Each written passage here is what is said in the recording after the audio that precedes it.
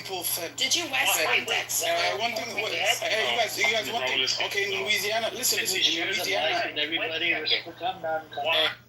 Can we share the mic? Like, if somebody that hasn't spoken, let them speak as well. Can I just rebuttal one quick thing you just said? You just tried that. Brother, you're gonna go down. Okay, go on. Rebuttal is a noun, not a verb. Okay, well, regardless, I'm gonna respond to what you just said.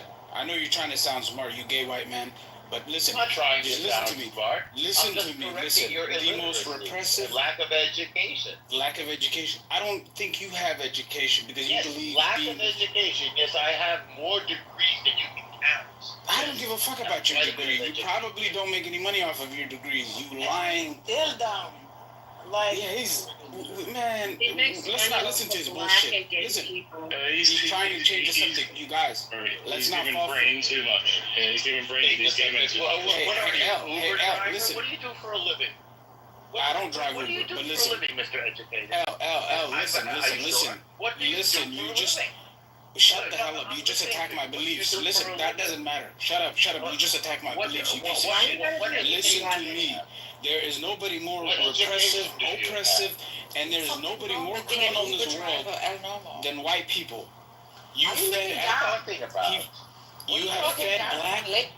fed innocent black African American kids to alligators, you piece of shit.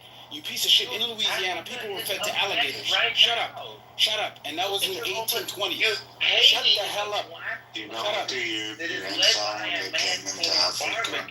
got another fucking retard in there. Two on the stage now. Wow. George is a black country led by a man called Barbecue because he cooks people and eats them. What the fuck are you talking about, sir? Do you want to put on the picture I made for you? What are you talking about? Well, first off, there isn't any Haitians on the stage. Yeah. Get a clue. George, put on the picture I made for you. I bet he dresses up in a few months. He's just in the closet. He's in the closet. He's a piece of shit. He's in the closet. He's a gay white man. George has embraced his femininity. Because you don't have any girlfriends. Because you are the lowest form. You're celibate. You're the lowest form of human being. I'm married with 2 kids. Yes, I am. And is that you in the picture? Why would you be on the app at 6 a.m. in the morning? You're a liar. It's actually 9:36. You piece of shit. You piece of shit. You live in California. I'm in California. Something goes time down. You're not in California. It's 9:36 for me. You're poor. Wanna be. You're poor. Is that you in the picture? I wanna be. You gay white man. I hate gay white men. I hate white people in general that support gay. You're a piece of shit. Bro, is that you in the picture, dog? L. In the 1980s, in the 1980s, were you involved in pornographic movies that were homosexual in nature? Did you have a problem with his Answer. She just asked you a great question. I just did. I have no interest in porno. Wow. Were you involved in the acting of pornographic movies while... Thank you for the compliment, but no. That's a compliment. That was a compliment. Oh, man, this guy's crazy. George, put on that picture. Whose picture is that? That is George. He attacks people's beliefs like white people haven't fed babies to alligators. What a piece of shit. Don't ever attack anyone's beliefs, you bastard.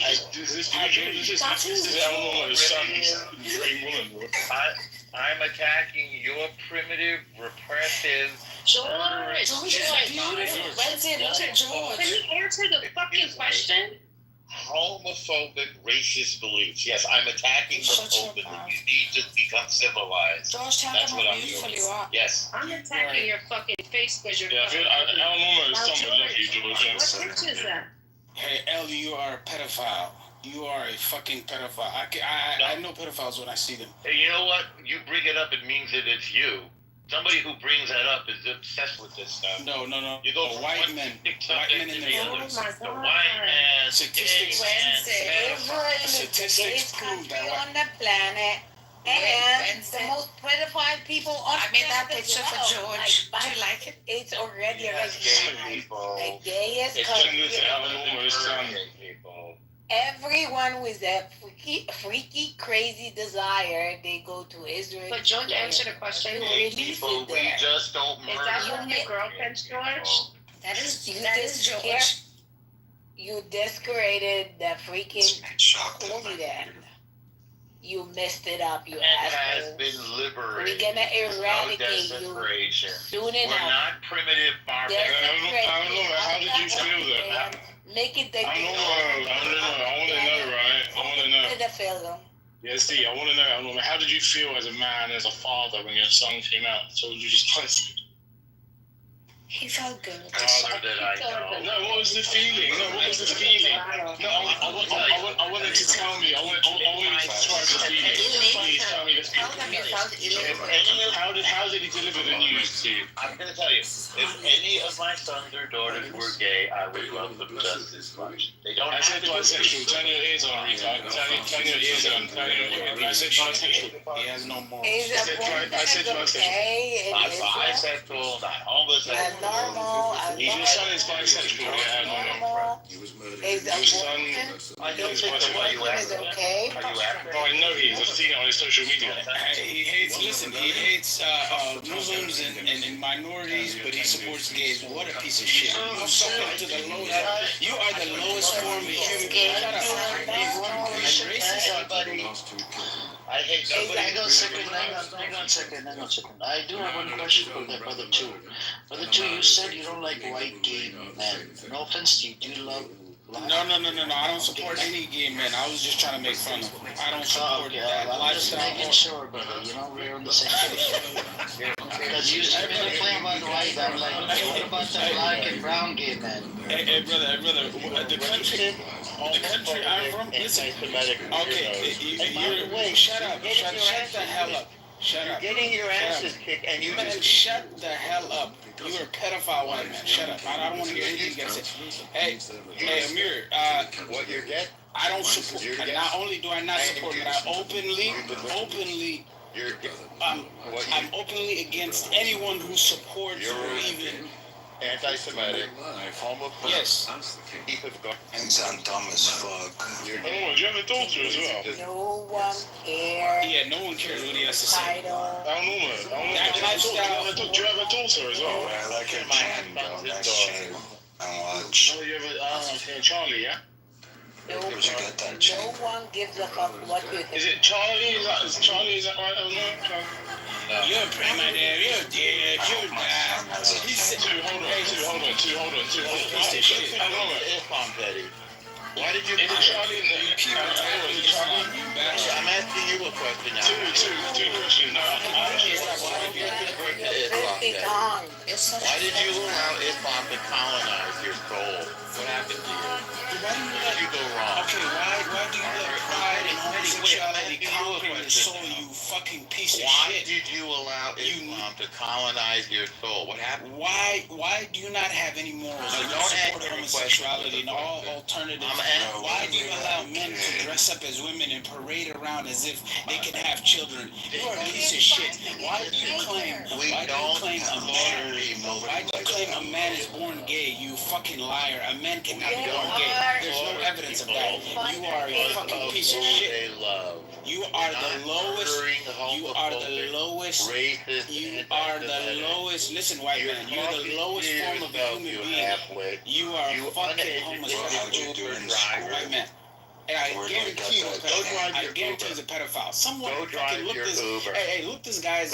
Go drive your Uber off a cliff. I don't drive Uber, you fucking Yeah, you piece do. of You're shit. an Uber I don't driver. drive. I Everybody don't knows drive that. Uber. Not only that, I have never driven Uber. I've never driven. D-Rob Banks with those guys. you're an Uber driver with Hey, low you rating. don't Hey, my gun is legal. land.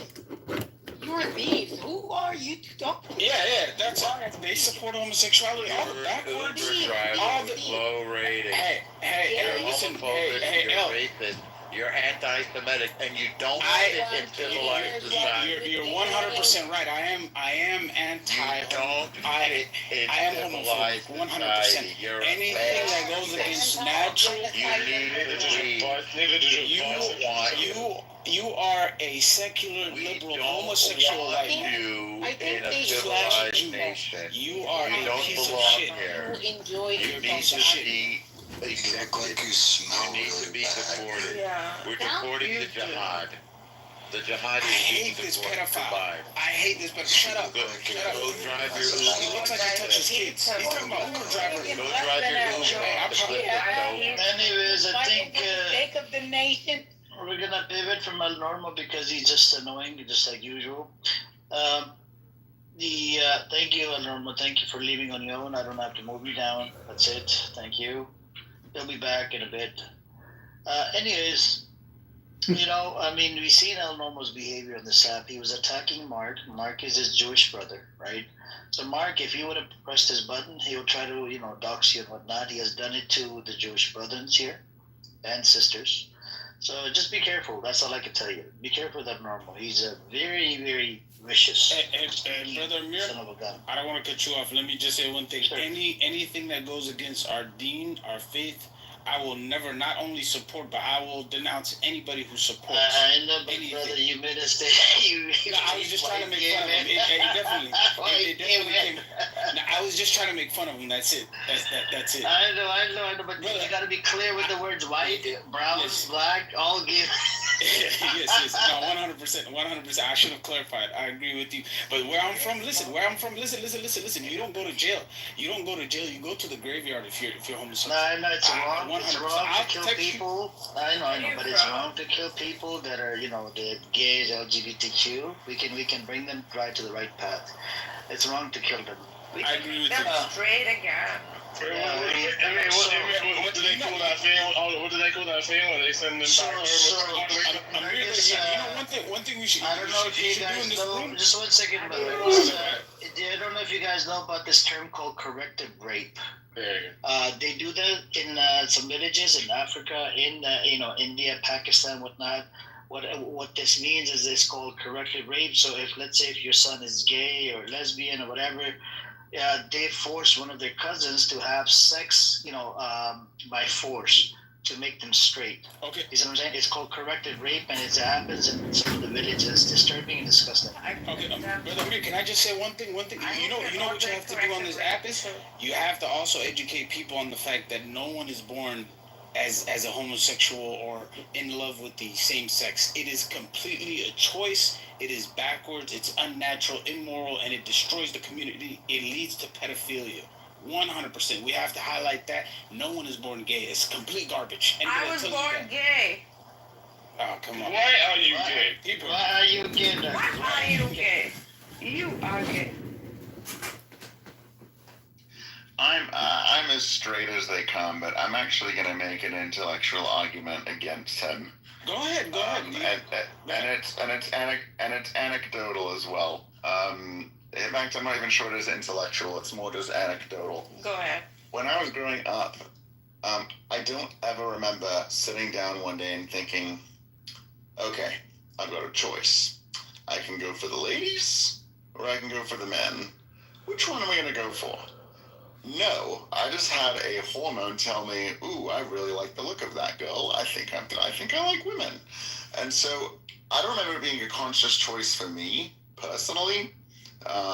So I don't actually know why it would be a conscious choice for someone who's gay. I imagine it'd be very similar where they would just one day, when they're whatever, 10, 11, 12, whatever that age is, just to think, oh my gosh, I'm attracted to that.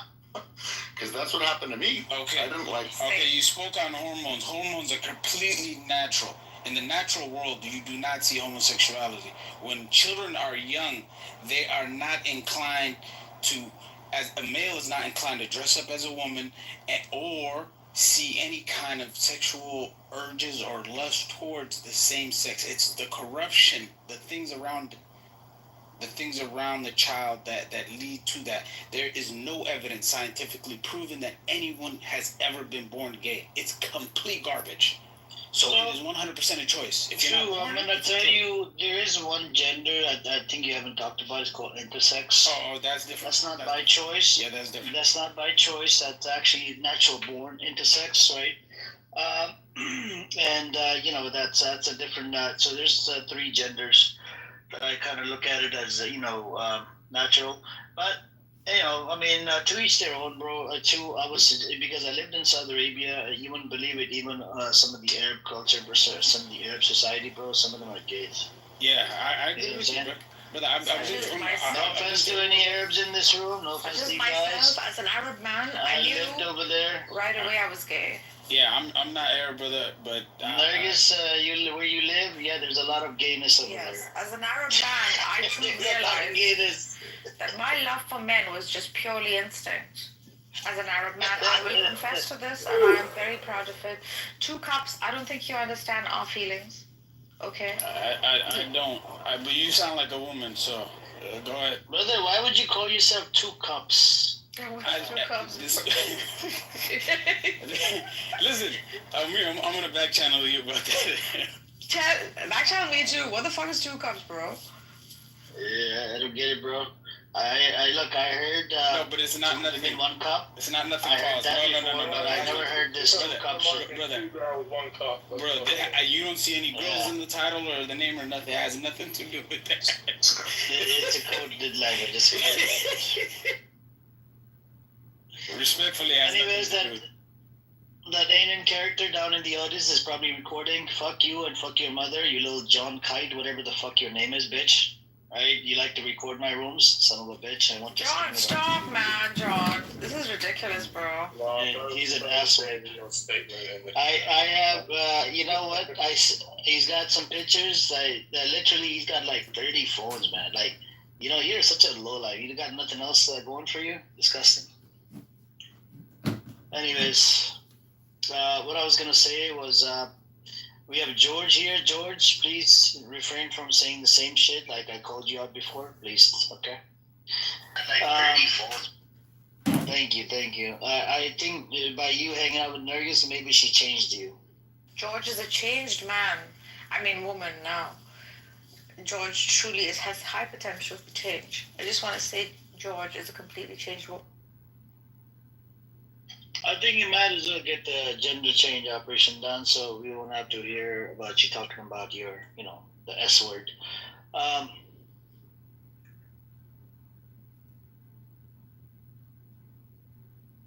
Yeah, gay actually means happy, so. He's still talking about the S word. Non-stop. Okay, just call him a faggot. He does, right? Yeah, it's non-stop. I mean, I don't know, man. I don't know. Although this guy is confused as hell. But Mark, going back to you, with the statement that when it came out, I mean, Netanyahu, he's probably pissed off at the White House that what kind of statement is this, because it was posted in time. If Netanyahu keeps it up, I think it's going to happen. The parting ways, I think it's going to happen. Because you weren't even limit to it, right? The amount of killings and the amount of attacks you could do. Yeah, I mean, I think it came from that church that got accidentally bombed and 3 Christians were killed. And he came out and said, whoops, that really was a mistake. We're really, really sorry. We're investigating it.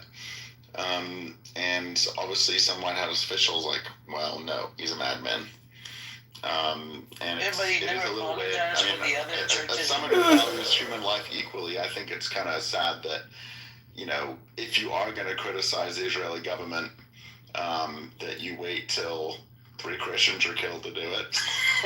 Like, there's a lot of other people who've been hit, who aren't Christian, and you didn't hear a statement till 3 Christians were hit. So, to be completely fair, I thought that was a little bit weak. And other attack to the. Yeah, go. Can you remember a couple of weeks back when they attacked Israel attacked Iran, and he used the F word, Trump did, to describe Netanyahu, and then 2 weeks later he's criticising him again, calling him a madman. So I think America are getting a little bit sick of him at the minute. Well, again, it wasn't Trump; it was a White House official. But but that was my point earlier, that there was a criticism, and yet at the end of the day, they were still right there with them bombing. You know, with Iran, they were, he kind of criticized Israel attacking, and then a week and a half later, it was the U.S. dropping the bomb. You know, so that's why I wouldn't be too optimistic. So can I ask you guys a question? Everyone in the UK, does the government of the United Kingdom, do they openly support Israel and fund their genocide in any way? They conform to America.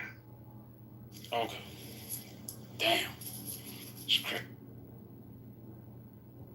Yeah, but people have been protesting. There's, I think, 80,000 or 50,000 people protested in the UK. Yeah, the biggest protest we've ever had. That was. Yeah. So when they do protests, it actually does, if some sort of effect to it, cause and effect, right? And I think it's going to make a difference, man, with this people, coming in large numbers.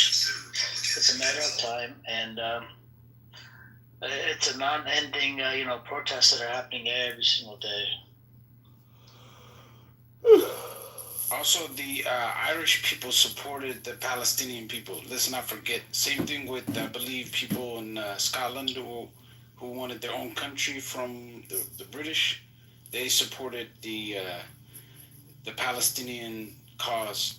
So we can never forget that, there's definitely support around the world for the Palestinian people in a lot of countries.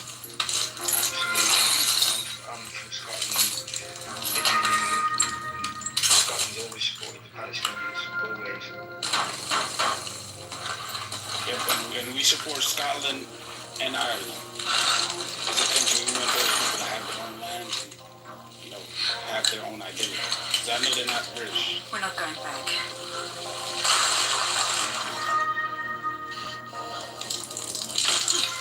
I shared Epstein fly list before, right? I don't know if you guys got that. Is that just the wind? Yeah, Epstein is, we need that Epstein file released. If they got nothing to hide, they should release it. I don't know why the hell they're not releasing it.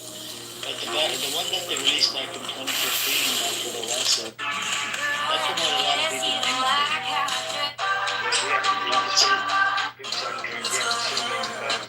The last 3 years, we haven't seen him once in public or heard from him once. KKK member. He disappeared. Completely disappeared off the radar. They don't even mention his name. He doesn't go to any functions. So what does he do for entertainment? Does he come out at all? But he definitely doesn't go to Epstein's parties anymore. But do you think that he probably took a flight somewhere else? He lives somewhere else? Yeah, King Charles took his money off him so that he doesn't get paid by the British taxpayer anymore. His pocket money was taken away. Yep. Now this was very interesting, right? There's been a lot of scrutiny on this, how they attacked the Samaritan aid thing that they've started, right? That's funded by it's an Israeli organization. U.S. funds it, and they use their own funding and whatnot. And they've killed over 850 people according to the UN at these sites, right? And they even admitted it. Now, the big question is today, right? Earlier today, maybe you could say yesterday, they came out with a propaganda video that says they ordered people to, they ordered their soldiers not to do the attack. And that was kind of interesting that these people are trying to, change the narrative, but it ain't gonna work. You killed over 850 people at these sites. What's with this one video that, the commander is saying, don't shoot. That means they have to be told, don't shoot, otherwise they'll shoot. Do they not understand that the people are there to grab the aid? It's crazy. I'll put the link in the chat. I want you guys to check it out. This was in the Times of Israel. It says, very crazy, man. Wow, that's crazy. That was a general, I think he was from either the U.S. or yeah, he was, and he said that the IDF are actually clowns. They're not a formal army. They just know how to oppress Palestinian people. That's what he said. He said that's why they're struggling against Hamas, and not only do they need training, but he said that they have no combat experience at all. They're just all they are is just cowards. They shoot unarmed civilians. That's literally what he said. Right, They're right. just kids as well. They're underage. They're not trained. They're underage. They're just forced. They're forced into going there by the poxy government. That's what it is. Yeah, and with their propaganda, they have the audacity to compare that to like Pearl Harbor or like formal, army on army wars. It's crazy. But Israel is the most delusional place in the world. Like you literally have to Absolutely. like dumb yourself down in order to believe some of the shit that they tell their people. It's crazy. Yep, Israel apparently is delivering medical aid to Syria, so whether the ceasefire appears to stick. It says sectarian clashes has surpassed 1,100 people dead. Some of these Jewish people, they cannot be trusted, man. They're shapeshifters. One time they're on the pro-Syria side, and then second day they're on the pro-Israeli side. It just, I don't know. And you actually read an FLI Dre statement, Amir, you take it at face value? Never, ever. No, I'm not taking the face value. This newspaper doesn't say that. Yeah. I'm making the judgment on this agenda. Yeah, it's just this character is a piece of shit. Just lying piece of shit. Which character, Netanyahu? No, the spokesman for the Israeli army. No. Yeah. I'm saying this is from the Times of Israel. So, guys, this is coming from a Zionist source. I'm just thinking about the Jews. The Jews, they're serving at the checkpoints in the West Bank. A lot of these people actually are from Jewish community, and Jews, they're just I don't know what side they're on. They're freaking shapeshifters. They are they're a strange bunch of people, but some of them are actually so anti-Israel. Some of them are very hardcore nationalists. Some of them view themselves as part of the Palestinian people, but they have a philosophy in which they say we just live and are loyal to the government, to the government that we live under. And in the 1948 and 1950, the Israelis kind of co-opted them and brought them into the fold.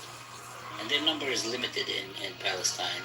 Some of them were, they were chased out, but a lot of them do serve in the army, and the Israeli army used them because they speak the Arabic language fluently. They are, Arab descent. They are a strange sect of Islam. Kind of, they call themselves Muslims sometimes, but they don't carry out a lot of Islamic things, like they don't fast in Ramadan. I'm not sure they do the Hajj. They go to a certain place in Jordan and Palestine as their prophet. So they believe in like strange things. They not. But, Wow, that's insane. You're in Palestine. Yes, I am. There's one thing I don't think gets enough airtime, and that is, you remember Shireen Abu Akleh? Oh yeah, I remember Shireen. Why she was a friend of mine. Why? I remember that's what got me first into angry about this whole situation, because I was watching it on Al Jazeera on the TV at the time when she was shot, and then at the funeral they stormed the soldiers, IDF stormed the funeral and started pulling the coffin and everything, and I remember watching that with my dad himself, how disgusting and horrible that was.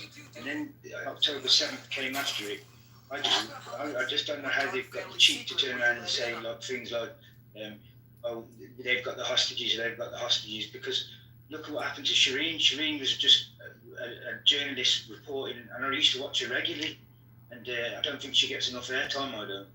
Well, I've known Shireen since she was 10 years old. Okay, I've known her father, I've known her mother, I've known her family, I know her brother. Yes, they killed Shireen. She was an amazing. Yeah, she was an incredible person. Yes. and she had the most amazing father. I've known her father.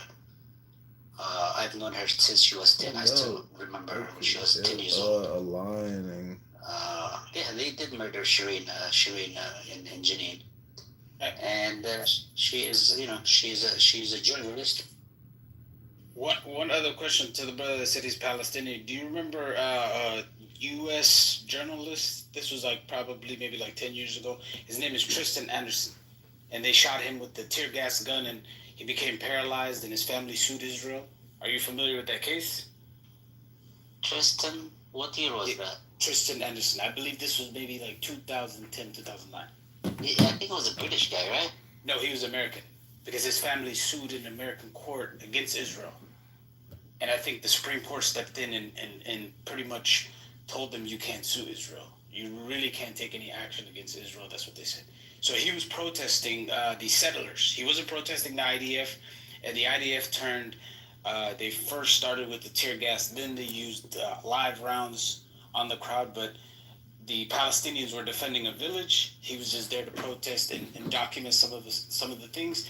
When they started firing the tear gas guns, one of the shells from the tear gas gun actually hit him so hard, and he was so close to the round that it hit him in his head, and he was completely paralyzed. To this day, he's in a wheelchair. Nigger friend. So he gets offended by the word nigger. Yes, he was also blinded. I believe he was blinded, yes. Because it's the best word out. And his family turned around and sued Israel maybe like 2 weeks For the ago. record, You let just the Google his record name. show like The case does. The case does. Yeah, I remember just seeing that on the news, but it was just a small segment. Don't call me the N-word. Like, it's different. After Shireen was shot, the IDF, because Al Jazeera were running the story, they then went and bombed the Al Jazeera headquarters in Gaza, I remember right, and brought the whole building down. And they were kind enough to give them, I think it was like a 5-minute warning. Yeah, that's crazy. They bombed. Well, I think Justin was shot in Berlin and next to Ramallah. I think he was from California, I think. Yes, yeah, I believe he was from California. I'm from California, so I remember seeing it on KTLA, which is like the local news station for like, Southern California. It's like the major station like Fox 13 or just, in general, their local news station. But I remember seeing it and I was shocked. I was I couldn't believe that, American journalists with credentials that was there with the visa and everything. He was just shot in the head and paralyzed. It's crazy. The Israelis have something for journalists. They kill a lot of journalists, and they target them pretty frequently. Yeah. So. Because they're showing the world and showing us exactly what's going on, and they don't like it when we start rising up against it. Yeah, but Shireen was like a very well-known woman. I mean, she's been around for a very long time, and she's very well-known throughout the Arab world. Rolls a cop for alarm. I'm gonna put it back in the water. She's so look at that. Alarm. You know you gotta put this back in the water, okay? Look at the fish stack. Rolls a cop for alarm. I'm gonna put it back in the water. From Gaza. So Take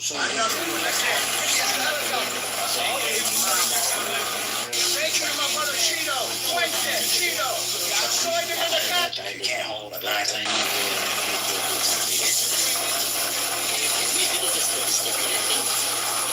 They probably killed over 100.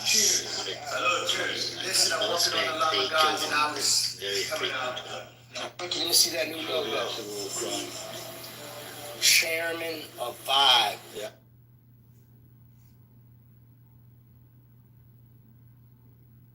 Surely somebody's got to be held accountable for that. That's almost 230 journalists. Deliberately targeting journalists. Yeah, they killed over 200 last. 230. Hasbi Allah wa Jindib, just send the best wishes to the family for me, please. Okay, I haven't seen him in a while. I mean, her brother lives is in the U.S. He lives in America. She was an American citizen too. I don't know. I miss you. Her parents owned a travel agency in the old days. Oh boy. So He had long. So a long. office in I still remember her when she was 10 years old, paying the back office of her dad.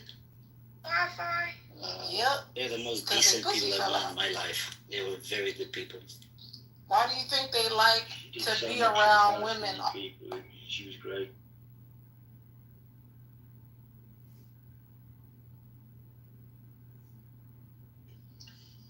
Yep. It's crazy, but we had the Shireen Walkley, and then there was another one. What was her name? Rachel Corrie, right? I mean, yeah, Americans should familiarize themselves with the Rochelle. Rochelle actually was crushed to death in Gaza. She did spend some time in the West Bank, but she ended up living in Gaza for a while, and she was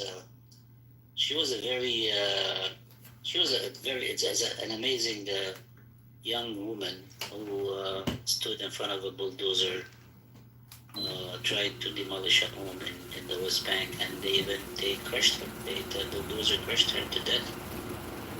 And her parents tried to get justice, but they never did, both in Israel and in America. Her parents are still around, and there's the Rachel Corrie Foundation in America. If you guys want to check that out, they do good work, and they're still involved in the Palestinian cause. Her parents are getting older now, but she's an American woman who Americans should familiarize themselves with. She was from Seattle. She was in Seattle, I believe, from Seattle. I think you can look up the Rachel Corrie Foundation. Yeah, Rachel Corrie, just look it up on the Google study, and you come across a whole bunch of websites that I'm not talking about here.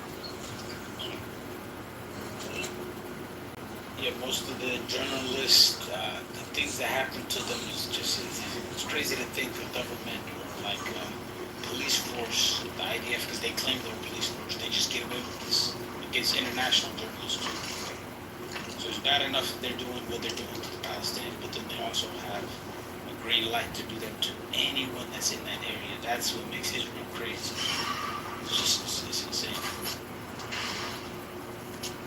Well, I mean, no accountability, right?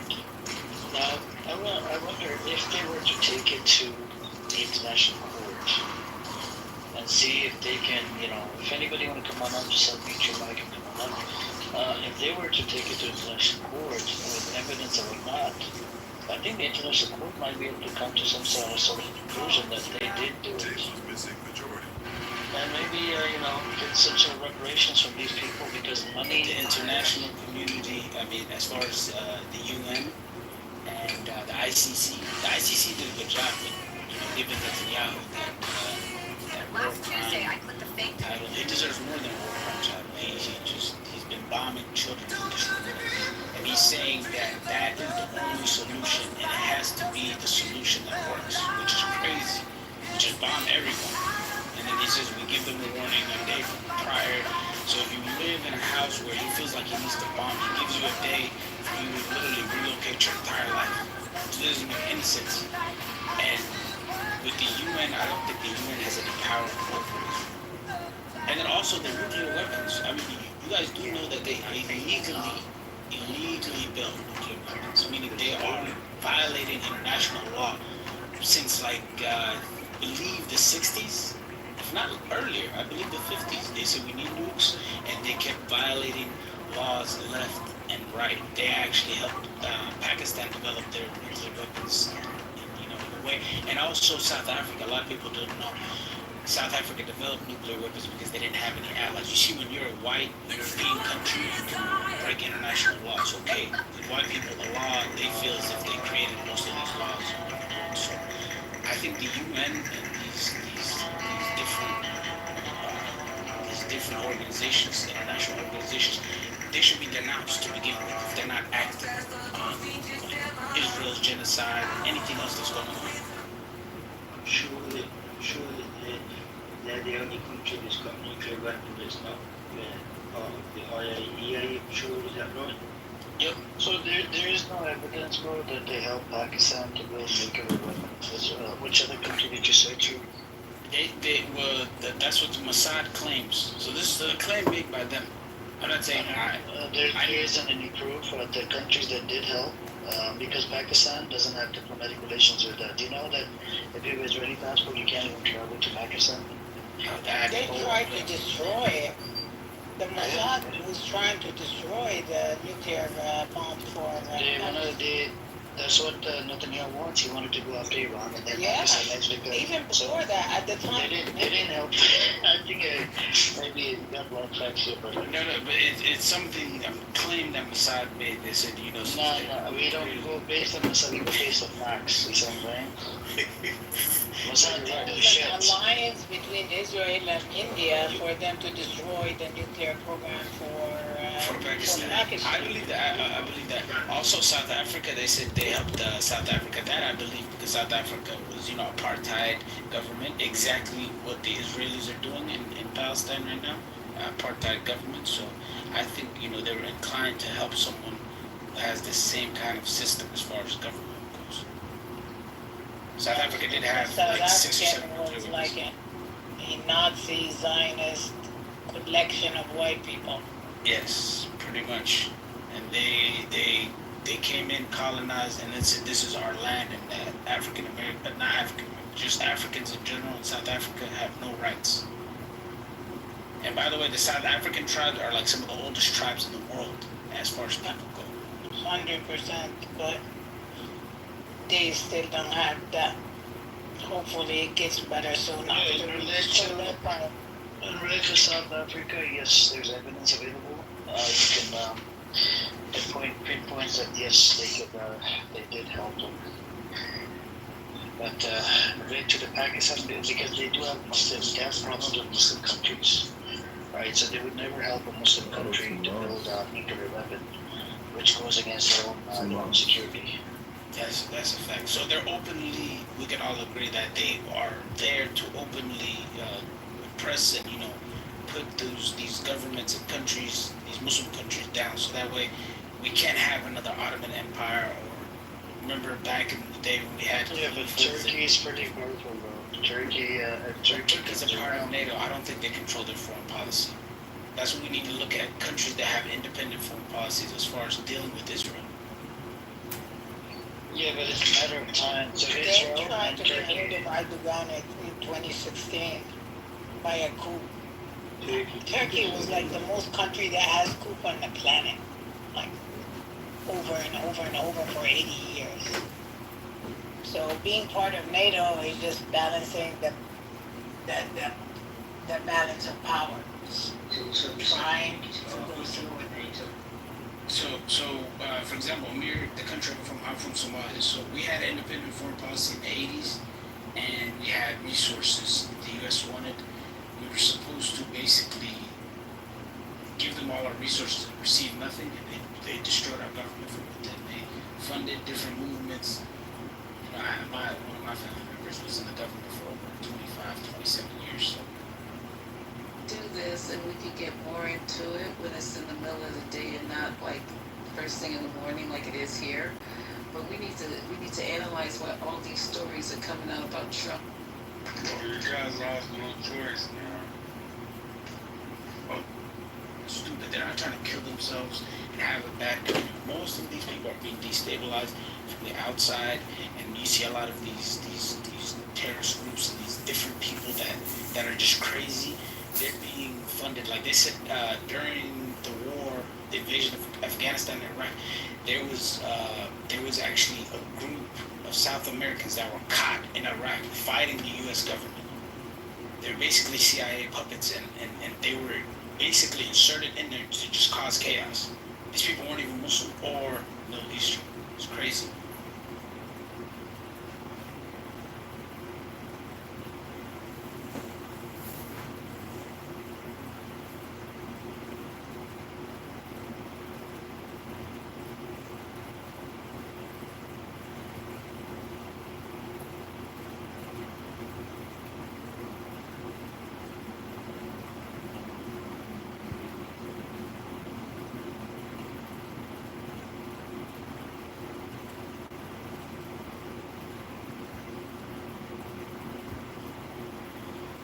Yep. Hey, welcome, Nubian. Assalamu alaikum, man. How you doing today?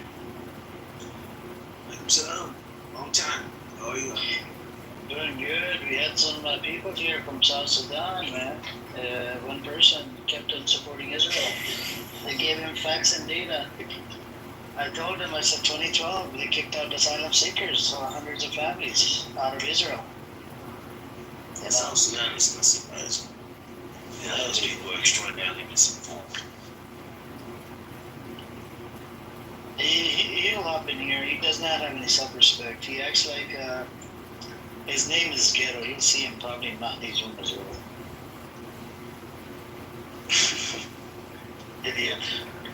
So, Doctor, why do they support the Israeli government if they know they're wrong? You know, South Sudanese people, they should know. Hey, what's up, Sai? If you want to come on up, or anybody else, just unmute, come on up. Assalamu alaikum, welcome, guys. South Sudanese people. Do they have an issue with just like, you know, governments that are led by Muslims, or what is their issue with the Palestinian people? South Sudan. Yeah, the South Sudanese, because a lot of them support Israel. They don't have an issue with some. They don't have an issue with they're puppet. Oh, okay. They're independent students, so they're just. So that whole state is a whole public state. That's why they fought for their independence against us so hard for so long. And when they got it, then they became the poorest, one of the poorest countries. Yeah, but man, that lets me know, bro, that this shit is all like man-made. These governments that want independence and stuff like that. Sudan is a very powerful country. Not just in Africa, but just in the region as a whole. For them to have a huge portion of their land just be divided and a whole new country created, I think that was foreign powers, man. Because you could never do that to a country like the United States. Same thing with the gold.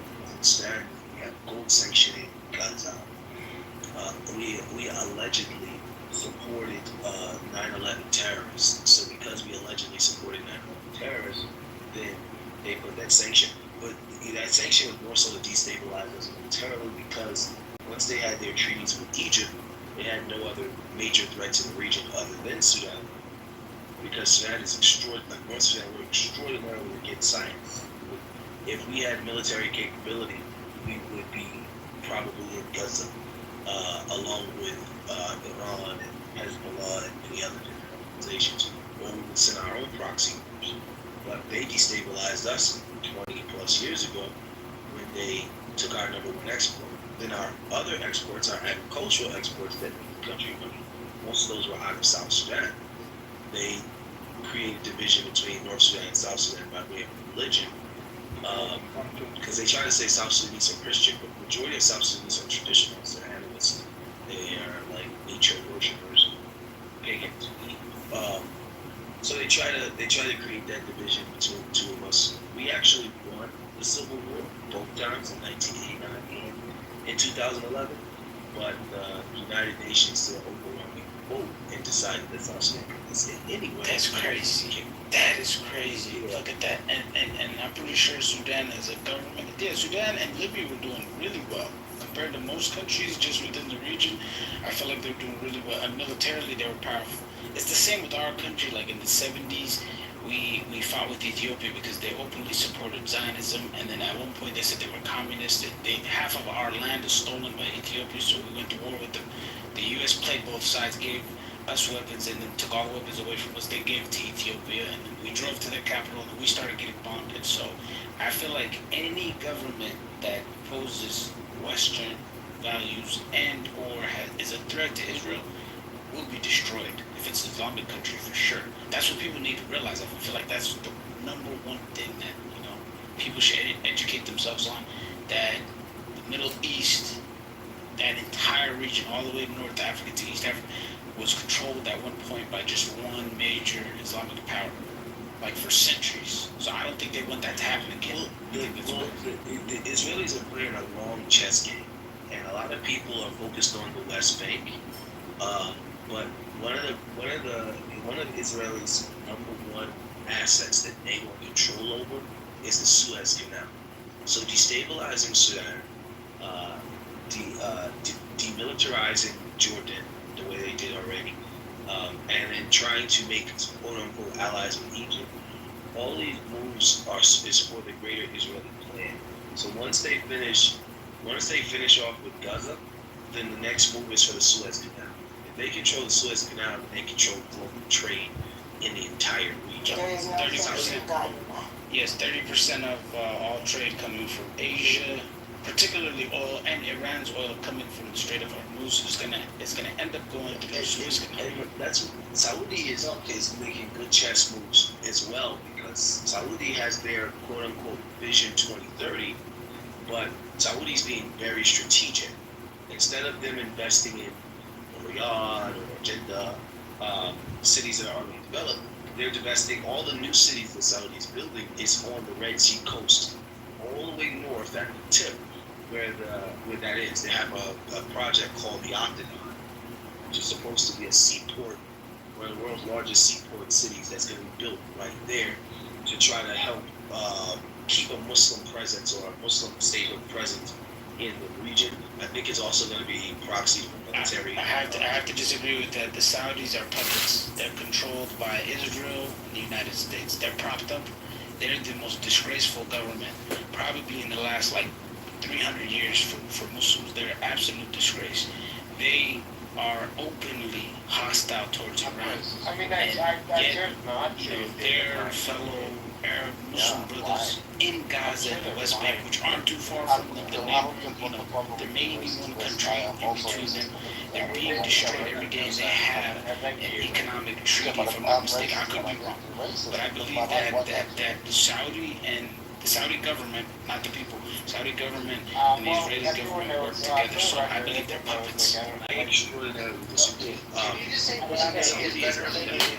Saudi doesn't have any reason to be a puppet of Israel. But the Saudi I've got two PhDs. I've got two PhDs. What most people would hope to see, some militarily based systems. And most of the Gulf countries, their focus is on becoming global powers. And if they allow themselves to be dragged into war, then they will lose an opportunity. And their opportunity to become global power is based upon tourism. So their fighting is against the racism and the prejudice towards Arabs in our countries. Our countries are so it puts them in that situation. I definitely see financial moves that have been made here currently. I see financial moves that have been made, and I see strategic moves that have been made, slow paced, not aggressive moves. As far as Iran, the conflict between Saudis and Iran historically vastly predate even the state of Israel foundation. But I get your point, and I hear that argument a lot. It's relevant, but I don't think it's reality. It is. Saudis, they're open. Again, they're open. But you would have to get into war. Yeah, but you would have to go beyond government, and then they're supporting. Yeah, but you would have to go beyond the tabloids. Like I said, I'm talking about strategic military-based setups. Yeah, no, there's about at least 4 military, U.S. military bases. No, I'm not talking about Arabia. I'm talking about where F-16s take off and bomb other Muslim countries. That's not Saudis are a complete disgrace. They're a complete disgrace. Yeah, like I said, if you have to go beyond tabloid and understand what Saudi government is actually doing, not what the U.S. is doing through Saudi, because the U.S. is inside every single country in the region. So that's irrelevant. The point is what Saudi is doing militarily, and what they're doing militarily is they've been setting up new bases just for themselves all the way north of the Red Sea coast to in between Jordan and a bridge between Egypt. They're even building a bridge. They have a bridge that they're building called Musa something bridge that's gonna connect Mosul to Saudi, south of say again. Can I just reply to Dr. Doctor? I believe that you made some great points, but that is a cop-out. Having economic ties, they're basically openly supporting Israel in genocide, and then they aren't taking any action with the U.S. They aren't putting pressure through economic structure. If they wanted to, if the Saudis wanted to, with the amount of oil they have, with them leading OPEC, they would say, hey, we're going to move towards BRICS.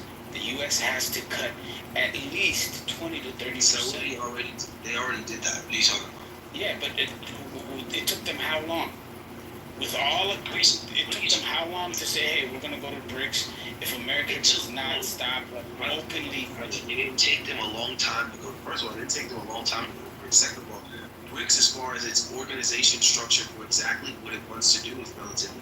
BRICS didn't start catching its heat momentum until the war between Russia and Ukraine, and then when America started putting financial sanctions on Russia's trade. That's when Russia joined BRICS, and then BRICS became a real thing, because it's like, okay, if we need major superpowers invest, Saudi Arabia is $1 trillion country, so you're not going to get their attention just by having a couple broke countries say, hey, we're in.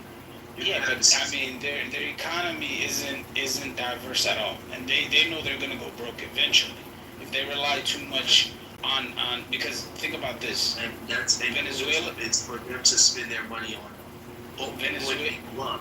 No. Strategic. No, they need to strategically put pressure on the countries. Well, that's if they are Islamic government. They aren't. So I mean, they aren't infallible. But they're not in a position to do that. They absolutely are. Turkey's been doing that.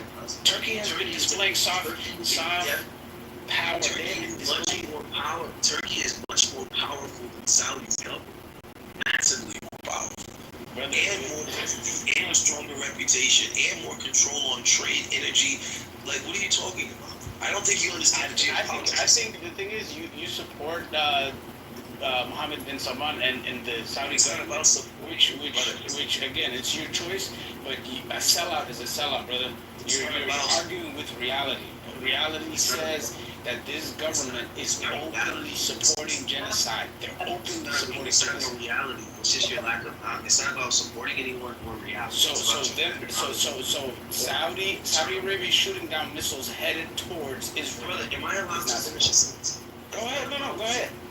It's not about supporting Mohammed bin Salman, and it's not about any of the things you just said. It's about understanding what the Saudi position. And I think a lot of Muslims, what happens is they take, for some reason, they tend to forget that the House of Saud is the royal family of Saudi Arabia, not the kings of Islam. So people confuse that, and they make it look like, oh, these people are somehow different than any other Muslim country in the world who's also standing with their hands, with their hand. So that same argument can be made for multiple other nations. If you're talking about Turkey is massively powerful and more wealthy. The Saudi government is not the kings of Islam. They're the kings of their people and their country. Just so happens that Mecca is in their country. But based on the position that they're in, both financially, people make it look like they have unlimited wealth. They have a massive amount of limited wealth. They have one of the weakest militaries in the entire region, and they are one of the most American dependent on military support. So a military campaign from Saudi is completely out of the question. Not to mention, as soon as the war in Gaza is over, and even before it began, a gun is at Saudi's head from Iran anyway. So teaming up with Iran to do much of anything is rare. The Iranian government has been calling for the fall of all Islamic kingdoms, all Arab kingdoms that are unrelated to the religion of Islam. So that's not necessarily an ally. As far as the Palestinian people, Mohammed bin Salman has already made a statement that his interest is on the progression of his country, and his country is below majority of his country is below the 35, and their interest, the people's interest of Saudi Arabia, is on the interest of the freedoms of Palestine. So he said he will support in those matters. But you have to make moves that you can make. People on the internet just call for missiles to fly. I didn't call for missiles. Again, I will repeat what I said earlier. You can project soft power. No, this is all Saudi Arabia has to do.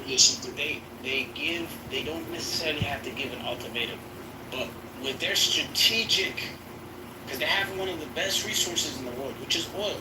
strategically they can enforce a certain amount of accountability towards the U.S. and Israel. Yes, they can.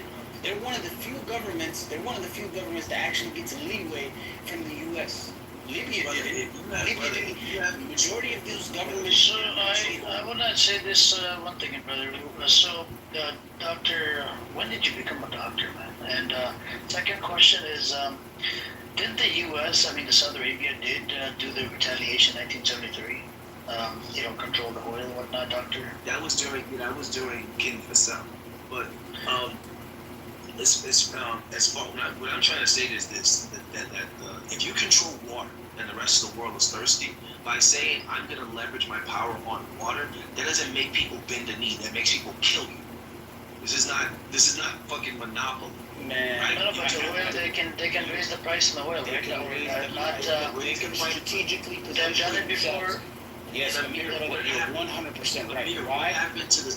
Amir, what happened to the Saudi king? Hey, doctor, you have to let people talk because I want to. Yeah, he got assassinated, right? But the doctor, they tried to do it during Biden administration. Nothing happened. You see what I'm saying? And I don't know if you know about the Biden administration, right? They urged Saudi Arabia to increase oil production, but guess what? They actually cut down the oil. You see what I'm saying? And what I'm saying is, it's possible. Look, doctor, this was my plan, right? When the 7th of October happened, and Saudi Arabia and all of these GCC countries, they knew from the jump that what's happening to Palestinians is wrong at so many levels, right? Excuse me, what they could have done. This is Morty. Yeah, one second. Morty, one second. Morty, one second, please, brother. So, doctor, my thing is, my whole plan was from the jump after 7th of October, get together. I know they hate each other. The UAE, Saudi Arabia, all of these GCC countries, they hate each other. They could have got together on the table, right? And they could have said all together collectively, look, we're not going to buy any arms, and the oil business is, we're going to stop it just for the time being until this problem is resolved. That's facts. That's projecting soft power. Hang on, two, brother, hang on. And they could have done that, right? All of them, because back then it was just one country, right? Now, in today's world, they could have done that for the time being. That would have pressurized Biden. Biden would have to be like, tell Netanyahu, shut the fuck up, give them the state, and that's it, move on. So we can, have the oil supply, because we only get 7% of the oil in America from Saudi Arabia. It would have hit the global market. And it's a dangerous move for everybody, right? It would hit the whole market. All I'm saying, they could have done some of this shit, but they didn't. 100% right. That's how you project soft power without taking military action. The UAE, along with all other Gulf countries, have a lot of influence in the region. The U.S. and Israel can never overcome the fact that these countries are strategically important to their region. So you can't come in and just force people because you have a bigger government. The world doesn't work like that. If they get together as a collective and they take a stance, by them taking a stance and not firing a single bullet, they're gonna hold they're gonna make an even bigger impact on the situation in Palestine. What collective?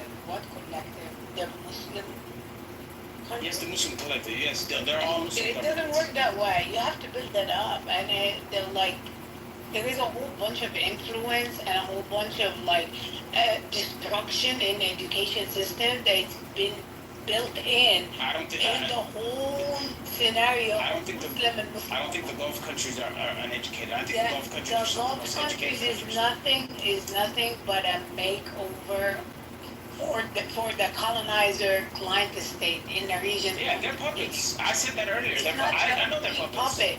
No, it's not puppets. It's the steps. So you getting colonized. Mecca didn't get colonized because it would get an uproar over the region from the beginning. This was Doctor. No, go ahead. Finish what you... What I'm saying is that Saudi, from the beginning, nobody was going to conquer it because it will evoke a whole bunch of craziness going around the region. It was never conquered. That's why the placement of a Muslim country because of the shrines or because of the haram, and then a Jewish country in Palestine, and then a Christian country in Lebanon. This was the movement after decolonization from the land. So by doing this, it's all connected. Lebanon the way it is, Saudi the way it is, the Jewish state as a Jewish state. Listen, So for them to play into the balance of power, they have to move according to the time frame. I don't know exactly what you mean by that, but like I said, What I mean is that the countries in OPEC, Saudi Arabia and the UAE, Qatar, and Bahrain, and these countries, they're very wealthy in natural resources. And then also, again, Saudi Arabia. But look. They have an influence in their region. They're very strong. No, they don't. So they are basically, they're countries that are third world. That's what you're saying. They're weak countries that have done zero. It's not a third world. They're just extraordinarily American dependent. Have they ever been bombed? Let me just finish the sentence. They wouldn't get bombed because they are under the coverage of America from the day one. Let me just finish a very short sentence. The reason why they're not third world because they have the money to make it look pretty, but they have not released colonial control.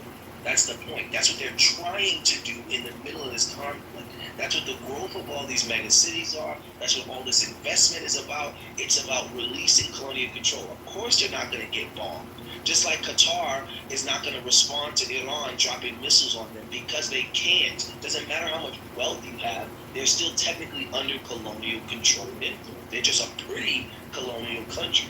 They're trying to relinquish that through without using oil dependence. By using oil as a threat is only going to result in bodies and destabilizing their government because America and other countries are not going to let you say, oh, we're going to take 30+% of the world's oil reserve and freeze it over a conflict. No one's trying to hear that shit. And when they do things like that, it only creates larger and larger problems. They're trying to do strength by peace. That's what the GCC countries have been trying to do. Yes, but also some bullshit by These guys are the way you explain what's going on right now is you're just giving a cop out to the Gulf countries, but that's okay. That's your opinion. It's not. They like that. are in a position to make a difference. They are not. Do not tell me that the Saudi government, UAE, Saudi Aramco. Look up how much they're freaking money launder, prostitution invoked, freaking. I don't even know what point she's making, Doctor. I understand your point, but I don't know. See, they did do it in the Biden administrations. They asked Saudi Arabia to produce more oil, and they did not do it. Joe Biden didn't ask him to do that. He said it in an interview, right? Yes, he did. You're trying to cover for Joe Biden. Yes, he did. I'm not trying to cover. No, Joe Biden works for us. We want gas prices high on American homes. I will read you out the statement. The Biden administration urged Saudi Arabia to increase oil production to lower global prices after the Ukraine war disrupted markets. In response, Saudi Arabia and OPEC, including Russia, did the opposite. They cut oil production, citing market stability. Thank you. Joe Biden he just proved the point right now. He should be hang on. The U.S. officials were angry, accusing the kingdom of siding with Russia. Biden even warned of consequences, but no major policy change followed. Saudi Arabia Minister Abdulaziz bin Salman famously said, "We're not a school child that you can lecture." So all I'm saying is, it's possible. But the thing, I think Dr. and Z are arguing, no, it's not possible. They did do it under the Biden administration. They wouldn't do it for Palestine. They do it for It doesn't matter, Z, it doesn't matter. They've done it. Okay. That premise was never my point. And what you just read is not what you're asking them to do. What you're asking them to do is leverage their oil resources in military conflict. One of the longest standing military conflicts of the modern world. That's completely different than what Joe Biden was calling for. I disagree. I disagree with that. But I mean, to each his own. No, I don't disagree with everything you said. You know why? One of the things you said, you actually made a great point. You said that their economy is not diverse. I'm 100%. I understand that they rely too much on oil, and they're gonna end up like Venezuela eventually if they don't diversify their economy. And then also you said there's other countries that are in the region that need to be held accountable just as much as Saudi Arabia. You're 100% right on that. So it's not all on Saudi Arabia as far as stopping Israel, but with influence. Every country, doesn't matter how poor or how little it is, it holds Which country in the Middle East has the strongest military? That would be, of course, Israel. I mean, do you consider Israel? It's actually Egypt. It's actually Egypt.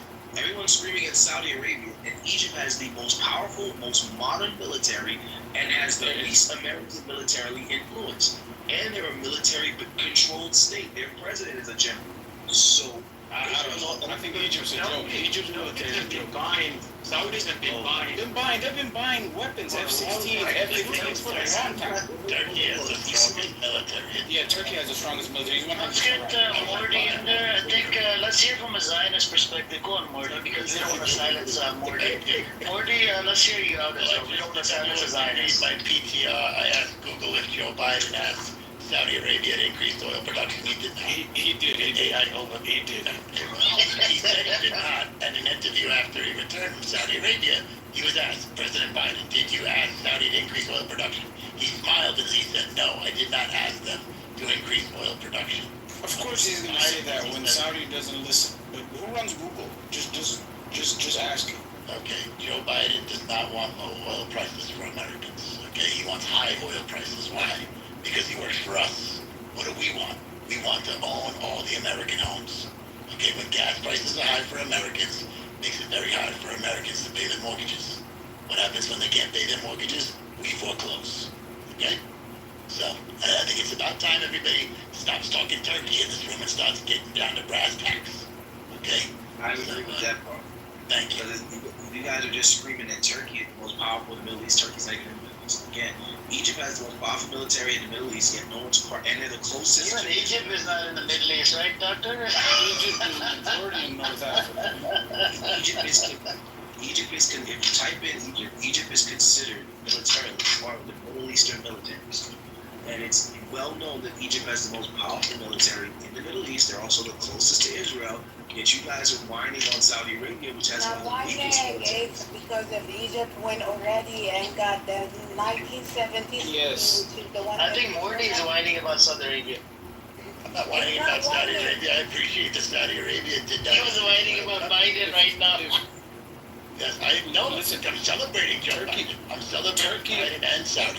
Turkey and Egypt aren't calling for war against Iran openly, just on any occasion. Saudi Arabia and the Gulf countries just constantly want war with another government, but yet they have a country on their border right next to them that's openly just killing their fellow citizens, their fellow Muslims, their fellow Arabs. Any way you look at it, there's no excuse. Because I thought the problem was with Israel. If the problem was with Israel.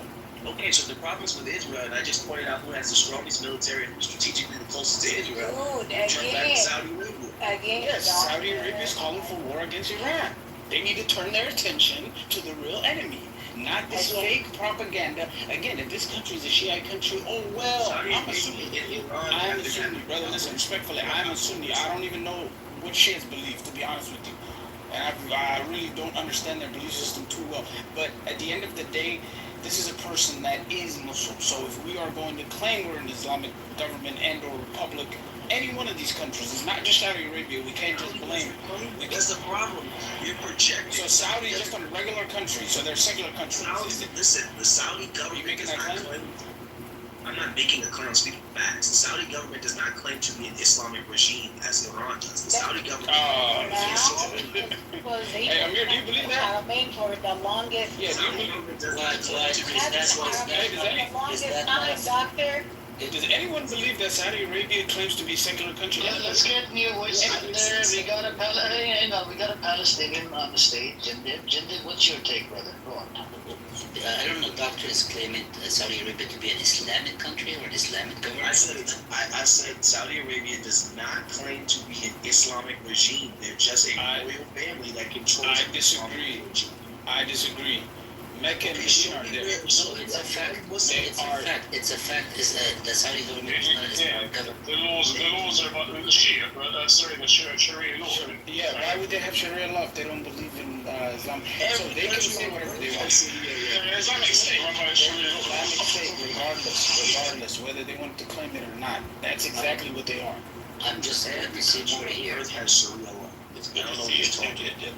You can't drink alcohol, you can't fornicate, you can't do all that. So yeah, there's no responsibilities about that. That's it's by default makes it Islamic state. People follow the Sharia in Saudi Arabia. That's 100% right. Women, there is no other law in Saudi Arabia. What you guys are failing to understand is, I clearly stated the government. Just because majority of a country is Muslim does not mean that the government claims to be. I'm from Sudan. Sudan does not claim to be an Islamic regime, meaning they don't make every single decision on the country based on the Quran. Neither does Saudi Arabia, neither does the UAE. However, the majority of the people are Muslim and they cater to those people. Saudi hasn't been an Islamic regime since the 1970s. You guys really don't know what you're talking about. There's a big difference between the monarchy and the republic. Well, you're giving a cop out. At the end of the day, well, if they don't claim to be an Islamic, you keep giving them cop outs on everything. So it's a good excuse for a government that failed. They failed the Palestinian people. That's all I care about. They're always calling for war. They failed them. They failed them. They are. They're from basically. Okay, Palestinian people. Basically, Palestinian people are Arabs. And the Muslims, they're majority. No. Listen. Since you're saying that they aren't, we're not going to even put religion into this. They're Arabs, and this is geopolitics. You're from Eritrea, right? You don't. No, I'm not from Eritrea. You're from Sudan. I am from Somalia, but I'm not Eritrean. I do support. Okay, you're from Somalia. So the Somalians, with Sudan right now, we're in a civil war. Imagine if I started yelling at your government about why you guys are not helping us destroy the Janjaweed. We don't even understand the politics in Sudan, so we can't speak on that. But what I do understand, I've done my research. I've had family living in Saudi Arabia for over 30 years. Why isn't your government helping us? We're East African, you're East African. Our ancestors were probably related. We've been in an even longer civil war than Sudan. Your civil war started 8 years ago. So we actually have, we're trying to rebuild right now. So it is such thing as having your own problems and navigating it as such. You're giving Saudi Arabia a cop-out. That's the problem. They're not the only government that does this when it comes to... The problem is that you're trying to make Saudi Arabia an Islamic regime just because the population is Muslim and they're not.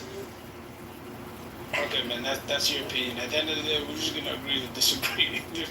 This is not going anywhere. But you made a policy of Saudi. No, I just I have... What Sadat did. So let me tell you why I strongly speak on Saudi Arabia. I have at least 2 or 3 family members that lived in Gulf countries. I haven't personally. I grew up in America, so I can't say I haven't lived there. But what I'm saying is, I have someone in our family that spent 30+ years living in a Gulf country, understanding the law, the culture, the history, and is also a scholar as far as the deen goes. So I am getting first-hand knowledge from someone that is well qualified to speak on the subject. More than qualified. Because they live there. Okay.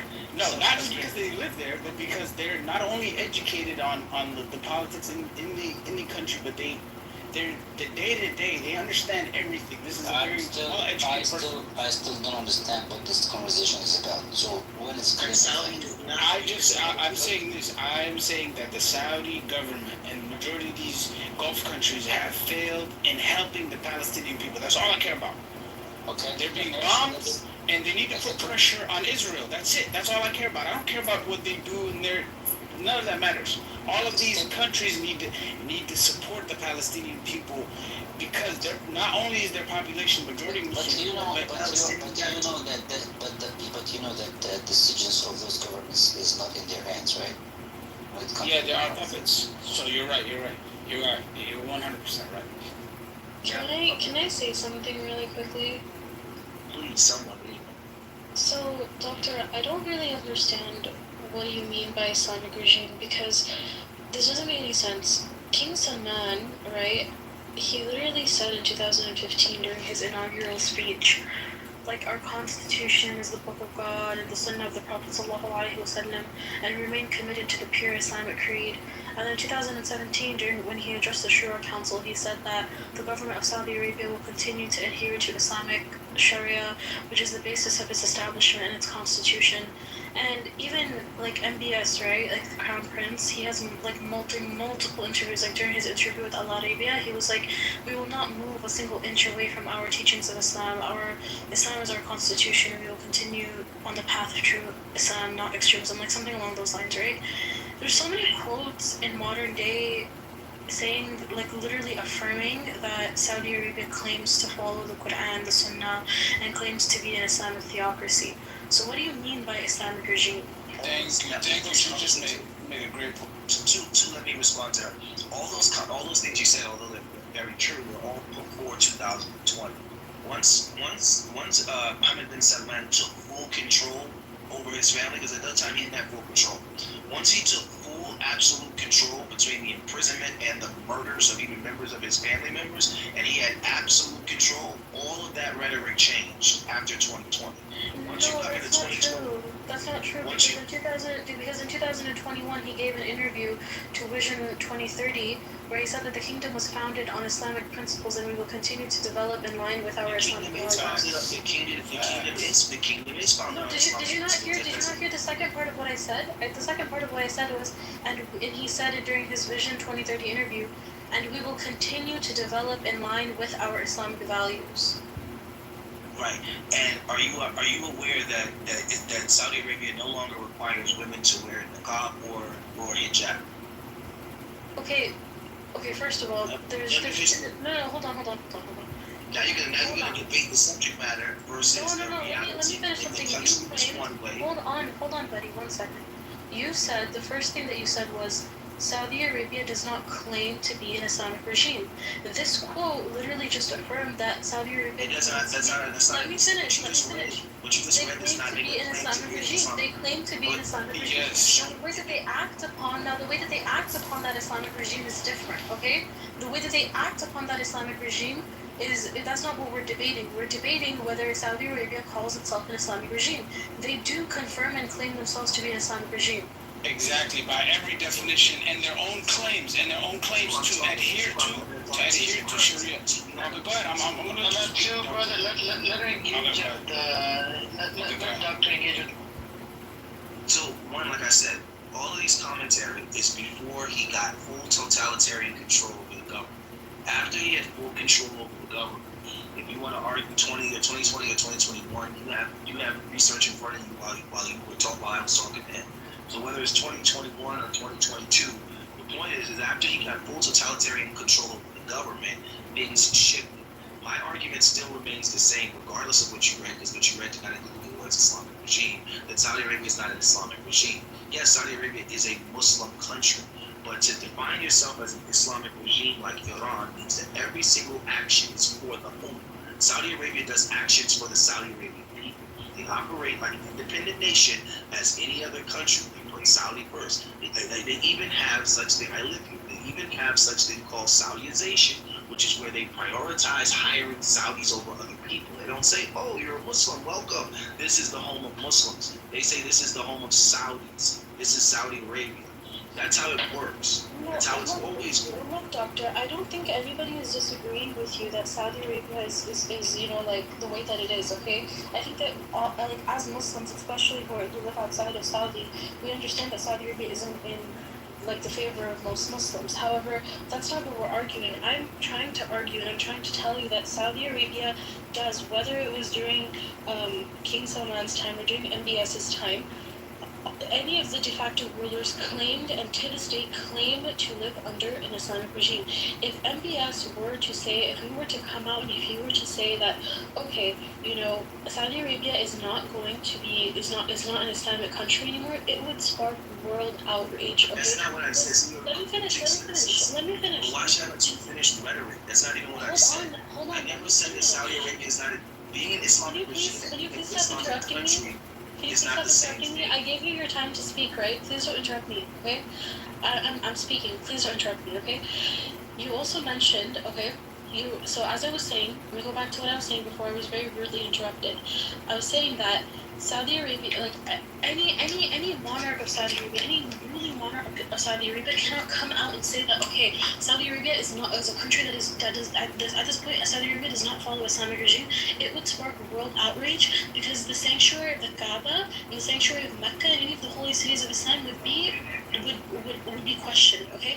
Now you talked about how no, it would because then that would mean that okay, if Saudi Arabia is not going to be a country, look in any of the Sharia laws, it says that the Kaaba and any of the holy cities of Islam need to be protected. If Saudi Arabia and the Saudi Arabian government were to come out and were to say that okay, we don't follow Islamic regime, that would mean that by their constitution, by changing their bylaws, the Kaaba would be open to everybody to see. Mecca and Medina would be open to see. I do know what I'm talking about. I'm gonna end off with one point. Look, I'm going to let you respond, but I'm going to end off with one point, okay? The last point that I'm going to end off with is you mentioned that MBS came into power in, 2020, 2021. That's not true. It's a totalitarian power. Okay, whatever it is, okay? Power, totalitarian power. He became the de facto ruler in 2017, okay? So that means that anything, and he started, let me finish, gosh, I said I'm going to let you respond, right? So let me finish and then you can respond, okay? And otherwise I'm going to interrupt you when you're speaking and I don't think you're going to like that, okay? So let me finish. In 2017, he became the de facto ruler and he started to change a lot of legislation, a lot of policies. The idea that, okay, women, get the right to drive now, the fact that women don't have to wear hijab and niqab, it's not mandatory anymore. All of this takes time, right? So he had to spend time influencing it. Sure, maybe it came into power in 2020, 2021, but he became the de facto ruler in 2017 and actually started introducing legislation, okay? He launched a lot of reforms, and I encourage you to if you want to know when actually he started having significant power, is to read his Vision 2030 interview that he gave, where he sorry? I live here. What are you talking about? I know, but I'm still encouraging you to read his interview because it actually the Vision 2030 interview actually talks about all of the legislation that he was proposing before he became, because you keep interrupting me, so if you don't interrupt me, it's going to be much shorter, okay? In Vision 2030, the interview shows all of the different policies that he was advocating for before 2021, before he took office or whatever, okay? And he became the de facto ruler in 2017, so he started changing legislation then.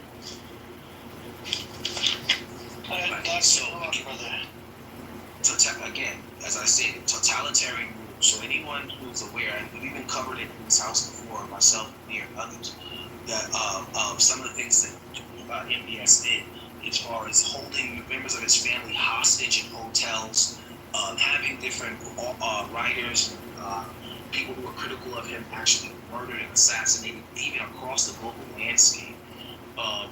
So it's a difference between coming into power and coming into totalitarian power. The Saudi family shuffles often between sons. It seems as though that MBS is not interested in a shuffle anymore, that he wants full control, especially after once his father passes on. He'll be having full control. As totalitarian power comes in, I don't know if you've heard of Qiddiya. If you have heard of Qiddiya is a massive gaming project, which is anti-Islamic in almost every form of fashion. It will include casinos, gambling, and everything else. What they're trying to do here is they're trying to isolate Saudi Arabia from Mecca and Medina as it was originally. Originally, you had the Saudi region, and then you had the Hijaz region, which had its own Islamic rules. They're trying to do the exact same thing now for the boosting of tourism and wealth. The majority of the world believes that it's so strict to be there, it's so harsh to be there, that people don't want to have tourism.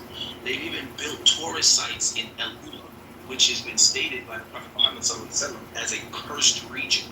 So they're not an Islamic regime. I don't really care about global rhetoric. You're saying, oh, if it's published, that's just extremism on the subject matter. The point is they're not an Islamic regime. If they were an Islamic regime, they wouldn't be building casinos. If they were an Islamic regime, they would not be building resort sites in what the Prophet Muhammad ﷺ says is a cursed land that Muslims should not go to. If they were an Islamic regime, they wouldn't be allowing the majority of things that are actually taking place here. The problem is most of the Saudi critics have never even been in Europe, or let alone Saudi home, to see what I'm talking about. A lot of what I'm talking about is see. Whether my dates are correct, 2020, 2021, the point is, once he took totalitarian control over his government, your quote-unquote reforms that you're talking about, his Vision 2030, is moving away from the Islamic ideology. Most people who know Saudi history know that the Saudi government was massively influenced by Wahhabism since the 1930s. That's actually how they were able to regain power, is through a lot of extremist Wahhabis who supported the Saud family in taking the region back from previous family that took divided up the state. So these extreme narratives have been unbeneficial to their government.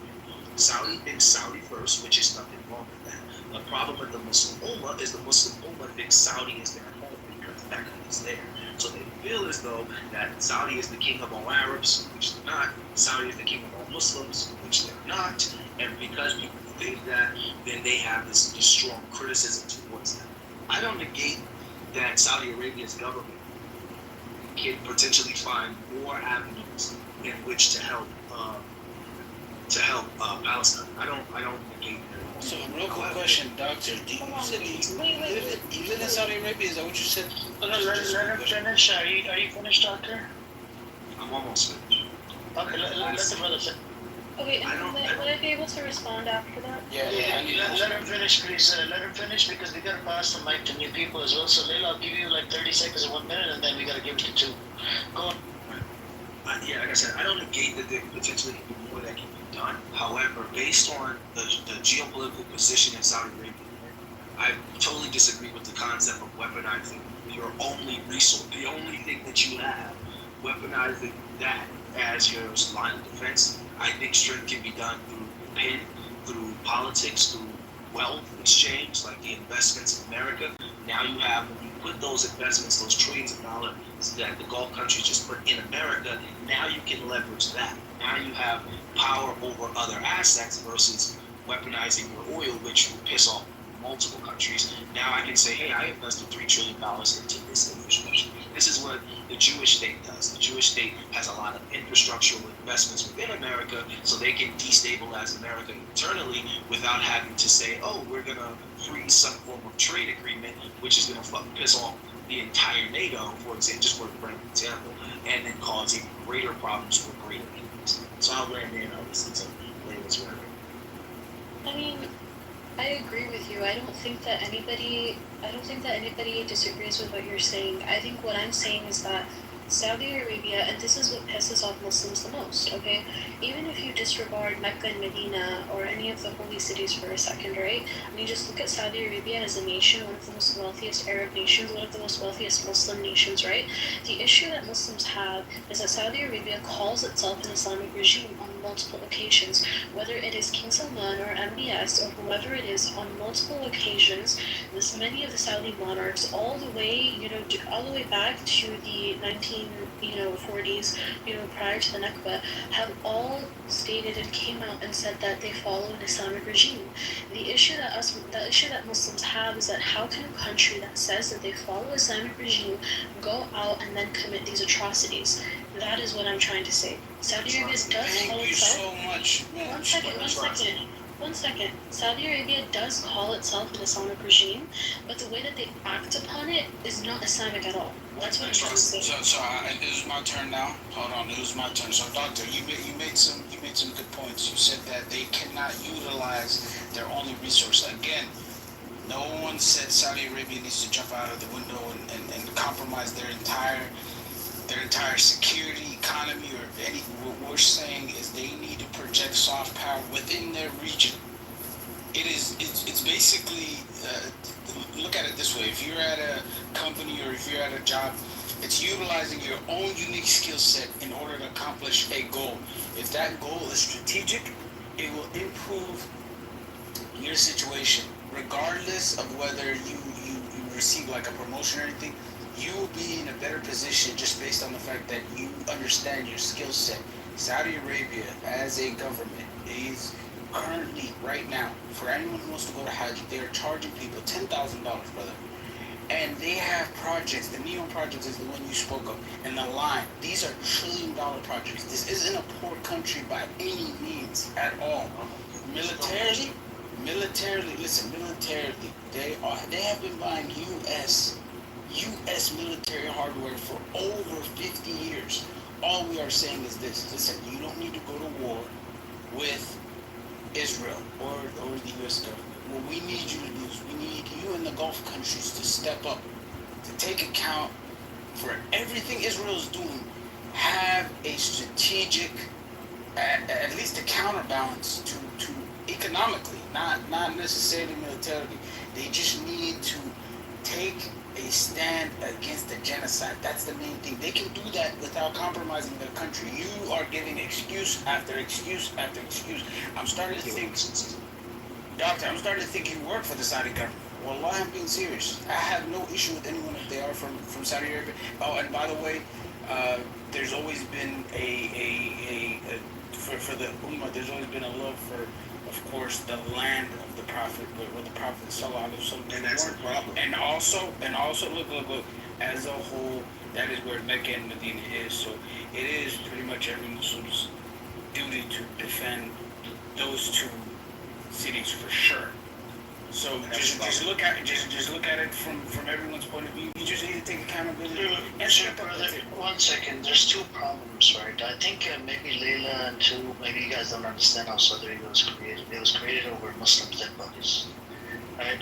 They got the help from the British Empire. That's how Saudi Arabia was created. Oh, okay, that's facts. You see what I'm saying? So it's a fact. They killed a bunch of people, by calling them grave worshippers from the Ottoman Empire and whatnot. Muhammad bin Abdul Wahab, actually, Al Saud was an ally, became an ally of Muhammad bin Abdul Wahab. And Amir, you're making a great point. You're making a great point. Yeah. All I'm saying is, I think you gotta understand Doctor's point of view as well. Doctor is in Saudi Arabia right now. He can't really say much as well. You see what I'm saying? I lived over there, by the way, Doctor. You see what I'm saying? I know how it is. Okay. That's not what's happening. That's not what's happening. Hey, Doctor, bro, we don't want you locked up, brother. We don't want you. No, that's not what's happening. But to your point, that's my point, that it's not an Islamic regime. That's my point. But she's talking about, does it literally state? So she wants to read off sheets of paper. Got to feel right. So you can read off sheets of paper. I'm looking at the actions. Every action here does not state Islamic regime. It states Muslim country. It states, it's just like Sudan. Sudan's not an Islamic regime. It's a Muslim country. The government are quote unquote Muslims, but they are not. Islamic regime is like an imam or sheikh runs your country. Like, you're expected to hold these people in a very high religious guard. That's not what MBS is at all. Like he's just a royal. And he's Saudi first, and there's nothing wrong with that. And the problem here is everyone is saying that Saudi needs to be Islam first. And again, when Saudi was more like that, people hated Saudi. People complained about Haram police. They complained about Chop Chop Square. Now Saudi's awesome, and now everyone's saying, "Oh, they need to be more strict." It's just games. But as Amir just told y'all, if you understand Saudi, then you would view it as an Islamic regime. You would review it as a royal family that took over an Islamic country, and once they took over an Islamic country, they have progressed into their own way of doing things. Hold every Muslim country accountable to being an Islamic regime. We kind of do, but that's a fair point. You made a great point too. That's go on, respond. Look, Doctor, I think one of the biggest things, right, about being a Muslim in general is taking accountability, right? For me, look, we can argue and we can talk about whether, if you're a Salafi, if you're a Wahhabi, we can argue, right, day and night about what Saudi Arabia is doing is actually Islamic or not. However, what my main point is that when you have a leader like MBS or King Salman, whoever it is, right, the ruling monarch, based off of whatever definition you want to provide, for me and for many Muslims, it's an issue when you come out and you say that, okay, this is an Islamic nation. We follow an Islamic constitution, we follow an Islamic regime, we follow Islam. And then you go out and then you don't say a single thing about Palestine and you continue to end the genocide. Let me finish. and then you continue to fund the genocide. Okay, let me finish. I didn't interrupt you, so I don't understand why you keep interrupting me. I'm just speaking from my perspective, okay? I'm just speaking from my perspective, what I'm trying to convey to you, so I'd really appreciate if you don't interrupt me. That's really rude, okay? I'm trying to be really nice over here. So, what I'm trying Calm down. What's up, brother? That's why I'm trying to be really nice. Okay, he looks mashallah, he looks educated, so I'm trying to be really nice to him, but he's making it really difficult to do. He's educated. He's a doctor. Stop interrupting me, doctor. Listen to me, okay? As I was saying, right? How are you going, like, if you're going to call yourself an Islamic nation, which I've provided multiple interviews where they have, modern, present, 10 years ago, now present, in the last few years, you're going to come out and you're going to say that, okay, we're an Islamic nation, but you're not going to speak, you're not going to say a single thing about Palestine, but you're going to actively fund the genocide. You're going to do all of these things, right? So it's about taking accountability, because then there's another side to the coin that you have to understand. Now what's happening is that people have this perception about Arab nations. As a student organizer and as somebody who works very closely with pro-Palestinian non-Muslim organizers, the very most common question that they get is, oh my gosh, why aren't your Muslim nations, why aren't your Muslim countries speaking out against the genocide? And Saudi Arabia is one of the very first countries that comes into topic, because for the longest time we were told to believe that Saudi Arabia is the epitome of an Islamic nation, whether that is in your American school textbooks or whether that is in Western propaganda. That's why this whole narrative that, okay, Sharia law beheads, people for, having sex or whatever, this is a whole thing, it's a whole stereotype that's been pushed by countries like Saudi Arabia. Okay? So what I'm trying to say is that part of being Muslim, right? And then also part of being just a decent human being is just to making sure that your leaders are taking accountability for their actions. If you're going to call something an Islamic regime, if you're going to come out and you're going to say that, okay, we follow an Islamic constitution, and by the way, those words were never taken back. If MBS wanted to say, okay, now we're going to build casinos and stuff, why did he never speak out and say, oh, we don't follow the Islamic constitution anymore? So what I'm trying to say, and I'll keep it short now, is it's about taking accountability. It's about making your leaders take accountability for their actions. If they're going to say that if their country is an Islamic regime, then make sure that they're following an Islamic regime. That's what I'm trying to say. Can I just say one thing, Amir? She made a great point, Marsha. I think Doctor one or two. I won't even, Doctor, I'm not even going to respond to your point. No, I just want to kind of elaborate on what she said. That was a great question. No, he knows what she said. I'm not responding to Doctor though, so I just want you to. No, I know, but it was Doctor's turn. Come on, now you can respond afterwards. It's totally wrong on multiple levels. She said our government, our king and royal family here have to take accountability. She said that Saudi Arabia hasn't said anything. That's absolutely wrong. MBS in the very beginning, in September 2018, war started October 7th, he stated that Saudi Arabia will not recognize Israel without Palestine being a recognized state as a complete country. This is what, and he's made numerous of statements. I'm surprised that any person following this could even say this. Saudi Arabia says, Saudi Arabian Prince also said, he said he doesn't care. He said he doesn't care about the difficulties of the Palestinian issue. He tried to make this a headline as if he would say he didn't care about Palestine. In his full statement, he don't care about all the intimate details of the Palestinian issue. Saudi Arabia is not doing business with Israel without Palestine getting its statement. That's what he has leveraged most of his time. MBS on November 11th called it a genocide. He called Israel a genocide against Palestine and the operations in Lebanon. These are news outlets. I'm surprised that in all your university research, freshmen, you haven't done this. You haven't proved this up. Saudi Arabia, it's like 1,000 of them here. He said he won't normalize any relations. He won't normalize any relations with Israel at all. This was done in December. No relations will be normalized between Israel and Saudi Arabia unless Palestine gets an independent state. His statements have been consistent and frequent. That not only does he want the war, if he could have said, I just want the war to end, I just want people to stop dying, like Donald Trump said, he said he wants Palestine to be its own independent state, its own independent country. And he said that 1,000 times. However, the problem and the confusion, the part that no one seemed to understand is that Saudi Arabia is not the royal family of all Muslims. They're the royal family of Saudi Arabia. So America puts Americans first. Mexico puts Mexicans first. Saudi Arabia puts Saudi Arabians first. You guys keep speaking as if Saudi Arabia is the government of Palestine, as if these are two independent countries. And Netanyahu made remarks against MBS in response. And his remark back to MBS was, why don't you let Palestinians move to Saudi Arabia? And Muslims got mad at him for saying no. Why won't he let them? The whole point is controlling that strategic point. I'm not going to move Palestinians in a mass populace. Layla, I let you finish. I see the unmute button. Right? I'm not going to move the mass population of Palestinians into Saudi Arabia, because if I move them into Saudi Arabia, then you relatively lost Palestine. And then Palestinians over time just become Saudi Arabians, the way a lot of Palestinian migrants into Egypt have become basically Egyptians. So, and they, because, they have that, I forgot, Amiri, what's the name of that law that the Israelis have? That if you leave, you can't come back. Don't they have a... Yeah, they do.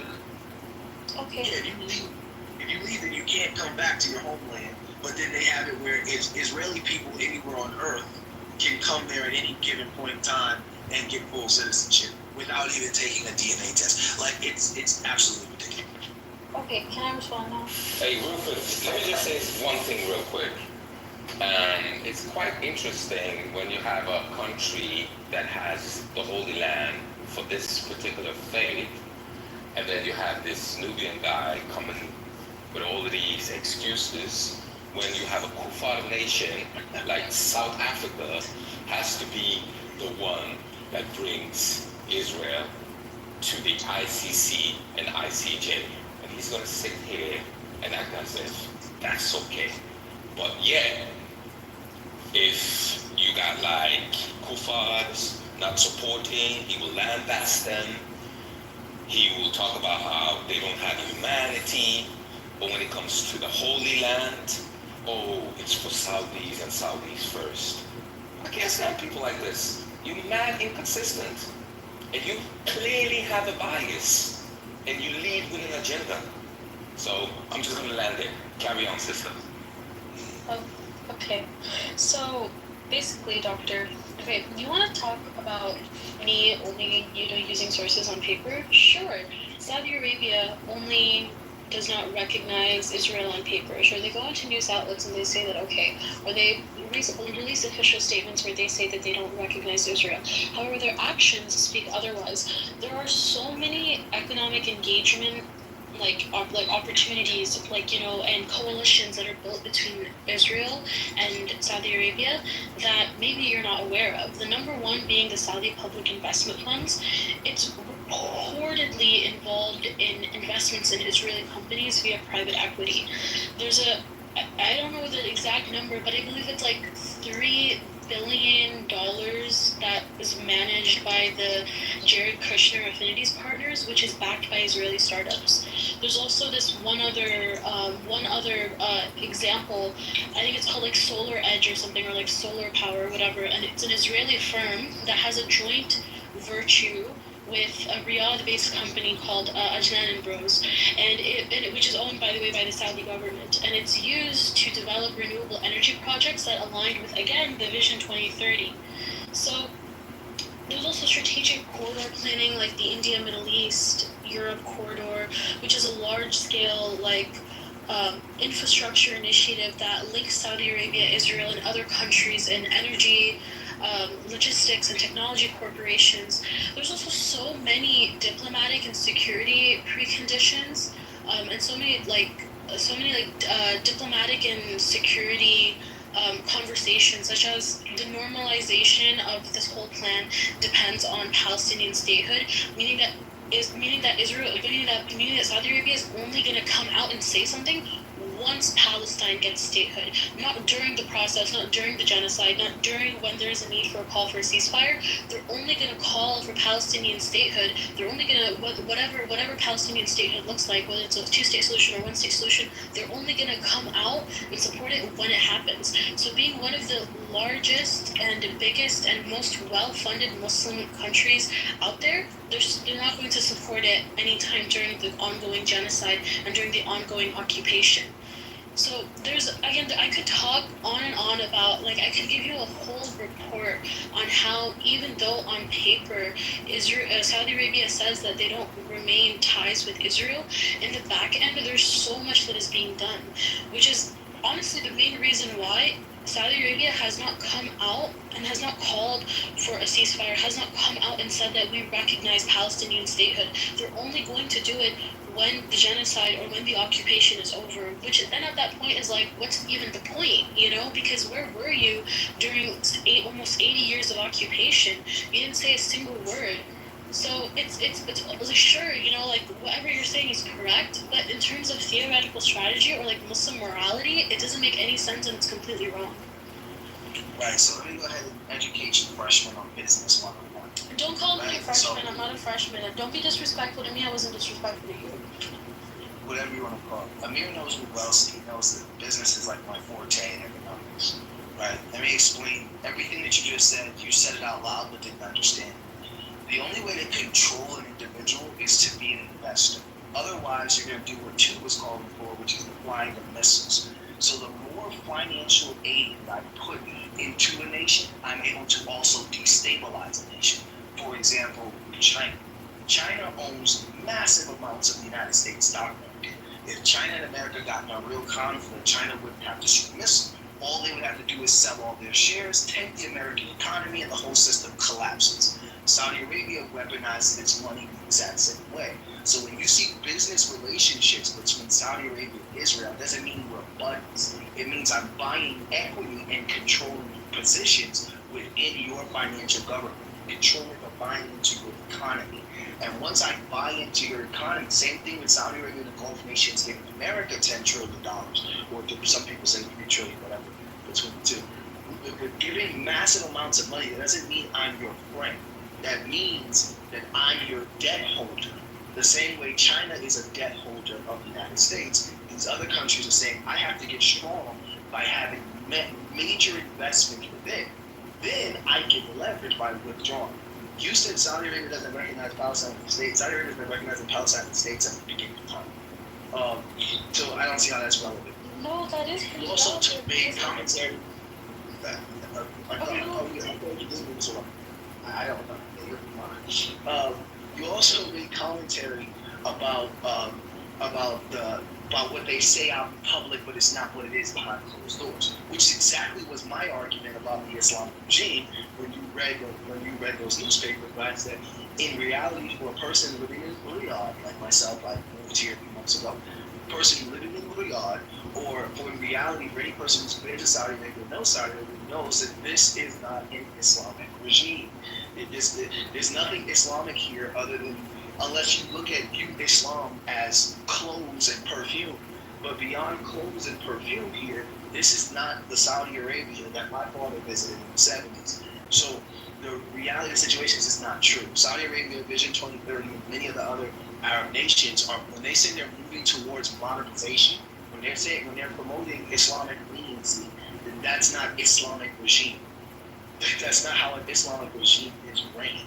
We have exemplary examples in the religion of Islam of what an Islamic regime looks like. It's called a caliphate, right? And anything other than those examples is not an Islamic regime. You're not running your country with a caliphate, or you can't say you're an Islamic regime. You can say you're a regime who practice Islam. But if you say you're an Islamic regime, then you're just keeping up the tradition, the same way America does for a multitude of people. Maintaining certain traditions of freedom, justice, and integrity. But in reality, America has them. So let me just give you some news that politicians lie. You didn't know that. But investing in a country does not mean you're their ally at all. Investing in a country is actually one of the most dangerous things that another country is looking at, because whoever buys in at a massive amount, they own you now. So, and with Israel, with Saudi Arabia and other Gulf nations buying in massive amounts by the billions of dollars into their country, it gives them leverage because now, wait till you're in the middle of your redevelopment project. Now you're trying to rebuild, let's say, Tel Aviv after the war. And now you're depending on those billions of dollars that's been holding. And then Saudi Arabia goes, nah, I'm going to pull that 20 billion back and collapse your project and break your economy and send hundreds of thousands of Israeli people without jobs. So when people see money moving, and they just look at it as if someone cash apps, Saudi Arabia said they don't like Israel, but they cash app them $500. No, they're buying equity in the country so they can have more control and more say. Therefore, what two is calling for, leveraging of oil, Saudi Arabia's only major power resource, doesn't have to happen. That's another thing that Saudi Arabia and Gulf countries are trying to do is they're trying to become major tech hubs. Because when you become a major tech hub, for example, the second greatest weapon on planet Earth is other than nukes, is Twitter. Because and Elon Musk was very strategic in buying Twitter. Because with Twitter, you censor and you control the thoughts and the opinions of people simply by what becomes promoted. You can take a certain type of post and make it more visible to the public and be able to sway the minds of millions of people simply because of what they see in their algorithm over and more. China did the same thing with creating TikTok through Singapore and then filtering certain information, what they call woke information, to American people, which ultimately led to massive protests in the United States, which is why Joe Biden tried to do away with TikTok, but Donald Trump didn't mind it. So now the Middle East is seeing, oh, we can control and influence people through technology. Now we want to become an AI hub. Now we want to become a tech hub. We want to invest billions in countries who are our enemies so we can have control over their economies. We're still learning. And this goes for both Africa and the Middle Really? East. He dropped? Do you have any idea how many munitions he dropped? It's only 90 plus years old. Most African countries are only 70 years old. And we're just now modernizing. So we're still learning what it means to play this multinational game. This global politics. We're learning. Don't compare Saudi Arabia to Africa. That's disingenuous. Okay, Kim, Doctor, you've been going on for a very long time. Sister, we had an agreement. If we're gonna do like 10 minutes, then I'm gonna fall asleep. I think when he says how he loves having one. He loves having one. Tea later. When she said she's a university student, I thought she was a professor. So I was trying to give her a lecture on geopolitics. No, let's decide this rules class. Come on, man. Yeah, okay. So I'll just crash my plane right here, blow up in the concrete, and I'll let someone else. I mean, look, okay. The reason why I don't know. I feel like this whole, global economic lecture, as you said, that you just gave me, still doesn't take away from the fact that there's an ongoing genocide in Palestine, and the money that Saudi Arabia is investing in Israel is being used to create bombs, weapons, and more importantly now, especially because I mentioned the Israeli tech sector, and you mentioned it as well, software that is being used to surveil and target Palestinians, okay? So, sure, maybe Saudi Arabia has some long-term opportunity that really only depends that really only is going to work if the genocide ends and if there is an immediate ceasefire. But all these investments that Saudi Arabia is making is not going to help Palestinians in the long run. What if Palestinians get completely ethnically cleansed and wiped off of the face of the earth? That just means that Saudi Arabia is going to take over Israel and is going to turn it into another colony. Okay, still at the end of the day, whatever global economics, lecture that you want to give me, it still doesn't take away from the fact that that money is being used to ethnically cleanse Palestinians, and rather than using that money to invest it into Israel so that they can take it over one day by buying it, why not use that money that they have to number one, lift the medical blockade that's in Gaza right now. There's people in Gaza that are starving, okay? Just this morning, I had a cousin who passed away because he starved to death, okay? So why isn't Saudi Arabia using its power, especially its connections with Egypt, to lift the siege, to end the blockade? There's so many ways that Saudi Arabia can use its money to actually benefit Palestinians rather than thinking long term in a global lens. And that is the issue that I have with Saudi Arabia, because they claim that they do not support Israel on paper and again on these news outlets like you mentioned, but then behind closed doors, they're doing something completely different that is not benefiting Palestinians at the end of the day. That is only going to benefit them long term because they're investing in Israel. Okay, it's not going to help Palestinians. Okay, it's not going to help them. If Palestinians don't exist, there's no Palestinians to help. There's no Palestinians to give back Tel Aviv to. There's no Palestinians to give back land to if they're being ethnically cleansed. Are you talking about the people who are in the diaspora? They will have no homes to go back to because Israel and Saudi Arabia will just build new ones as part of a business model. So again, as you're saying, right? Sure, maybe it is true in some capacity that Saudi Arabia is trying to buy Israel, is trying to have some economic control over Israel, but it's not going to work if there are going to be no Palestinians for it to benefit. Again, another thing you keep saying loud and wrong statements. Saudi Arabia has given more than $16 billion of aid to Palestine since the year 2000. And on my birthday this year, June 26, 2025, Saudi Arabia gave $30 million in aid, which mostly consisted of food and medical supplies, to Palestine. That was just not even a month ago. So I don't know how much research you're doing. It's not enough. That's what we're saying. It's not enough. It's not enough. I'm still talking. Yeah, but you keep on saying the same shit. You're regurgitating and keep on rehashing the same shit, bro. It's getting boring.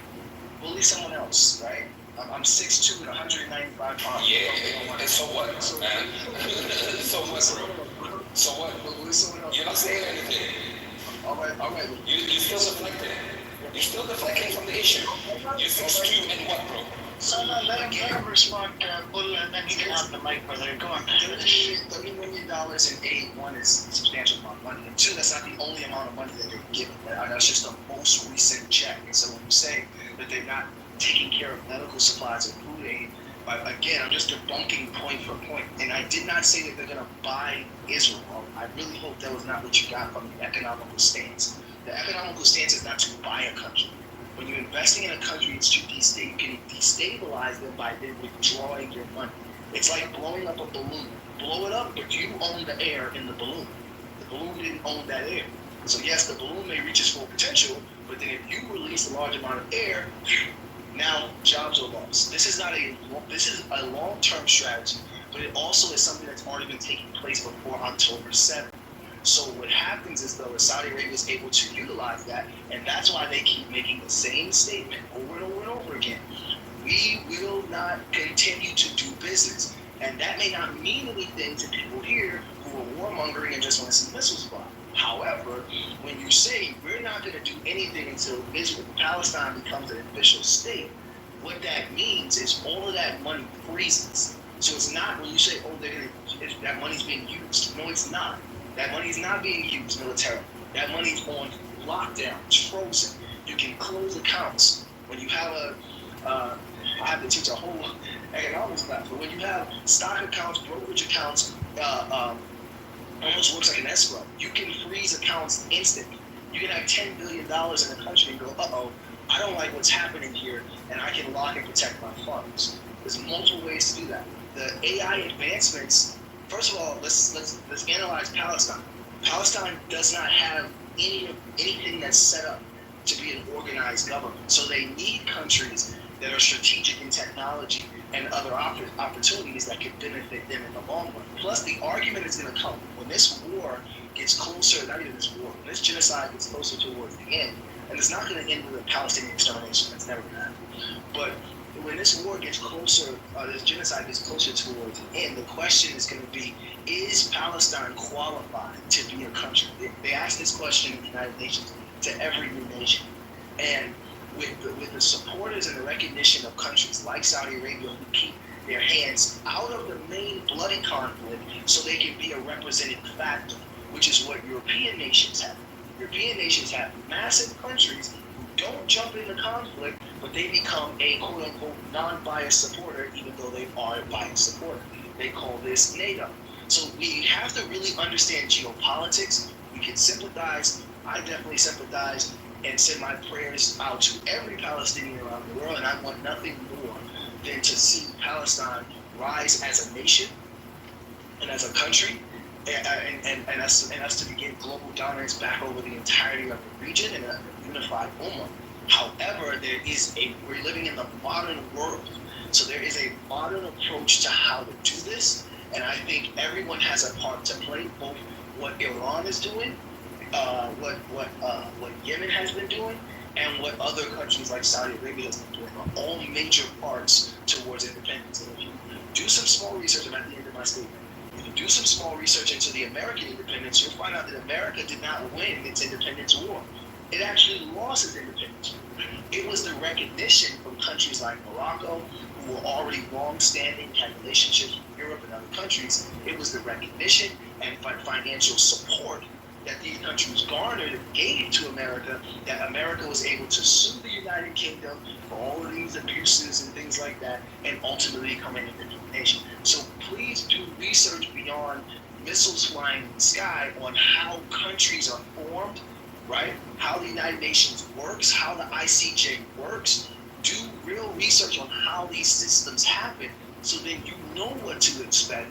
And then when you look at the countries and see what every country is doing, you can now do a play-by-play and say, okay, what needs to happen next is this. So it's more, I'm not just calling for a ceasefire, I'm calling for nationhood. I want to see a Palestinian flag. I want to see a Palestinian airport and capital and freedom and thriving. I mean, not even after this conflict, we're going to be dealing with PTSD for generations of the children who have been there and seen and experienced what they've experienced. So there's going to be a massive amount of aid and support needed for those people beyond this conflict. So it's not just endless war, and it just doesn't work that way. The next thing that has to take place after this ceasefire is nationhood, and that nationhood is going to be leveraged through wealth, political power, and diplomacy, not through missiles flying through the air all the time. Okay, I'm just going to respond for like 10 seconds because I don't think you're listening to me.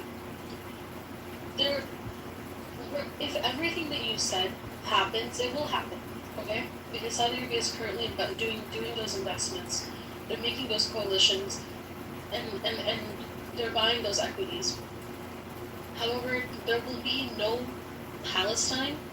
There will be no Palestinians to give back Palestine to if Palestinians are ethnically cleansed. The numbers are dropping every single day. There is an ongoing genocide. And until that genocide is over, there's going to be no Palestinians left to give back the West Bank and the whole 48 back to. So yes, in theory, you're right, okay? This is how a nation, this is how nationhood works. This is how global politics works. This is how global economics works. But still, at the end of the day, if everything that you're saying does come true, there will be little to no Palestinians to give back that land to. There will be little to no Palestinians who will be willing to come back to Palestine if they don't have their homes, if they don't have, their ancestral graves, if they don't have anything to return back to. So in theory, yes, you are correct. But what I'm trying to say is that all for what? 20, 30 years down the line, when Palestinians are completely ethnically cleansed, what's going to happen? Nobody's going to return. So what's the point? So I'm saying that Saudi Arabia should invest their money as they're doing right now. And sure, you're talking about aid that they have given for the past few years maybe, but that aid has not been able to enter Gaza and enter the West Bank because there are people that are still starving there every single day. Every single country that has tried to give them aid, every single coalition, non-profit organization, anybody who has tried to get aid to Gaza has not been able to do so. And even if they have been able to get a little bit to like maybe a pack of flour or like a case of diapers or whatever it might have been, it's still not enough. It's still not to the point where Palestinians are able to come back and fight against the genocide. Again, Saudi Arabia's position is, to me, greater than most. They're arguing not only for a Palestinian state, but for the Palestinian borders of pre-1962. And again, the number, I understand the emotions involved. However, again, it's impossible. First of all, it's impossible to annihilate the entirety of the Palestinian people. It's just impossible. And I'm not just talking about the people. I'm not talking about people in diaspora. I'm talking about even in Gaza and the West Bank. It's impossible. It's not going to happen. And I'm saying it's impossible due to the fact that we are Muslim. So, being the fact that we have Allah, so that's just not going to happen. To me, to criticize any individual who's helping and say what you're doing is not fast enough, when what Saudi Arabia's long-term plan for Palestine is not the Gaza Strip, it's the pre-1962 borders, which you can look up on the Arab News or Al Jazeera. MBS talked about it when his father was coherent. He spoke about it even before October 7th. Saudi Arabia is the third in the world for giving the most aid to Palestinian people, even more than the United States. So like I said, a lot of the statements that were being made is blanketed because Saudi Arabia has been moving quietly and swiftly versus loudly and boastfully. However, what the Middle East does not have is countries have layers. You have your loud nations who make a lot of noise, like Yemen. Then you have your middle nations who file lawsuits, like South Africa. And then you have your superpowers. The Middle East is trying to become superpowers, like Russia. In China, you don't come in and scream a bunch of statements to a tabloid to make people feel good. The powers of the pen make moves quietly and swiftly. And that's what Saudi Arabia has been attempting to do. Again, I'm sure if every government in the Middle East can be criticized for what we think. None of us have been a monarch. None of us have been a prime minister to know the ins and outs entirely of what the process looks like and what the global landscape looks like. But I don't see any reason why MBS would defy his own ancestral lineage. His grandfather, who is the founder of Saudi Arabia, was probably one of the greatest supporters of the Palestinian state. His fathers, his uncles, it just doesn't make any sense. So if people want to argue Islam and say Islam in Saudi Arabia, I already agree that I live here and I can see it for myself. And Riyadh will probably be Dubai in about 5 or 6 years, with the massive amount of expatriates and how much they're doing. Even if you go to Mecca, I don't know how many of you all have been to Mecca, but anyone who has know that there are 2 Meccas in Mecca. You have a public Mecca for everybody, where it used to say only Muslims can go to Mecca. Now they have a public Mecca for everyone for work and business and stuff like that. And then you have the El Haram actual area. And they're doing a lot of development to isolate the 2 areas. But again, like I said, people tend to forget that Saudi Arabia is a country. They have interests of their own that for the next 100 years, plans for their own development, plans for their own people to thrive. They're not just the keepers of the time. They have a lot of other things that exist as well. But like I said, 99% of the arguments you present, I'm completely down to debunked. Hopefully, this has been a learning. I mean, it is just pure research. Hopefully, this has been a learning. It's okay. You need to go to camp and conduct the Umrah, yo. Come on. Me? Yeah.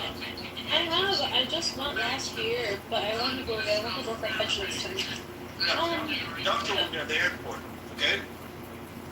No, I'm gonna have TSA then. We're gonna do for Have you ever been around Saudi, like outside of Jeddah and Mecca? Like, have you been around the country? I've been to Riyadh. My grandmother used to live there. But what year was that doesn't have anything to do with me. We're going back to it does, because what it does is the visual landscape. But it's okay if you want to. Again, my premise is the same. You just gotta learn more about geopolitics. But I do understand the urgency. I do understand.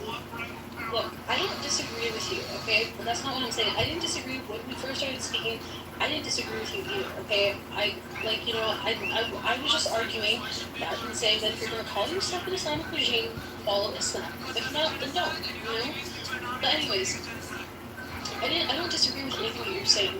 What I'm saying, though, is I don't see, personally, as a Palestinian, as somebody who has family in Palestine, I don't see there to be a value in investing in Israel in any way when if the end goal is, to take control over Israel and eventually to make it do its bidding or whatever the situation is, or to have some sort of economic leverage over Israel, that's not going to be any use if there's going to be no Palestinians to return to. You mentioned it, okay, that's not going to happen. Okay, but quite frankly, as a Palestinian, again, seeing my family members, literally every 2 to 3 weeks, and this is the same for many Palestinians, seeing your family members die every 2 to 3 weeks, seeing, people, come, and take your homes and whatever, and having, these stories, it's very much, demotivating. It's like, oh my gosh, it's a question that we ask ourselves every single day, is there ever going to be a free Palestine? So when you see people from your family dying every single day, it's kind of just like, okay, now, are we going to actually have a Palestine to go back to? And then when we see Saudi Arabia and the actions that they're committing, funding Israel in the tech sector or in equities and stuff like that, we're like, wow. So even if Saudi Arabia claims that they're going to have economic leverage for Palestinians over, if they're going to have economic leverage over Israel for Palestinians, to us it's like, that doesn't matter anymore, because we don't have a place to go back to. We don't have a home to go back to. Everything is destroyed. We don't have family members who can make claims. We don't have sons who can make claims on deeds. It's very to us as Palestinians, we don't, whatever Saudi Arabia's long-term plan is in terms of geopolitics, for us it's like, nah, we don't believe that it's going to do us any good at the end of the day. We hope and we pray that, Hasna al-Din, we hope and we pray that if Saudi Arabia, if that's what their intentions are, that they do come true, that they do benefit Palestinians in some way. But for us, practically, we just don't see that there's a value in it. We, again, as I said, if there's no Palestinians to take back Palestine, it's just a business deal. It's just a business project. Understand better here in our cities, in my country, is going through mostly the same thing, with a body count of 200,000 people killed. And then those friends or even people that I've never known, even my own personal house is dead. Personal house.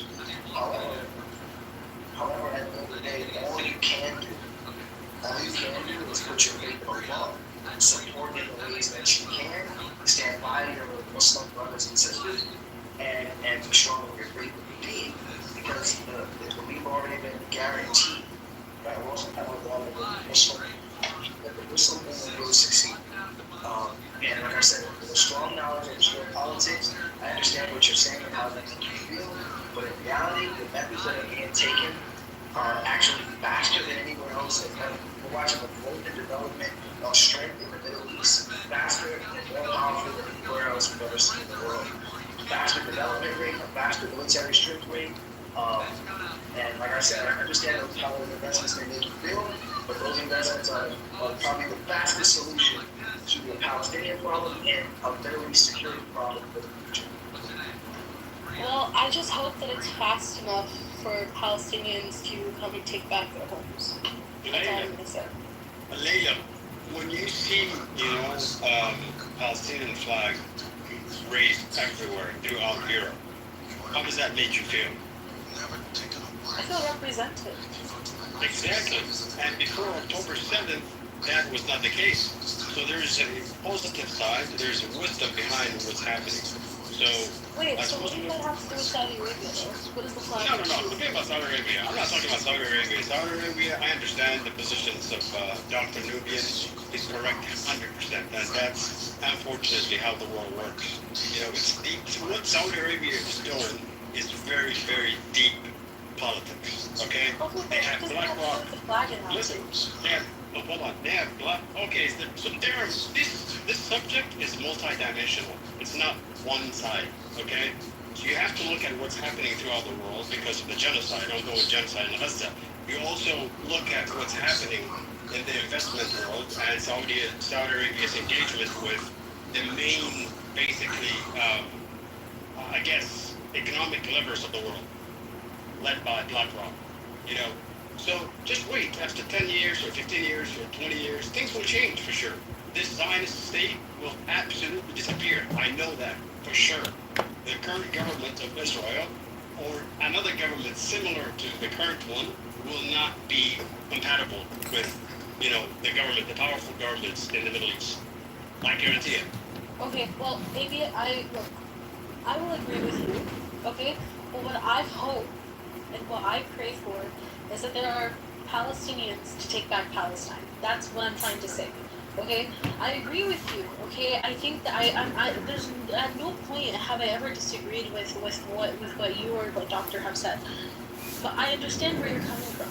However, what I'm trying to say is that to me, again, as a Palestinian and as somebody who has family in Gaza, I hope that this plan does work, because if it doesn't, then it's just a business deal. It's just a business project.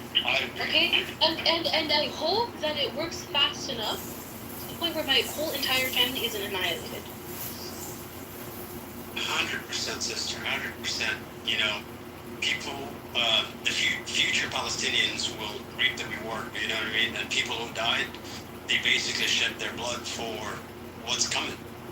And I believe strong Palestinian state, recognized throughout the world, will emerge from this. So it's painful. I understand 100%. It pains me. I swear to God. Every Muslim cannot feel terrible when they see what's happening. You know what I mean? And it's a human issue right now. It's not even Muslim only. Muslims only.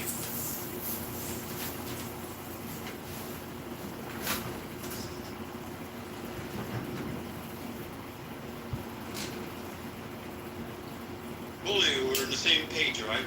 Bully? You called me D Rider earlier, man. Come on, apologize. I'm here, man. Come on. Yeah, it's very painful to say. What are you talking about? You are a dick rider. Yeah. Okay, well, that's interesting language.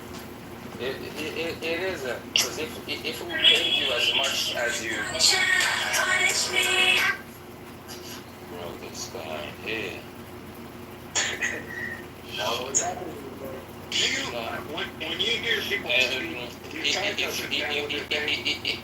if you really care that much, you will boot up and suit up and do something about it, to be honest, man. And I think a lot of you are just very too opinionated. You should not be in a place of power, and you should not be treated with impunity. You guys are still going? It's that simple. It's like everyone should be equal under the law. Proselytizing to change, John. What are you proselytizing? That was a proselytizing. This is a simple question. I don't care how you answer it. We're proselytizing. We're trying to get them to be fellow anti-Semite. The answer I'm giving is very reasonable. What? I'm an anti-Semite? Well, wait.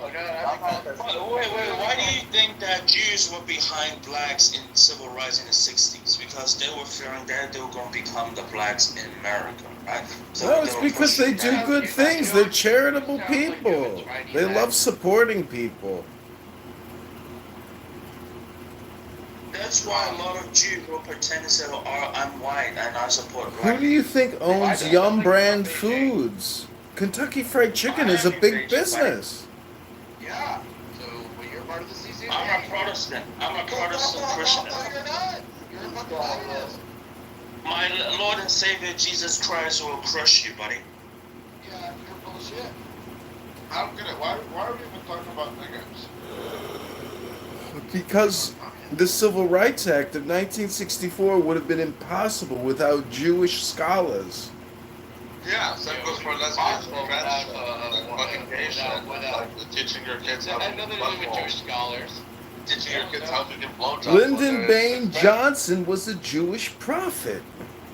Yeah, okay. And you're smoking the devil's lettuce. How did you know? Yeah. James, let's just put it this way. You're kind of uptight.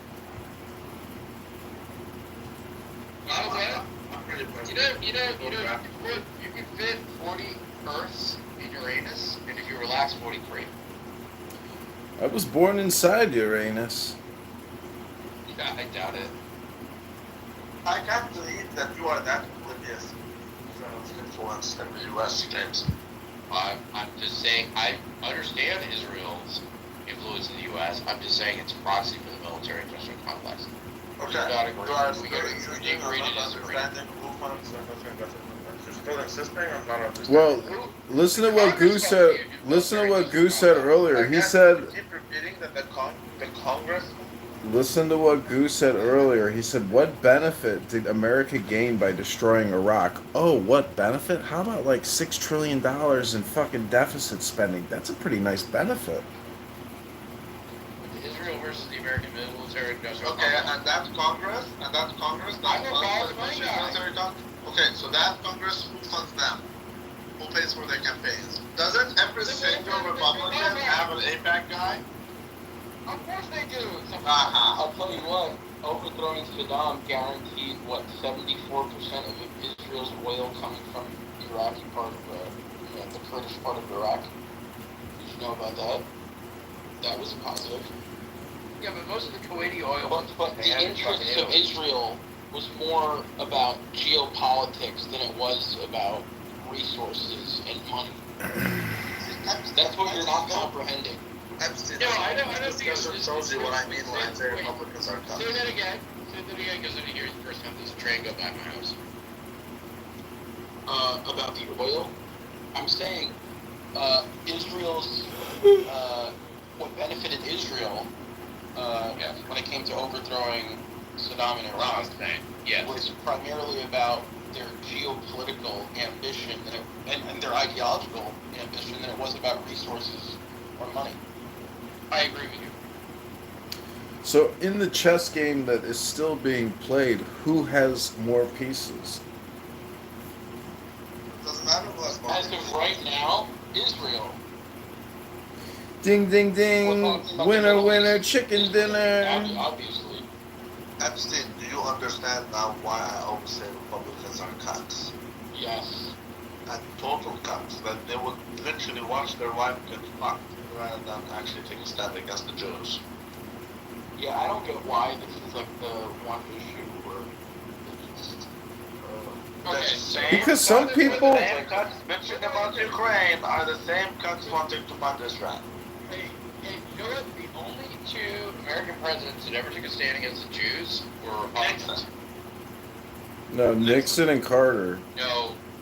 JFK was not a Republican. No, he never took a chance. Yeah, they shot him. Who do you think killed JFK? Who do you think It's the Pentagon. He wants to do an investigation in Dimona in Israel, the nuclear facility. It's the Pentagon and CIA. It's the CIA and the Pentagon. They just had all these hearings on it over the past couple months. So the CIA and the Pentagon killed JFK right after he said he wants to do an investigation in the Israeli nuclear facility. Okay. Yeah. Well, it's not Israel that killed him. I don't know. Oh, okay. It was Woody Harrelson's dad. Yeah, it's not Israel. Well, yeah, that actually... Israel had nothing to do with the killing of JFK. Okay. Okay. You guys are retarded. Listen, you're retarded. You're from fucking Jordan. I've been to your goat kingdom. I watched the movie The Patriot by Mel Gibson, and I had a different idea of Americans. Turns out they're all a bunch of faggots. It turns out that you're from a goat They're all kingdom. a bunch of fat faggots on scooters at Walmart while the oil drips down your fucking mouth. Listen, you eat shawarma. They take beef. They take fucking goat. They take lamb, and they let that fat just drip down the meat. That's all you guys got in your country is fucking spigots of fatty meat. You stick it on a fucking pita with a pickle and some fucking white sauce. That's your culinary delight? You're from a fucking valley with a river and a couple goats.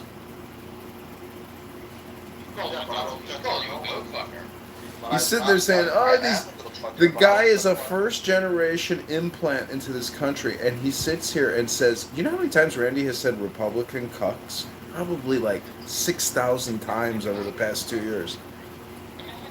It's Randy's trademark. Yeah, but it's true. It is his trademark. But it's also true. You can't deny it though. Arab white sauce, no homo, is pretty good. No, I know. I love shawarma. Can you deny that conservatives are cunts? Exactly. Yeah. Exactly. Well, this is the problem with your conversations.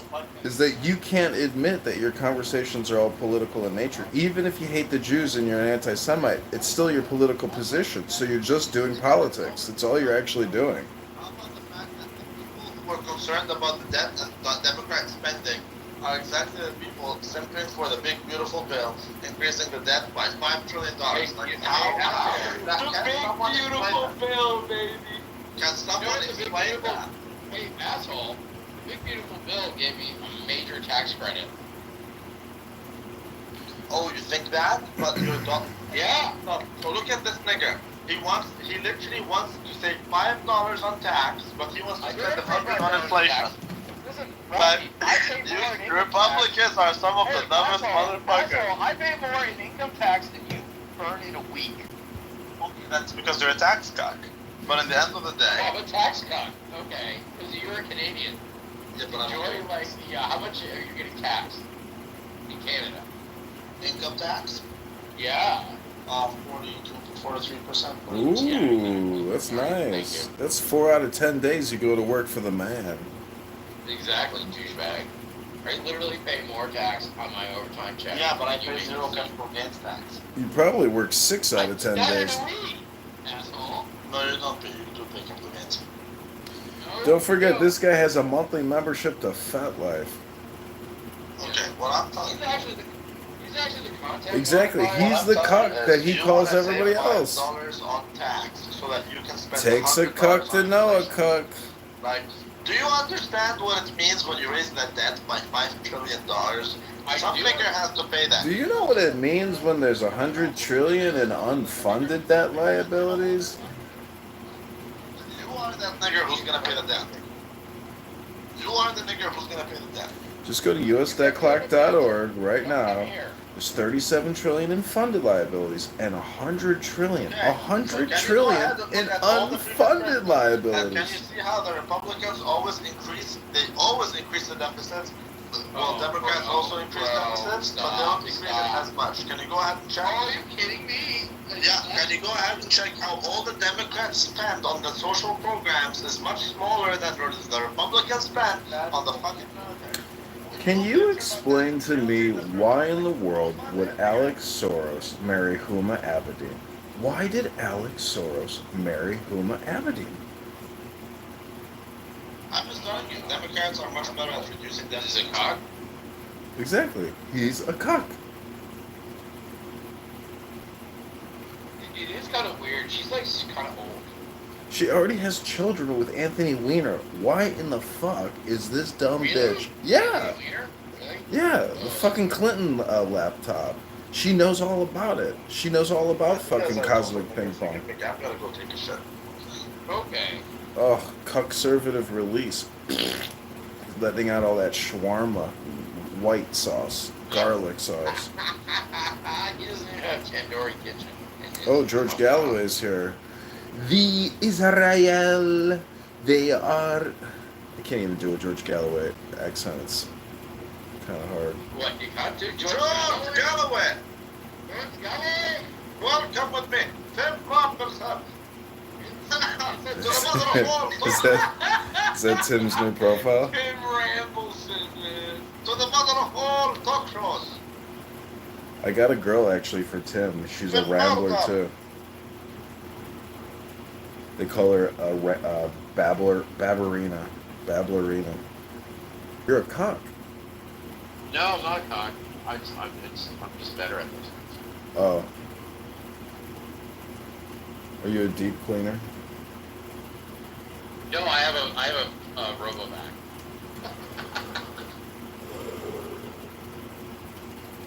I need to get a vac, like a shop vac.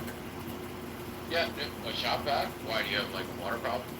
No, it's just like, you know, I don't want to use a good vacuum in like rough areas in the house because I got like a basement that has all What kinds rough of areas shit. do you have in your house? You dirty boy. Like the utility room in the basement with all the hot water heaters. Oh. Yeah, you know what?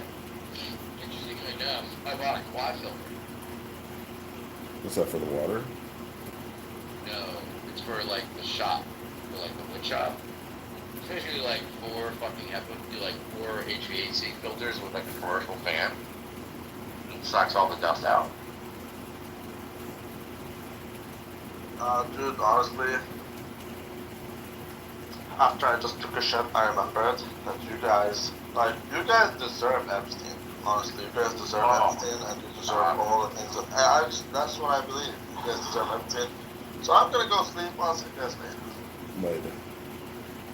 Bye. Yeah, I guess I'm gonna leave too. Have a good night. Okay. Yep. Yep. God is out.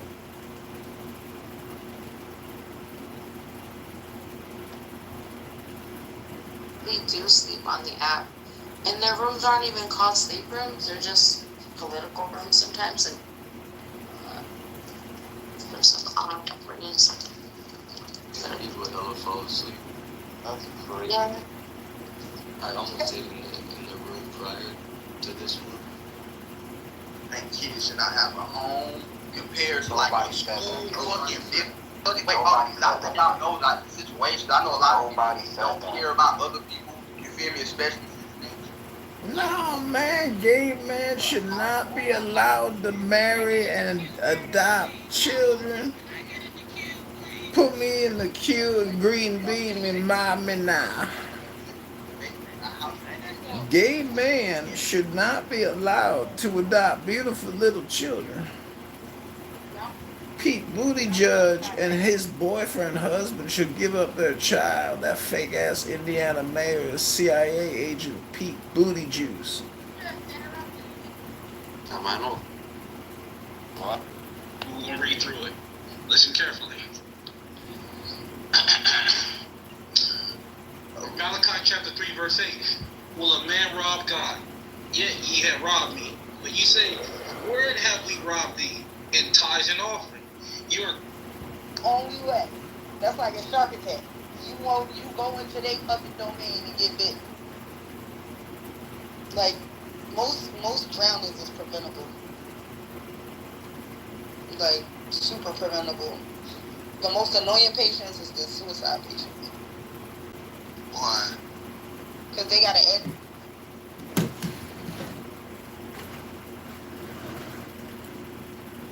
Larger air force, you would definitely need American fighter jets because the Egyptian Air Force is nothing above it at all. So, one thing I do is I love to study military powers, and I pay very close attention. I go on their websites. I look at. Sorry for interjecting. Just quick question: where did Egypt get their weapons from?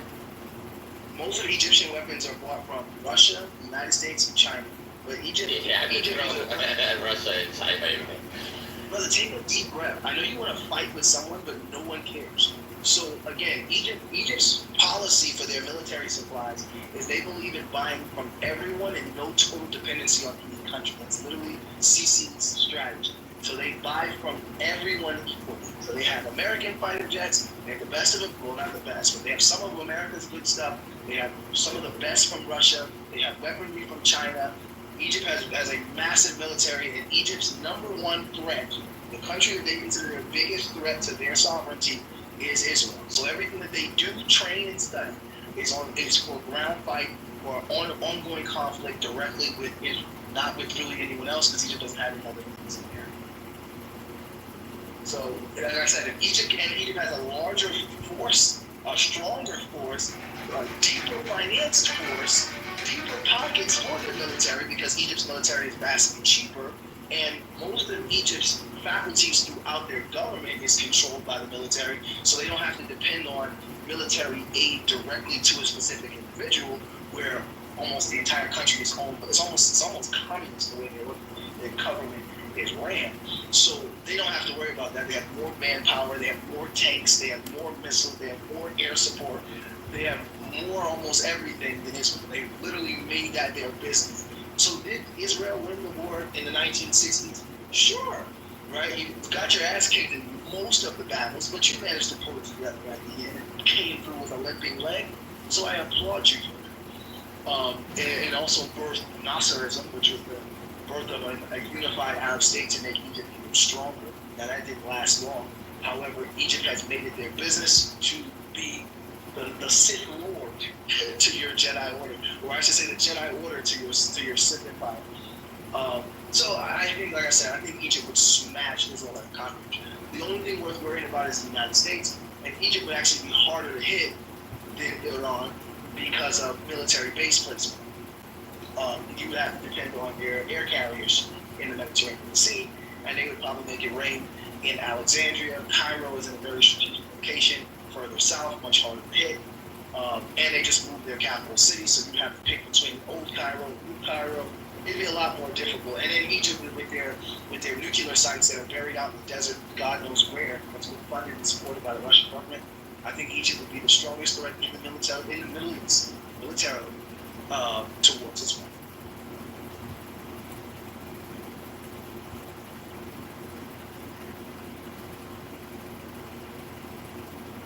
Bully, I'm really sorry that I'm smarter than you. I know I hurt you, but you can be the main character this time. Excuse me. Too bad.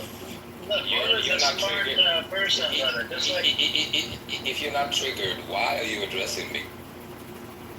Because you're an idiot, bro. Here comes the dick rider. Here comes the dick rider. Here comes the dick rider. Yo, y'all having bromance right now. This is unheard of. We're brothers. What are you talking about? We're brothers. What are you talking about? let's not do the personal attacks, or let's leave it at that. But, so Doctor, you said next year, the prediction is next year, by next year they will part ways. Israel will part ways with America? I know, I'm giving it as a deadline, not by next year. I'm giving it as a deadline, fall of 2026, I think. If this conflict keeps brewing over, America's going to have a decision to make. I think they're losing their people. So, and Israel doesn't really offer the United States much of it. So that's something other than, so-called, we're the eyes of the region. But that's what I was trying to explain to the Palestinians is when the other Arab nations strengthen their ties with America, then the utility for an Israeli state becomes weakened less and less and less. So Israel becomes this American hub and eyes on the East, but that becomes irrelevant as the Middle East calms their conflicts, dismantles terror organizations, becomes a peaceful hub, having beautiful capital cities where American diplomacy and diplomats can come in and help in and as rebuild protection and security. Once those things happen, next time you come to already done at this point. But once next those time things you have come to happened, court, you gotta be you understand me, man? Yes, sir. Absolutely. Did you have an occasion on that day you come to Congress? Now, Modi did make a good point. Yep, I believe so. The influence they have in the Yes. Senate, the amount of influence they have in American How government, many you believe so or not? they would have to Yes. expose the entirety of their hand. You operate The for American people now? people are supposed to have the most Am I power operating it? in No, the I'm just States. sitting there now. So they would have to expose their I said, hands. where you operate, you listen. You don't have Sit still So when and pay attention, and Americans, you're gonna get have this back 60% in the line, okay? ratio of Americans, or 60+%. Because I didn't understand what you said. I said, I'm not up to The seeds on. That's when it starts to So I can leave, or I'm just waiting for you to come back. You're just take action, they go to the streets, they have guns. All right, okay, now you're coming down to the courthouse, all right? I'll show you some They're bullshit. civilized when they don't get their way. So Do I have the right to leave? You're being given barely any notice, right? Right. Isn't that the whole question? And where are you gonna go, right? How does this feel to you? As soon as I leave out of here, I got lucky. So I don't know, over 100 and something pounds. I got all the clothes. I got all the clothes left. My 2 weeks. So as soon as I leave out of here, they coming to get my stuff. I don't want to go nowhere. I don't got nowhere to go. Where am I going? Yeah, because how can they just do this in less than 2 days? We got the thing Monday. They posted them on the door Monday, so that was like a 2-day notice. Did they say that the property manager, Frontline, or the owner, the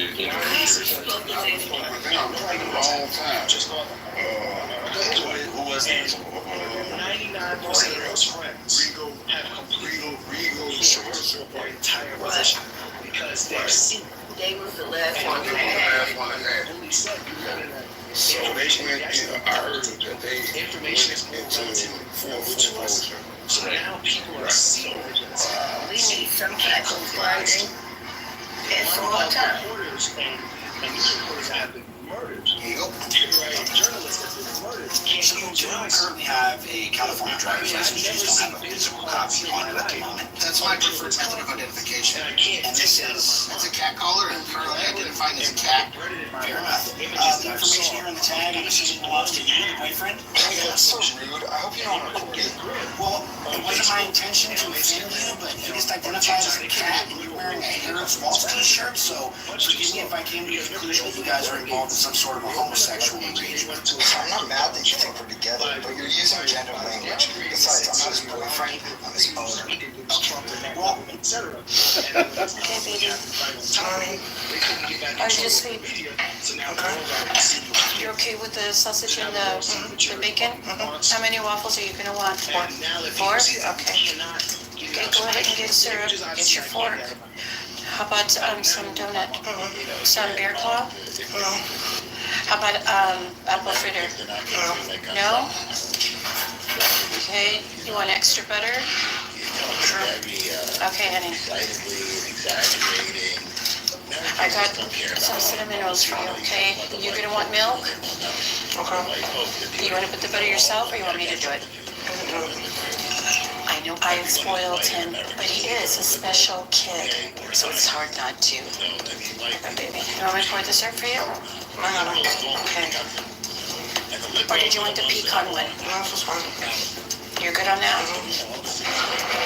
What are you gonna want for dinner today, baby? Meatloaf?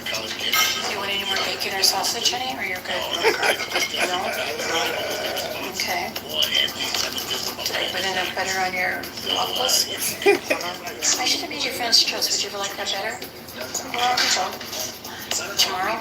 How many do you want? 4. Are you going to want me to put the powdered sugar too on top of it? Okay. You know, Mom worries about you all the time. So talk to me. I don't want to hear I know my mom does worry about me. It's because I can't really do anything on my own anymore. So I get quick prayers because they've seen some stock market portfolio growth, but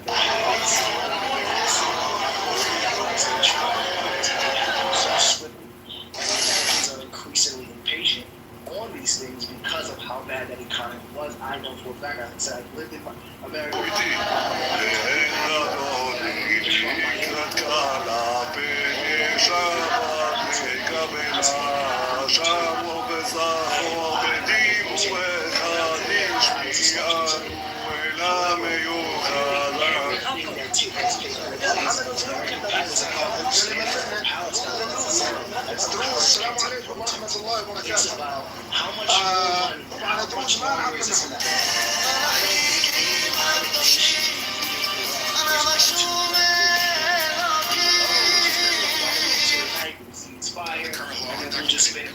Are already ineligible for medical. This is 23 from New York and proud Jew, born and raised Jewish. I don't care about what you vote on. The only thing you care about is accusing Jews of being the oppressor. Get your phone out of my face. Solidarity with, I am in solidarity. Where were your protests on October 7th? Where were your protests? There were Israeli children. Hey, people always ask me, Officer Jensen, how do I fix the door? Well, I don't know how to fix the door. My name's not Officer Jensen. My name's Officer Henning with the Fargo Police Department. What I can tell you is how to keep your vehicle safe. First and foremost, make sure that you never leave your vehicle unattended with the keys inside and running. Second, always be sure that you lock your vehicle door. And third, Supervisor, now you're reaching inside our vehicle. I feel threatened. I am. You're reaching inside our vehicle. I feel threatened. I feel threatened. I feel threatened. Yo, right now. Stop right now. Stop right now. Stop right now. Get off of her right now. Oh shit. Get off of her right now. It's okay. I have a. Get off of her right now. Let her go. Let her go right now. It's okay. I have a fee schedule. It's okay. I have a fee schedule. What am I gonna do? I'm not a United States citizen. I have no choice.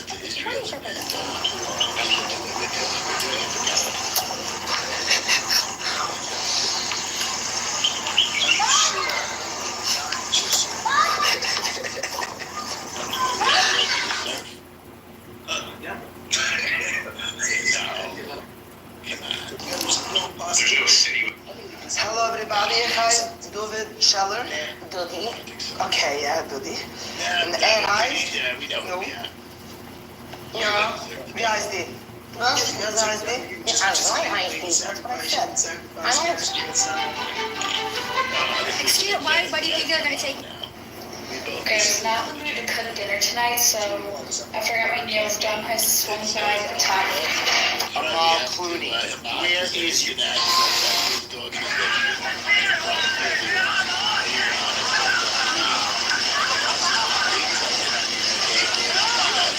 I mean, you shouldn't be this and that. If you want to talk to me, there's a bunch of people there.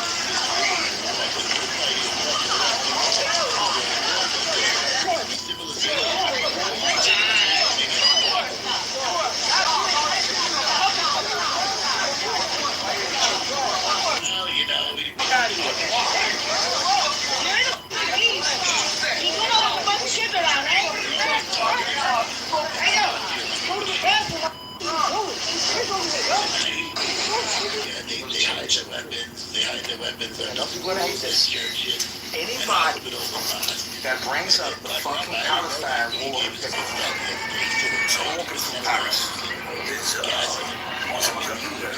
to hide weapons for Hamas. The light injury. I think he has a link. He tried to get him to provide the link. The so-called pro-Palestinians tried to get him to provide the link. I don't know that he ever provided it, but I think we can trust Black Rabbi. He's a good Jew.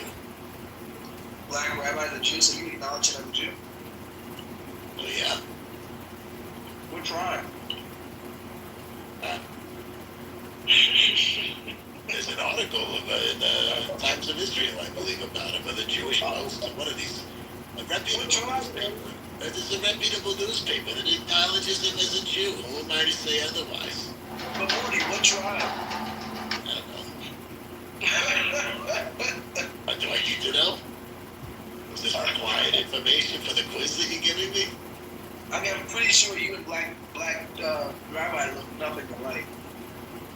This is true. A group that meets on the lakefront every weekend is hoping to make life a little easier.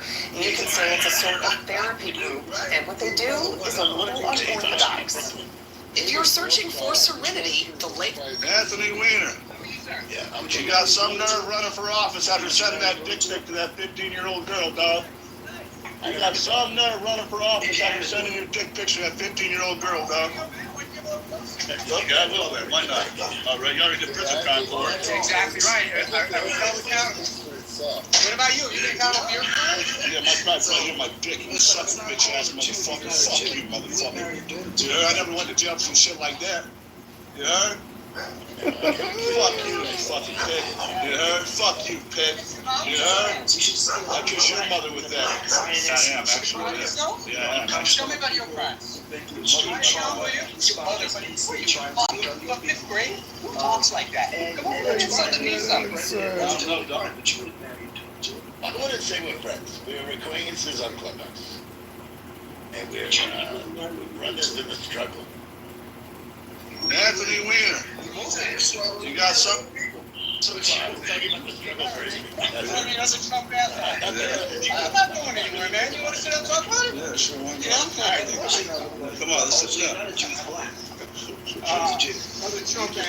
My name's Johnny Grimmer, you know? Yeah, Grim, actually. Yeah, look at my name. Yeah, look at my name. How you find piece of shit.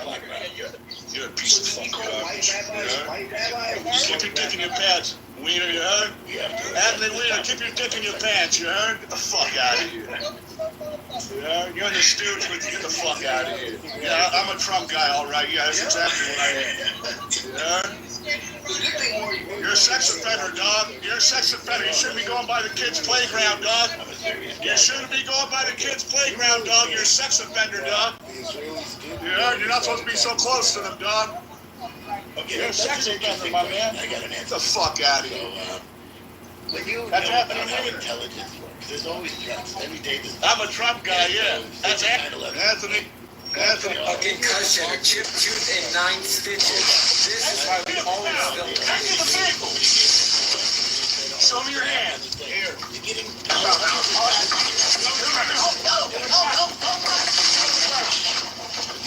This was in Jacksonville, Florida on February 19th. And why was Will pulled over? He says because his headlights were off. Now, this was 4 p.m. There was no rain. There was no smoke. There was no fog. This is police brutality. This is Middle East Media Research Institute, which is there. When he pulled me over, he walked up, opened my door because my window don't work, right? And then I said, so what I did wrong? He said, well, for one, your headlights are off under this weather. I'm like, there's multiple people headlights off first of all, and then there's no rain. It doesn't matter. You're still required to have headlights on. Can you pull that law up? Huh? Can you pull that law up? When you step out of the car, I will. Can you call the supervisor? Can you call the supervisor? Damn, dude. Exit the vehicle now! Exit the vehicle! Show me your hand.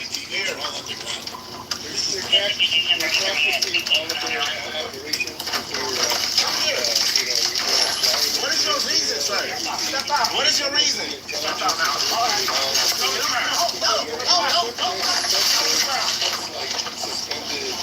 Stop fighting!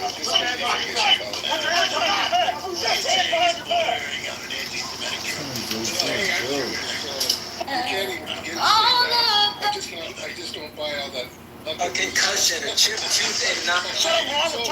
How does a police officer in Chicago who was fired for essaying a teenage girl go on to work for the Chicago public school system? Well, that's exactly what happened after a police officer who was caught soliciting sexual favors from a teenage girl went on to be hired as security for a local high school. That officer in 2012 essayed a teenage girl after her mom's car was impounded and she had nowhere to go. After a years-long internal investigation by the Chicago Police Department, he was fired and then a few years later was hired as a security officer for a local high school.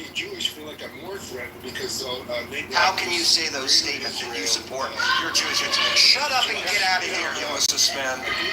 Gentlemen, get out of here, you loser. Come on. By the way, to be clear, I hold you all responsible for this. It is the attitude that you have allowed on your company. I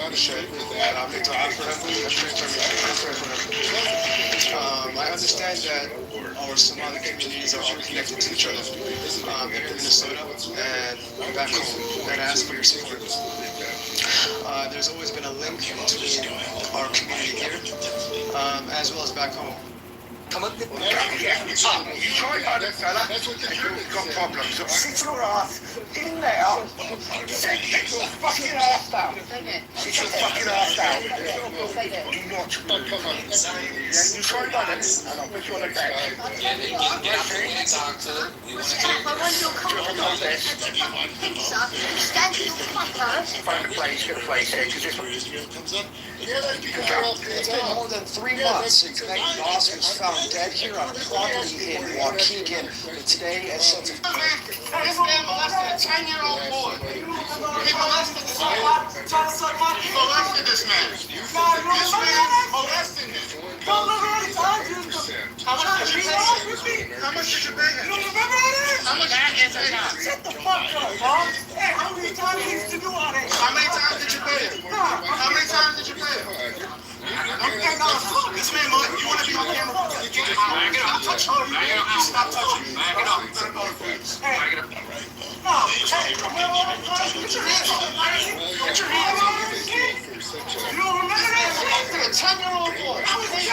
Money. Stand up. Get here, go.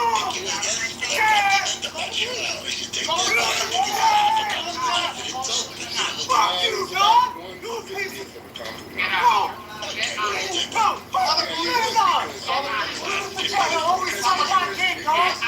All the times you used to try to pay me to suck your dick, huh? How many times? How many times? Well, you know, Huber, I would be the first Police misconduct settlements, they have skyrocketed way past what was actually budgeted for them. So I want to hear what you would say to Chicagoans who are just fed up with the city paying out all of this money, hundreds of millions of dollars, to families and survivors over police abuse. It's really bewildering how Hey, Jim, how you been doing? Now you don't see, do you feel like anti-Semitic? Do you feel like all the using the tweet versus one with the Boosie, right? The abortion option. How much did you get paid for the tweet versus one? Oh, it was like $75. It was like, yeah, it was like. That's really actually created a good image for Jews and making them safer around the world.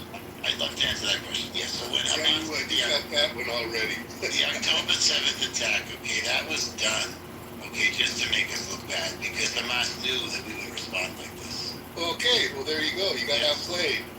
No, we didn't get outplayed. Okay, but what's happening? Okay, Black Rabbi talks about this too. This is a little uncomfortable to watch for a lot of people, including American Jews like yourself. Okay, but everyone just has to trust, okay, that what's happening. Aren't you an American Jew? Are you an American Jew or are you Israeli? I was born in Brooklyn. Well, there you go. You're an American Jew too. You say like American Jews, so you know you're like American Jews like yourself. I said, like okay. I take it back. Yeah. So my point is this. Okay, it's very uncomfortable to watch. I can hear everyone's anxiety and trepidation in the room, but you just have to trust that what's being done is for the greater good of civilization, humanity. Oh my gosh! And for remember, saying the same thing, and I'm curious to know why it was important for you to mention that Black Rabbi speaks about this too, considering the fact that he is also an American Jew. Did you mention that because he's black? Oh no, you can both we can have difference of opinion. Isn't that the point? No. I'm just curious to know why it was important for him to mention Black Rabbi. Who else is really advocating for Israel in this room? Black Rabbi advocates for himself. He advocates for Israel. Oh no, he advocates for himself. Do you know him?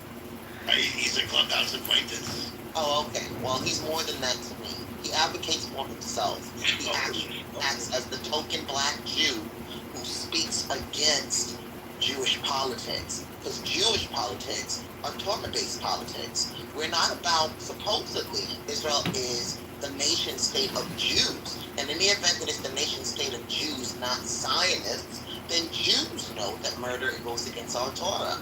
Jews know that Israel's demonstration of genocide on a public stage affects and impacts, which is what I think you were alluding to. I don't know how to say your name, Maximilian. It impacts Jews around the world. We right now have individuals targeting Jews because they believe that Israel represents and their actions represent the Jewish standard, and it doesn't. Not in any way, form, or fashion. There is nothing Jewish today about what's happening in Gaza. There is nothing Jewish today about what's happening in Israel. Actually, everything that's happening is antithetical to everything we believe in as Torah observers. Secular Jews with no attachment to Torah, no real attachment to our holy land at all, are making decisions that are impacting us all. So it's an uncomfortable that was quite good. I like that. It's an uncomfortable time. And again, I just don't agree. There's nothing uncomfortable about hate. It's not murder, it's not genocide, it's self-defense. It's hate. Self-defense. It's hate. And it's chaos. And it's hate. And so has here, and so has Schmotrig. We killed 85 Palestinians today. For what? For what? Well, there was a Hamas target. Oh, I'm sure. We targeted a 60 or 55-year-old relative of a 16-year-old in the same hospital room. And because we needed to get him, the 55-year-old, who still had not even been proven to be a member of Hamas, we blew up 2 hospital rooms with innocent people in them. I guarantee you, if Netanyahu was in, and he's actually been convicted as a war criminal. If he were at Columbia Presbyterian, I grew up in Brooklyn too, if he was at Beth Israel Hospital, in the event that individuals targeted one hospital room on a floor with 100 people, up in arms. Jews would be up in arms. How could you? It's the worst thing imaginable. But it's perfectly okay to take out Palestinian kids because you're trying to get supposedly one Hamas member. That's too intelligent of a response for him to gather. I mean, I hate to say it, but he's got impenetrable. He's got a better Iron Dome than Israel has. Sick. I think you're trying to insult me, but I take these as compliments. What scares me, Maximilian? Yeah. What scares me more than anything? How much more anti-Semitism, like real anti-Semitism, people are experiencing because of the dipshits like this individual on stage saying that murdering genocide. I totally agree with you. Morty, to his credit, he doesn't call me a self-hating Jew. How the hell would he know what a Jew is? Well, you can describe yourself. But he talk. You know what? It's always those talking about people.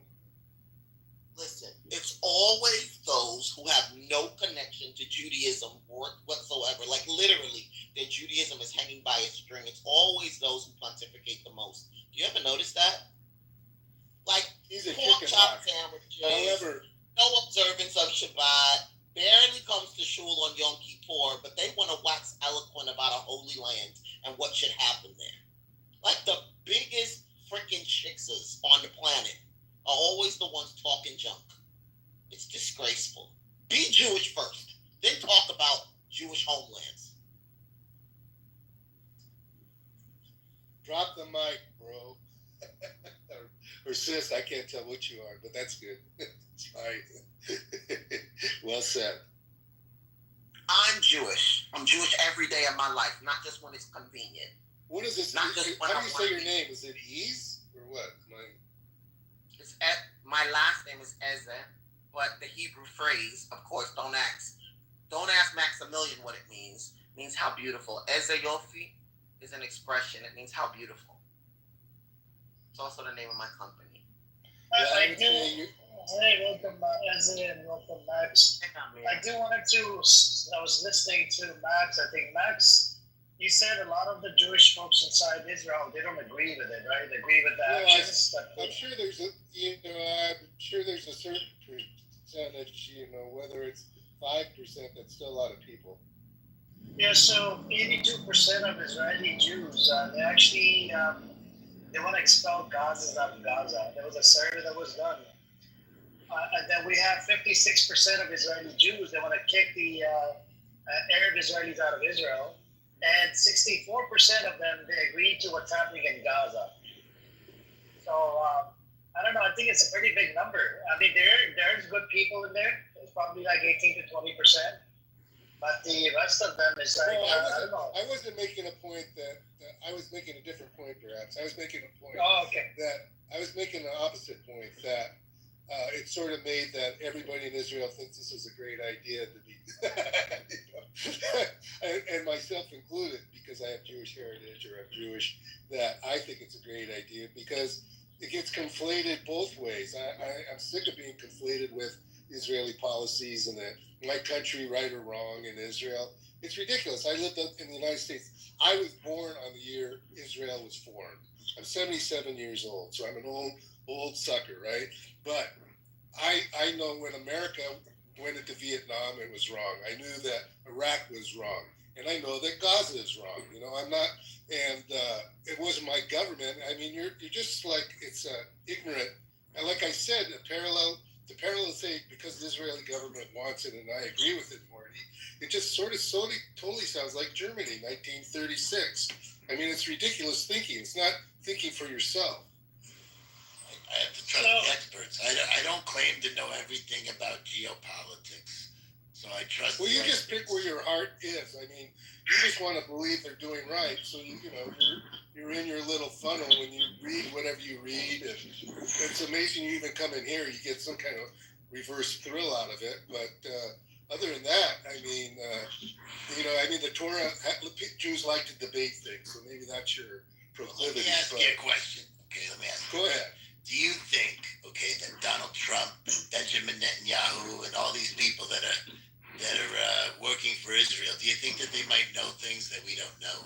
They know that. They know that the people that with Mossad have a lot of gory details, terrible, horrible pictures of some of them or things, and they're being blackmailed. Otherwise, they would do things that were more in their favor. That's what I believe. That's they do know more than us. They do more than us, and they also are afraid of turning off the money spigot, that comes from APAC. So yeah, they know more, but they also know more stuff that would put it in more with what I'm saying. Yeah, I don't entertain conspiracy theories. It's not a conspiracy theory.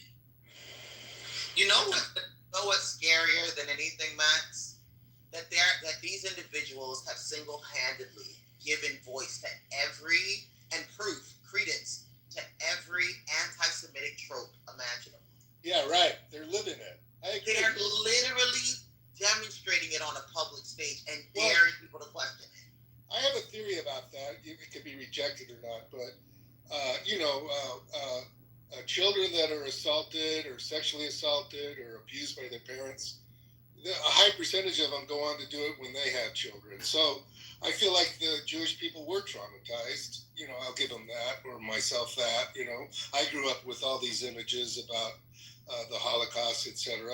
But at the same time, I feel like it creates that same propensity to recreate and make yourself, right. I think they're becoming the monsters that they felt they were traumatized by. So are you saying that Jews who suffered at the hands of the Nazis are now becoming Nazis? That mentality, yes. I think, but it's not on purpose, I mean, it's kind of like, I would use the child thing analogy again, right? If they've done studies, so if you've had a horrible background, if you have alcoholic parents, most people turn out a little weird, let's say, or not happy, or doing the same things that they suffered through. Let's just put it that way. It's a psychological. As far as studies go, and I've seen it with people I know. So empirically, if you know that, because like the saying goes that hurt people hurt other people. Yeah, I would say that. Right, but if you have a propensity for violence, if you know that you've been sexually abused, the first time you go to touch a little boy, you've got two choices: to recognize that you've got a serious sick problem and get help, or continue to abuse little boys. Oh, I'm not making an excuse for it. I'm using your analogy. Oh, so go ahead. What it would mean for me is that every fucked up Israeli who is, and think about it, which this kind of blows you up, the argument out the window, would have to go get help if they were hurting people because they felt like they or their parents or grandparents had been hurt. But instead, what we're seeing, which is very, very interesting, is that IDF soldiers are committing suicide because they can't live with themselves and their actions. And I didn't even know about that because I don't keep up with it as much as maybe. Yeah, Google it. It broke my heart to see the numbers of young Israelis who are literally offing themselves. Well, in Vietnam War, I'm probably older than you for sure, but a lot of the vets, they ended up, suicidal, drug addict, same kind of thing. Because they couldn't live with themselves. Yeah, they did horrendous things in the name of the state. Like Morty thinks, I bet you he's never even served in the military. Yeah, he's probably part of the Bone Spur Committee. I have never served in the military. You are correct. Right. So it's an armchair thing, Morty. It's real easy to say, oh yeah, let's go out and kill a bunch of people because we're defending the world civilization. But it's another thing to put your ass on the line, and for one thing, and to blow a little kid's head off and have to live with that. I'm more valuable on this. Yeah, man. Yeah. Right. Oh, Jesus Christ! You're more valuable eating a pastrami. That's his only connection to Judaism too. A good brisket sandwich. Yeah, you're like a kosher pickle, just to accent the stupidity. He's a kosher pork chop wherever they sell them. Oh my Lord! See, there's a little bit of Jewish humor. How do you like it? Right. This is just really great. I don't think that we should compare our people to the Nazis, by the way. I think it's a good analogy. Oh, wait a minute. But you want to hear something even crazier that I read recently, which made a lot of sense? There were two rabbis that questioned how it is that so many, first question was how many Jews, European Jews, were actually a part of the Third Reich initially, before Hitler decided to come for the Jews. Like how many had assimilated into German society and literally considered themselves Nazis before Hitler told them otherwise. That was one. The second question that he asked was, did these individual capos, did they buy their own freedom by throwing other Jews underneath the bus? That was second. The third and most important question was whether or not these Jews were somehow able to escape Nazi Germany because of their connections with Nazis, and whether or not they and their own self-hating Nazi ideology emigrated to Israel and became the cornerstone or the foundation for geopolitics in the Middle East. That blew my mind. What if there were 1,000 Stephen Millers, 1,000 Roy Cohns that emigrated to Israel? Wouldn't that explain how many brown and black Jews were denied entry into Israel? Wouldn't that explain how many Ethiopians were left to die? Wouldn't that explain their feelings about Muslims and Arabs? Wouldn't that explain it all? That these people were more connected to white supremacy than they were connected to the Jewish faith, and that informs their political doctrines today. Hey, I've got a same knowledge you know about the Jewish, the same knowledge you know about the Muslim side. I wonder how many Muslims get suicide, how many Muslims cooperate. Well, they're not a pretty picture either, but we're just talking about the Jews now. No, but I'm talking about Asian educated. You're so educated about the Jewish side. Listen, educated about the Muslims. You're a Nazi, whether you wear a kippah or not. If you're a Nazi, you're a Nazi. You're a Nazi. You know how you become a Nazi? Not by being German. You become a Nazi by killing other individuals indiscriminately. That's how it begins. And then you find an excuse for it. And then you decide that you're not just doing it because it needs to be done, but you're doing it because God said it's good. Jews can be Nazis too. How do we know? Because there were plenty of capos in the concentration camps. Plenty. And I wonder if you know how many Muslims. How many capos were in the concentration camps? Nazi, all those Amos, how many capos? How many? How many capos were in the concentration camp? What year are you talking about? How what many year are you talking about? What year? German Jews troubled other Jews into the concentration camp? I asked you simple question. Hey, guys. Hey, Eze, don't you see the play? Don't feed into Amos. He just came in here to disrupt the good conversation I was having. Wait a minute. Hey, Amir. Are you there, Amir? Yeah. No. Just mute this guy, bro. Just mute this guy, bro. He just came in here to disrupt that conversation. I'll give you the mic afterwards. No, it's a conversation because Eze is calling him out for being a Nazi. Because he's an Israeli. He believes in killing 20,000. No, bro, but he's an agent. So he came in here to disrupt No. He came to disrupt the good conversation between Maximilian and Morty and Essay. Because they're also Jewish, and that was very valuable. We don't really need to listen to this fucking... Let them finish. Maximilian, are you aware of the German Jews that pushed other Jews into the... Are you aware? Hang on a little bit. Chat GPT it if you don't know. What year are you speaking about? What year? Well, I don't know. Sorry, I just moved to a place. What's the question? What's the deal? During the Holocaust, number one, let's talk before the German Holocaust. There were Jews who were a part of the Nazi party.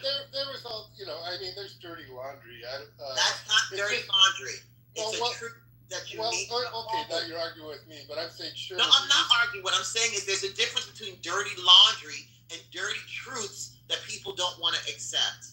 Well, that's true. I would agree with that, but I think it's I think it's beyond Morty's even ability to absorb. Let's just put it that way. I was talking about Amos because here's what we do.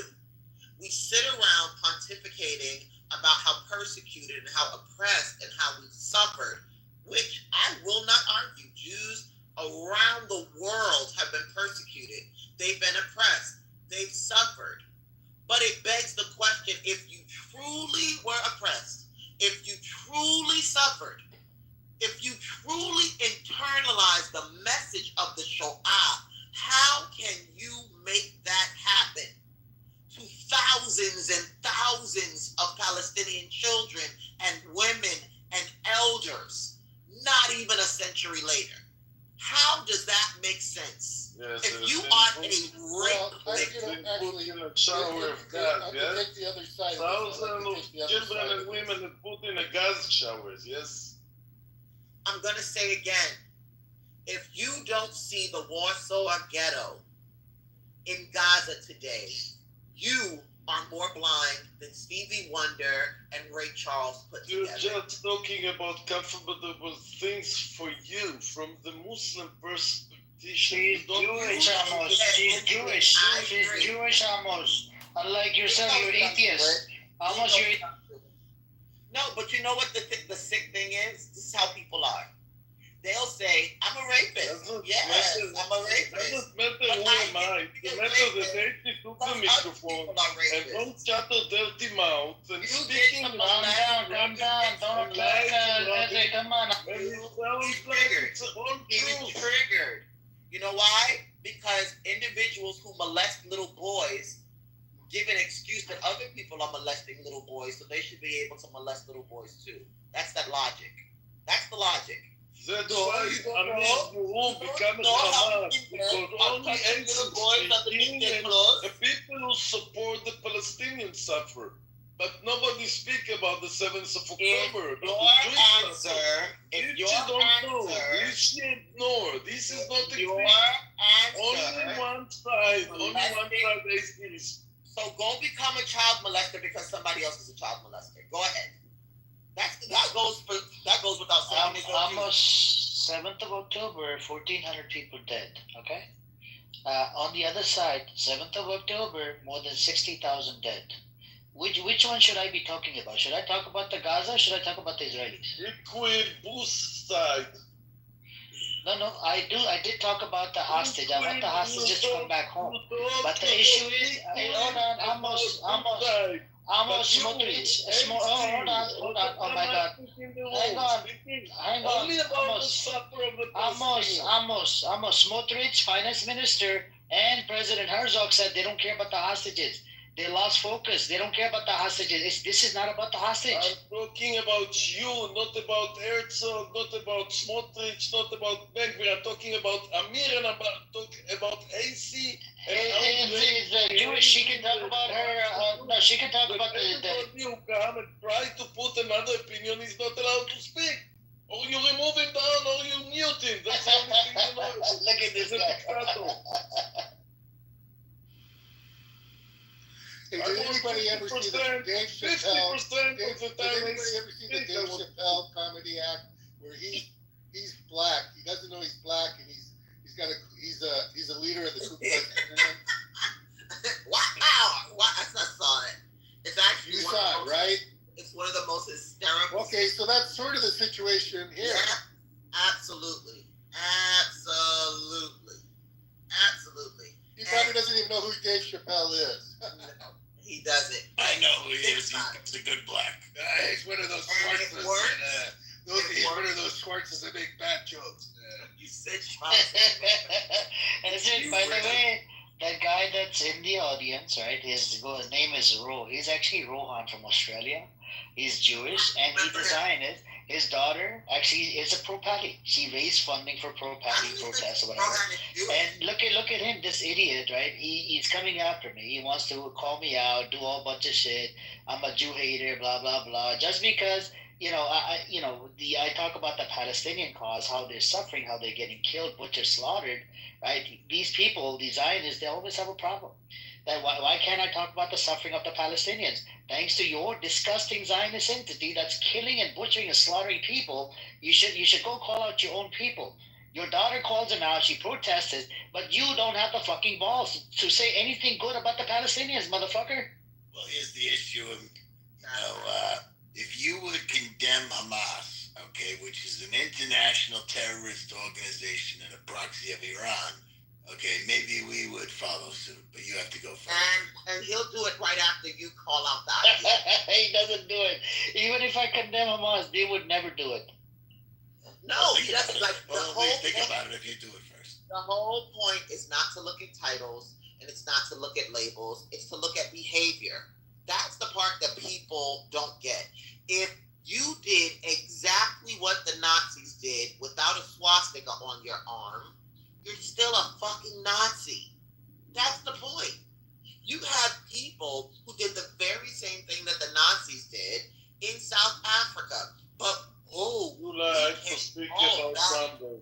How many people at the end of the day, how many people the Nazis get killed? How many people the Nazis get killed? How many people? How many people the murder? How many people? Okay, I'm going to do what everybody wants. I'm going to condemn. How many millions of people? You're talking about 60,000? Almost calm down. How many people the Nazis get killed? How many people? Tell me numbers. Well, how many people? Probably from Tell me numbers. How many people the Nazis killed? Amos, she'll answer. Hang on. Amos, she'll answer the question. Just hang on. You can't shut up long enough. It's funny how we learn about the European Jews who were killed by the Nazis, right? We don't know But anything. you don't say numbers. I ask you numbers. Say numbers. Excuse me. Are your fingers broken? I mean, you want to say 20,000 children, and I ask you a simple question. How many numbers get killed in the Holocaust? How many? Say numbers. Calm down, Amos. Calm down. She'll answer. Calm down. She's not lying. What we talk about are the numbers of Africans who were killed prior to the Holocaust on Shark's Island. We won't talk about the number of North Africans who were killed under Mussolini. The only individuals certain folks are interested in talking about are the Europeans who were killed and murdered and exterminated under the Nazi regime. How many? How many? How many? I am focused on How many? As a Jew, as a Torah observant Jew, I am way more worried about the actions of my Jewish brothers and sisters than anybody else on the planet. Why? Because if Torah says, Kol Yisrael arevim zeh bazeh, then I know that I'm responsible, whether I did it or not. I know that as I stand with the rest of Jews to say, Am Yisrael Chai, Why are you changing the subject? Why are you changing subject? You talk about the Holocaust. I ask you a simple question. How many get murdered in the Holocaust? Say numbers. How many millions have died in the Holocaust? Say numbers. Say numbers. Again. Are you okay? Did you take your meds today? Go get your Jello, swallow your pills, and come back. You speak high, and you have a voice of an intelligent, stupid woman. So everything comes from like you bring, like Moses, you come from Sinai Mountain, and the Torah belongs to you, the truth belongs to you. If I'm a Nazi, how many I killed, how many get you always comparing? You compare it with Nazi. Say numbers. How many kids in the concentration camps in the Holocaust? And how many people get today in Gaza? Say numbers. Stop numbers. Say Nazi. Say numbers. What is not comfortable, you're not speaking about. You're speaking only about what's comfortable for you. You can shout Nazi and Nazi, but you by your friends. You make propaganda for the Muslims the ISIS, for the Hamas, who will get killing that they want to murder just because they like blood. That's why they're killing and killing. Women and children, they're killing. The IDF maybe kill more, but he never killed just kill for more. killing. The IDF wants to release. The IDF has motive. The IDF has motive to release the hostages. But you not talk about the supper of the hostages. You talk about the Palestinian only. You don't talk about the supper of the hostages. You speak and speak and speak and one word. You didn't manage the hostages and the killing of the 7th of October. You just speak and speak and speak. Imagine only cares about their own dead. Imagine that. Imagine if you told me tomorrow, Amir, the only children who matter are my own children. Only my children. I don't care if you murder 60 million of other people's children. Only my children. You should be ashamed. 60 million? I have good. 60 million? That you heard. That you heard. I have good.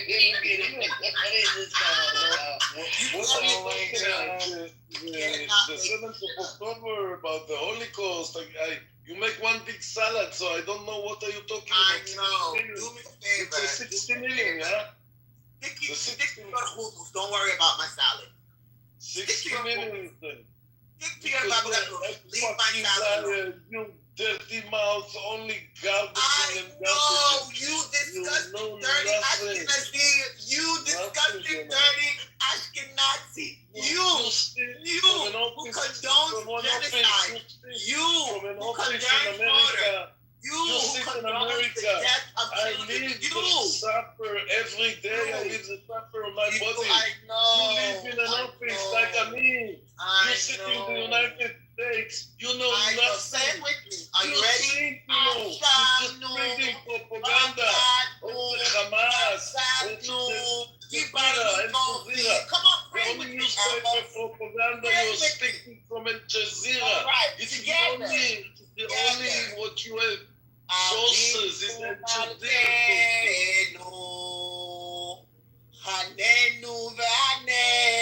You be saying it in 2 months. So you want to show that you know the Israeli Torah. You think you are the most risky, dangerous person because you look like you talking the Torah, but you are saying garbage about the Jewish and the Zionism. Lies and lies and lies coming out of your dirty mouth. How many lies? If there's even one, you filthy dirtbag, you're still guilty. If there's even one, you're dirty. Somewhere in the state, I don't know where you from. There's even one, you want me to say all this dirty, hypocritical dog. If there's even somewhere, where are you from? If there's even one, you are a filthy, dirty, hypocritical bum that was disgraced the 6 million that died in the Holocaust. They cry out from the ovens the same way Palestinian children cry out from the ashes of Gaza. Terrorists like them, you know, when you support terrorism, you become a terrorist. You are a terrorist. That's what you are, a terrorist. Who support terrorism, you know what? You can still smell the burning bodies. Who support the evil, and you know it's the evil. You know the burning bodies, and it messes the evil with side is Iran, Russia, and Gaza. It's a lie of coming between Iran, Russia, and Gaza. We pay a lot of money to the Houthis just to send missiles to kill innocent people. Ladies and gentlemen, this is the reason why Gaza. Almost in the Holocaust was it 16 million or 6 million almost? I wonder who are you talking only about Amos? You never.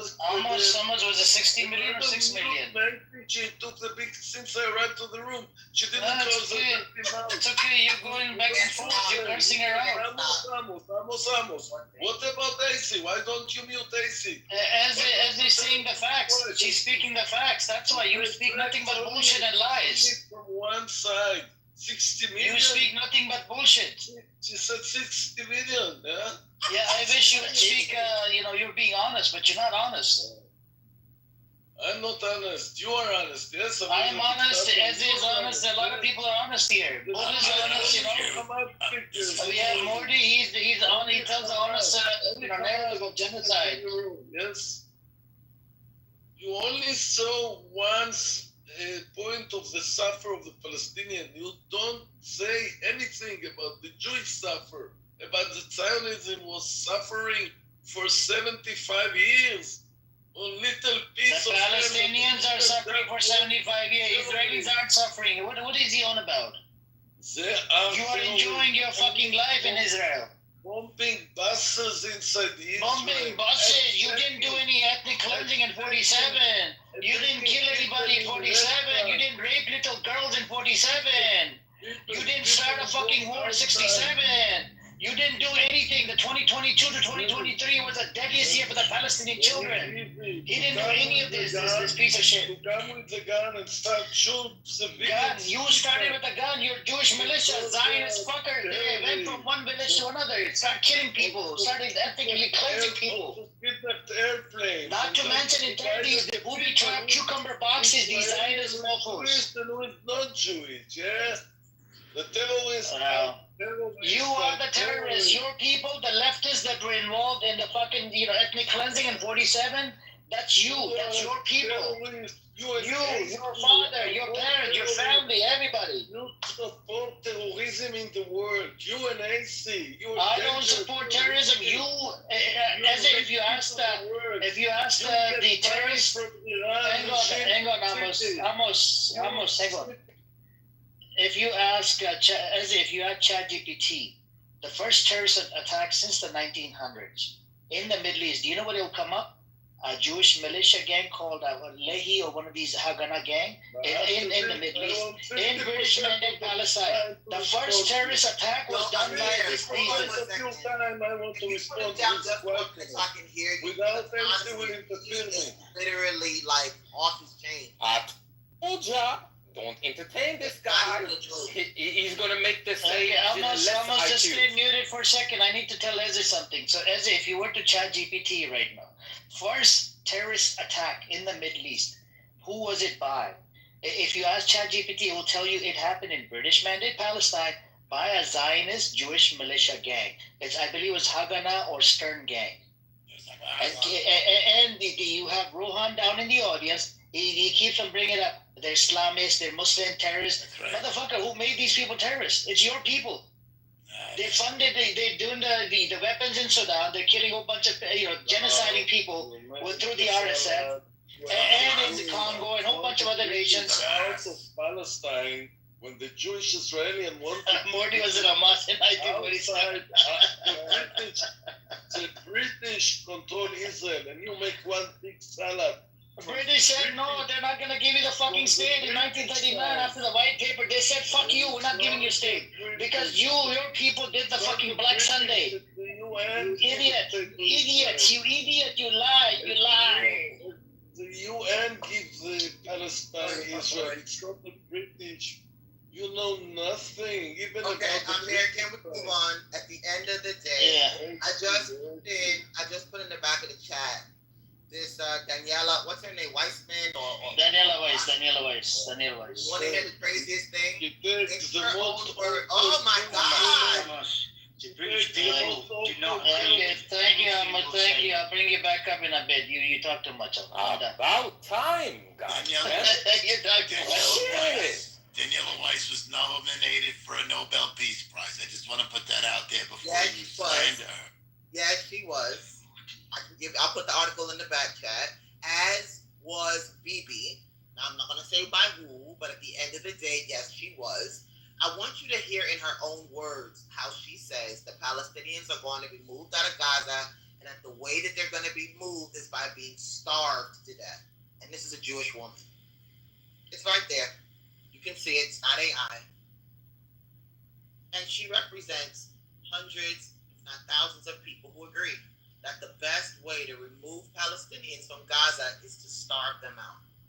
Interestingly enough, we are standing in the days between, excuse me, Shiva B'Tammuz and Tisha B'Av, days that commemorate the Jewish siege, the siege around Jerusalem that resulted in Jews starving to death. It's a little crazy.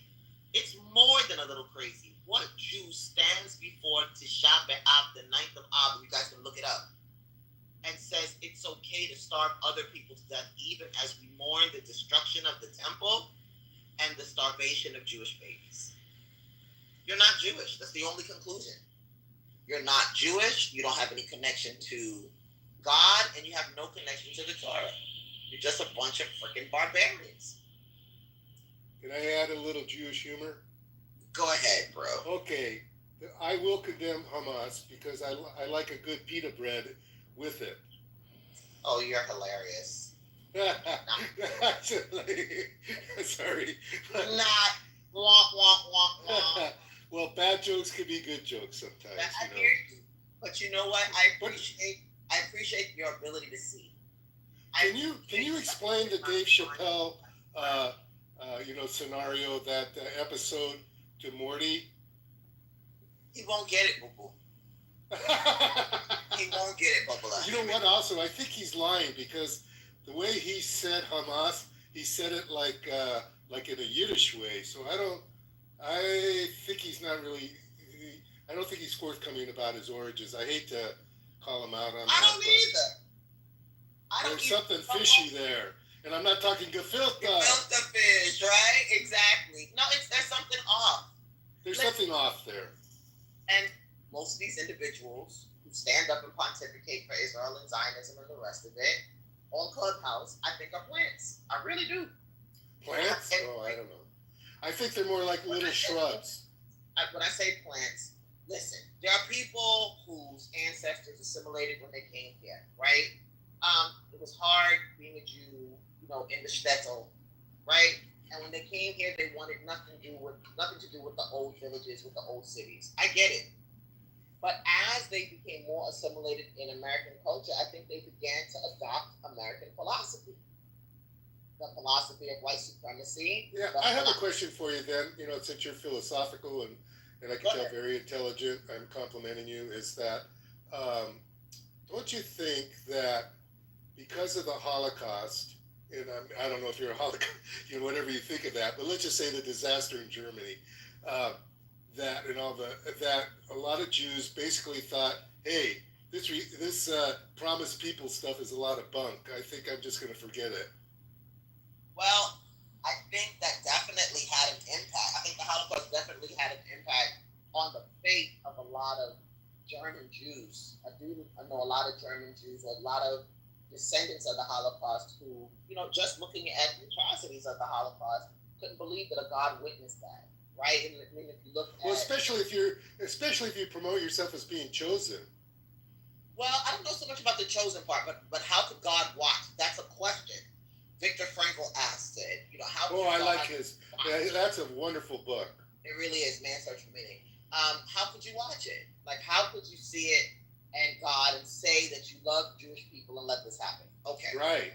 That's a good question, don't you think? It's not one that I ask.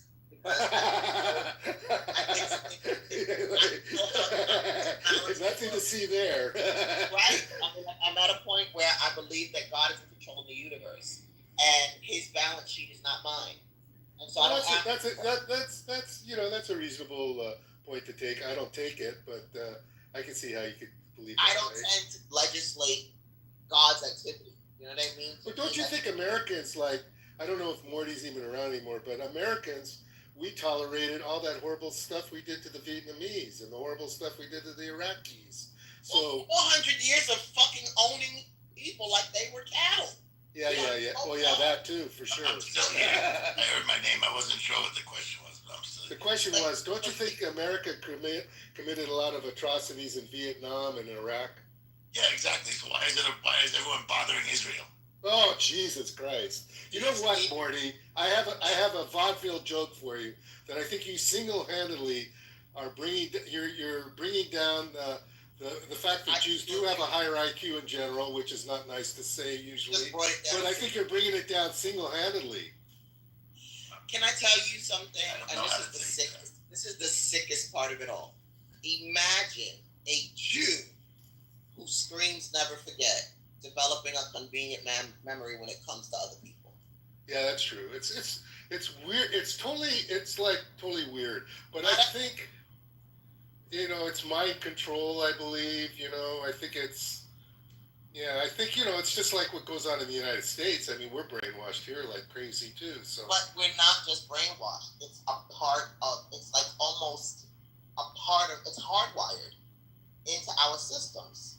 Like, if you didn't know that slavery was literally a part of our financial and legal system, if you didn't know that, you would think that it was like a bleep on a radar, that it happened and then it went away. Think about that. Our presidents owned slaves. George Washington took the teeth out of an African slave and used them as his dentures. Thomas Jefferson, President Thomas Jefferson, raped a 12-year-old little girl and forced her to carry his seed. There's a whole family of Jeffersons from his rape of a little girl. And we look. I'm not going to make a comment about the TV show because you're being very serious. But I want you to really think about that. Well, I get it. It's horrible, but. But there's no problem. I sit with that. I'm looking at his fucking face on a dollar bill every time I go to spend money, which means every time I'm reminded that a pedophilic rapist I'm going to ask you. I'm going to pull in my Jewish view of things perspective, which helps sometimes. Aren't you waiting for the $500 Epstein bill? Epstein's the Mossad $1,000 bill. Exactly. So when it comes to me being Jewish in America, I feel like I have an obligation to stand up for what Judaism once was. Were you raised Jewish, or did you adopt it? What do you mean? I'm born of a Jewish mother. Okay, I just asking. What's scary to me is that there's no way someone who learns Torah every day, no way that someone takes our history as a persecuted people seriously, and then turns around and become nasty, racist, low-life individuals. Like, do you think there's anything to that Ashkenazi theory that the Jews converted? That the European Jews converted at some point? I don't know. First of all, for me, whether you converted or whether you were born Jewish, you're Jewish. Well, the reason I bring that up is because Israel's basically the Ashkenazi run. I'm not going to say that. Okay. How come Nazi is part of the Ashkenazi the way you spell it? Okay, again, that's not. What I'm going to say is that there are a lot of people who entered into Israel, Palestine, who entered into that space of quote-unquote Israeli statehood with an atheist view of the world and life. Absolutely. So if you don't have a concept of something bigger than yourself, how am I expecting you to see God in other people? I can't. Right? If it was all about politics and finances and why would I expect you to see Palestinians as just as important as Israelis? Well, I think you could be a humanist and an atheist at the same time, like Eric Weinstein or something. But maybe. But I'm just saying in terms of Jews. Well, he is Jewish. He is Jewish. No, what? I'm talking about like the people who established the state of Israel. Yeah, I agree. I agree. It's kind of weird that you kind of orchestrated this. I mean, like, it's really kind of sick if you really think about it too. You came up with this ruse. Oh, you know how we're going to convince the world that it's perfectly okay to enter into this space and displace Palestinians. We're going to pretend God told us to do it. Well, let's give a nod to the good marketing of Jewish brains. That's not even that's Jewish. I mean, like, people say that Hitler was kind of smart. Well, he wasn't necessarily. He was adept. What would I say? He was gifted in some ways. I don't know about smart, but yeah, he was definitely gifted, and he knew how to move things around. Let's put it that way. Hey, Maximilian, you're being inconsistent now. Why? Because when it comes to your suffering, it's not so smart. But when it's other sufferings, they're smart. It doesn't make no sense, bro. You gotta be consistent, right? I wasn't talking about suffering. We're just talking about you could admire. You could admire. Let's say I'm trying to think of something else, but you could admire the brutability of Apple or the companies or Uber. Okay, you could admire something like Uber being super aggressive and accomplishing what they want. It doesn't mean that you. So then let's call them strategic. How about that? Okay, whatever. I think he's just wanting to call me inconsistent. Well, I think what he's saying, and this is what I tell every Jewish person I meet, we are being inconsistent if we claim suffering and oppression and the responsibility to call it out when it comes to our own folks, and we are not willing to do the same for others. You must feel really like an outlier. No. Well, I mean, there's not a lot of people within the Jewish community. There's not a lot of people you could say all this shit to, Kevin. That's not true. That's not really? True. I got a feeling you're in a silo. I grew up in Brooklyn too, but see, thank God for parents who taught me what being a Jew is really all about. So you have a lot of friends. Like more than 20 people you could talk like this to. Absolutely. Oh, okay. The sad part is that most of them, unfortunately, have been bullied by Zionists who make them feel like their voices are not worthy to be heard. I'm not one of those Jews. Well, isn't there something in the Torah about standing up to power in a sense, or being? There is something in the Torah about pursuing justice. Yeah. Okay. There you go.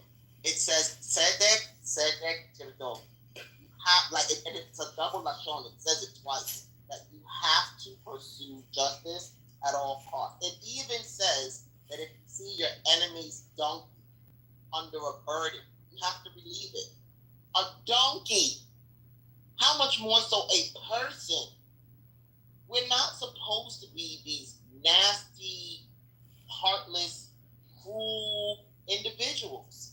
There is a mitzvah that speaks to being cruel to animals. Imagine that. But it's perfectly okay to use Palestinian children's heads for target practice? I think you would be terrific, like on, maybe it's not your inclination, but like Piers Morgan or, some debate, because they never have your viewpoint. There's either, there's different people that give an intelligent view of how Israel might be blowing it, so to speak.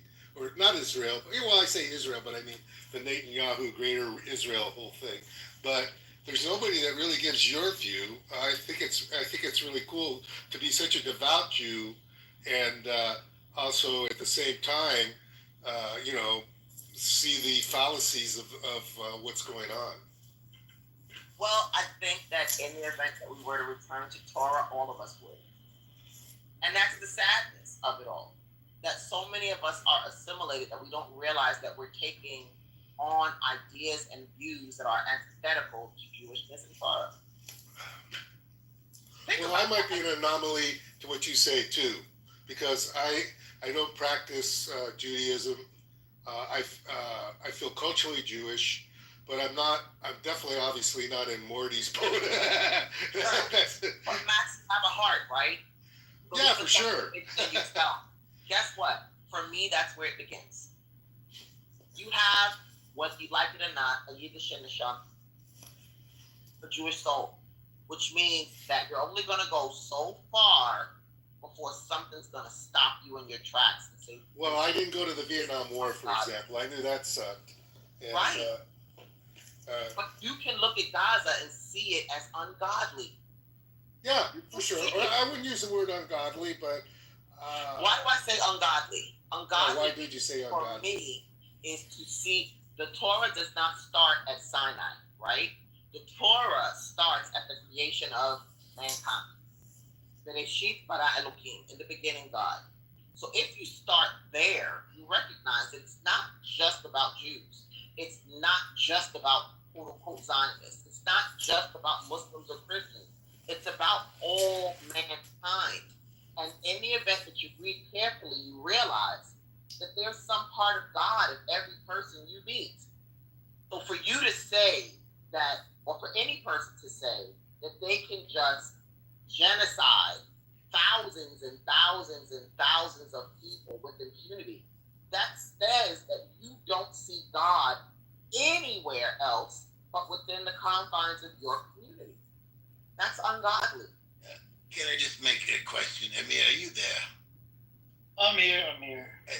Can we stop with this term genocide? This is self-defense, and I think Hamas is an international terrorist organization and a proxy of Iran, and I just don't think it's appropriate to continue with these very, these are dog whistles, is what this is. Saying genocide and ethnic cleansing over and over. Warsaw genocide?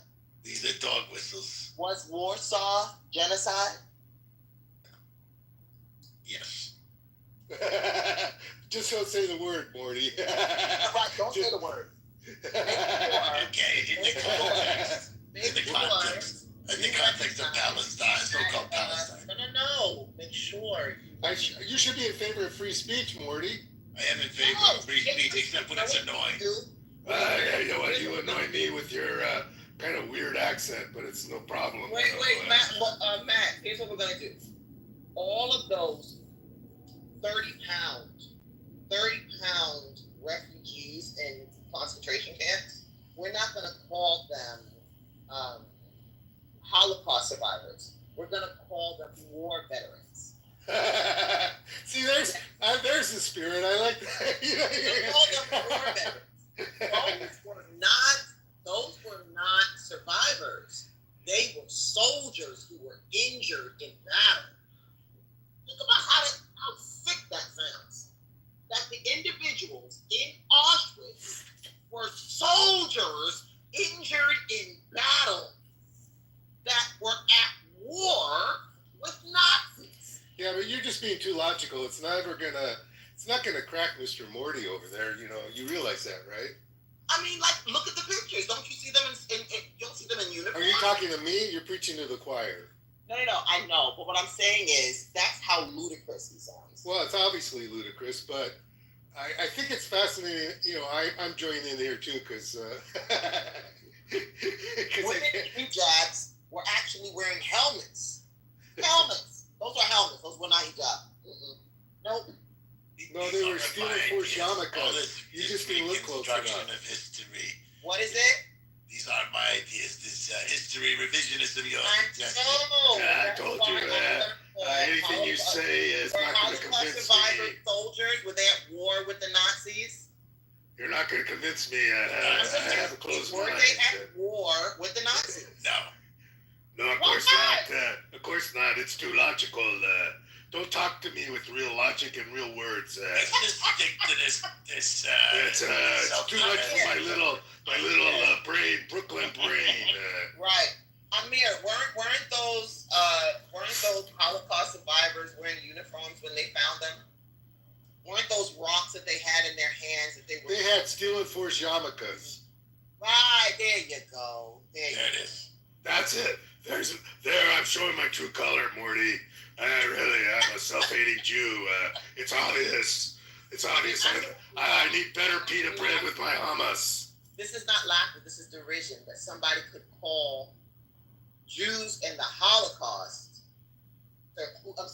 Jews who survived the Holocaust, survivors. But everybody else around the world, no, those are terrorists. Same condition. Would make it so much sense, will you? Yeah, right. People in Gaza are terrorists. People. Yes. Yes, I agree.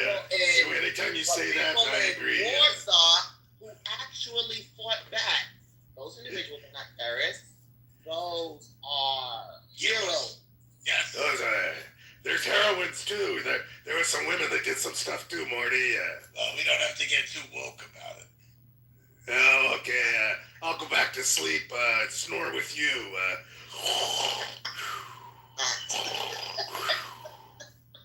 Don't wake me up. My ambience taking over. I came here for a serious discussion. How sick. Oh yeah, very serious. But you're not allowing any new ideas in. I'm seriously closed to any new thought. It's true. How sick and cold must your soul be in your body? Well, to his benefit, he's ignorantly blissful, wouldn't you say? No, he's not. You don't think so? Oh yeah, he's a schmuck. He sits on his couch. Right. And he jerks off at the Wow. I don't know about that. Oh my God. His pants at the idea of Israeli IDF soldiers using Palestinian babies for target practice. I think you might be going a little too far. Oh, okay. I opened the door a little bit, and you know now what? I'm wondering. He's never in a day in his life ever won a fight. There's always been somebody who bullied him, who tried to knock his yarmulke off his head. You know, name one instance of anti-Semitism that he thinks that he experienced. He couldn't find the mustard at the pastrami place. People say free There it is. Palestine to me Life all is the time. so- when I have my yarmulke on, there's an anti-Semitic example. They always say free Palestine. For you. You're just hiding your bald spot. Come on, give me a break. For you. You know what? What does Real that have to do Jews, with it? real Jews are he got spit on by Jews and non-Jews alike. And guess what? My Equal brother- opportunity anti-Semitism. Right, there you go. There you go. Real Jews who know what it is to fight on two planes to be Jewish. Not you who get to take off your yarmulke when it's convenient when you go into Morty, you're just all class here. Just throw up the white flag. Throw up the white flag, Morty. I'm winning this Oh, debate. Oh yeah, in your mind. I'm winning it. I'm really winning I do it. have a question for Morty the Zionist or anybody. Rolo is asking me, Rohan, he wants to see my picture. I told him I'm straight. I don't know why he's insisting. Ew. Is he really? Yeah. Check the chat. Check the chat. He's asking me for my photo. Maybe he wants to go out with you. You never know. Well, that's You're a very attractive voice. I do think that Clubhouse has a great potential as a dating app. Bro, What? I'm not into men. I'm not into men. I mean, not yet. Oh, not yet. There's always a chance, you know. I'm there. Look what happened to me. Amir, in a really sexy voice, tell him, you first, baby. I'm good. I'm not going down that path. That's crazy. That's that Jewish sense of humor I was looking for. Yeah, too much. Maximilian, man. Yeah, you know how to do this. Oh, no, I just have a good teacher, a good Rebbe that's teaching me everything. Yeah, but Maximilian, on this app, they do corner you, right? I know. I've been pastramied. I'm sure you got cornered by Rohan in the audience and Yaakov and a whole bunch of other Normal and a whole bunch of Zionists, right? Oh yeah, for sure. Try to get you to change your mind and position and whatnot. Not change my mind, just hurl insults. Yeah, just stay strong with the with the position you have because you gotta stay anti-genocide, Right. As El Normo taught me, Zionism is inherent in Judaism. Has Elmo taught you? That's what El Normo taught me, that, yes. Who? Did he tell you that pork chops and applesauce are a part of the kosher law too? No, he did not. He's a good Jew. Yeah, I've got a lot of bacon here, says Morty. Don't attack that. That's still Jewish. Nah, listen, pork is pork. Whether you eat it or don't. Yeah, that Congress, they got a lot of pork belly because of all those AIPAC. I can tell you that. I don't even like talking about AIPAC because I think it's literally the fulfillment of every horrible Shylock stereotype. Like, it's really kind of scary. How we will tell the world, please stop saying that Jews buy politicians and AIPAC buys politicians. Jews, we're very good at being magicians. We're good at everything, even being magicians. We're good at accountants. We're good communists. Converting shekels to dollars is their biggest magic trick. No, I wouldn't say that only. Or dollars to shekels. Only. They could be very communistic, technically, you know. They could be very, they could go down to the South out of idealism. I would not, my alert meter just went off. Sick. And I just want to say we're not buying politicians, okay? That's not what we're doing. No, you're just bribing them. No, right. It's just a coincidence that these districts that have nothing to do with anything, they have to go to Israel. Every New York congressman, every Florida assemblyman, every single one of them has hundreds of thousands of dollars from AIPAC. They're not bribes. No, of course not. They're not bribes. Hold on a second. What is the abbreviation AIPAC stand for? American Israeli Political Action Committee. It's a foreign entity. There you go. It's to set up a good relationship, a good working relationship. Right, and that's why dual allegiance is a stereotype. It's just about relations. Oh, yeah, that's right. But if I could just interject something, okay? Let's let them speak. It's a good... I don't think we should call it bribery. The Citizens United 2011 Supreme Court decision ruled that giving money to political campaigns, political campaign contributions, is free speech. Yes, this is one of the great shames that have happened. Yes, this is great. Wait. You're excited. He had the chutzpah to talk about Trump receiving a plane. Chutzpah! How could he receive a plane? It's speech. I'm just telling you, this isn't bribery, this is speech. This is how grown-ups speak to each other. People aren't grown-ups. Grown-ups speak to each other with cash and gifts. I wish I could grow up and be just like Morty. It's not a bribe because a Jewish person did it. That's why. These are just speech. Yeah. That's how we talk. But in the event, it's right. Shylock. You're right. Oh my lord. Oh my lord. No, it's not oh my lord. It's Gutting Himmel. Get it right. Yeah. Yes. Did your parents speak Yiddish? No. You could just make that guttural sound somehow. No Yiddish. What's even scary? No Yiddish at all? No. Do you know what being a schmuck means? Wait, hold on 1 second. So where do you get your Jewishness from? Well, my mother, of course. Wasn't Jewish? Then it must be. Wait a minute, hold on. Your father wasn't Jewish? No, he's not a Jew. He was Seventh-day Adventist. He converted later in life, but he wasn't. When he got the light, when he came to his senses. Yeah, he wasn't born a Jew. I got you. Well, he's still a Jew. Yeah. When my mother wouldn't sleep with him anymore, he thought it was good to convert. What do you think? I wasn't going to go there, but, it's consider this nuance. A little nuanced, yes. Very fine. It's do you guys have a number for how much schmear AIPAC is responsible for? Are you talking about cream cheese? I'm not talking about cream cheese at all. How much schmear is AIPAC responsible for? How much money do they give politicians? AIPAC is one of the greatest. Can somebody ask ChatGPT how much money does AIPAC smear on American? Yeah, and compared to other lobbyists. I don't care about other lobbyists. I care about a Jewish lobby. It makes sense to compare it if it's way out of proportion. I think it does make sense. You have a hell of a way of talking about one of God's greatest gifts to America. Bribing. Yes. AIPAC. We're speaking about God's greatest gift to America, billions of dollars in debt from giving Israel, billions of dollars in munitions. Do you know what we could do with that money? What? What can you do that's better than giving Israel money? You can have a lot of yeshivas. No, we could feed our homeless. We can make sure to take care of our veterans. We can make sure that every child gets to eat lunch at school. Yeah. Should I continue? Let's have this conversation when Israel is secure.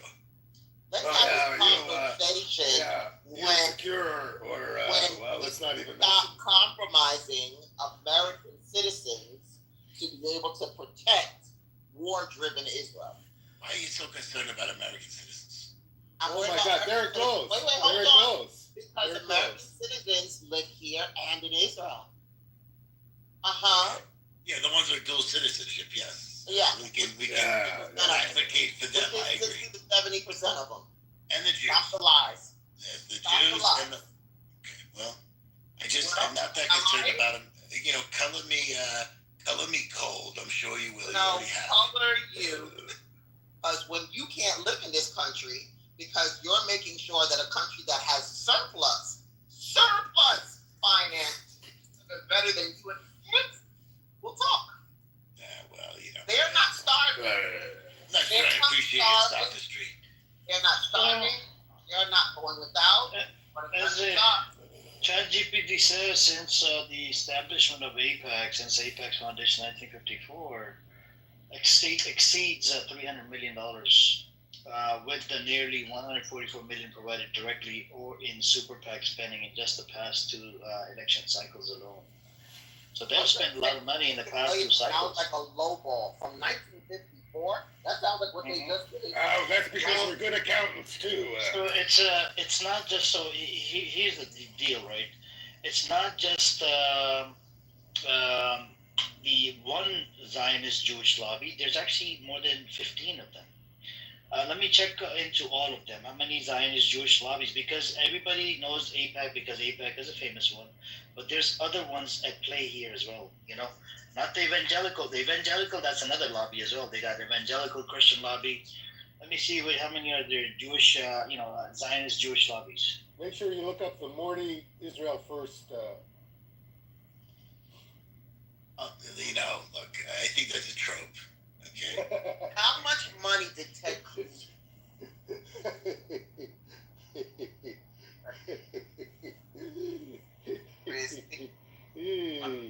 I don't even think Morty exists. He's just some sort of bot.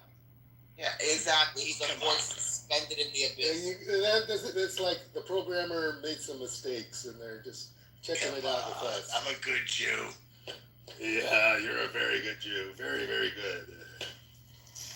So ChatGPT says there's a totaling over 100 organizations, and they've funded a lot of money. Like, you know, and some of them are actually, some of them are Jewish, some of them are non-Jewish, but they're all, you know, Zionists supporting Israel. Like you have this, you know, of course, the AIPAC would be the number one, number two, ADL, number three, Zionist Organization of America, ZOA, J Street, American Jewish Committee, Conference of President of Major American Jewish Organizations, Christians United for, that's a Christian one, Democratic Majority for Israel, United Democracy, Birthright Israel, Stand With Us, Israel Project, Hasbara Fellowships. What the hell? They even have Hasbara bullshit? They make up bullshit? You know, they spread lies about, you know, it's like a pro-Israeli narrative.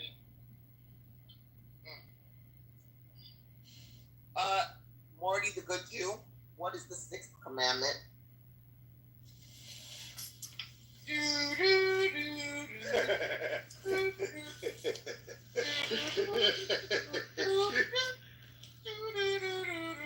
Thou shalt not be without the good mustard when I get up a straw man. Thou shalt not murder. Do you think you need to max the first 10 before you get to the other 603? Well, you know, it's already written down. I don't need to memorize all this stuff. It's all at my fingertips. Understood. I'm still saying, do you think that we need to, as Jewish people, do we need to master the top 10 before there's 613 mitzvot. Do we need to master the top 10 before we get to the other 603? I just have to know how to Google it. I see. I mean, look, I'm not really that religious. I think you probably figured that out by now. I don't think it's going to come as any surprise to you to learn, culturally Jewish. It's not just a religion, You like bagels and cream cheese and schmaltz herring every now and then. I can eat bagels and cream cheese every meal. I believe you. Actually. Only if it's from a good New York Jewish deli. Yeah, I would agree. Good stuff. But glad we agree on something. More to being Jewish than just bagels. More. Yeah, matzo balls, schnitzel. Again, can we move a little closer to North Africa? Do we have to stay in Poland? Do we have to? What's up, Assalamu alaikum, and welcome back, Scotty. Gracious. Anybody want to come on up? Just unmute and come up. Have you even heard of Jachnun? Have you ever heard Sounds of like a UFC fighter. Boy. No malawak, no Jachnun, no baba ganoush, no hummus, no. Of course, we invented hummus. No, it's not hummus. That's your terrorist group, remember? It's hummus. That's Hamas. I see. Hummus. Say it with me. Hummus. Hummus. Mm-hmm. We invented it. I know. It's a Jewish original recipe. It's so funny. C'est lahmachin. Lox and gin. What I'm trying to say is those countries that are closest to Israel and the Middle East are closer culturally to Torah and Judaism, right? Yeah, come on, the terrorist countries? Is it? That's what I was going. A little bit off topic. More religious Jews live in Muslim countries than they ever lived in Poland, Russia, or Germany. Just a little bit of off topic. I was wondering, have you seen Macron's wife? Is it a man? Is it a he or she? I think she's just a very ugly woman. Brigitte. Can you put some respect on her name? Her name is Brigitte Macron. Her name is Bubba. Her name is Bubba Macaroon. So Trump called Candace Owen to tell her to shut up and not say anything because he confirmed that he had dinner with her. He had dinner with her. You know why? You know why this is significant? Why? Because Macron is not really with us in Israel. He's been speaking out a little bit against us. Trump is trying to manage that relationship, massage it a little bit, and bring him back around. Massage it a little bit? Oy. We need to bring Macron back to the pause. That sounds like some homosexual stuff. Come on, where are your people's heads? Why is everybody's head in the corner? Knock the table a bit, you know? I know it's the middle of the night. He just accused me of masturbating on my couch, which I don't masturbate on my couch, for the record. I know you do it in the mikveh with all the other sick people. Oh my lord! I'm not going to first of all, I'm not going to disclose the location that I masturbated. First of all, you're giving me like heat rash. Stop. Disgusting. Just a thought. That's crazy. At the end of the day, though, I think it's important for us to realize, whether we want to own it or not, there's going to be a whole lot of world leaders and people who are going to come out against Israel very, very soon. Not if we can help it. Well, how can you avoid it with what people are seeing today? Mossad. And Mossad is not that good at Hasbara. Not that good. Well, you cannot take that sight of Gaza and those children out of people's minds. You can't. Well, here's the issue. You know that Christian Zionists are pulling back by the millions in terms of dollars? I didn't know that. That's concerning. It's very concerning for anybody who's living off of those funds. We need an aggressive. But watch this, and this is all seriousness. What sense did it make politically, strategically, for Israel to bomb the one Catholic church in that region? I condemn that attack. Oh, that attack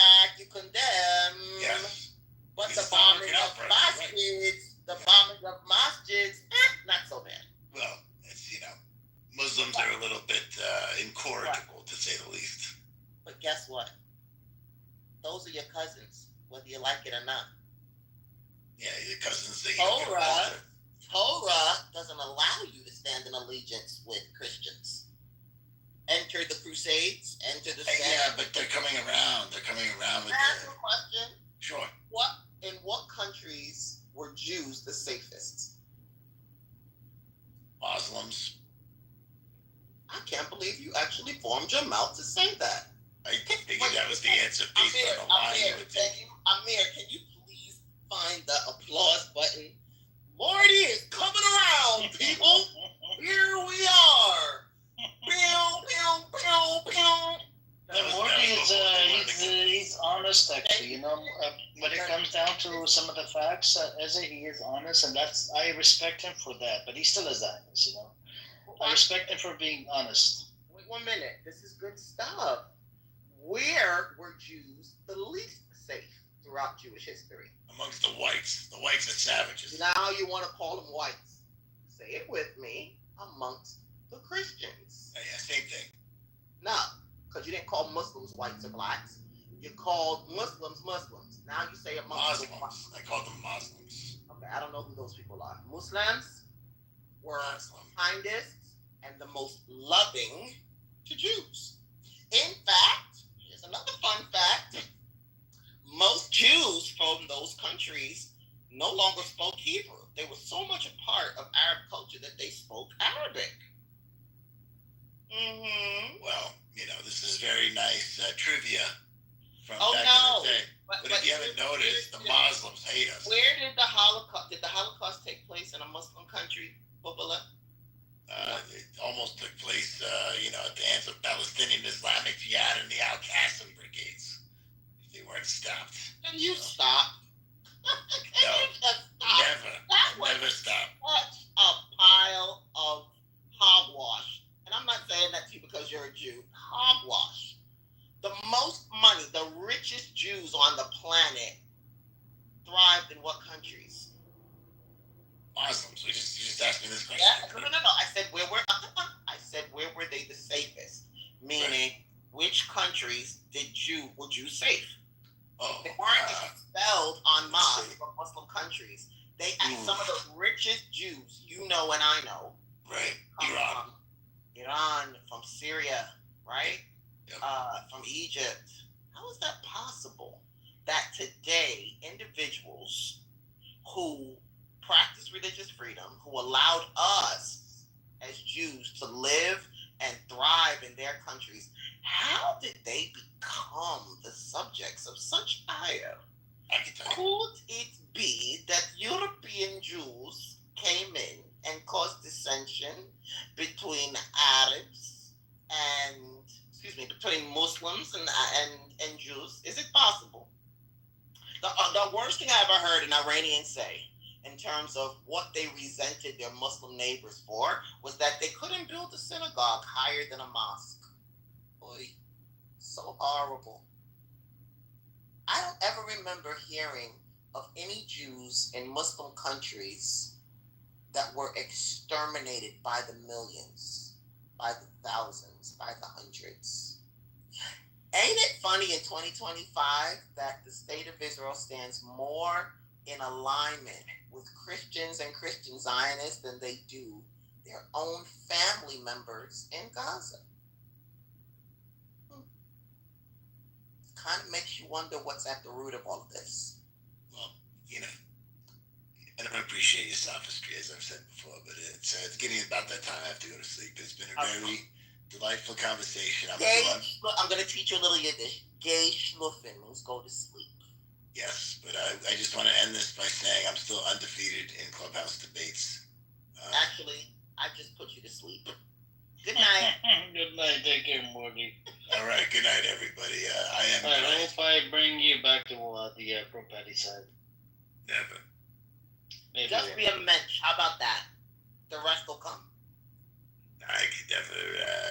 A mensch is just be a mensch. A mensch is a decent human being. We don't even have to say pro or anti. Just be a decent human being, and you'll make your bubbies and your zadies proud. I am a great human being, so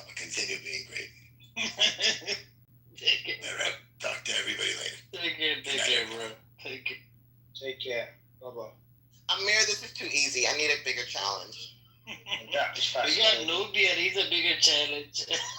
Nubian is. This is the quietest I've seen Bull in months. What the fuck?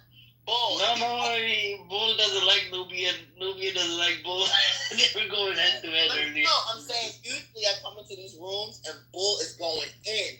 Where you at tonight, brother? Nubian, by the way, Sister Izzy, she's Jewish. She doesn't support what's happening over there in Israel and whatnot. Yeah, I was actually just enjoying the conversation, so I was just listening to be honest. What you say, Nubian? I don't believe in Jews who aren't Jews. It's not just. What? You don't When believe I see in what? Jewish people, let me be clear. When I see Jewish people who claim Judaism, but they aren't, they are of other nationalities, then I just look at them as a myth. Like it's like seeing a unicorn. Okay. Is that you in the PTR? Absolutely. Okay. So why are you making assumptions about her? No, Do you know this lady? Do you see what he looks like in his PTR? That's why. Yeah, no, but this guy right here, he thinks he's the all-knowing and he knows everything. Like he could just like take a look at you and just. Did I cut you off, sir? Only a lot. I hate this guy, Amir. You like hate. this guy. We need to coexist. We need to go, like Amos says, we need to coexist. That's just blabber from Amos. But then again, bro, he thinks he's all-knowing and that he could just like take a look at a person and he knows everything. This And guy's it's just mad very that I went to fascinating. college. He's literally mad that I went to college. Bro, anyone can go. Who said that I haven't been to college? No, but Bull. You see? And now he's trying to deflect from the conversation. What was the thing that he said he doesn't believe? What was that again? That you could choose? He said that when he hears Jews who are of different cultures, I think I heard that he does. I don't know. It's for some different nationality. You mean white? You're talking about the white Jews, Dr. Nubian? Yeah. I don't see the white, black. It's just Jews. And I know what a Jew is. I've always known what a Jew was. As I said earlier, I grew up in. So do you think the sister Izzy is Jewish? She's Jewish. If that picture is her in the PTR, then absolutely not. Oh, okay. You see that? He knows everything. Wait, hold on. This guy right here, bro. He's the problem. You don't want him to represent the cause. I'm just telling y'all. Okay, you got it, Eze, but you're the one who called for me. Remember? No. What I'm saying is, I want you to look good at this person's horsehead PTR and understand that people whose parents were sister and brother, they go to college too. Leave it alone. Thank you. Parents, sister, and brother. I'm confused. But like I said, I just don't. Meaning you're the product of incest, and it shows on your face. But I'm absolutely not. My parents and I were from the same country. Like I said, it shows on your face. You were talking about someone else not being Jewish because of their race, and I'm looking at your face and saying that you probably have the same problem, which is why you're probably pointing at others. You grew up in Williamsburg. You didn't grow up in Sudan. You didn't grow up in Iraq. You didn't grow up in Afghanistan. You grew up. How did you know he's from Sudan, Izzy? I said he's probably not from those places. He said himself he grew up in Williamsburg. Oh, okay. Williamsburg is in Brooklyn. Yes, I'm aware of where I grew up at. Right. He wasn't talking to you. Are you a Muslim? Absolutely. Okay. Where do you go to pray? Al-Taqwa? Where do you go to pray? What? Where do you pray? I'm from Brooklyn too. She's asking what mosque. Yeah, I know. But this is just getting He's weird. afraid to say. You know why it's getting weird? Because you're a fraud. You're a fraud. Yeah, and you overcompensate a lot. That is an AI picture. Not really you. Okay. It might actually be him. No. Can we get a reset? Let's say something. Jump off the mic. Now it's getting creepy. Now you have toxic victim mentality, but you just went at the sister for nothing. There you go. I said I don't believe in non-Jewish. Starts with personal attacks and ad hominems, and now you're the victim. Imagine that. You asked me. He literally Nubian. asked me, and I answered. Nubian, but brother, my question to got off of mic and you came out of your face with some nonsense, knowing full well that you literally AI'd that photo to make yourself look more Muslim. Nobody in Brooklyn, Williamsburg looks like that. Just cut the crap. I'm not from America. You're What full are of you talking shit. about? I was just raised Full of in- shit. I'm not from America. You're full of shit. I know Brooklyn. he's from Sudan. Amir, he said he's from Brooklyn, Williamsburg. That's 5 minutes away from my house. He's full of shit. No, he was raised over there, but he's from Sudan. I know his cousin is on here. Do you know that for a fact? Yeah, because his cousin is on here. I know his cousin Mahdi. You'll see him in some of the Quran-centric rooms, or I'm gonna say one of his Muslim or Arabi uncles married a black woman, and that's how he came. I'm not mixed with African American at all. I don't know what you are, but at the end of the day, I can. Okay, I'll tell you this. I know you're not a Jew. That's the point. Okay, because guess what? Because you're such a expert, I'm gonna take your word for it. Okay, that's good. That's What a clown. All I said was I don't believe in non-Jewish. Either you know or you don't know. Okay. Right? Have at it, bro. I mean, one retard leaves and another one shows up, bro. I don't think that's right. This is why this is why Amir was trying to give you the fair warning that, you know, stop doing the friendly fire, but you're beyond reproach. We need ceasefire between Bull and Nubian and Sister Izzet, man. It's not gonna happen. He's too arrogant. Nubian, all I'm gonna say, not a I think righteous you're probably thinking about the black Hebrew Israelite. Is that what you're thinking of? But Sister Izzet is actually No. That's not what he's thinking about. Claim to be Jews. And like I'm thinking of black rabbi, guys like him. I just hate people. No, she's not like Black Rabbi. Black Rabbi is something else, bro. He's not even Jewish. He's not going to stand corrected. He's too arrogant.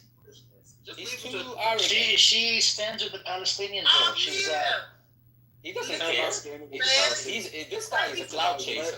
It's about a tribalistic based religion. So how when I got an Asian Jew, don't open the door for him. Leave him alone. Just leave him alone. We don't want to hear him talk about it. You're very controversial, brother. You're very controversial. What a clown. Oh, very controversial. Nubian, I think I could use you for one of the big rooms. Yep, I'm not trying to hear it. Oh my God! Just leave it at that, bro. Like a beautiful imagine, just leave it at that. Imagine if I just came out. Just leave it at that.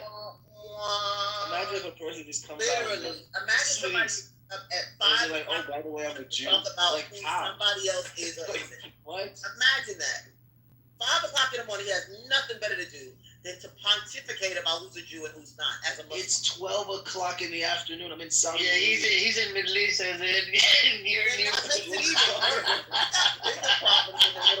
It's lunchtime. I'm drinking mango juice and eating nuts. Nubian, do you do this in the Quran Center room as well, bro? Is that what you do?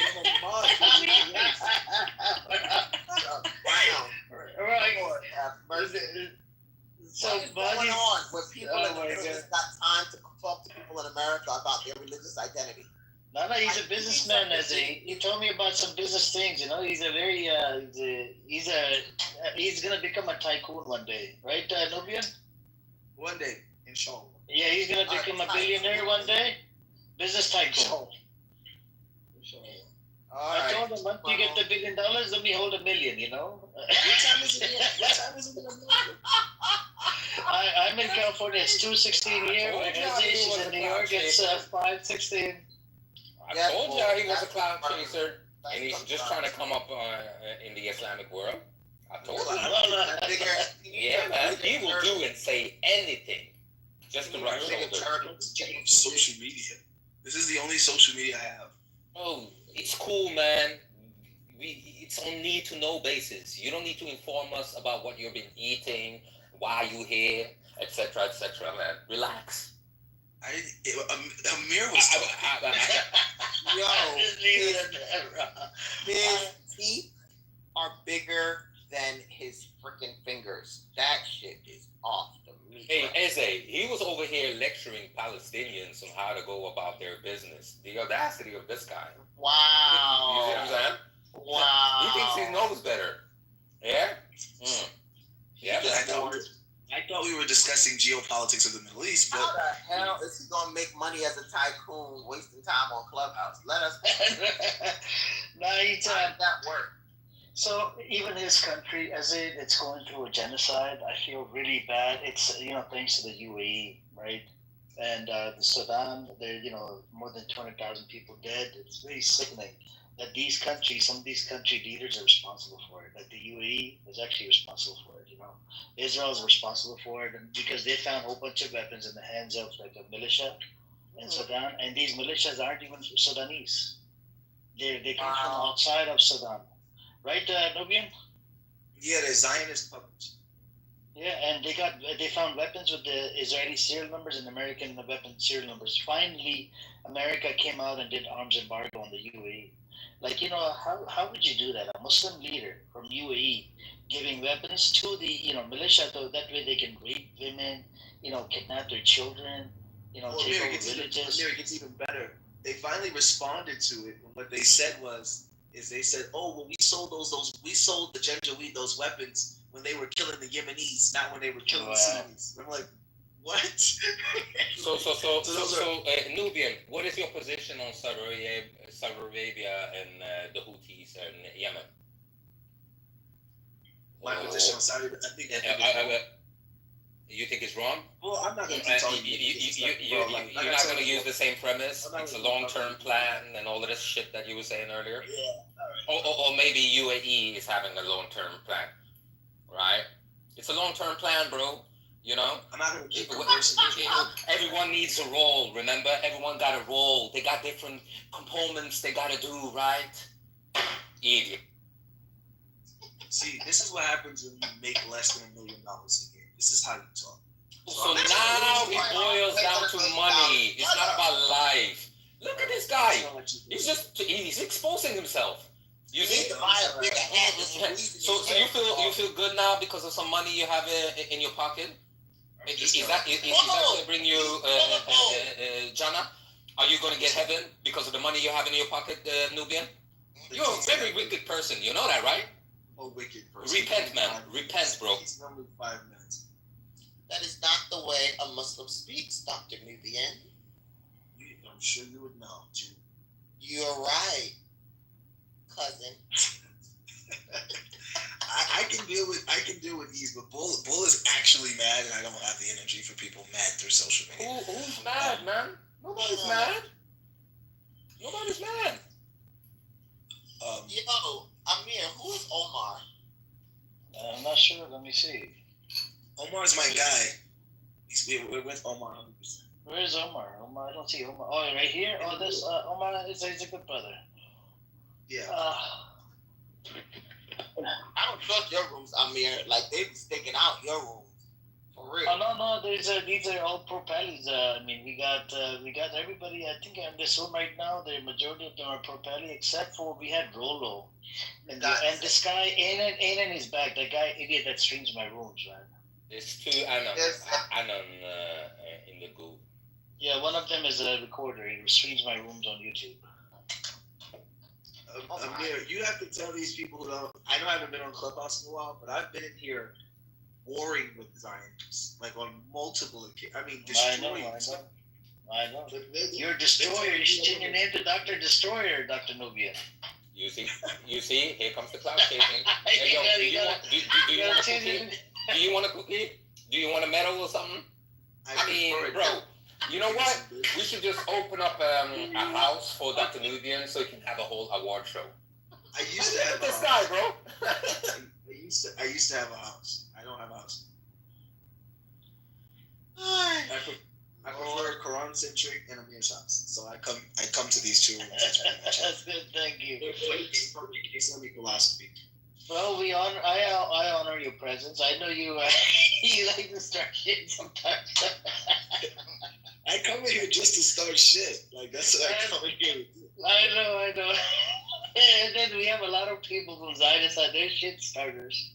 They like to start shit with pro-Pallies, man, all the time. Like today, The guy wanted me to put my picture, like in the chat. If you read it, his name is Rohan from Australia. His daughter is Propelli, and he wants me to put my picture up. I'm like, I'm not gay, man. And they're into doxing business, like normal. You have the Rohan, you have the other people like Randy the Candy, that David B. That guy, he actually met up with Rohan. Yeah, I've had war with him multiple times. Are you talking about the Australian one? Yeah. What did he say? Did you get him to change his position? I don't think anyone can get him to change his position. But his daughter's Propelli. I didn't know that. If I would know that, I would use that as a weapon. I'm really waiting for Black Rabbi again. So that's what I'm waiting on, because I want to really have the conversation with him about what tribe he's from, and I just want to really just dive in to the tribe. What tribe of Jews is he from? That's like my arch nemesis. He's the Sith Lord to my Jedi Order. So that's your arch nemesis. Yeah, I hate that. I hate him more than you. And you're supposed to be this super duper intellectual guy? Actually, imagine that as look at him. I'm just mad he's coming. Suits you, man. I'm just mad he's coming. Yo, I did not know. I'm sorry. Now that I'm taking a deep dive into APAC, I didn't know that Hakeem Jeffries receives money from APAC too. Yo, that's some shit. Hold on. No wonder he doesn't come out for Gaza or Palestinians. Damn. And that's probably why he didn't stand up or publicly endorse Mamdani. Remember that? He needs to be able to say, what was it? Global Intifada. What was the statement? Amir, what was that? Globalized Intifada. Globalized Intifada. No, Hakeem Jeffries. I was wondering why he didn't stand up or endorse Mamdani. And it's because he's on the take from APAC. He is? Yeah. Amir, when you moving back east? Inshallah, once I do what I need to do, inshallah, then probably take me 3 to 6 months. You're paying triple in California. I know. I want to move and just buy me a property. Hey, Amir, don't put too much of your business out on the internet, man. No, I know. This is not a social room. That's true. But I want to be close to the Zionists, so that's where I'm gonna move to. Yo, this dude got 1,635,000. Wow. It's a big list. It's a big list. So many of these people are connected. Even when I was telling somebody, if we go to a grocery store, right, we buy something from a cashier. We don't know if this cashier is connected to the Zionist entity. We don't know. You know what I'm saying? Because they're all connected. They're spreading the narrative. They're pushing that, envelope or whatever you want to call it. And now what they're doing is because they lost the PR war, they're attacking Islam, the faith. And even Mamdani, because of Mamdani, some of these people are calling Mamdani like a terrorist Islamist. So they say he didn't even say anything about Islam or whatever. Wait, you said Mamdani didn't? Yeah, no, Mamdani didn't mention anything about Islam, that he's going to bring Sharia law or anything like that. But these people, the Zionists and some of the white supremacists, you could say, they're, the one that are Islamophobes, that they're spreading this narrative on social media. If you go on Twitter and on here and even on TikTok, they're spreading this narrative attacking Islam, that, this Mamdani character is going to bring Sharia law, he's a terrorist, he's this. And in relate to the Zionism, if you go to the Zionist rooms right now, since they don't have any more talking points, nobody really talks to them as much because they lost the whole narrative, right? So what they're doing is they're attacking Islam. That's what they're going for now. Wow. But you know what? Fuck them. I'm so serious. Like, the world is finally seeing who people really are. Easy. You'd make a very good Muslim. You should consider the Quran. I Amir, is this one of your friends? Nubian, calm down, bro. Calm down, Nubian. Calm down. We're not. This is not one of those rooms, brother. I know what you're trying to do. I don't leave it at that. Leave it at that. I just saw a perfect opportunity for Dawa. I know what you're trying to do. But leave it at that. Sister Ilse, she's a good sister. I came across her a long time ago. She would call out all the Zionists on this app, and they attacked her. They even called her workplace. You know that normal character, the Zionist mofo. He called her workplace, trying to dox or whatever. How the hell you So find her? bro, these people are able to find everything on people. That's why, and the normal call started calling Fawad Jalani. So I called my other AI account Fawad Jalani. Because I want to spread this narrative full of lies. And even apparently he's making up another claim today that I have a arrest warrant out for trespassing. I'm like, which property did I trespass? You're trespassing at a synagogue. That's what he wrote in the chat. If you scroll up, it says, you were charged with trespassing. I'm like, which charge? Who is it? Which property?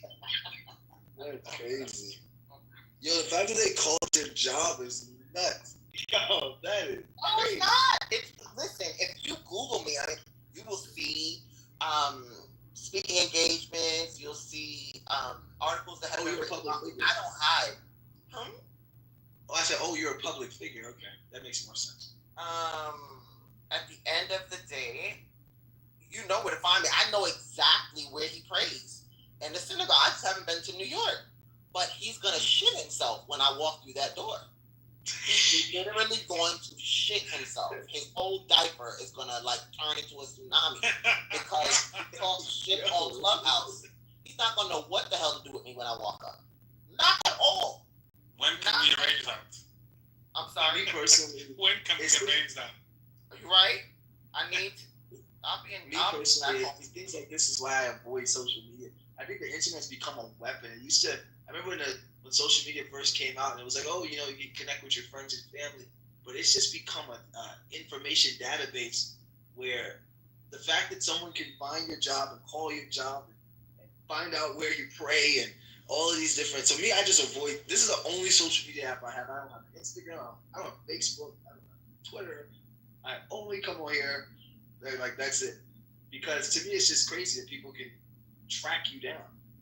And, but to be honest, the problem is to AI and the rest of it, they can do that anyway. If they really want to. The problem isn't social media, it's the people that you're hanging around with. If people are in the business of doxing, they will dox, regardless of where you find them. Yeah. Truth. I gotta decide whether or not to put Jeffries, expose him on my face. Okay. The tracking system is going to be worldwide. It's not an American thing. It might start in America, in the West, but make no mistake about it. Where you are, Nubian, it will come to a city near you as well. I'm not safe, right? Lord have mercy. I think I'm in one of the safest places in the world. But good thing I have multiple passports. So if it gets unsafe here, I'll be on move to the next location. I like to travel. But Dr. Saudi Arabia, you sure do like to humble brag a lot. Saudi Arabia doesn't allow multiple passports. That's not true. So one, being American, if you're an American citizen, that's already one. Then two, you can have. I don't have a Saudi passport, obviously, because I'm not a Saudi national. But you can obtain multiple passports, multiple residency, very easily. So I don't know if that's a rule for Saudi nationals, but that doesn't apply to me. I'm an American citizen. Yeah, it's for that's what because I rented it out. I rented cars out to a Saudi national before, and he said you can't do that. And I actually looked into it, and I think they have a law you can only have one. Some countries only allow one passport. Yeah, I think that works. I think that goes for their citizens. I don't think that applies to institutions. Not for foreign citizens, no. Yeah, because I have a citizen's passport, you have an Egyptian passport. Is it true that if you've been to Israel that you can't travel to Saudi Arabia or can't make Hajj or anything else like that. Something like that, like certain countries you can't visit because you have Israel on your passport. I've been to Israel before, and that was back in 2017 or 16 or something, and I didn't have that problem. Yeah, but they don't stamp your passport, does it, in Israel? They know that people, they don't, same thing in Iran, they don't stamp your passport. Right, I got a little card. When I was there, they treat you like a terrorist. I'm like, God, I never been through such security in my life. They did a cavity search on you? Bro, damn near. I mean, my full name is long. My full name oh my God. My first, middle, last, and then I have like all my grandparents. Ibn. Oh, wow. You're done. Yeah, it was. So where was that part? In Israel or someplace else? Say again. Where did you go through that? I was going to visit Al-Aqsa. That was the purpose of going. Oh, you said when you went to Israel, you went through this. I said I've never experienced a security like that in my life. Like, yeah, he went to Israel. He got to Israel. The craziest shit. When I went, when I went, it was all green lights. I don't even want to tell you guys about that trip. That was like, I'm not going to do it on Clubhouse, privately maybe. But all green lights. You must have an English name. If your name is Arabic, if there's a Muhammad and a Fadullah and all these different. Don't disclose anything. Don't disclose anything. Just let him slumber. Just let him slumber. My first name is both Arabic and Hebrew, and so is my father's. Oh, okay. So maybe I don't know. But at the end of the day, I'll never forget because all of my siblings went to learn there. Like last year, high school is part of their program. But I remember my mama, bless her memory, she was so funny. I was like, I know that when we come through, they're gonna put all of the black. And my brother-in-law, not my brother-in-law, excuse me, my brother looks more Yemeni than he looks black, right? His hair, his face, whatever. I was like, watch me, but they're gonna treat him like he's a Palestinian. They're gonna treat him like he's a Muslim. And my mother's on the phone like, don't say that out loud. Don't say that out loud. They're gonna put my son off of it. And I'm like, Ema, at the end of the day, this is who these people are. And I talked all this shit knowing that they were gonna do that to me, right? They were like, Mrs. Eze, please move to the right. Okay, yes. Who are you going to see? Okay. Missy Atova. Kept it pushing. I got scared. I was like, I know these niggas will set me up. For real. Like I'm looking around over my shoulder. But 10 years before, a group of black Jews had come from New York, and they were detained for over a week. At not the airport, over like in El Al, because at that time black Jews walked in solidarity with Muslims and Palestinians. I know that's a little bit longer than 10 years. I want to say maybe 20 to 30 years before. Real talk. What do you think they would do now, Amir? So I think they're looking for everybody, like the brother that does spaces on Twitter. They put his name on the rockets that they shot at Gaza, Suleiman Ahmad. He's pretty much on the wanted list. They passed the law. If you support, what was the law? The law was if you support Palestine, if you criticize Israel in any part of the world, and we have the information and whatnot, you would not be allowed entry. I think that's what they're doing nowadays. So if like for me, I don't think I'll be allowed.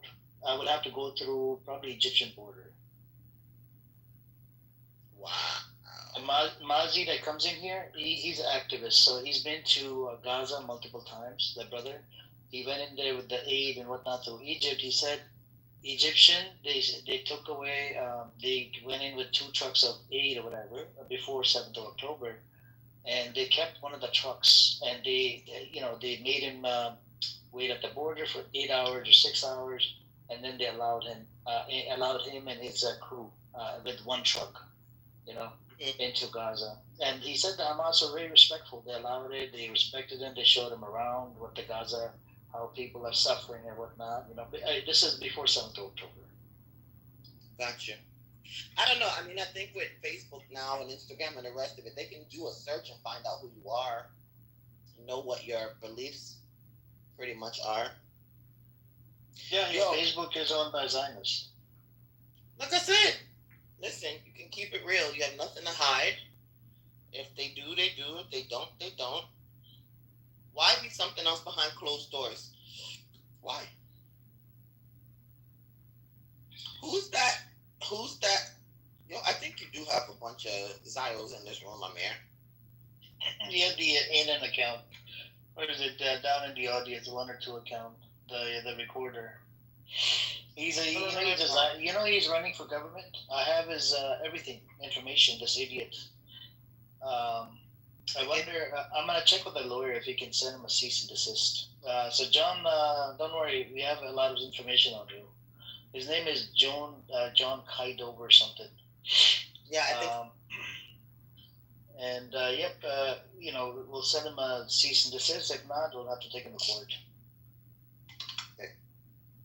Wait, Amir, could you repeat that? So the idiot down in the audience with the ANN account, you see that? With the ANN account, I can't kick him. I can't do nothing with this stupid new feature that they have, the Plus account. I have a Plus account as well. Yeah. I can go into incognito mode.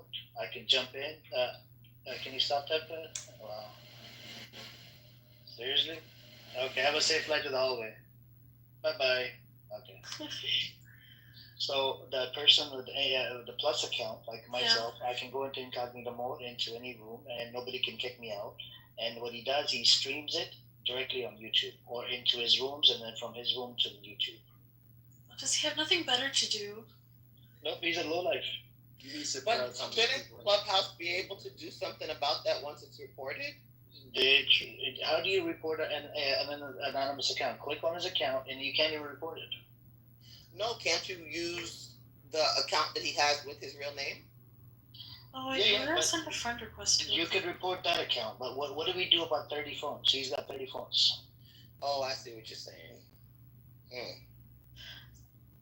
The madness. Wait, Amir, you have a Plus account. Shouldn't you be able to see and view who it is? I can't. I click on it, it just gives me the same option what you see. Amir, there's a simple solution for this. Move to the Middle East. It'll solve all your problems. Bro, I lived over there. Come back. We miss you. Dude, we miss you. Look at him. Nobody misses me, bro. But doctor, the Saudi Arabia, to be honest with you, apart from the holy sites, there's nothing there, bro. It's dry. Wait, Amir, I have a question. Do you prefer the Muslim community in Los Angeles, or do you prefer the Muslim community in Saudi Arabia? To be honest with you, if it was in my hands, I would love to boycott all of the GCC countries because they are responsible for what's happening to the Palestinians. Whether, doctor, we agree or disagree, but we could always agree to disagree respectfully. But to these countries, they're liable. They, like the UAE is liable for what's happening to the Sudan, Palestinians, what's happening to Palestinians. All GCC countries are, responsible for it. It's not just one. So then we should just all live in America. America's not liable. No. America is responsible. So I talked to my accountant how to not give, the money to the genocide. So my accountant told me, give it away to your either local mosque or give it to like UNRWA or something, and you get a receipt and you can file. It's a tax write-off. And I gave something to General yesterday, and General said it's called a defund. I found out through Twitter Spaces. So what it is it's like a trust account. You set up a trust account in the UK, and the government would have to show you that the money is not going to the genocide or war. It has to be used locally, right, General? Yeah, tax. So, for example, in the UK, when you work for an employer, your employer automatically takes the tax out and gives it to HMRC. What you can then do is you can request a refund of that tax, put it into a consolidated account on the side, essentially, until the government proves that they're not aiding and abetting the genocide or war crimes. And then when they've done that sufficiently, they can then access those funds. But it is a very interesting way of doing things. I think that's both great and amazing. Me personally, I've hated America since my parents came there, so I prefer to live in the Middle East. I like it better here. But I hear you. I've been to California a couple times. I've been to North California. My ex-wife is from California. Oh yeah, America is just not it. Even with everything you said, sounds great. I hope Americans utilize that and give as much money as possible as they can afford to Palestine and Sudan and any other cause. To me, it's nothing better than that. Yeah, but Nubian, you don't feel you don't see racism inside Saudi Arabia. I felt racism, bro. Right? The race to the next level. Amir, what are you? I don't know what your nationality. I'll tell you about it later because people are trying to kill me on this app. Right. The when I lived over there, bro, even black rabbi gave me a threat. He said he wants to kill me. If I told him I'm in Compton, come up, pull up. He might get robbed before he gets to you. No. I mean, so Compton is getting gentrification. They're gentrifying it because they built a Rams stadium in Inglewood, right? Mm-hmm. So and they spent I don't know almost more than I think $1 or $2 billion on the Rams stadium. So city of Inglewood used to be really bad. The crime. That's where next to the Rams stadium, there's actually a cemetery where Michael Jackson's grave is, where he's buried, right? Oh wow! And that area, the houses and everything, the crime rate was really high in that area. And now, if you go to buy a house, you're looking at minimum, 1.5 million or 2 million? Because me and my partner, we were looking into buying a small parking lot for the cars because I'm in the car rental business. And tiny place, like you could barely hold like 10 cars across the street from Ram Stadium. You know how much they wanted? $1.2 million for a tiny piece of land. And I was in a shock. I'm like, wow. Well, that's California, man. You should be used to spending $1 million on a regular basis. No. So I'll tell you this: before the Ram Stadium thing, right? It was you could probably find the land in that area. That area was full of the crime rate was really high. You could get one for 100,000, 200,000, 300,000. It's because of Ram Stadium. Everything gone up. Well, as far as your question, have I experienced any racism in the Middle East? In the past, yes, not in Saudi though, but I have experienced racism in Qatar. Now, it wasn't towards me. I've never personally encountered racism in my life, other than in Israel. But I think that was more so because I'm Muslim. But in Qatar, I've heard about a lot of instances. I've never been up on it. But in Riyadh, I've had a house here for years. I used to come here frequently for business, and then I just decided to move here. But no, I've never experienced any racism in Riyadh. So when I lived over there, I had to carry a copy of a residency, Iqama, right, with me as a 6'8". Like, can you imagine 7-year-old? And I did get pulled over by the cops over there in Saudi Arabia. I was living in Jeddah, and walking to the grocery store, whatnot. My dad gave me a copy of his residency, right. And I got pulled over and I had to show them the residency. Otherwise, they pick you up, and then your dad or somebody would have to come in and get you released. And there's a lot of these things back in the day. And if the women didn't wear hijab, they would they will detain them, and some women would get their beaten up and whatnot. You were there in the King Salman. Yeah, and the women could not drive. This is in violation of the Sharia, the Divine's law. The Divine law is they're supposed to get the right. So there was a lot of these things, right? It was very restricted, and there was a lot of spies. And my dad was like, "Be careful! Don't say anything against the king and this and that, otherwise, And people get picked up like right and left, and even the scholars are doing time inside Saudi Arabia. Or anybody that speaks up against any of these kings, and in their schools they like to glorify fucking kings. You see what I'm saying? I mean, but what's wrong with the kings? I know you're not. Don't say it. I know. I don't want something to happen to you, bro. Well, I'm good. Saudi Arabia is very welcoming. The Middle East is very welcoming to what they consider to be American investors. So I don't have those issues. And plus, it's very different here than how you're describing. I wasn't here during that period, but I do have family members I do have family members in Riyadh during that period. What are you doing in Riyadh? Why not live in Jeddah, like close to Makkah Mukarramah? Like you could drive to Makkah for an hour and Medina like 4 hours. And, like, you know, Riyadh, there's nothing in Riyadh, man. It's like a desert. You say, well, there's business. They're here for business. So I know, but I'm saying at the same time, you know, you could visit the holy places as well, like once a week or once every 2 weeks if you live in Jeddah. Yeah, Jeddah's nice. Jeddah's very pretty, but Jeddah's hotter than Riyadh. Jeddah, bro. It's nighttime. Yo, it's nighttime. I tell everyone this story. I come out the airport. It's literally like 10 o'clock, 11 o'clock at night, and as soon as the sliding doors hit me, 48 degrees Celsius. Boom! I'm like, the sun is gone. What's happening? You know. And I spent most of my adult life in Florida, and I've never felt that. So that was crazy. Jeddah's hot. This other thing is Jeddah's so far away from business. What I was saying was the discrimination in general, like the kafala system, like it's basically, so when I lived over there, right, so my dad couldn't even buy a car under his name. It had to be under his, the kafil's name, right? Somebody that has a Saudi national.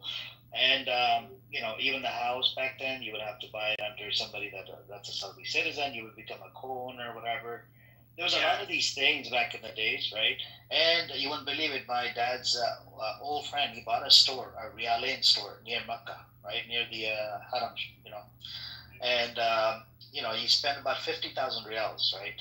He opened up a store. It was a tiny place, and he started making good money, And it was under the Saudi national's name, and he was sort of like a side partner, you could say. And that Saudi guy, he saw him become successful, took over his business, kicked him out. Oh, I've heard of that many times. Bro, there's a lot, and I felt like, what the hell is this? Look, I have respect for it only for the Holy Kaaba in Medina, right?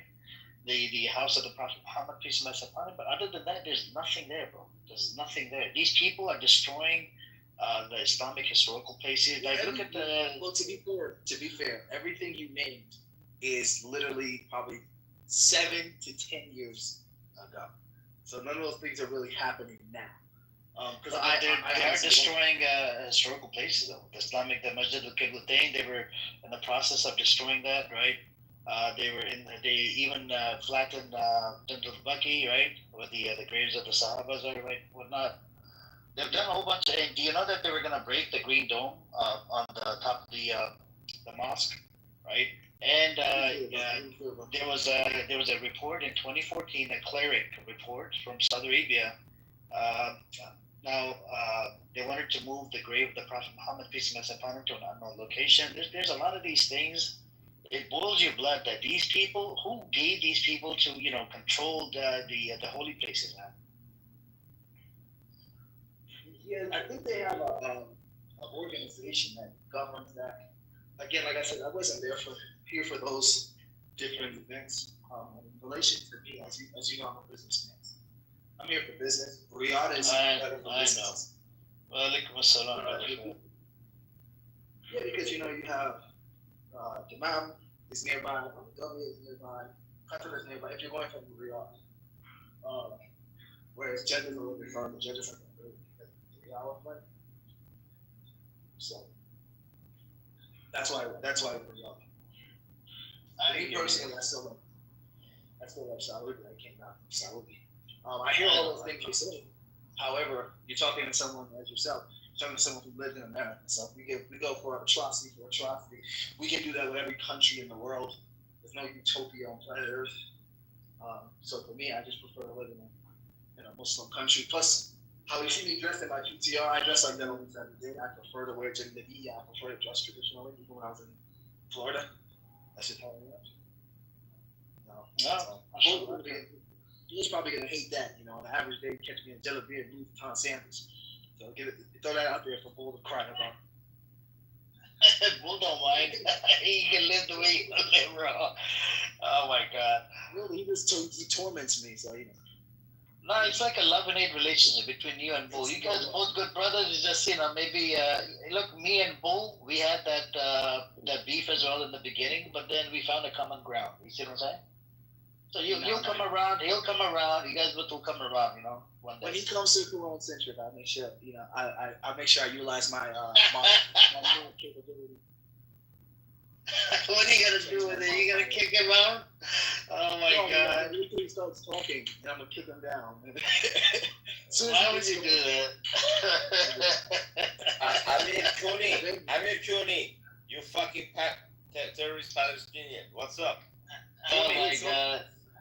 Who's this guy, man? Let me move him down. This idiot. Did you want to move down? Did you want me to move you down or kick you out? No, keep okay, sit in the audience. You want him in? You want him up? He's calling me a B-word in Farsi. Oh my God. Yeah, but you should have kept it in. You should have saw his PTR. Guys like that are hilarious. Who's this guy? But like I said, Amir, we miss you over here, man. There's really nice villas in Qatar for you.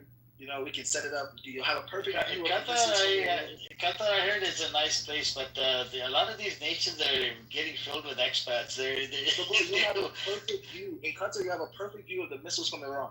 Perfect view. I mean, perfect. Look at him. Brother Faz, look at this guy. Did you see them fly over you?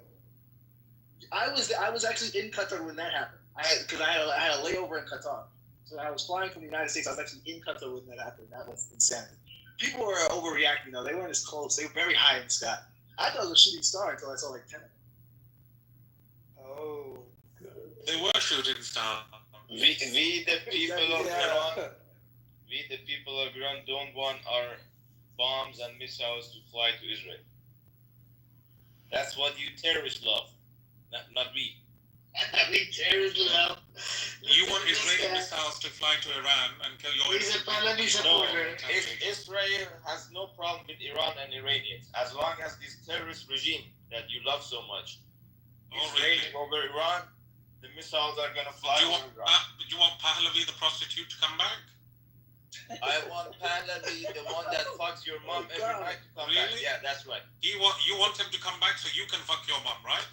No, I want him to come back so he can put our dicks in your mom's ass. Oh, really? It sounds like Pahlavi's dick in your mouth. No, I pushed him down. Yeah. I hate this conversation.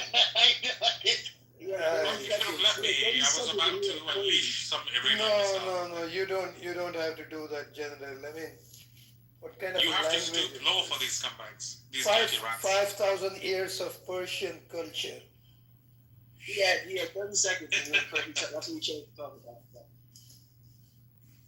I mean, I don't understand. I was watching yesterday. I think I suggest everybody watch this.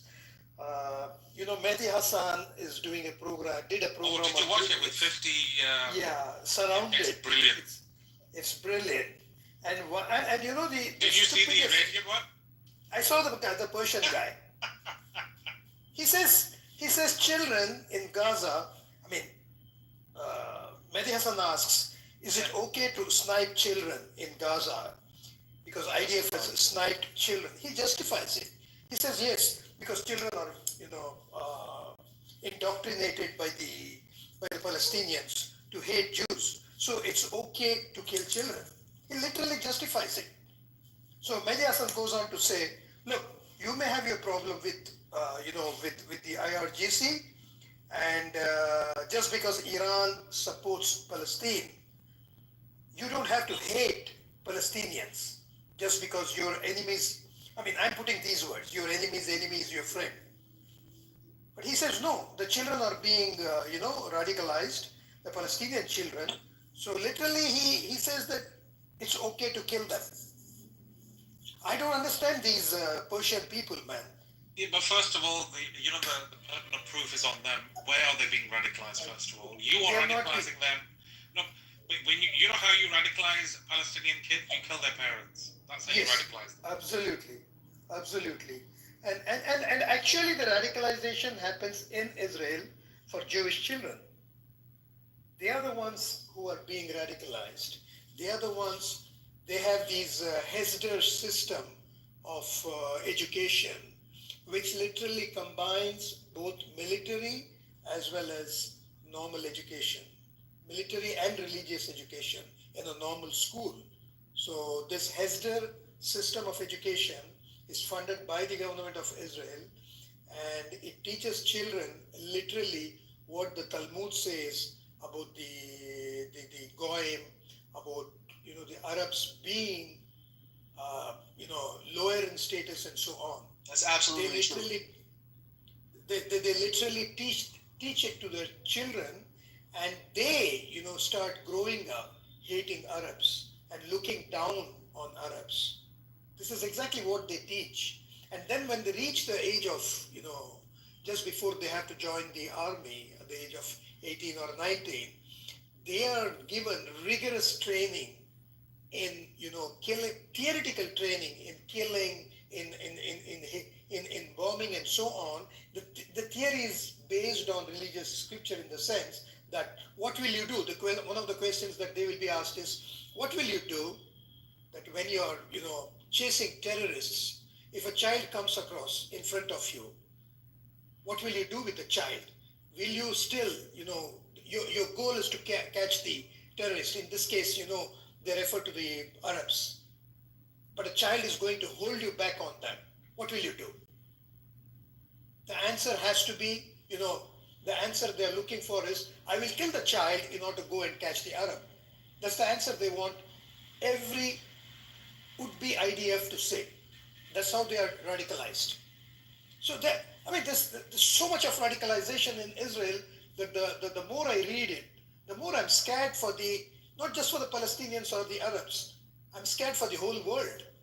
This country, in my opinion, the longer it exists, the less safe the world is. This country needs to be dismantled from its current form. Something else needs to come up in its place. This is the reality. And I don't come here and BS. There are schools that teach this. There are yeshivas, the religious schools that are teaching these things, and they are funded, by the Israeli government. And there are thousands such yeshivas, and also what is known as the pre-yeshivas, which are basically called mechinot. Mechinot is the kind of preschool or the medium, what do you call, it's a high school before you go into the pre-university. So all these things are literally radicalizing Jewish children. And I don't see how that's going to be stopped. I'm just talking in the context of this Iranian guy shouting. I don't understand what's wrong with these Iranian guys. You can have your problem with IRGC, you can hate IRGC, but it doesn't mean that you have to hate Palestinians. And for this guy who cursed General and Amir, let me tell you, I don't consider Hamas as a terrorist organization. Take it, deal with it. Yeah, but the irony about these so-called scumbag, Iranian Zionists and prostitute Pahlavi supporters is the irony is they say that the IRGC is tyrannical, but they want to replace it with something that is almost worse. Look at his father, the Shah of Iran, that prostitute. He was a dictator. He had an organization, a secret police called the Savak. Ask them about what the Savak did to the Iranian people. They do not want to replace it with a liberal democracy. They want to replace it with the Pahlavis. By the way, they want to make him the king. But the friends, you guys remember Aiden, that used to be here, that used to come in the chat, the girl picture? Do you remember? Ada, no Ida. Ada. Remember that? Ada. Yeah. I know. It's the same person. He had a different picture, and I checked the back channel message. It was the same person. Can you believe it? He was He transitioned. He transitioned. There you go. Oh wow. And he just texted me back channel. He's like, "Stop being a hypocrite. Mofo, when did you become a guy from a girl?" He detransitioned. Yes, Sia Wash. Did you want to say something, Sia Wash? Yes, please. First, I want to say hi to everyone. Second, so I can understand Andy, but if you search any prison in north of Tehran, it's a prison of north of Tehran that Israel bombing. In that Evin prison was it? It's a Evin prison in north of Tehran. Yeah, that prison is only for opposition, for the people that they are protesting for, hijab and everything, and Israel bombing that. Can you believe that? It's a small room in a prison. The prisoner can't move anywhere. But Israel Yeah, I heard, bombing. but they killed a few Every people time, in the prison. Yeah, Andy, every time Bibi said, we don't have any problem with Syrian people. We have just problem with Bashar Assad. Where is Bashar Assad? Israel is bombing Syria. He said, I don't have any problem with Lebanese. But he's bombing everywhere in Lebanon. Yeah, but brother, he said he doesn't have any problem with the Gazan people. Please, but then he's killed how many thousands? Where? Yeah, a lot. Wash your eyes. See the word in a fair way. Do you know? That prisoner in the Tehran, I'm repeating that. They are opposition. And Israel, the meaning is they have a problem with government in Iran. And Israel bombing that. I saw a preschool or even first they are bombing, and after that you can ask them why you bombing the prison. The answer is they are using that for making bomb, making rocket and other things. Come on. First, I want to let you know this, and with this way you don't have any bright future because you are fighting with everything. I'm so sorry, guys. You know, Tommy Robinson, you might have heard of this guy, a British guy who's a Zionist who oh, you know him, yeah. So this guy issued a statement. He's an anti-Muslim and Islamophobic, pro-Zionist, pro-Israel, anti-Palestinian, who I think who's still in prison. No, he's out. He's out. Okay. So he issued a statement that Bashar Assad never killed a single Christian. Christians were safe under Bashar Assad. Now, so basically the U.S. and Israel, got him out, brought in allowed Jolani to take over. So now they are saying that Jolani is bad because Christians and Druze are being attacked. So these people have no basis, no conscience, nothing, man. It's on a day-to-day basis they change their positions. In the north of Tehran, it's a street, we call it Pastan, or the last name is Sultanatobad. So Iranian Jews, they have store over there. They're selling antiques and something like that. In these 12 days, before and after, you can't see anything from the other Iranian to say them why Jewish are doing that, because they are living here, the Iranian respect them, and they are respecting Iranians. They are living together more than 3,000 years. Yeah. So Iranian Muslims, they don't have any problem with Christians and Jewish, but they have problem. Not the Iranian Jewish, but the Jewish that they are living in Israel, they have problem with Muslims. Everything at the Holocaust time happened for them. They are doing that with Palestinians, but they changed the view. Just they changed the view, then you can believe that it's a I don't know, because it's not 100 years ago, 80 years ago. But Siavesh, only after this 12-day war, I found out, that Iran has the second largest Jewish population in the world, and also one of the oldest Jewish population in the world. And in Tehran alone, no, not Tehran, I think Isfahan or some city, they have about 14 synagogues and all old, traditionally built synagogues. Iran is fourth or fifth because after revolution, most of them moved. The problem is because before that they can support the country Israel. It was legal in Iran, but right now they close the way that they can support every Jewish must support their country. I can understand. It's really good. If Muslims do something like that, it's good for everyone. Do you know? But this fourth or fifth, I think right now we have less than 1 million Jewish in Iran, and I'm not support my government.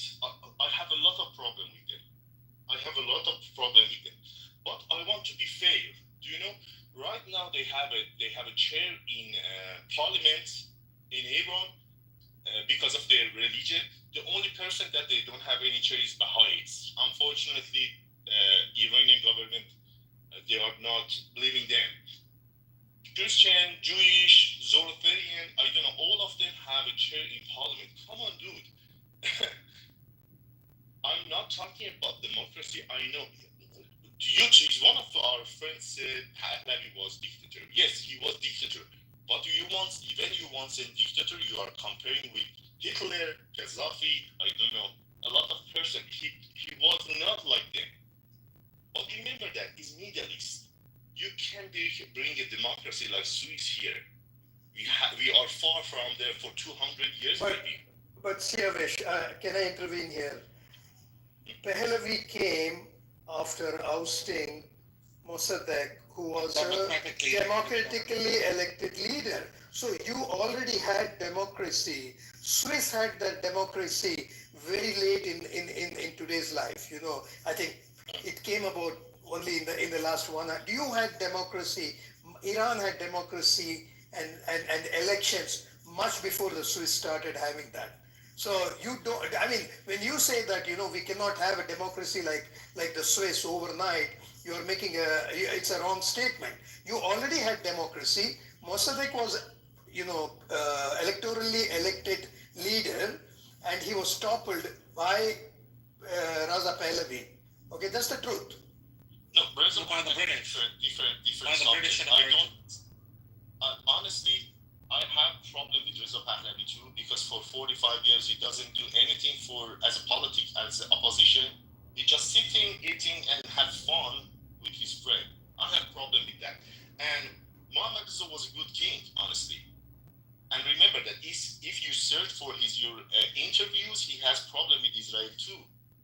He said to Palestinian a lot of things too. For example, you don't have power. You need to do something for yourself. The Muslims are just sitting and watching you. And he has problem with Israel too. He said all the media is under Israeli control. And your voice is not, and the people of the world, they can hear your voice. Muhammad Reza was a good king, honestly. He was dictator, yeah. But he was a good king. But forget about Reza Pahlavi. He's son of the king, and he's just, I told you, he's sitting, eating, and have fun with others.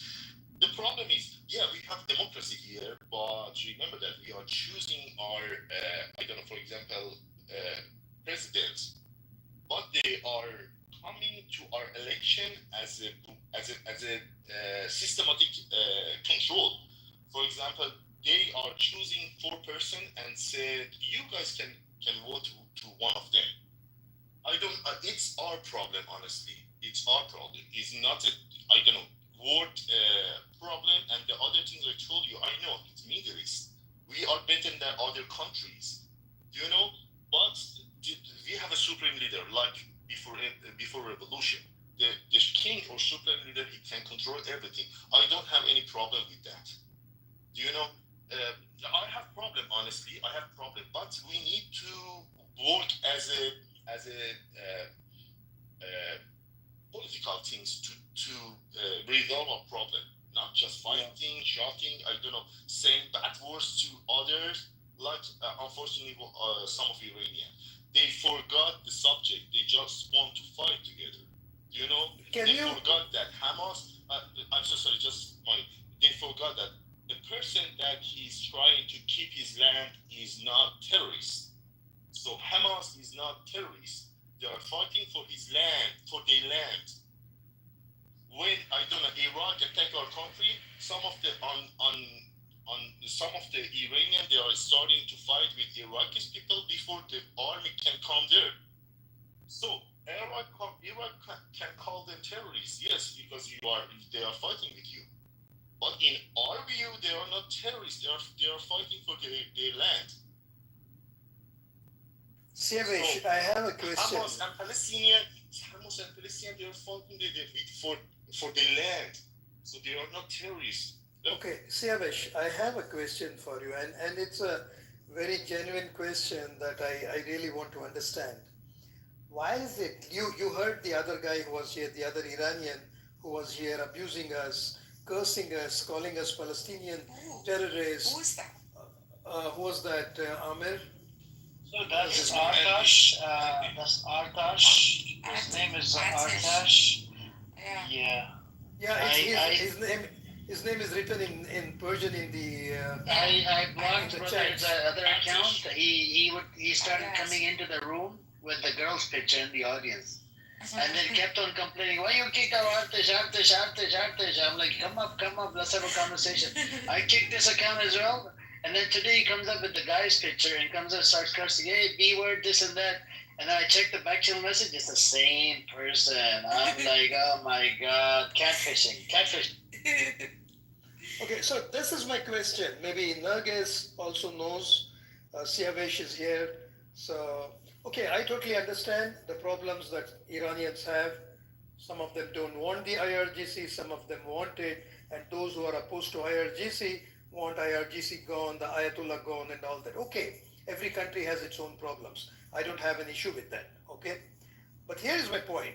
Why is it so many Iranians, like this guy that I just mentioned, who was telling Mehdi Hassan in his show that Israel has can kill children because these children are terrorists. So why is it that some of these Iranians hate Palestinians? This is something that I don't understand. Is it simply because of the belief that your enemy's enemy is your friend? Like Israel is Palestinians' enemy, therefore Israel is my friend. That kind of a thing. Obviously, Fayaz, it comes from like superficial thinking, right? This would not hold true to all Iranians who do not want the IRGC.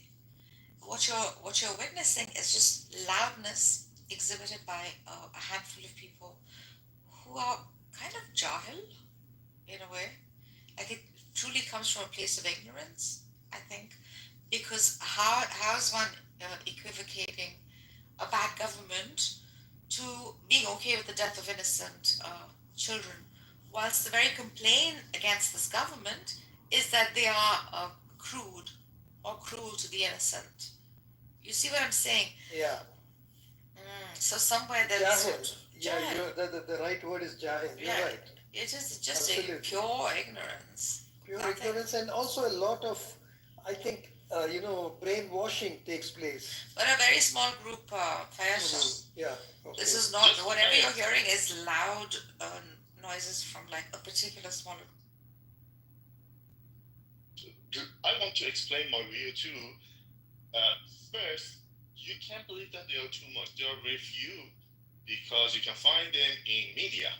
And media is the place for, the people, they have a lot of free time. They're getting social or other things. I don't want to say anything like that, but honestly, it's just media. In the street, if you can ask Iranian people, they don't have any problem with Jews, but they have problem with Zionists. They don't hate Palestinians. Do you know that? If you can ask in the street, don't believe the media exactly like CNN. Al Jazeera is fair, honestly, but BBC and other things, the organizations, media, they are telling you that the things that they want. I'm so sorry.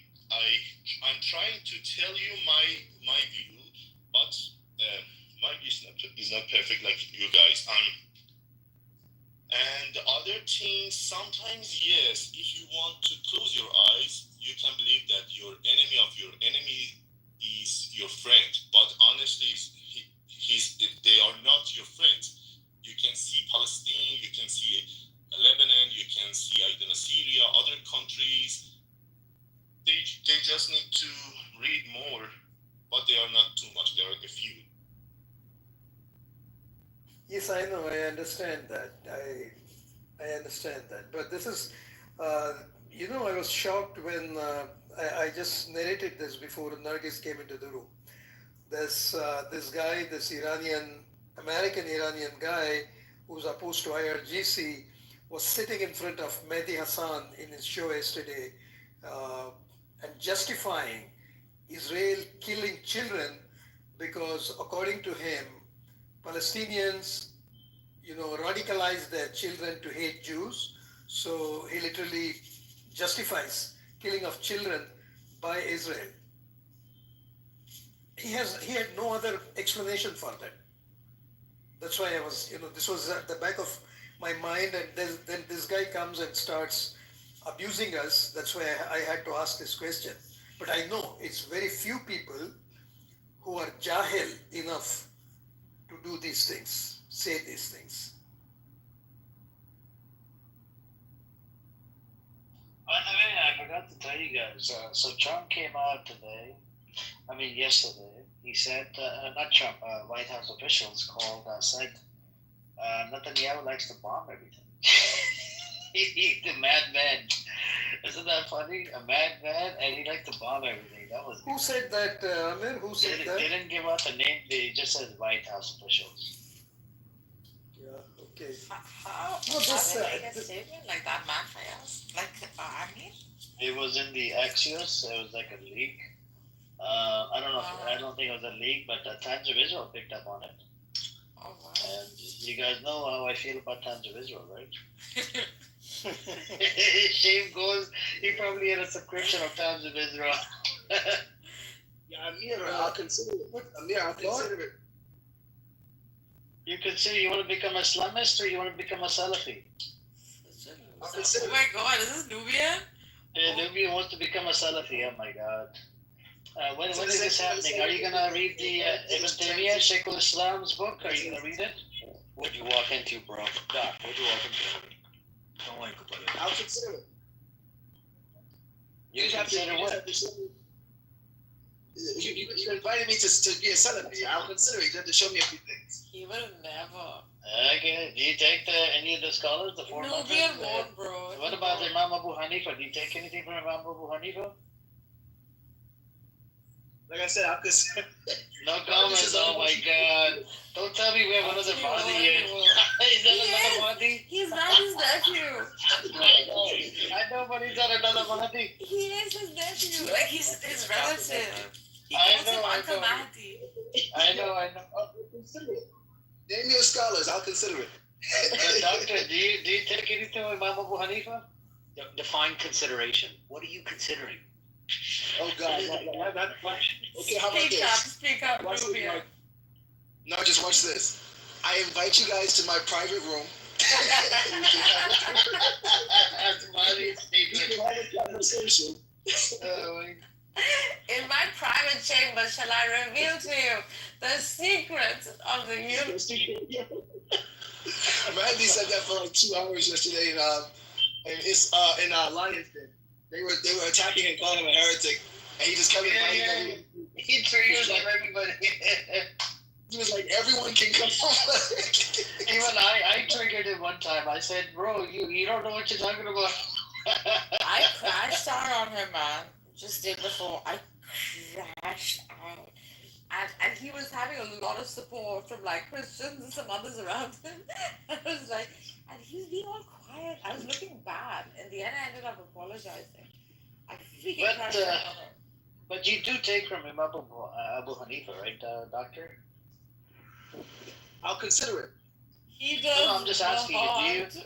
So which of the four? One of the four scholars do you take your the madhab from? Like See, you can't tell you who my scholars are. You have to come to my private chambers. We have a conversation over some Doc ain't things. gonna answer that question. So do you call yourself a Hanafi or a Shafi or Maliki? What do you call yourself? Oh, okay, that's a good question. So I call myself a Muslim. None of them. Everybody's dodging it. All right, so I think what it is it's very complicated, doctor. We'll leave it at that.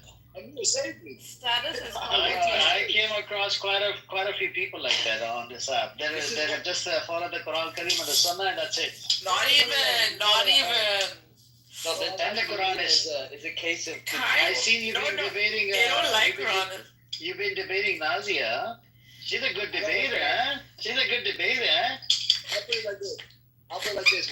To the Sunnis, I'm a Quranist, and to the Quranists, I'm a Sunni. That's true. That's true.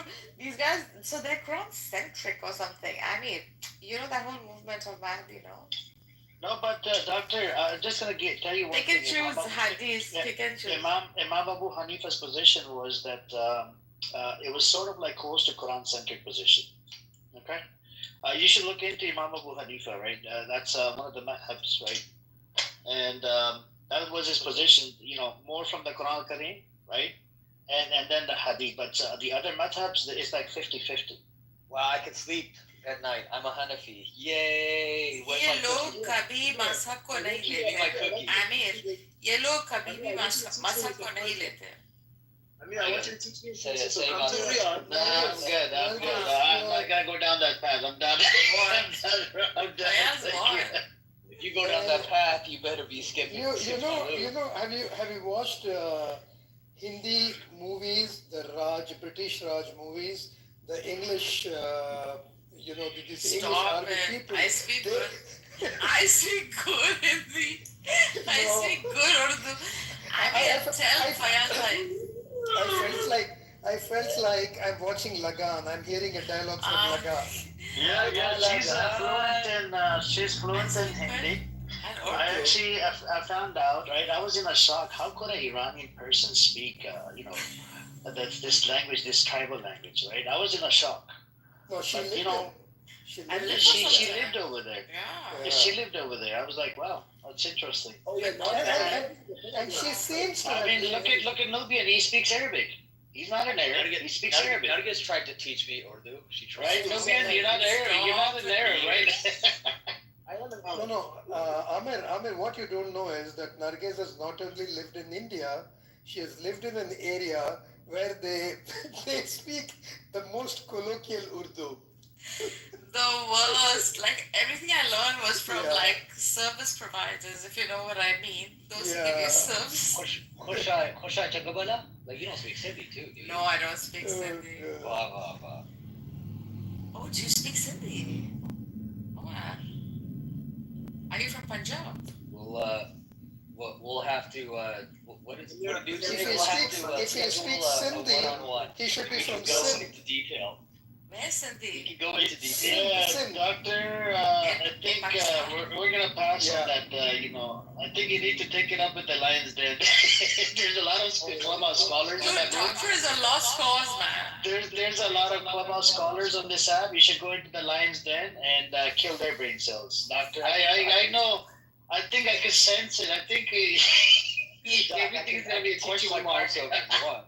I got this quick stutter step cross if you want. I think you got under the skin. I think Bull and who was it? I think the sister Eze, and then there's other people. I think they had a problem. I think it's gonna be the same thing with when he comes out of the madhab. May I know why you've become a doctor overnight, doctor? That's what I was gonna ask him. When the hell did you become a doctor? I've been working the whole time I've known you guys. I've been working on my PhD. I told you guys that. Man. What is your thesis on, doctor? What are you doctor of? Sorry? No, my education is in construction engineering. No, the doctorate is for what? Say again? No, For what gibbering. Jibber-jabber bullshitting, that's what it is for. No, you have a doctorate on what? You have a doctorate on what? His doctorate on which on trolling. subject? I've already answered the question already. Sorry, I didn't hear. Can you repeat that, please? I said my education, my formal, where are you going? My formal education is in construction engineering. Construction engineering. Engineering, yeah. Okay. That's what I do. Yeah. Oh yeah, I hope you weren't expecting something, like philosophical. I wouldn't waste my money. He does speak tongues though.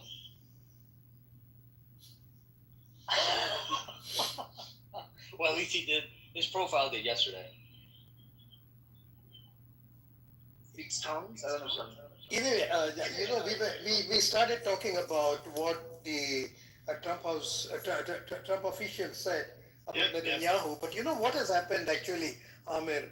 when they bombed this Catholic church in Gaza, that has actually touched a raw nerve in most of the American Christians, so at least Zionist Christians. I don't know if you guys know this guy called Michael Knowles. Michael Knowles is a right-wing conservative Christian who also believes that unless all the Jews gather in one place, the Messiah will not return to, I mean, will not come. So he's one of those believers. And he's also the editor of that there's a magazine called The Wire, the Daily Wire. Okay, so he has extreme views on pro-Israel, extreme pro-Israel views. So he came out yesterday. He issued a statement. He has a YouTube channel as well. He issued a statement saying that we have so far been, he was addressing Israel and Netanyahu, that in spite of everything that you have done, we have been supportive of you simply because we believe that you are doing the right thing, which will help the Christian cause. But you have now crossed the line. I'm just paraphrasing what he said, what I heard him say. You have now crossed the line. You have started bombing us, in the sense, bombing the churches. So you will have to be careful going forward. So this guy, Michael Knowles, justifies everything that's going on in Gaza. Now, if for him to come out and say that you have crossed a line is a big thing. Even Mike Huckabee, the US ambassador to Israel, he also went out and made a statement that Israel is, this was with regards to the attacks in a village called Taibe, where they are attacking Christians and they are ethnically cleansing Christian Palestinian population. So he made a statement on that. He also made a statement that Israel is not giving visas for Christian missionaries to visit Israel and propagate their religion. And he even warned that we will kind of reciprocate it. We will restrict visas for Israelis coming into the US. So, it is all happening now. I just hope that it all happens faster than it is happening.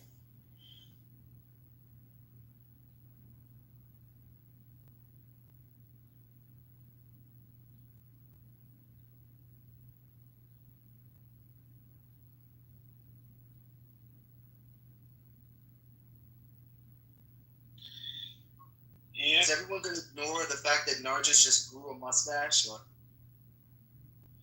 Yep. That is kind of interesting to see men become a woman. No, that's the Indian part of them. Women become a man. Come on, General.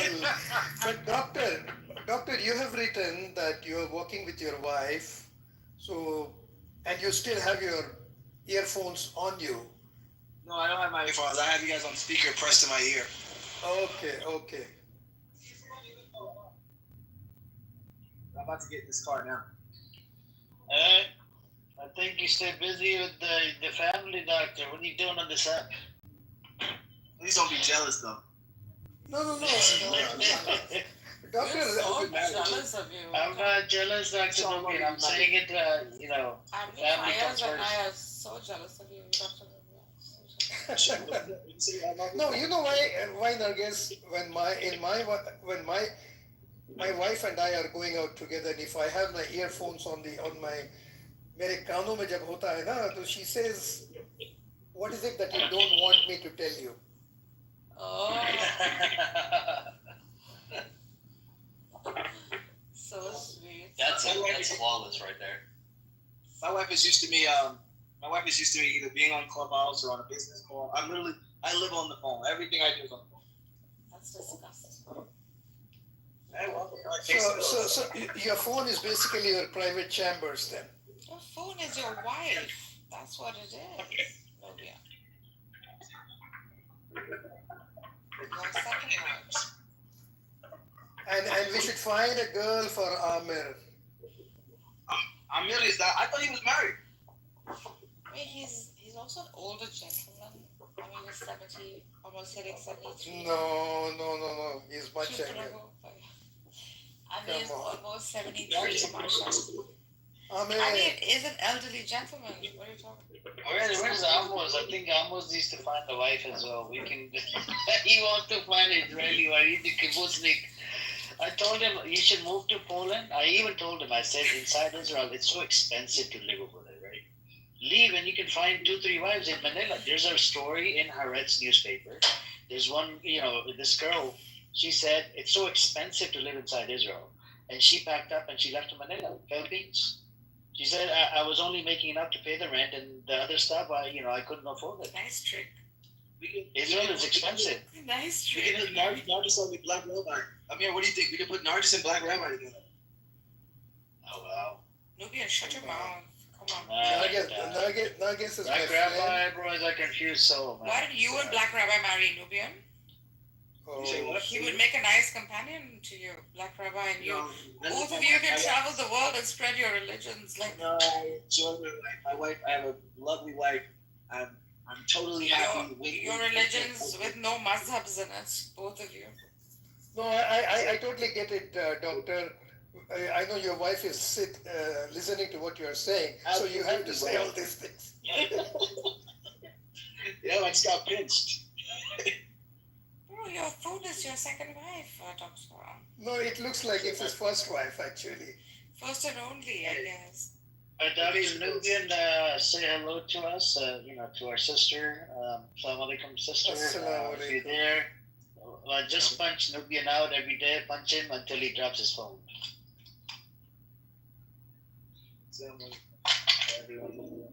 Now we're just gonna explain the mustache, or are we just gonna have to accept it? Just enjoy it as you see it.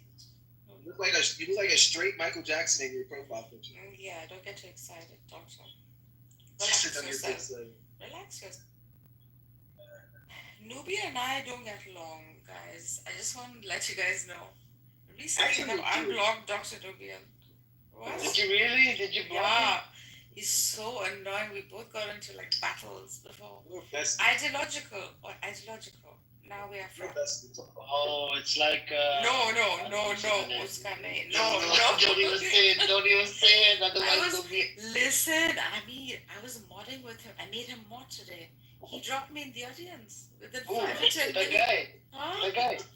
Yeah.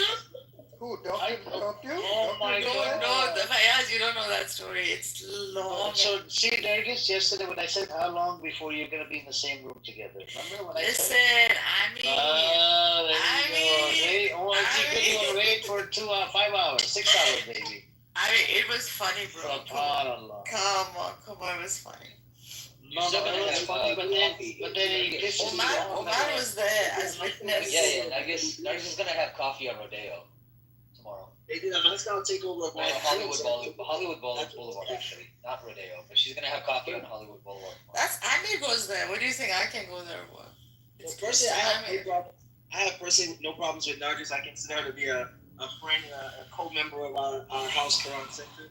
I appreciate her philosophical comments and her little murmurs and whispers. They're usually unintellectual, It but is however, haram to walk into your spaces. That's all I think you should avoid words like haram.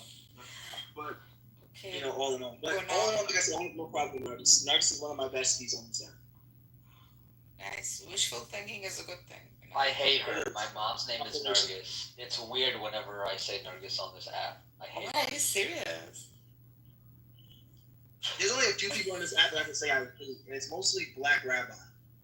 I have to literally rip his arms off with my bare hands and Bro, he's so annoying, man. I literally hate that.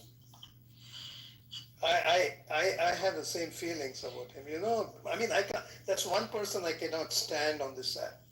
Just yeah. Amos is endearing. He's funny as heck. Amos, you dictator. Amir, you dictator. No, the way he says coexist. Israelian. Fayad.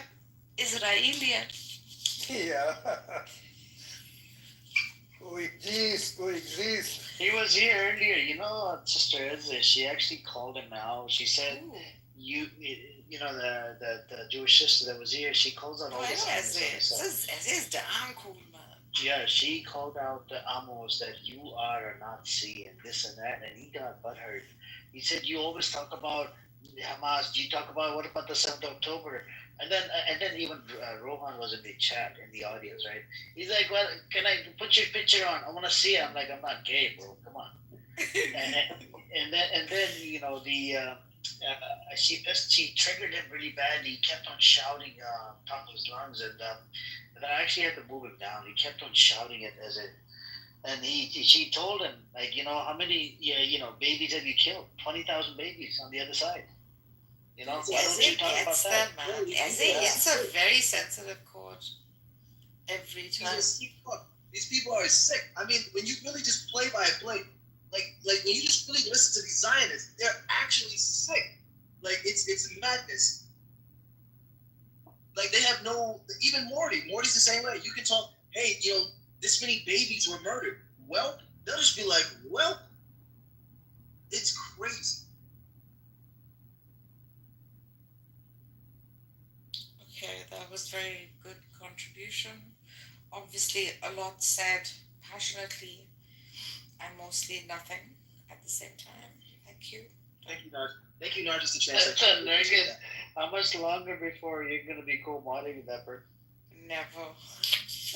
How long? 3 hours? Nazi had blocked me right away. Can you imagine? What a He blocked you? What a dust. Nazi I called out some real metaphysical flaws. Doctor, by the way, do you believe in Hadith Corpus, Doctor? Absolutely not. Okay, I just leave it. He does.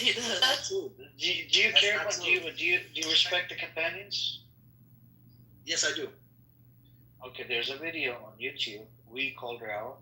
Me, Nargis, and there's other brothers. We were part of. I do respect Hadith Corpus, Narj. Look, we used to be part of the. We used to be part of this religious. I'm not gonna name any names. We used to be part of the Dawa room, and apparently she sent one of the brothers a message. She cursed the companion. She called the mother of the believers the B word. It's available on YouTube. If you Google it, if you YouTube it. Wait, Nadia? Yes, and Nadia and her husband. Oh, her husband. He's something else. Both of them. I put them. He used to be involved. I was like, no. Bro, he recites like he's rapping. Yeah, I figured. But I cannot believe Nazi said. Okay. I'll back channel you the link. I'll back channel you the YouTube link. Just watch it. It's like only 1 minute long. And I used to go in there in Quran Centric. I would call it out. And I even told Brother Bahadi, but he's like, maybe it was taken out of context. I said it wasn't taken out of context. I was the last person you should have told this to because I am gonna troll the shit. I'm gonna send you the link right now, and just I don't even engage with these characters. Nazia blocked me, and I am happy. I used to trigger her every time I come across her or her husband. I'm like, these people shouldn't even be allowed in any Quran rooms. Yeah, they're Quranists, the Western Quranists, I should say, are very interesting characters. And her husband doesn't even read or speak Arabic. So I'm like, how are you a Quranist if you didn't learn the language of the Quran? Like, it's just madness. But I still can't believe, I have to literally see that. I still can't believe she would actually say that. Like, you said the B word? That's extreme. Yeah, I'm going to send you a back channel you the link right now. It's a disgusting brother. I know all the Quranists of this. The part of Dawa room that we were part of, they all started fighting because of the rooms that we used to host. And Nargis knows them, all of them. I know all of them, every single one of them, what their position is, how many rakats they pray, if they even believe in rakat or salat. It's disturbing. And I got tired of it, and then I was more into the Palestinian thing. I went on Twitter Spaces, and I said, on this app, we don't have a freaking perimeter room. So I started opening up rooms. The first room that I opened up, you know what the title was? That's what Therapy Room for Zionists. I got into Therapy Room for Zionists. Hold on, what was it? Therapy Room for Zionists. Oh, therapy room. Okay. for Zionists because they come in it's like a therapy, back. Her husband and I were arguing over the proper way to do the proper shahada and all of this madness. Ooh. What shahada? I respect the Sahaba. That's I don't know what you're talking about. Again, I'm a non-sectarian Muslim. I respect the Sahaba. I respect the Prophet. I respect all of his wives. I respect all of it. My thing is my only contention that I always make, and I say it 1,000 times. Sure, if you want. So there's a link right there. With anything, it should. Wait, what is a non-sectarian? I think every document, every hadith should be scrutinized. That's for relevance. Wait, what? Okay. I send you a back channel message, doctor. Please do check it. That's only 1 minute long. If you want to watch it right now. I'm not putting it in the chat because some of the people, they might use it against other people. Anyways, what's up with you, Layla? Anything new? Nothing. Wait, did he just say that he's a non-sectarian Muslim? What does that even mean? If you were part of the Dabur room, Layla, you come across people that are non-sectarian. You come across people that are Quran-centric, Quranists, Shias, non-Shias, non-Quranists. They believe in. There's even a guy on this app. I forgot his name. He believes that according to Islam, they were what was it? They were the Jesus peace and blessing upon him was killed or something. According to Quran Kareem. Yeah, you come across a lot of characters. A lot of Malikis believe that. Did you know? It's not a small number, Amichan. It's quite a considerable number that but they won't hold to the story of resurrection. Like this would be the difference between like somebody who holds Not the brother Sufyan, I don't know, he doesn't. Oh, Sufyan, yeah, he does. He doesn't. He's a Maliki Madhab scholar. Correct. I'm so confused. So Layla, are you Hanafi, Maliki, Shafi? What are you? I'm not too. I don't get into Islamic debates because I'm not educated. Okay. But So look the where you're from. A lot of majority of the people are Hanafi. So I know what I am. Take the title. You're Hanafi. Okay, take the title. No, I know. I know what I am. I know what I am. No. My I've been taught madrasa and I went to Qalam, so they taught the Hanafi madhab. Did they hit you? Did they abuse you? No, well, of course not. No, at the madrasa they beat kids. No, really? No, I went to leave. Who's Sunni? Oh my God, that's Noah. I can't believe you changed your name again, sister. Assalamu alaikum. I went to madrasa school back in Saudi Arabia. They do beat kids, and I told my mom to take me out. I was going to become a Hafiz Quran. You're going to be an atheist or what? No. I instead of going to school, I saw there was a family friend that they left the school, and I was kind of I try something new. I think what was it? I don't know, I was 7 or 8 years old or something. Tried it, didn't like it, and then they took me out, and then I went back to the regular school. So yeah, did you watch it, Nubian? Did you watch it, brother? He's on a walk or something. What time is it for him to take a walk? He's in the daytime. It's at 12 o'clock. He's in the daytime. It's what time? 6 o'clock. He's in Saudi Arabia. Oh wow. Yeah, that's good.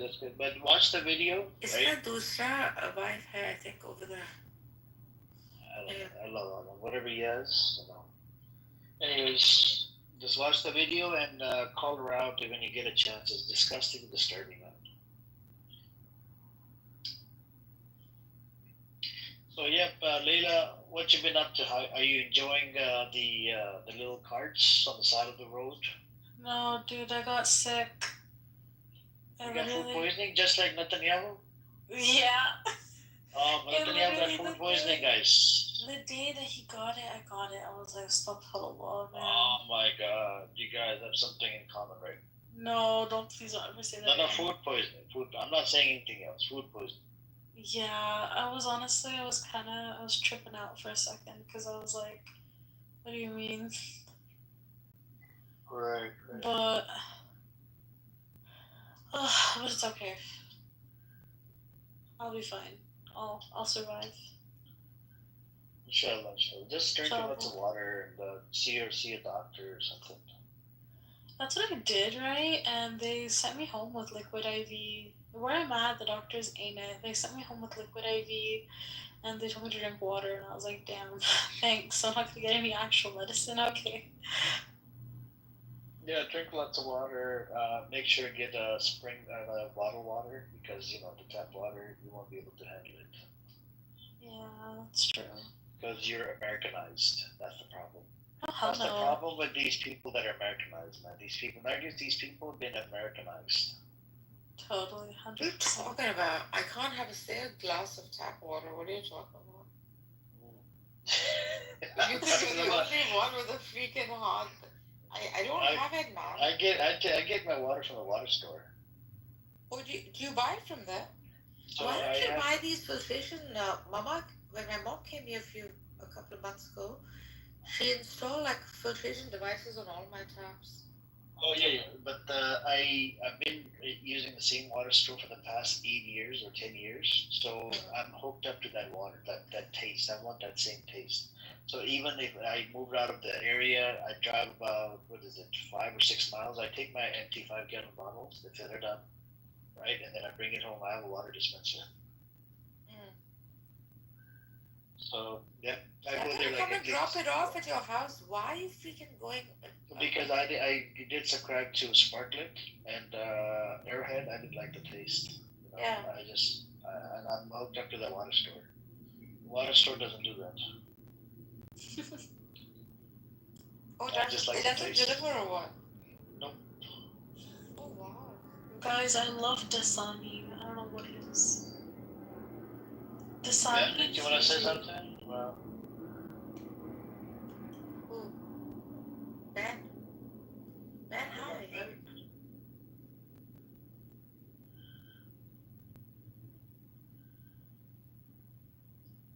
Yep, that's good. So Ben is not speaking. We have Layla. She's speaking. Go on, Layla. Entertain us, Layla. Okay, let me tell you about the time that I made a Zionist shit his pants. So I'm not even kidding, right? So basically we had like this like tabling thing at our university, okay? And so the Zionist, like, he kept like, so we used to table like every Wednesday, right? Every Wednesday he'd come up and he'd like hog our time, right? So so basically there was one time, right, where somebody wanted to take the shahada at our table. And, like, we were getting the works, we were coordinating, like, a sheikh to come to the table and give the shahada and whatnot, right? And this freaking Zionist comes up, okay? Omar, if you think using my profile picture will get you more girls, it's not going to work out. I know you're cat. And then, I was like, okay. So I was like, hey, do you want a cookie? And I put a few lactates in the cookie. Like, it was like a cookie sandwich, right? Like, the like whoopie cookies, right?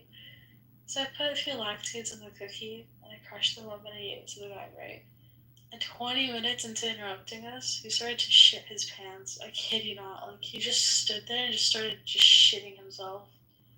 So yeah. I don't know if that was funny, but, like, to me it was funny in the moment. I hope he was wearing a diaper. No, he wasn't. That's what made it funny. Yep. Doctor, did you watch the clip? Nah, bro, you don't miss me, man. Doctor, did you watch the clip? Amir, we missed you. Come home. Crazy. Yeah. I asked my dad, right? So I went to Canada, by the way. Doctor, my dad retired, right? He worked over there for 40 years in Jeddah. So I asked my dad, how do I boycott Saudi Arabia, right? He said, just don't go for Hajj or Umrah. I said, you know, it's a yay and nay, right? You have a religious holy place which you're required to, do, at least once in a lifetime, and then you have the leaders in power that they're always about the money. I know what you said to Leila earlier. It was all about the money, right? But I think we'll have difference of opinion, man. I need some physical people, physically there and doing something on the ground. You know what I'm saying? I know Nubian. That's what you said. That's a long game about the money thing, whatever. Dude, what is this Nubian telling you, bro? So Nubian went back and forth with Layla, right? And Layla, she agreed on certain things she didn't agree with him. Don't agree with Nubian, Layla. He's So I agreed with certain things with the Nubian about the money thing, but then the money thing doesn't really matter. The lives matter, man. As long as he's serving his masters, this Nubian, it's happy. No, he's a good debater, right? He can I think you know how the Zionists they come in here, they can derail the topic and whatnot. I think Nubian can put everybody sort of like give them a good comeback for the debate. Yeah. He has he has value as a debate. Yeah. He's got value. That's why he got pissed off, huh? But I can't believe, Nergis, I can't believe you co-modding with that person. I just spoke to you like yesterday or yesterday. Within 5-10 minutes, I was demodded. Oh my god. I mod and I get demodded. I just spoke to you like, how long are you going to wait until you're going to co-mod with him? And you're like, fuck you, Amir. I thought of you. I swear I thought of you. Oh my god. When I gave the mod, I was like, shit, I wish Amir was here and watched. This whole freaking. Immediately, I was attacked for my metaphysics. You're an atheist. You're a fucking atheist. Like, you piece of shit. Do you understand metaphysics of God? What is metaphysics of God? Like, there are many arguments for like God's existence, right? And some of us like whole models that don't look like the typical traditionalist, hardcore, like fundamentalist model. Which is fine, but people don't grant you that worldview for God. Yeah, there's different models, but later some of the models, take you out of mode of the stuff. Nergis explores all the models.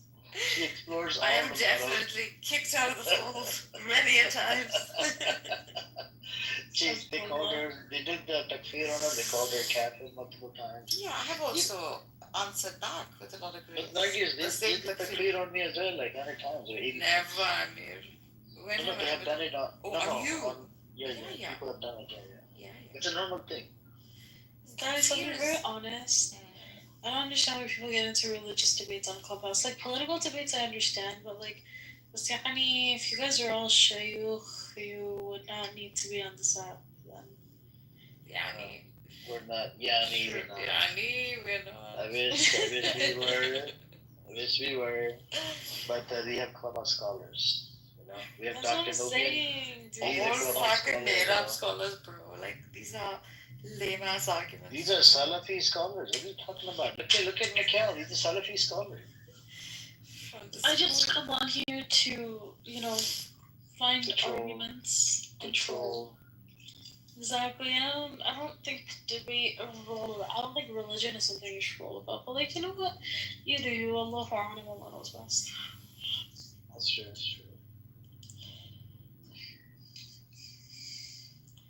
Yeah, what the hell is it with Morty, bro? Like, I can see him like being a Zionist in one room and then being a pro-Pally in another room. Do you not know Morty? No. Okay, I'll back channel you something, okay? Just look at the message. Okay.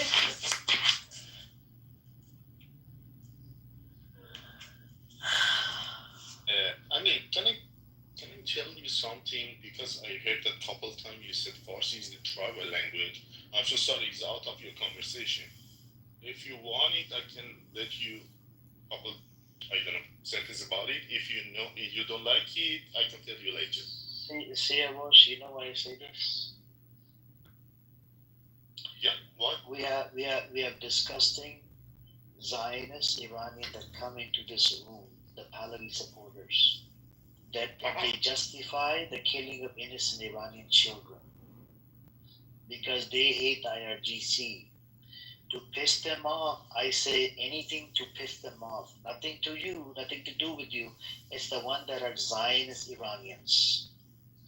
So I do everything in my power to say things that I don't even mean. I do it on purpose. سیاوش به طوری میگه که So you know, brother, it's nothing to do with you. It's not tribal. I know it's not a tribal language. I do it on purpose. I say this اونا on میان purpose. گروهی میان بعدش یه چرت و پرت یه مش چرت و پرت میگن با هم دیگه خب آره نه این به ماش کاری نداره با اوناست خیلی خولن یه مش دیونه میان They can hate IRGC, but it's not meaning that you can love Zionists. Do you know? They do. They love Zionists, Theosh. Yeah, So, unfortunately, yes, and all the do you time know? I'm fighting with them. Do you know? Forget supporting the Zionists. You know this attack that happened recently? They justify the killing of the children, the 50 or 60 children that got killed, because these are the children of IRGC. Any children I see is innocent. You don't attack children. These people come in here, the Iranian Zionists, they justify, and that pisses me off. You don't do that. But all the Jews are not. It's funny for me because I have a lot of Jews friends in Los Angeles. Actually, all the time they are supporting Israel. But in this time, in these 12 days especially, they never support Israel. Do you know? Because they you're wrong. Brother, you're wrong. Inside I'm talking about Israeli Jews, not American Jews. Israeli Jews, they supported it. Yeah, of course. No, So, because look, the American Jews don't have any saying what happens inside Israel. The Israeli Jews are the only one they get to vote. I told to my friends, they are not my friends. In the other rooms, they are supporting Zionism. I told them, European pushed them to leave the Europe 100 years ago because they are tired because of them. You know, other Jews, they are supporting Israel and send money to there because they want just keep the Zionism in that land. They don't want them in, I don't know, America, other countries too. Different language, I know. You guys actually start with this conversation. So it was my bad because I told you are talking about the tribal language. I want to tell you my. Okay, got it. It's not tribal language. I know it's an old language, bro. Even some of the scholars on the Sunni side, they spoke Farsi. But anyways, you know what, Amir? The guys who organized the protests here in my city, one of the biggest ones, the ones in downtown, they were the gays from Hillcrest and also Jews from downtown, especially the ones I work with. Nice. Can you imagine? So the Jews are doing it, huh? Some of them are quite in it. I think they're feeling In embarrassed the or pro-Pali or pro-Israel? Pro-Pali? What do you mean? There's no such thing as a pro-Pali, any pro-Zionist protest. No, they have pro-Israel protest. Yeah, I see. And then they closed down the Starbucks on 5th. Can you imagine? Not the Jews, but the gays. They organized a whole freaking large-scale one too. I wonder how the Zionists are doing in Malibu and Beverly Hills. They're enjoying themselves. And some people live amongst the Zionists. On the Look at the evil laugh this person is doing. Look at it. Look at this evil laugh. The lotus grows in the most filthiest of waters. What do you think? These people, they live amongst the Zionists. Alayla, the most. Zionists. They don't. You should bloom like a beautiful lotus. in the filthiest of waters. You have no idea. My neighbor is a freaking Zionist. So basically, right, I was telling Amir, right, about where I live. Basically, my backyard is a beach. I'm very, very grateful, okay? My freaking neighbor starts like setting up his freaking lawn chairs in my part of the beach, and the part of the beach that we have privatized so that me and my sisters can like go swimming, right, and we don't have to like, like we can go comfortably, like there's no guys and stuff, right? This guy starts coming around the fence and starts putting up his freaking lawn chairs. Like, damn, you're gonna colonize my house in America too now?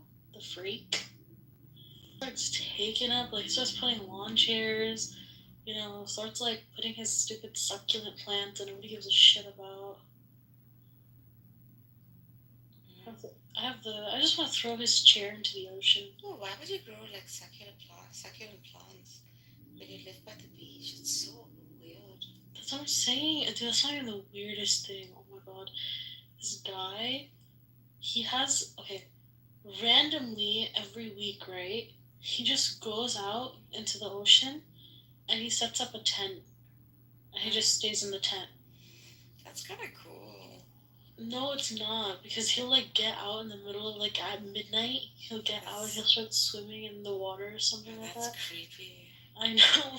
Like, and me and my sisters one time we were coming back from a bonfire, and we saw him. It's in the middle. It's like midnight, and he's just standing in the water, like staring up at the sky. Oh fuck, that's creepy as fuck. Yeah. Oh my god. Buggy I used to live by Laura, and there used to be a lady with like a very tall hair, and she used to kind of wear it like an erection. And we used to call her the erection lady. So she, listen, Leila, she would like have this cart, okay, from like the grocery store, like Trader Joe's, and then she would like push it and walk along the beach. And she lived in one of these freaking magnificent homes.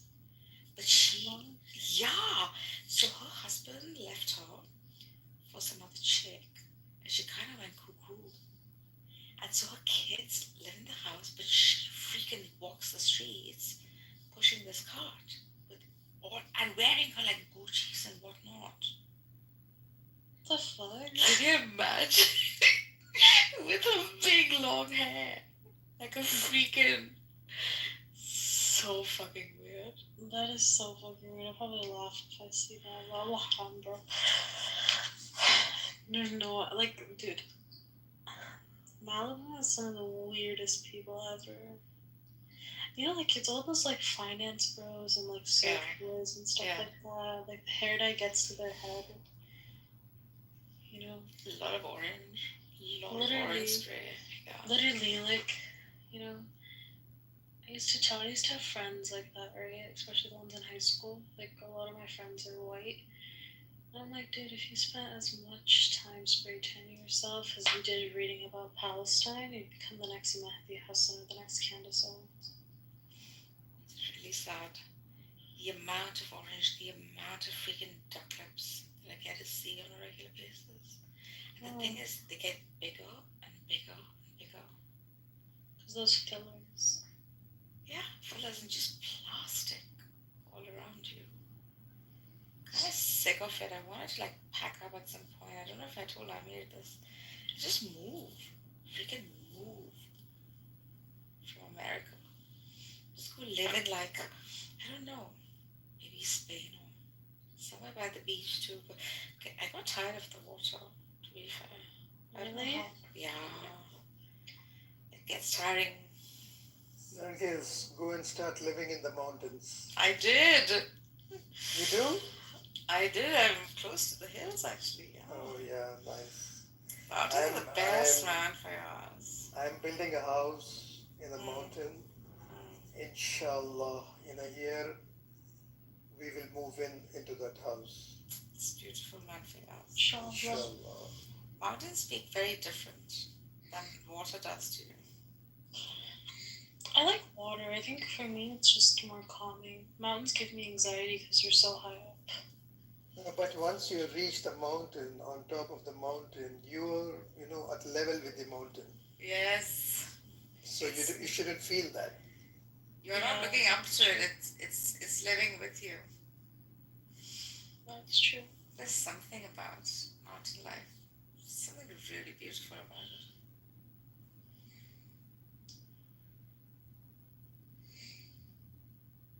Inshallah, this is going to be my. Inshallah, What about it'll be the nice. landslides? What about the land? You have negative Nancy has to speak. Like, why would you?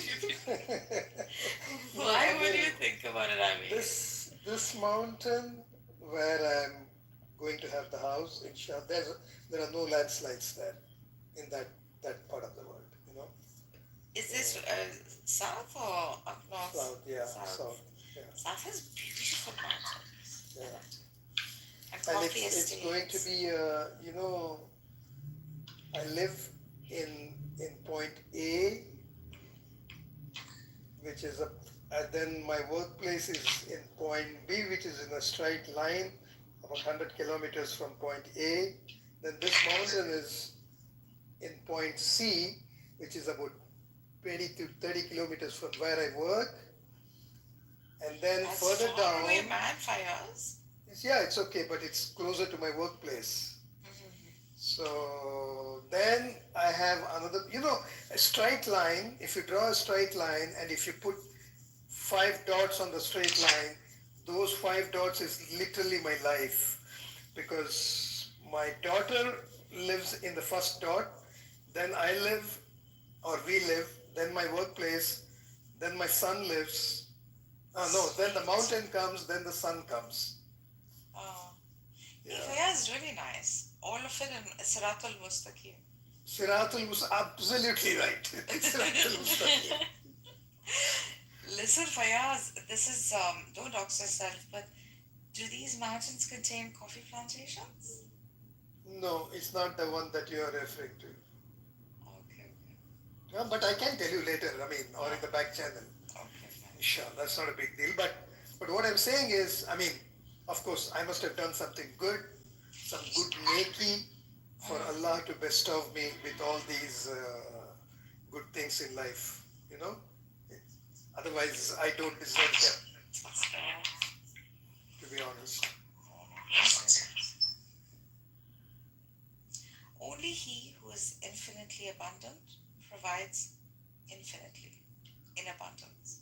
Bilkul sahi, absolutely. Right? To expect anything less is idiotic.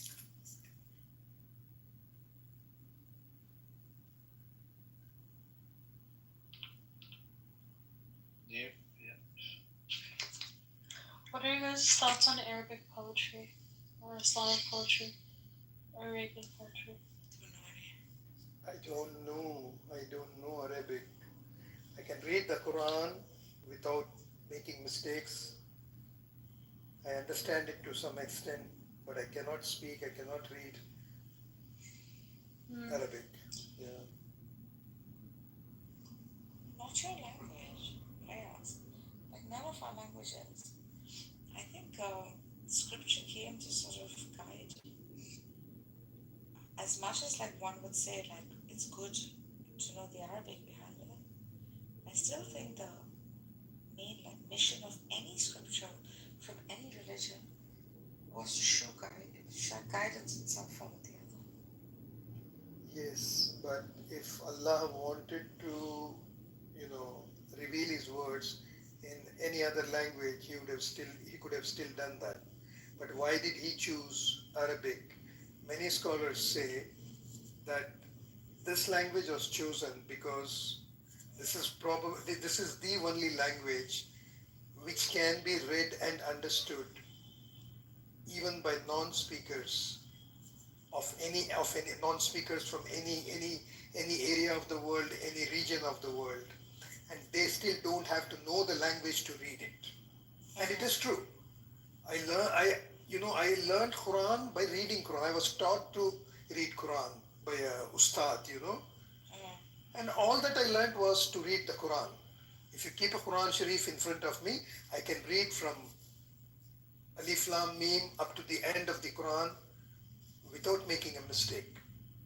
But if you give me some Arabic text, I cannot read it. Yes, I can read it, but I will make mistakes. You get my point. But the same thing you cannot do with other languages. If I gave you a book in French, if you did not know French, you will not be able to pronounce it right. Maybe because the alphabets are English, similar to English. You may still be able to read it, but you will read it as an English text.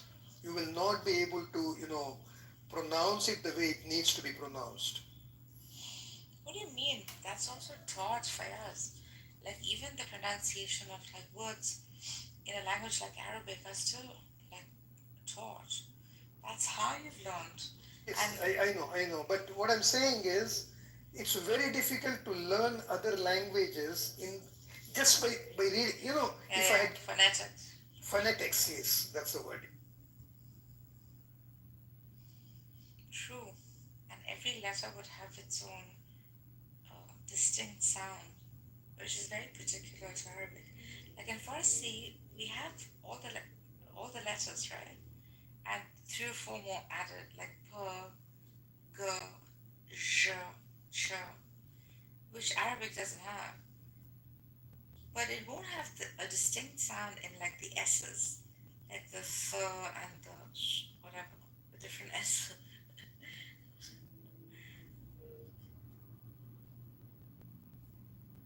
And like the z's will have the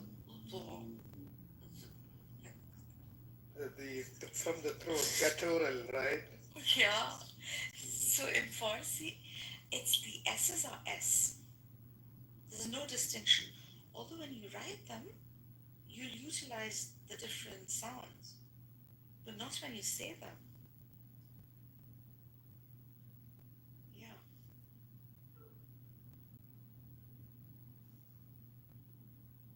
Like Arabic has I like to I like to hear people speak Farsi. That's kind of melodious. I like that more than Arabic. It's more like I think more romantic, more French in its flow. Yeah. Also contains quite a few French words. Oh, it does? Okay. Yeah. Like mother, and just any other, a lot of them. Like here, basic colloquial, Farsi contains a lot of French. I didn't know that.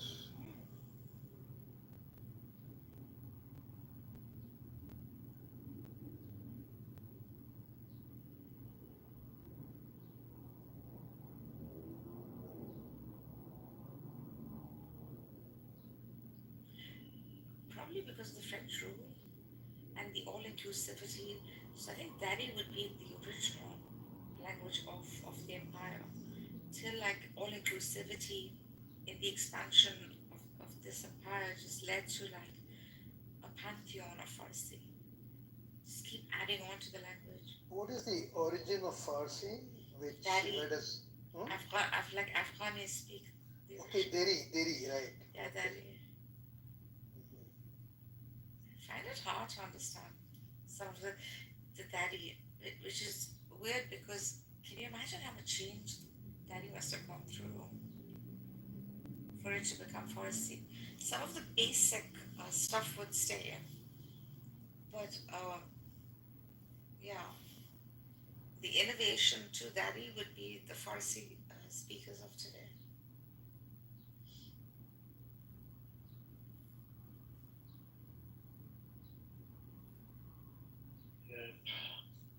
But anyways, the Imam Abu Hanifa's opinion was that you could actually, recite in English in your own language, right?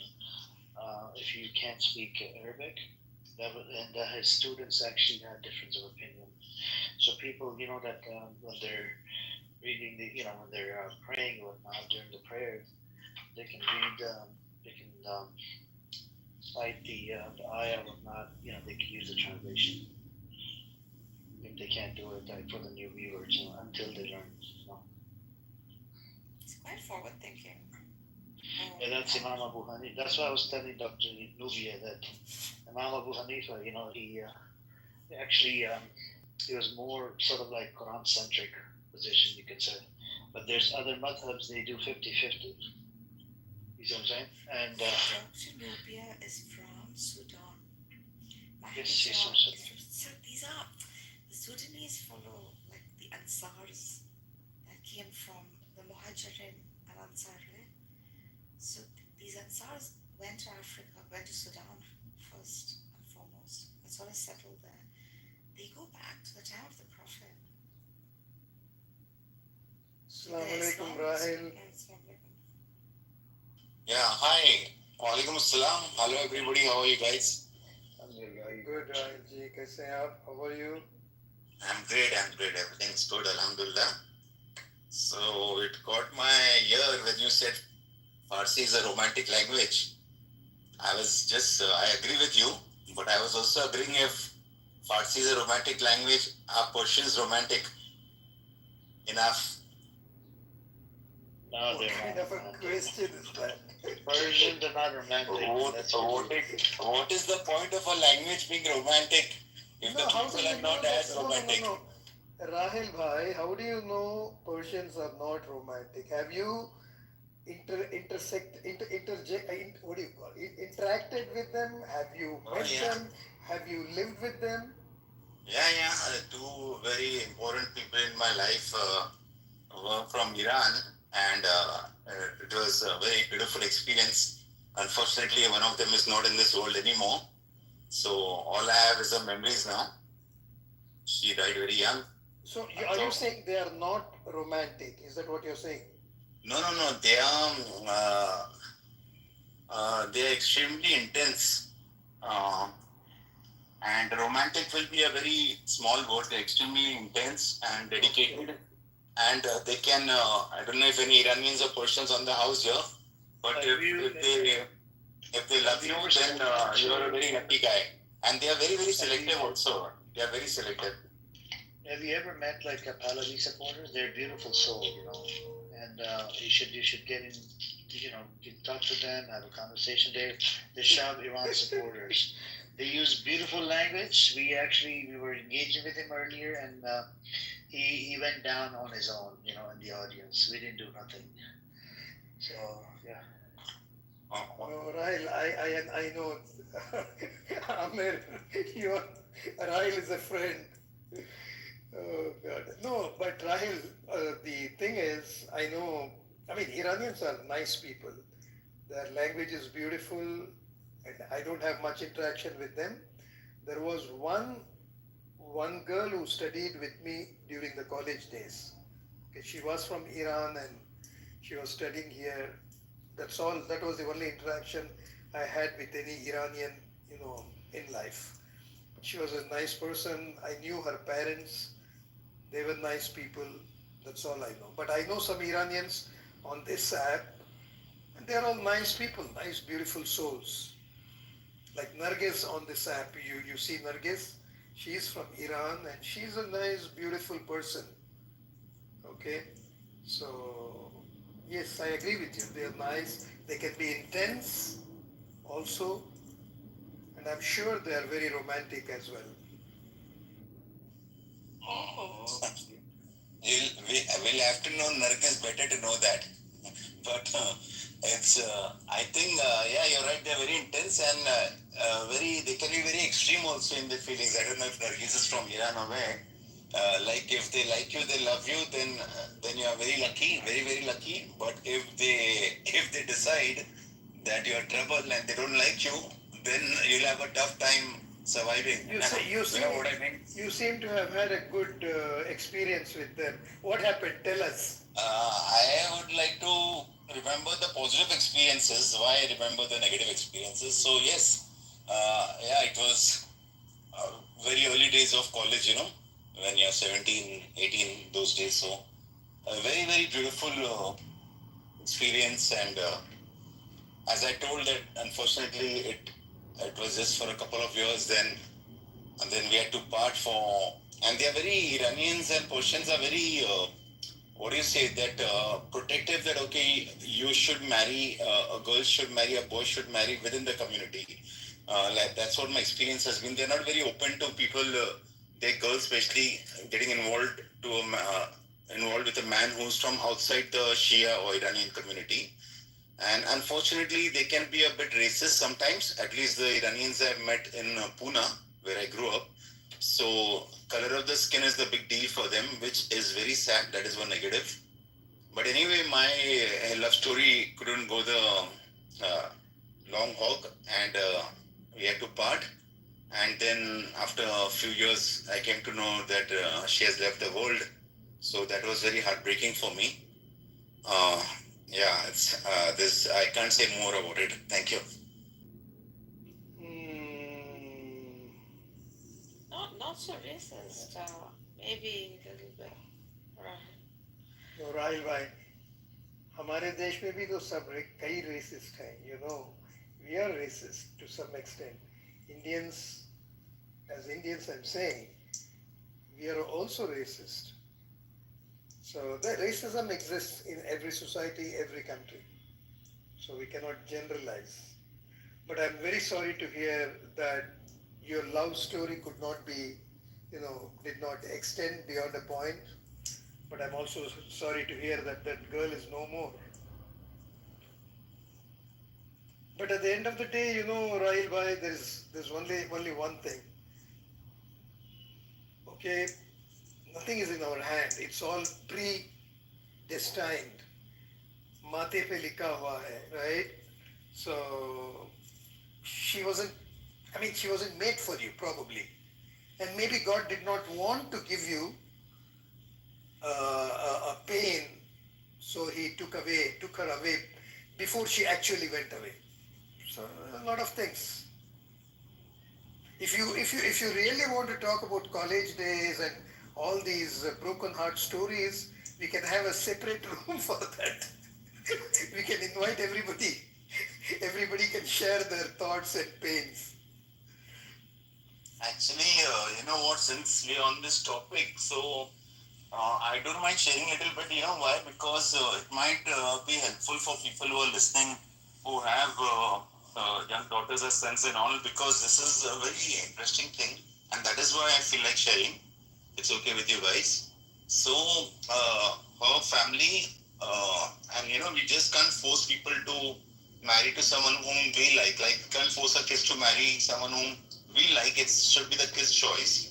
So her family were really shocked and upset and angry that how could she even think of a non-Shia guy? Iranians are mostly Shia, and I'm a Sunni, right? Khan. So they were very angry, and her uncles and cousins and bundas behind me and all that, which I got a bit scared, but I could deal with that. And then she was ripped apart from me and forcefully taken to America. And then at that time, I don't think there was internet and WhatsApp and all that, so we could not stay in touch. So they literally forced her to take her to America and all to relatives there. And then after a few years, I got to know that they got her married to a guy who was 12 years elder to her, which is fine, who was a Shia, which is fine, and who was extremely religious. Like middle of the night, he used to pray. If you know Tajud ki namaz, 3 o'clock in the night, there's just 6 namaz in Islam. He used to pray that. Software guy, drawing a huge salary in an American company, and they used to popularly call him as a Maulana. Although he was a software expert and but still very, very religious.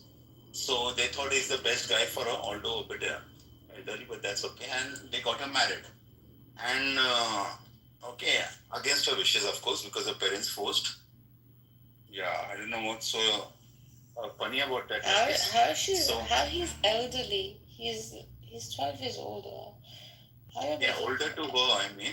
Can I just continue? Yeah. Yeah, older to her, not elderly. So then I said, fine, good for her. She's married a nice Maulana, religious guy who's doing very well for himself and all. Then after, and she had a daughter also, lovely daughter. I met her once. So then we didn't really stay in touch. It was not the right thing to do. So after 5 or 10 years, I got to know that she killed herself. She took some poison and killed herself.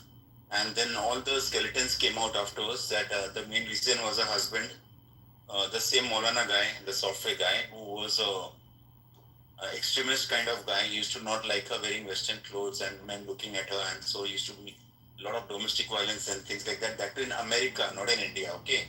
And poor thing, she didn't get the support she wanted from her family, and she thought the best way out will be to kill herself, leaving her daughter behind. So that's a very sad story and probably a lesson for. Yeah, and that's I think a lesson for all of us here. That's why I shared it. So we should never force our children to get married to someone whom we like. We should let children take the decisions and then let them see where life goes, because whatever good bad happens, then at least they chose that, because we as parents are not in a position to say what is good or bad, who they should fall in love with. Yeah, I'm done. Thank you for listening. Oof, that was such a depressing story. Thanks for sharing, man, Rahul. Yeah, thank you, Jazakallah khair, for sharing, Rahel. But did you find another person to get married to, Rahel? Yeah, of course. Life goes on. Yeah, we all live, but that pain will always be in my heart that at that young age, I didn't fight for her and I didn't do heroism and pull her back or run away. And because of that, today she's up there in the skies, probably watching from there, from heavens.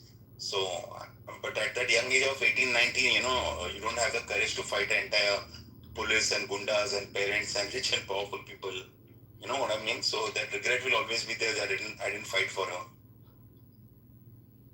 Yeah, maybe Allah subhanahu wa ta'ala has something planned for you, that's why maybe it was going to happen. It happened for the best. It's not your fault, right? No, it's not your fault. Don't carry that weight on your back. This is not your fault. She had to do it. And it was her choice. You have to respect it. No, it was not her choice. No, it was forced upon her. Like she didn't have a choice.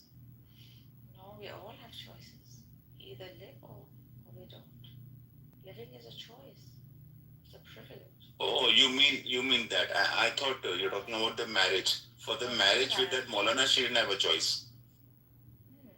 But living in and of itself is a choice.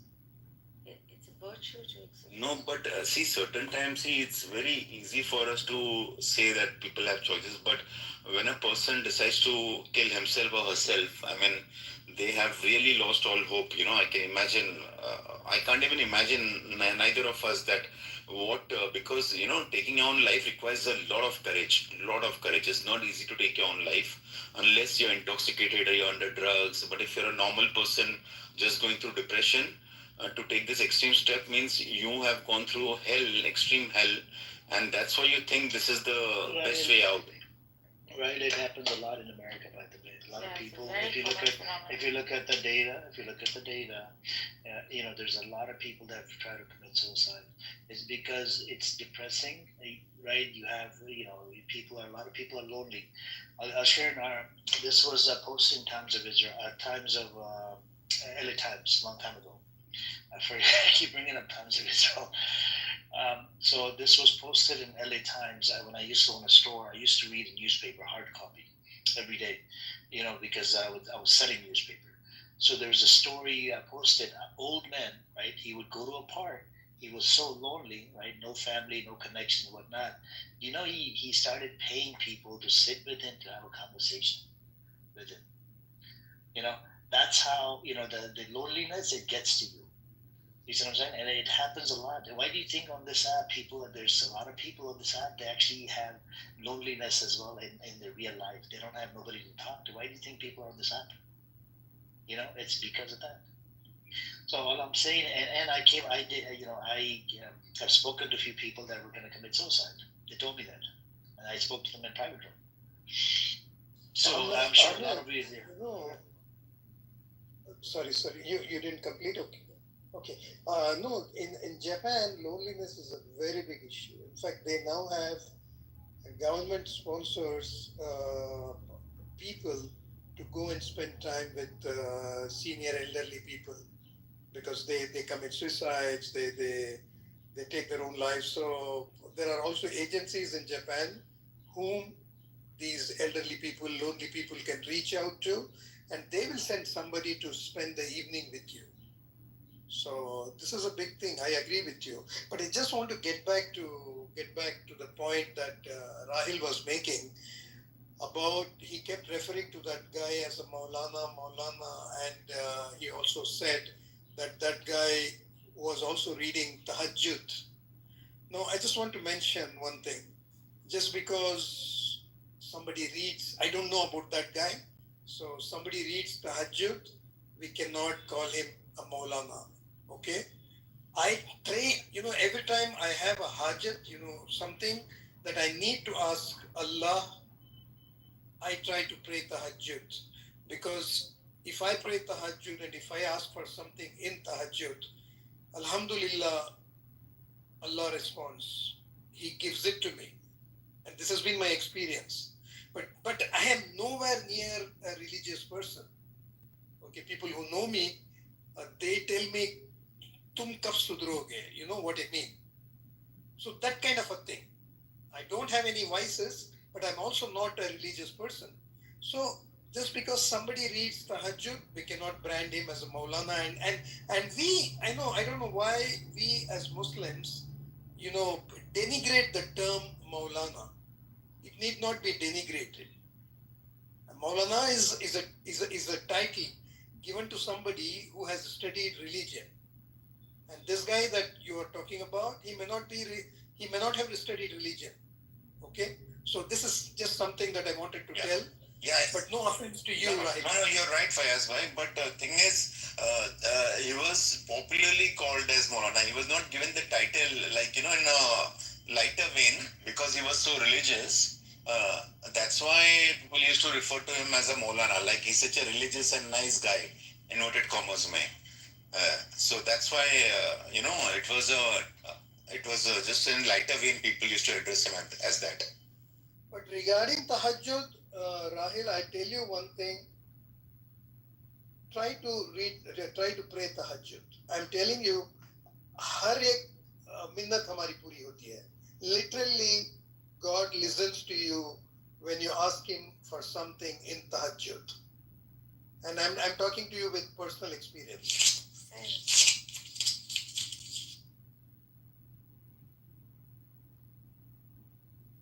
There's something about that time of the night, right? It works differently. Like spiritually, it just hits a different chord. That's around 3 in the night, no? You do the... Am I right? By yourself? Just before Fajr. Yeah, just before dawn. Maybe 2 hours before. Yeah, that's right. But I tell you, Rahil, it gives you so much peace of mind. You literally are one with Allah when you are praying at that time. When you are in sajda, you literally are transported to the other world. And whatever you ask for, if it is good for you, if it is going to bring benefit for you, you are given. There's no denying that. You are given. Alhamdulillah. So I always suggest everybody, that if you have something, some issue, just go pray 2 or 4 rakat, tahajjud, and just submit the application to Allah. That's it. And do it in such a way, and you do it in such a devout way that He cannot ignore you. But what happens actually is when you are in tahajjud, you are actually alone. Even the people inside your house are sleeping. So literally there is a calmness that you cannot get anywhere else. Okay, during daytime, if you are praying in a room also, where only you are there, you don't get that calmness. But at about 3 o'clock in the morning or at about 4 o'clock in the morning, that's the time when people get the maximum sleep, what is called as a REM sleep, that's the peak of your sleeping pattern. That's the peak in your sleep rhythm. So that is the time when everybody is asleep and deeply asleep. That's the time when you wake up, you go and and start praying, and you are literally one with the God. There's nobody around you or between you and God or within you. Literally no one. You are just there with Him. That's it.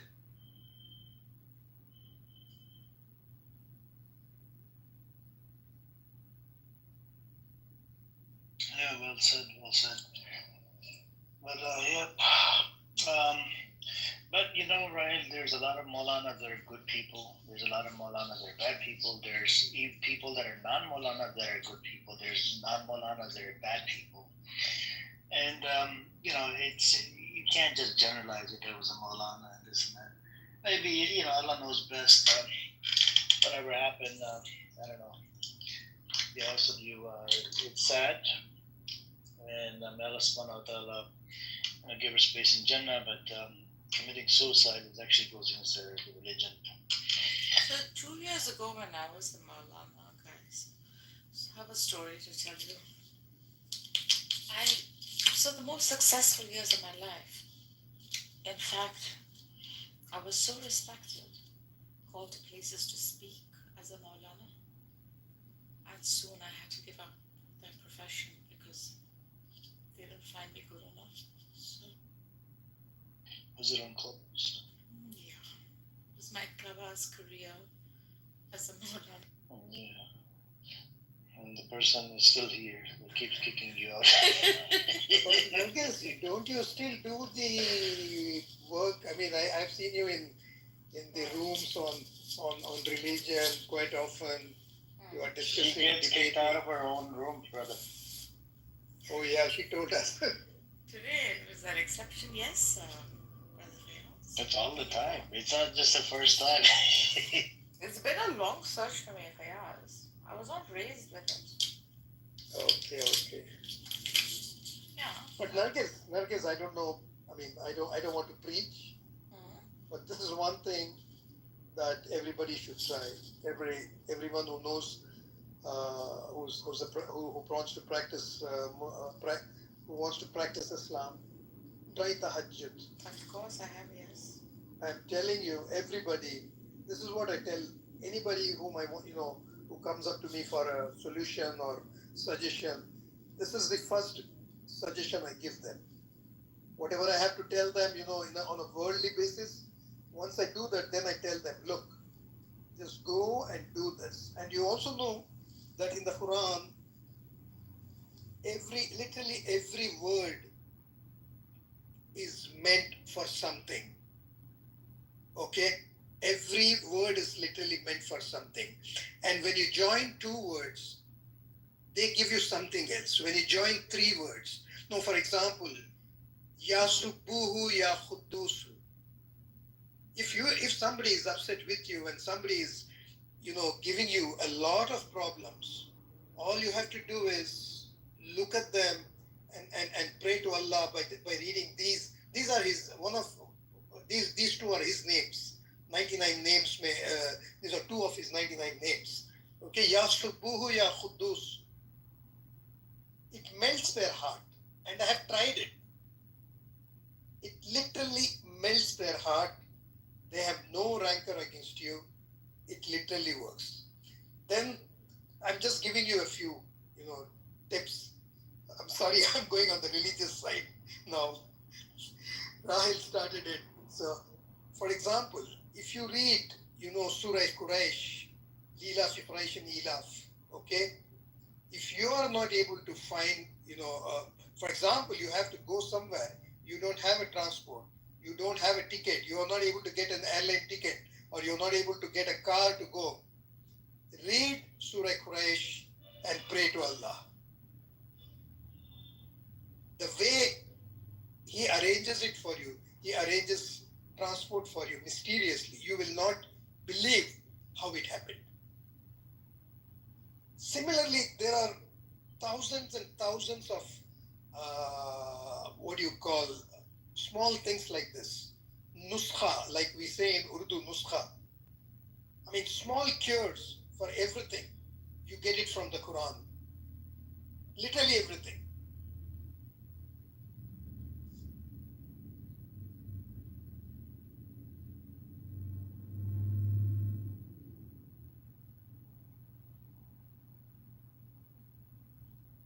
Okay, I'll just be back in a while. Yeah, sorry, I was not in a network area for the last 10 minutes or something. So I didn't hear if anybody asked me any question. Okay. No, I think we didn't ask anything.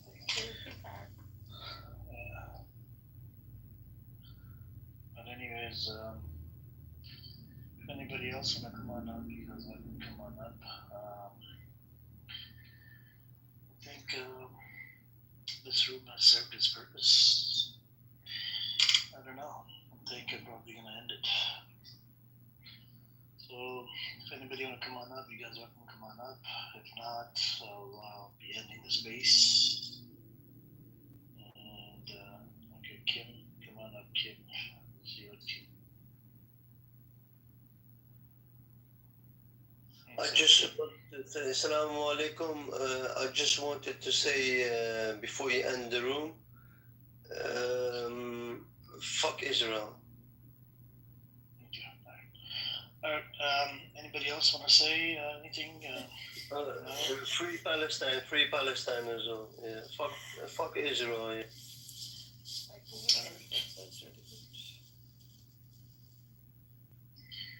Yeah. Check what's in. What did you say? Check. Okay, let me see. Let's check. Oh, there you go. Yep, I see it.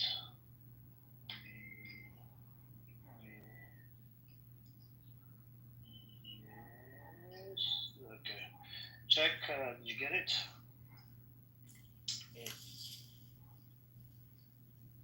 You got it? Yes. Alright, good. So, yep, there you go. We're in touch, and apparently that person, that person changed his name to. I'll send you what he has changed. I know. You seen it, right? He really wants more of the dinero. We'll wait and see what's coming. So are you gonna do it on this expose? When? So when should I be expecting? I need to grab my popcorn and soda. When are we doing? I'm gonna bring my people in there. Not me. Come on. Who's doing the show? The official will take care. The official, but on this app I'm talking about. Like somebody's gonna do the show. I'm not sure though. If he's around, I don't know. But you have to let me know so I can bring my people, and I can be on this app and just join. I'm not gonna know. Like if I'll let you know. You Tomorrow I have a get meeting. notice. You do. I'll let you Okay. know. So Nergis, can I ask you this? The numbers, would you say is it 5 zeros? Yeah. Not just America. There are others large also. No, I know, but the other people, are they in touch with you? Yeah. Okay, how many would you say? Is it 5 people, 10 people? No, large amounts. You're kidding me. No, I'm talking about the people. Like People. Those are still on here. Still hanging around looking around here. But some others also I heard. That's why I got on. Because that's what the government needed. Info. So your side is 5 zeros, right? Okay. Do you think anybody has 6 zeros in there? No. Of what I know, not yet. No. So I want to give you this scenario. So do you think this person can put his hands up in the air and say that it has nothing to do with me, it's the other party that was involved? Yeah, can. But that's what they need to take. Which other party? What's your network? Who are those involved working with you? Etc. So this I filed a while ago. It was required of me for the sake of my taxes and all that. And then, I have to let you know. Let me know. I'm gonna bring my popcorn soda. I'll probably be in the audience. If you do the, and make sure you do the room with the replays on. What's the room? I red won't hair or not. Because of the amount of damage it does. रोज ही यहाँ पर बैठा होता है तो इधर पे रोज ही होता है सर पे पता है ना रोज यहीं पे सोता है हफ्ता सब मुद्दा यहीं पर है जी यार में Why do you think? जी अब तक उसी की बात कर रहे हैं ना जो है वो जो सांस जिसको सही नहीं आती हाँ वो यहीं पे अभी अभी भी ऑनलाइन है रोज रोज रोज रोज Morning or night? रोज रोज उसके हमारे यहाँ रात होती है उसकी सुबह होती है वो जाग रहा था पूरी रात Markets, no? How they move. Anyway, all I've understood working in the States, even little religious boys that were like, drawn into it and cheated. Damage to a lot of good people. Man, you know what I would suggest? It has nothing to do with me, but I think if it was my case, I don't know if you signed the NDA. Have you signed the NDA? No, okay. Do you know the party's name and the company name and everything? It was a scam, so. Okay.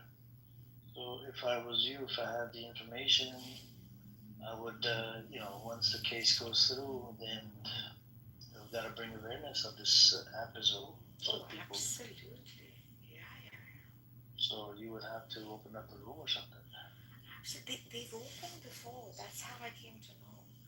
Through some other brother who said, do you know this person? Like, don't ever get involved if there is. I was like, you kidding me? It's 1 year of misery. I've been fighting this shit out. Not usko malum nahi hai, but with the companies through which these things were done are reputable companies. They should not have allowed it. So those are the ones like that I fought, right? And it's come through almost after such a long time.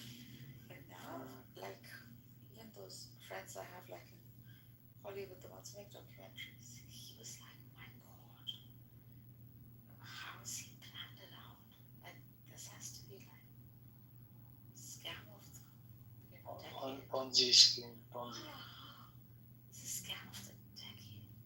The way, like, all of this was put together. So if they do anything, they probably. He was like, let's do something about it. I said, no, wait, like, you can't jump into it like that till like everything is settled and closed. And then someone is going to get a knock on their door. Because even if the government doesn't care, about your personal thing, they still want that dollar amount come out of that taxpayer, right? Who has the funds? They don't want to have fucking stolen funds, right? Because who's paying taxes on those? These guys are not paying taxes on those. Yep. Yeah. So for its own sake, it's going to be after such crime. No, has to be exposed. Has to be. I don't care. Even if it means like dying for it, I will do it. Because there's so many others who will fall for this shit. Calling people into rooms, talking about how much you've got, this and that. कितने जूते दिखाता है Kanjar And that juta is an excuse. जूते तो उसको जूते पड़ने चाहिए उसी जूते से जूते पड़ने चाहिए ये सब जूते are excuses. उसके पीछे जो होता है, that's a different criminal act. सही बात है. Yeah, tomorrow anyway I have a meeting with my lawyer. Yeah, and after that, like, just give it a little more time, a couple of weeks, 3 weeks, till I sort of settle this one out and then get to that one. What fucking. This is why I think when decisions are made based on just, this person's religious looks like they cannot do you harm. not had that experience now. I mean, for me, like anybody who holds religiosity means they're good. This is what's happening in my psyche.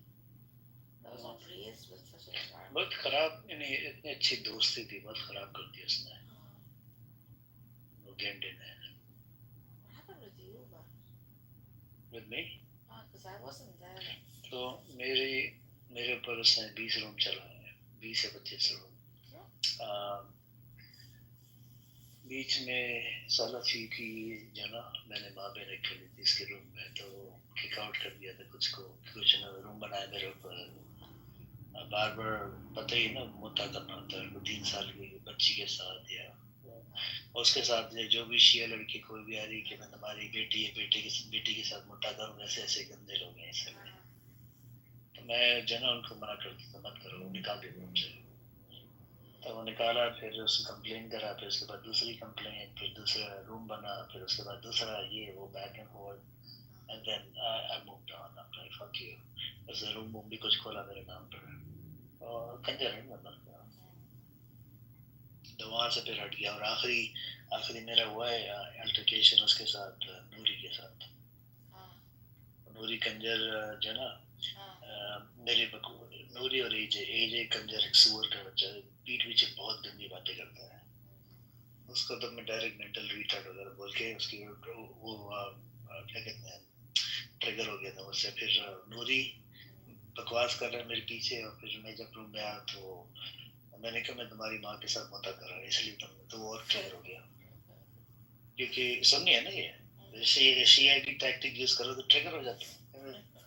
मैंने कहा तुम्हारी माँ के साथ मुद्दा कर रहा था क्योंकि मेरी पता नहीं क्या क्या बकवास कर रहा था. मैंने कहा तो वो आखिर में उसमें से एक कोई मॉड था उसने मुझे गेट आउट कर दिया. फिर उसके बाद आई थिंक दूसरा रूम चला फिर उसके बाद दूसरा रूम तो ऐसे फिर जो है पार्टी प्लेस और या पहले आते थे यहाँ पर या फिर गायब हो गया.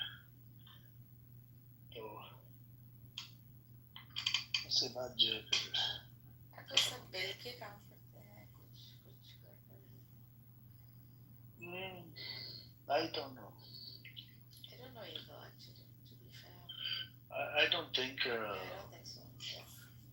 वो यूके वाले भाई साहब तो नहीं वो नहीं सिर्फ इसके ये कहानी इसका और इसके पीछे पड़ गए कुछ लोग हैं और ये चोर है एक नंबर का.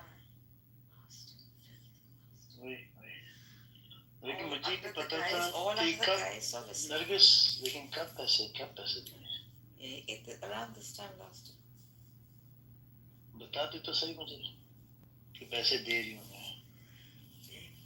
How did I know? कुछ एडवाइस तो ले लेती कुछ लोगों से. अरे how did I know कि ये है? मैं तो पता है शुरू से इंट्रोड्यूस किया और ये सब लोग डाले kept thing and then I was very well done but my God such a well done.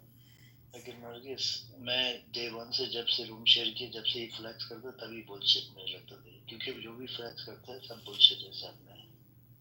मुझे मालूम नहीं पता है ना यहाँ इस ऐप में मैं बिजनेस रूम के अंदर ज्वाइन किया था मैं सही है. वहाँ पर इतने बुलशिटर आते हैं कि मेरी इतनी प्रॉपर्टी मैंने इतना बड़ा बुलशिटर साला जिसकी प्रॉपर्टी होंगी ना वो कभी बकवास नहीं करेगा ऐप पर आकर फ्लैक्स करने के लिए flex.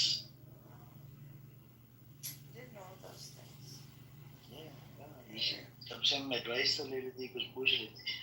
Didn't think that all was done after the guy said चलो it's okay but let's अब लॉयर के थ्रू देखते हैं क्या होता है. Okay, I mean there is a system of justice by which like this world is governed.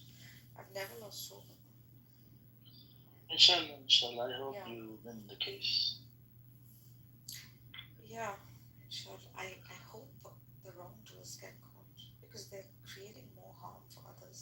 ये जो लड़का है जिसने सलाफी लड़का जो दूसरे लड़कों के साथ उसने इसके बिजनेस में इन्वेस्ट किया है और उसने कहा कि इतना पैसा हम लोगों ने डाला इसके बिजनेस में और पूरा का पूरा ये चोरी किया एंड 1 साल से इससे पूछ रहे हैं एंड आखिर वो आके मुझको like almost he was requesting so much कि कुछ करो हमारे लिए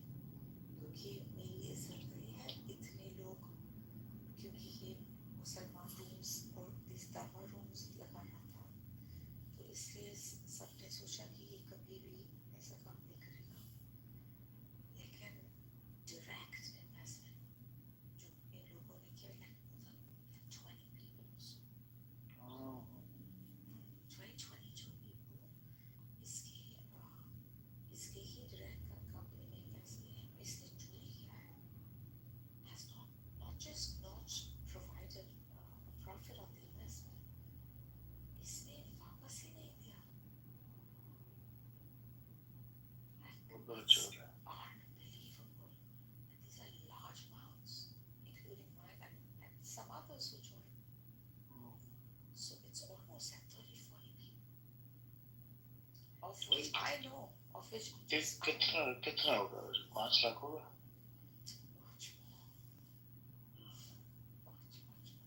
ये जूते खरीदते रहते हैं गवर्नमेंट के अंदर uses this whole Amazon thing. Whatever the fuck it is. Anyway, I don't know. Shouldn't give up on such a thing.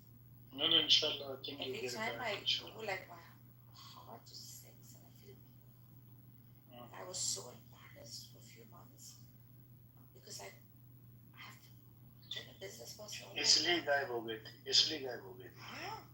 The depression was fucking felt like dying. And imagine like having a child being answerable for it or falling for some bullshit Islamist or man. Because I thought कैसा झूठ बोलेगा ये जो इस्लाम का दावा करता है. 50 से ऊपर Of course. 50 से ऊपर किया है Way नहीं आपने way Yeah, what's going on here, man? Yeah, hang on, AB, please calm down. I'm about to end the room anyways. I'm just trying to finish this conversation. Yeah. But I'll let you know. अब मैं नहीं बोल सकती. मैं तुझको message को दूंगी. Okay, no problem. Okay.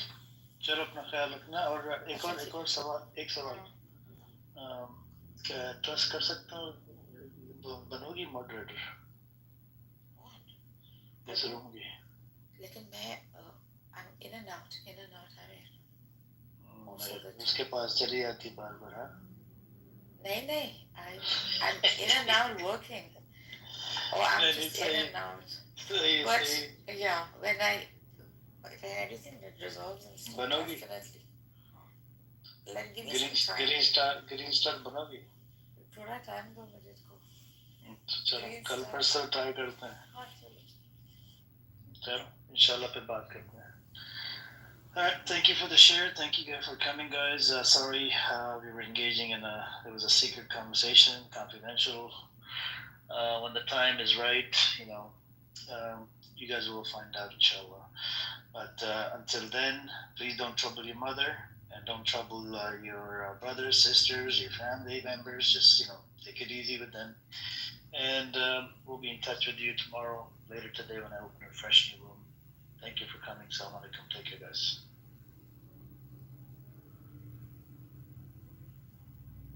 Dead also before they actually announced when he died, right? Because a lot of times people get so caught up in religion, they forget about the relationship. They forget about when if we're going to talk about God, right? When God is speaking to you and giving you information, right? That trumps anything that's just willy-nilly, even on the news. Because even the news, everything, they give you bits and pieces and they throw in lies in there as well. And this is why critical thinking skills is a lost art. Because a lot of times people receive whatever information, even if it's a quote-unquote reliable source, and they run with that information as it's complete fact. And the reason why they don't tell you everything, especially when it comes to the Roman Catholic Church, is because they don't want you to know. There's things that they keep secret and hidden because it's not for, they don't want the public to know because they feel like the public is either stupid or don't have the capacity to understand why they hide certain things, and then they're scared they're going to be accountable for the things that they do hide as well. So I'm speaking from, let me tell you about me. I was in Catholic school for 7-8 years. I had to learn everything from the root of the tutor. I couldn't even pass to go to the next grade. So you're not speaking to somebody who does not know about the Roman Catholic faith. And I'll land here. I have been to Rome. I've seen the Sixtine Chapel. I've been to the Peter Basilica. I've been to Spain and seen the La Sagrada Familia that has a museum attached. I've been to Israel. Okay, I've been to all the lands that the Bible derived from, besides Egypt and maybe we went a little bit in Jordan. So I'm not speaking from someone who has not actually experienced these things, seen these things with my eyes, put the little pieces together, and even then I don't have all the answers. So I only speak on what I actually know, and that's what I was talking about when I interrupted Magnetic about when she was speaking about the death of the Pope and the code, that to remind everyone that was listening that he opened portals before he died. That's all I said. And I don't know how this turned into, I need to tell you what social media. It's not that serious. It is not that serious. I'm glad that you're well schooled in your theology and understanding the Bible. I hope you know about the Apocrypha, and if you don't, check it out. And that's it. Alema. Yeah, so I'm sorry that was. He's not well schooled. He's giving the Bible in the exoteric format. That's the. Girl, I was being magnetic. I was being nice. I was being nice. Yeah, we can't be nice with these people. They're crazy, girl. Shit, I want to give out that bullshit in that upside down version. No, that's the wrong way to give out those scriptures. And did you know the word Cretan and Christianity are one and the same? It meant stupid, imbecile, stupid people. Right? It was derogatory. We can't even talk about Mommy Wata. Yeah, so. Okay, so listen, go ahead. I just wanted to respond to what you said. So I don't think my response about the doors had anything to do with what you said. I think I wanted to let you finish respectfully. But my response was just basically on the general idea that they mean anything else other than what they meant traditionally.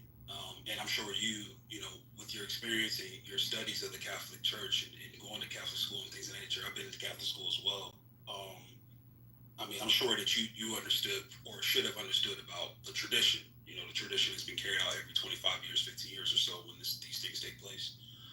So it wasn't a response to what you were saying about them. I sure conspiracies about like the news and things of that nature, I really take no part of. That's pretty much where it's at.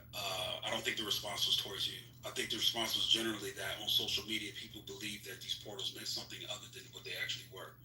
And that's because TikTok and things of that nature came about after the first one that occurred, not first one, but it's been going on for 1,400 years. As you know, right, from what you studied, the opening of portals was going on for 1,400 years at these 5 basilicas. But what we noticed is that TikTok came on the scene after the last time the doors were open, which is around 2015, 2016, and people started to take them in a different way. So that's pretty much all I was highlighting. And about the whole thing about Christian comes from the word Cretan. That's actually been proven to be false. The etymology of Cretan don't match with Christos. Christos comes from the Greek word to rub on, which is where we get our word Crisco, right? It comes from the whole idea of rubbing on or to smear on. That's where it comes from, which comes from a Hebrew word that's already used. Sir, the Christos is the Christ, and the Christ is a sacred elixir that's located in the central nervous system. What the hell are you talking about? Okay, so I'm talking about the etymology. And Christianity go hand in hand, and it means imbecile, stupid, knock it off. Yeah, magnetic. Can you provide any type of proof of that? Because Christian comes from the word. Don't you got something in your hand that's called a smartphone? Right. So, well, I'm asking you because you make the claim, right? I don't care if I'm making the claim. That means you need to go look it up. Well, here's the thing. If the idea is that we should look up what someone is saying, then I think that should have been something you should have done, right? Like, for example, when I mentioned Christos, which is actually a Greek word, actually spelled with Christos, right? Christian, tien, the suffix tien actually means those who are related to. Christianity means those who are related to Christos and also practices those things that are related to Christos. So that's where it comes from. The word Christos itself is not original to the concept, though, because again, he came as a Jew, and the Jewish people who was being dealt with. So Jesus was a female, and the word Jew is the root word of jewelry, and the jury will take you to something called family crest, and the family crest gonna take you to somebody called the people that stole a lot of our shit, which we the motherfucking Moors and shit. So we ain't trying to hear what you talking about. The Moors would have been in the 8th century AD after You're speaking mumbo jumbo stuff. What you about to say, Rock? No, it's not. I'm magnetic. I'm just trying to. Yeah, magnetic. I'm just trying to set some things straight. Jews not even real. That's talking about the jury. It's giving you codes and symbols. The jury speaking of esoterically. The jury is also speaking about inside the body. It's connected to the seven of the chakras, sir. It's connected to how you raise an ascension. Okay, so all right, no problem. So what I'm asking is that there's a lot of claims to be made here, right? So number one, when we're talking about the Moors, they stole from the Moors. How could the Moors stole from people? And So how could a religion? Let's look at this claim for a second, because we're making it an anachronism. The Moors were for the Islamic caliphates that ran through Africa, sub-Saharan Africa. Those Moors actually ran themselves up and took over much of Europe in the middle of the medieval period, right? Christianity actually has its roots in the 1st century. And Christianity has its... religion is a fairly new concept brought to the realm. If you don't knock it off, that shit is new as fuck. All right, no problem. I don't think I have to... In primordial times, we never had a religion or Bibles. What are you talking about? No problem, but... You all with this new age shit. That from the reconstruction to the construction. Y'all just lost. Get out that motherfucking Bible. But listen, if you really just want to learn that Bible, you want to be in it that bad, then okay. The Bible do got hidden information in it, codes, clues, like I was saying earlier, but you wasn't in here. Go learn it from the ESO. Listen. Go learn those scriptures from the ESOTERIC way. Please. If you learn it from that way, we can really talk. I ain't gonna lie to you. I can talk to you again. But with the way you got it going on, it's just gonna be bullshit. Because I understand that Bible from the esoteric and the exoteric format.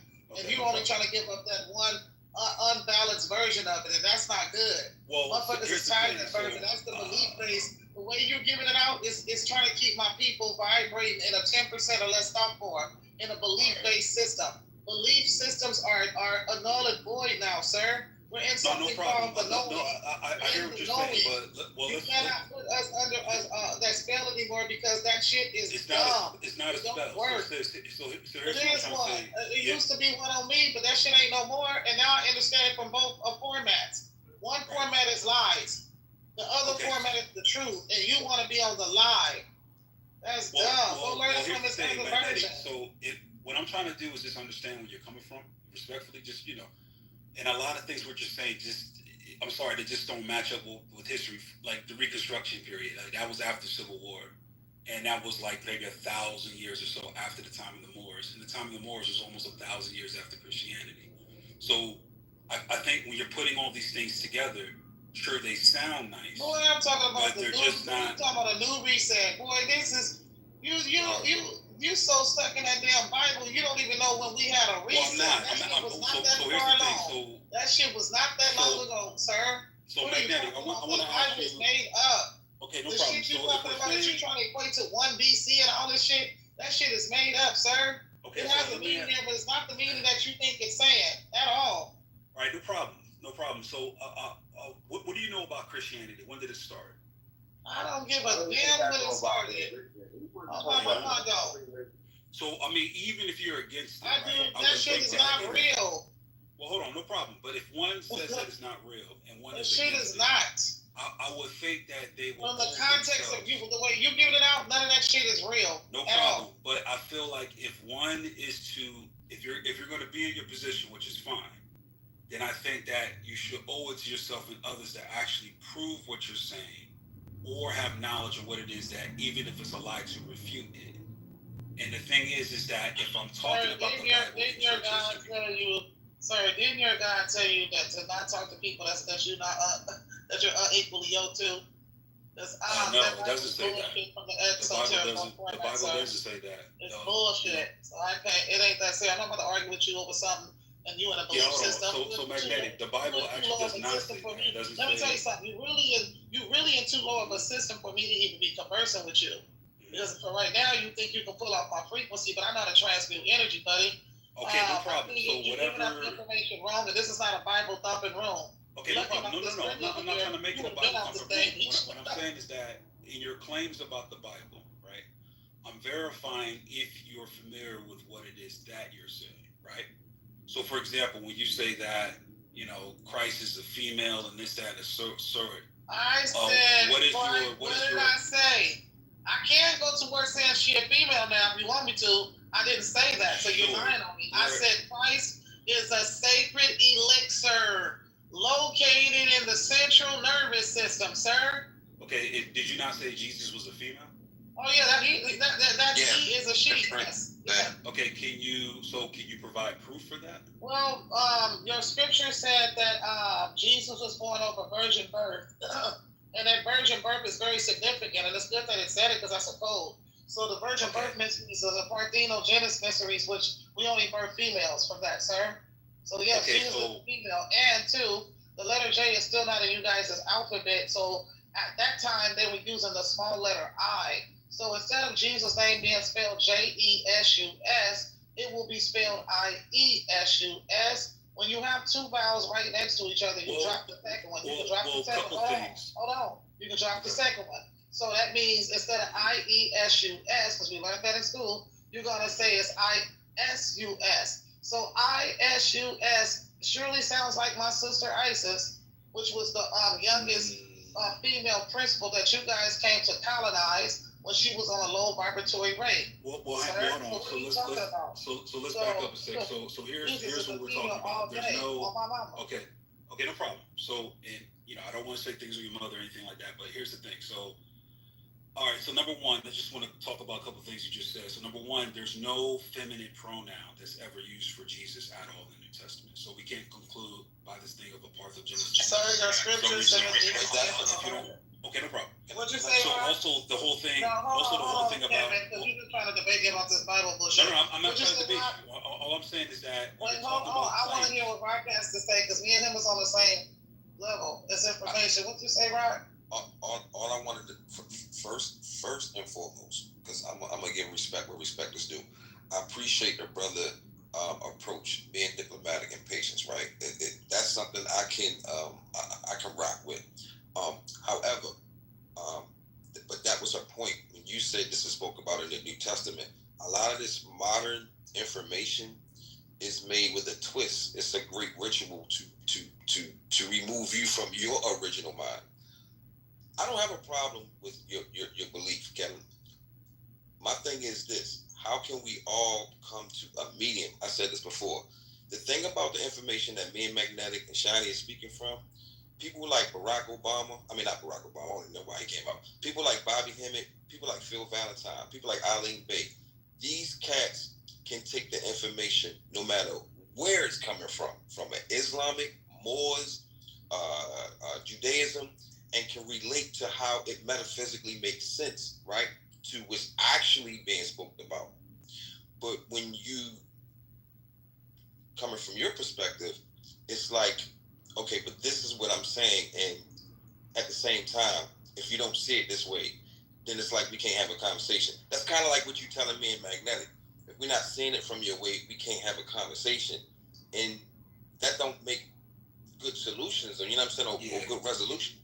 Yeah, I don't think, so I never made a claim of the sort. I don't think I ever said anything about, well, if we're not speaking the same thing, we can't have a conversation. No, you didn't say that. I assume that. But what I'm saying, okay, no problem. I'd rather listen to you and sister have a conversation, right, and see how y'all can relate versus going at it. Because it's like you want to, you're trying to trump her information. Well, no. Exactly. Even when I said portals instead of doors, he had to say, no, it's doors. We know what we're talking about. I said anything like that. Sir, it's in the chat. Sir, it's in the chat. And this is all replay. Portals can be doors. That's all I said. Like I said, it's almost like you want to try to just, you got to, the etymology of the word, or I got to twist the word, or we're saying you don't need the extra sauce on there. Like, it's I said what I said. She said what she said. He said what he said, and you said what you said. Nobody's trying to change what you're saying. Do you know what I'm saying? Well, it's a respect level, right? It's not. It's almost like it's being antagonizing. Like, oh, let me play. Actually, that's not what it is. When it still is a portal. Whether you want to call it a portal, a door, whatever the case may be. What I said was what it was too, right? So we can't have and this is why I said earlier, we cannot have a true discourse unless research and time has been in what we're talking about, because then we're just talking at each other, and that's what I also said in the chat. Yeah, I would 100% agree with you. I think research is the way we have a common conversation. Mm-hmm. What I'm about is actually the objective truth, which is what I'm talking about. For example, like I hear a lot of things that Magnetic says, and I respect her. It's her space and things of that nature. But I will object respectfully, because the information presented is just not what it is. For example, the whole idea about ISIS being the name of Christ. That's actually not true. The word for Christ, where we get Jesus from, is from a Greek attempt to spell Yeshua in Iesus. Iesus, because the Greek doesn't have a J, nor does the Greek have a Y. So what the Greeks did, in order to try to sound out the Y, they combined two Greek letters, which is iota epsilon. And iota epsilon, which is the beginning of Iesus, was an attempt to spell the Hebrew Aramaic name, who is Jesus, which is Yeshua. So Yeshua is actually the name of Jesus. Yeshua was translated into Greek, which becomes Iesus.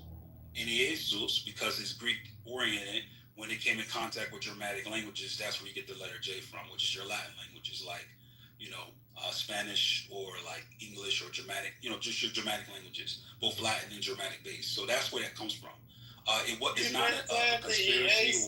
I know what the Iesus is. It's still talking about. You can still break that down to ISIS, sir. I know what the hell I'm talking about. You can't, because you don't have. I ain't retarded now. Yeah, so that would be impossible, because if you were to spell out ISIS, for example, in Greek, it doesn't spell out the same way at all. Like, we ain't talking about Greek. We talking about pre-creation information. What are you talking about? Yeah, no problem. I'm just trying to deal with the modern world. You know what I'm saying? Yeah. You not understand. I get it. You can't understand this realm I'm talking about. Okay, so I mean no hostility. All I'm talking about is when I came in this room, I heard things, especially with the religion that I deal with and the space that I deal with, a lot of things that just aren't, respectfully, just aren't true. So what I wanted to ask was, where was this information coming from? Like a lot of things I said about history, a lot of things about Christ, and this is why this, that, and the third, and everything else just doesn't chime well. Like one of the basic things about Christianity, for example, when it says that he's female, the Bible actually doesn't posit an idea that the advent of the person of Christ took place in the incarnation. It won't be his birth that actually makes the person. It's who he was before, right? That's why we have in the prologue of John, in Arche, in Logos, right? In the beginning was the Word was with God, and the Word was God. The same was in the beginning with God. All things were made through him, and without him was not anything that was made. Then in 14, we have where it says, and the Word became flesh and dwelt among us, and we beheld his glory as the only begotten of the Father. So then we also have the 18, and no one has ever seen God except for the only begotten God. He has come. Notice the pronoun, otus. He has come to make him known. So the Bible fundamentally does not teach the things that are being said in this room. And I think, and you guys should respect that, an advocate or apologist of any standard should have respect enough to kind of interface and see if those things are actually fundamentally true. Right? I understand that, but let me ask you a question, Kevin. Sure. Do you believe, and I have my own answer, but I just want you to spill on it. You believe that the Bible itself is a history book or a book of historical events? Yes. And that's where we're going to have disagreements. You know what I'm saying? Because we can understand the book without seeing it from a literal standpoint. In my mind, it's metaphysical. When you speak about Jesus, Yeshua, Joseph, Abraham, all of them, when you look at esoteric information, is broken down deeper and from a metaphysical, right? There's a difference between the two terms. You seem really... What is metaphysics? I'm about to get into it. That was my next statement. There's a complete difference between esoteric and esoteric, right? And you're coming from an esoteric, which, again, a lot of the people who are speaking this new information, like the Sister Magnetic was saying, this modern information going back 2,000-3,000, bro, that's like 2 seconds old compared to where we coming from. It's new information. And then I don't have a problem. See, the thing about information is I don't believe in right or wrong specifically. Information is information. It's just where the individual who is analyzing it or observing it can see it from a level of consciousness. And a lot of that wouldn't be what esoteric would mean, right? All esoteric means is that which is understood by a small group of people. That's all esoteric means. So it's not esoteric within itself doesn't carry any level of understanding of information. Esoteric. Here's the thing. So esoteric means to be understood by a small number of people. Like, for example, if the country is 90% conservative and then only... No, brother, you don't have to preach to me. I just looked up the definition before I even spoke. But the point that I'm trying to make is it's the so-called new information that you're speaking of. It's not information that's going to resonate in a deeper understanding. No one is refuting your information. All I'm saying is, how can it relate to information that we're speaking on versus you're saying, hey, what you're saying is not correct, or you're saying something that's incorrect. What you're telling me is your truth, and they ain't going to get no deeper than that, to be honest, Kevin. Like, you're giving me your...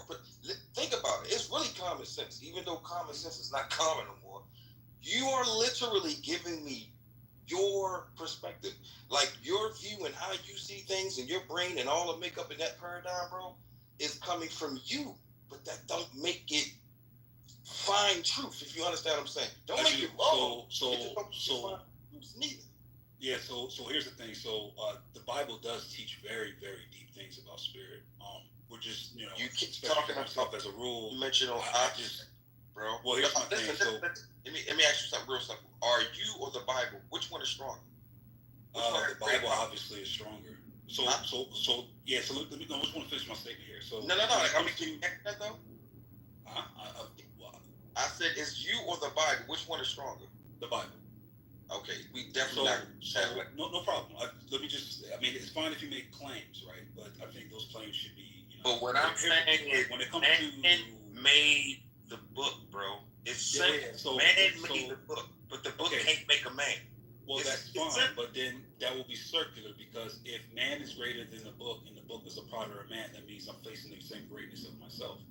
But that will be circular reason. Bro. So, but hold on. I just want to make this statement. You said in the beginning with the Word, and the Word was God, and the Word was God, right? And the Word became flesh.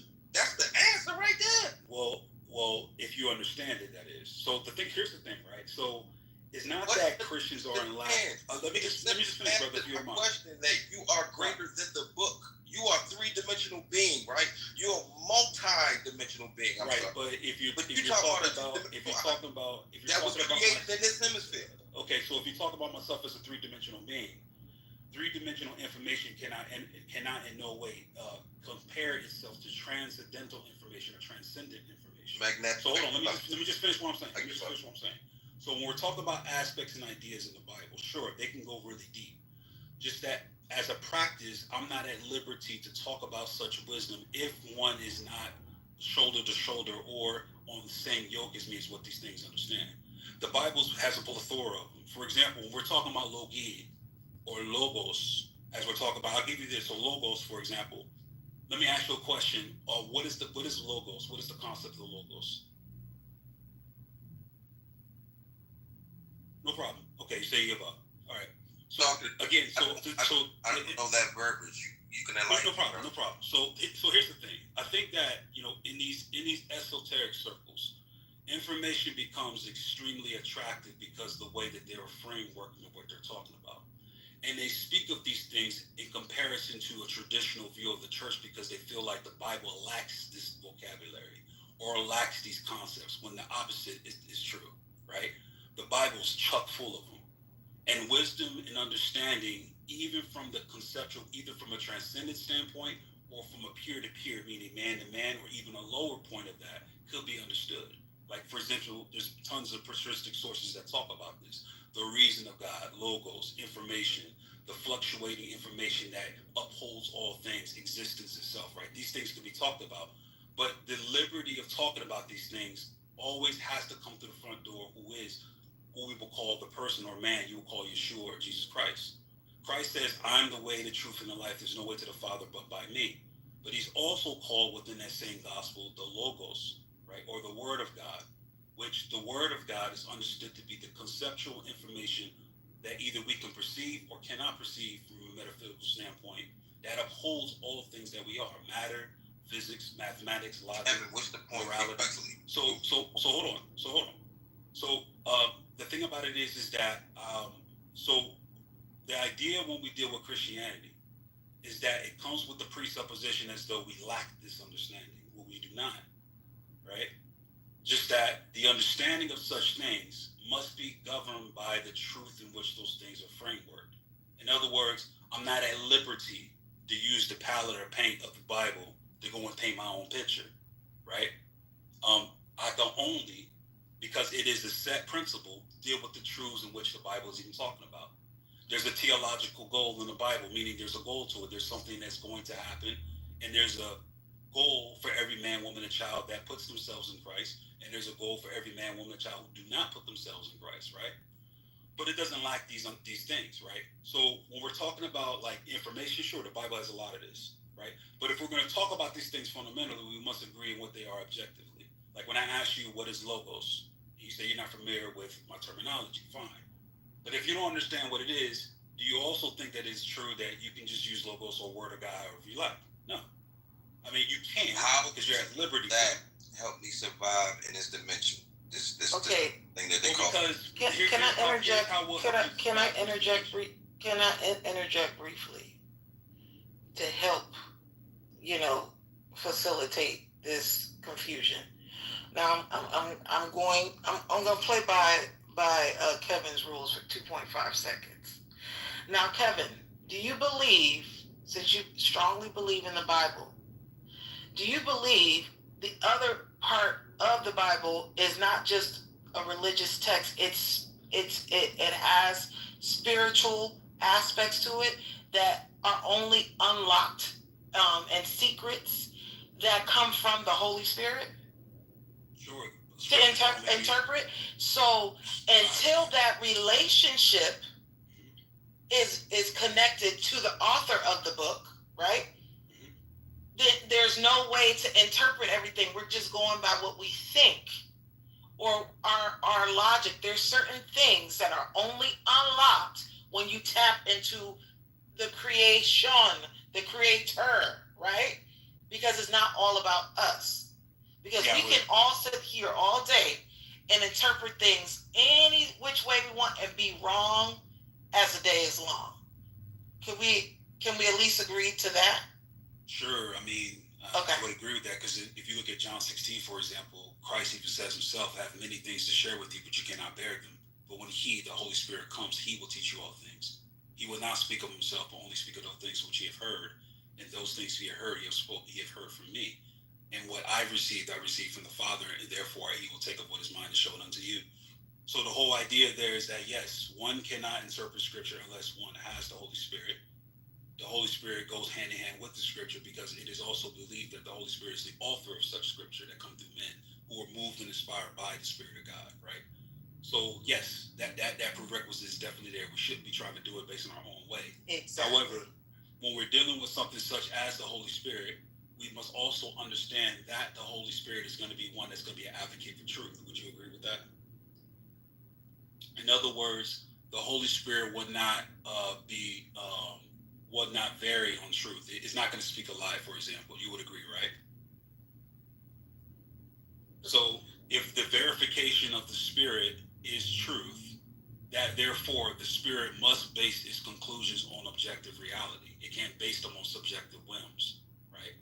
And the Spirit, being a part of the Creator or proceeding forth from the Creator, who is the Father, if he is making claims about the world, those things must be falsified. They have to be falsifiable. In other words, if someone says they're getting spirit information from the spirit, and then one goes about and says things that are incorrect objectively, then one, if the spirit does speak truth, then one can deduce that they're not hearing from the spirit. Kevin can't let you slide like that, bro. So if you say, given what you just said, right, the truth has to come from the spirit, that ain't gonna be about no Bible at that point. Okay. Okay. All right. So yeah, I see the magnetic. You're talking about Chris. I think you're referring to the Egyptian word, right? Yeah. So I'm gonna tell you a little bit about my background. So I have studied like pyramid texts. I have studied a lot of things in Egypt. You know, I'm not trying to showboat or nothing like that. But no. My next question was gonna be: is this your original plethora of knowledge? Like this is all that you've been studying since? I don't know how old you are, brother, but I'm pretty up there. Right, so how long you been studying what you? Long time. I mean, I've always been a Christian. My dad has been one of knowledge. I've studied Egyptian, the Nile Valley. What's a long time? What's a long time? Well, I will say probably all my life. I will say ever since I was 12 years old, I've been involved with different forms of information. But I'm 40 years old now, so I bet that's almost 30 years of studying. You know, and I've always had a heart for it. Like, you know, I read stuff by, you know, Jacques Vallée and people like Graham Hancock and, you know, some of the more fringe archaeologist stuff, even the information from, you know, Egypt, Canaan, and Israel by Donald B. Redford. You know, I read various lexicons. I read various authors like Dr. Michael Heiser, you know, Daniel Boyarin. You know, I dealt with Egyptology. Like I read about the pyramid text, you know, coffin text, book. You know, you keep saying Egyptology. Do you think that's the preference we're coming from? No, not at all. But I see that magnetic. I put the word Chris. Like the word Chris actually means to be buried. You mean the root word for Chris does not mean Messiah, right? When we look at, so the only time we see the word Chris, the Chris is the Christ. If you understand, you don't even know how I'm saying it. So ma'am, you want to knock me down so bad. No, I don't want to knock you down. What's crazy is you don't understand that I stand 10 toes down on any of my scholarships, sir. You can't knock me down, and you can't try to gaslight me on my mama. Because one thing about me, I make sure when I put in that chat, I'm gonna make sure I did some research on it. Okay, no problem. So every time it's like you're looking at. First of all, you chat gazing. I'm just call it out. You chat gazing on magnetic. Every time she spills something, you speak on it. You can be having. Can I hop in there? No problem. Yes, sir. I'll keep my eyes open the chat. That's fine. Hey, can I hop in there? Hold on, Kevin. Let the man chime in for a second. I've been listening for a minute, and I get lost as the dialogues go further and further. You know what I'm saying? I think Kevin made a point, and we have to all respect that point. Point is that when we say certain things, you know, we can't just simply just make up what certain things mean and then run with it and create a narrative around it. We have to at least, first and foremost, have a place at which we get these things from and understand what they mean to the people where these meanings would have derived from. So when we talk about things like Christ, where did it derive from? Which people did it derive from? Christ is an equivalent to a Messiah, which is from the Hebrew word Mashiach, which is from the root word Mashach, which means to rub, to anoint. They didn't just make these things out of thin air. And if we don't accept that, right, and we just simply say that Christ means this, it means something else completely foreign to the people who it first derived from, then we got a problem. Right. And that's what Kevin is simply trying to point out. And I'm speaking from, I didn't mean to cut you, brother. I'm going to let you come right. I'm going to just give you 2 seconds. You didn't cut him off. He was finished anyway. Plus, we can't hear you, Rob. Oh, you can't hear me? I can hear him. To me, he was going in and out. Can you hear me? I can hear him. I can hear you, Rob. Yeah. Can everybody else hear Rob? Can anybody else hear me? No, I can. Yeah, we can hear you. I was actually gonna yield to Brother Yes and let him finish, but the thing of it is, okay, I'm 49 years old, right? So I've been around the block a few times. My thing is, it's information. Now, if we're gonna be honest, this is right here the normal American conversation. You got people outside of this corporation, because this is what it is, right? That has never had access to the information that we talking about, nor is privy to the information, right? They have their own culture and how they see things. And it's like, how dare me say that, hey, this information that you're talking about, I don't even know what this is. This is nonsense. Like, it's going to come off egotistical. I respect the paradigm and his mindset. I'm talking about Brother Kevin. But every time somebody else speaks, whatever their plethora of knowledge is, he automatically has a defense for it. That's ego. Automatically, you show me that you're not open-minded to have an actual conversation. Well, I wouldn't call it ego. Like I said, I'm an apologist. An apologist is one who is in defense of. That's why you know what ego means? Hold up. Wait a minute. Wait a minute. Let me stop for a second. Because number one, Sandler was trying to speak. And before I let Sandler see it in 2 seconds, is the fact of, right, if we really want to get to the word, right, it also says, don't throw your pearls to swine. And if someone doesn't receive what you're saying, does it underneath your feet. And at the end of the day, regardless of where you got your information from, right, you can always, it does not hurt. Like today, I was sitting in my friend wanted me to visit her church. I listened to what they said about how many angels were actually named in the Bible. They said only 2. I knew immediately they were incorrect. Why? Because I read about. Did I challenge anybody in there? No.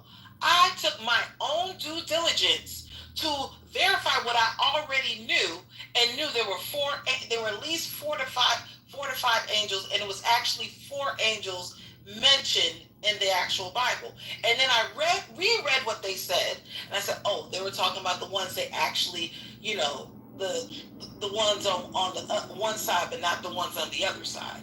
See, it's okay to disagree with something that someone has to say, or don't understand where someone gets the information from. This is why we have technology. This is why we have critical thinking. This is why we have research, right?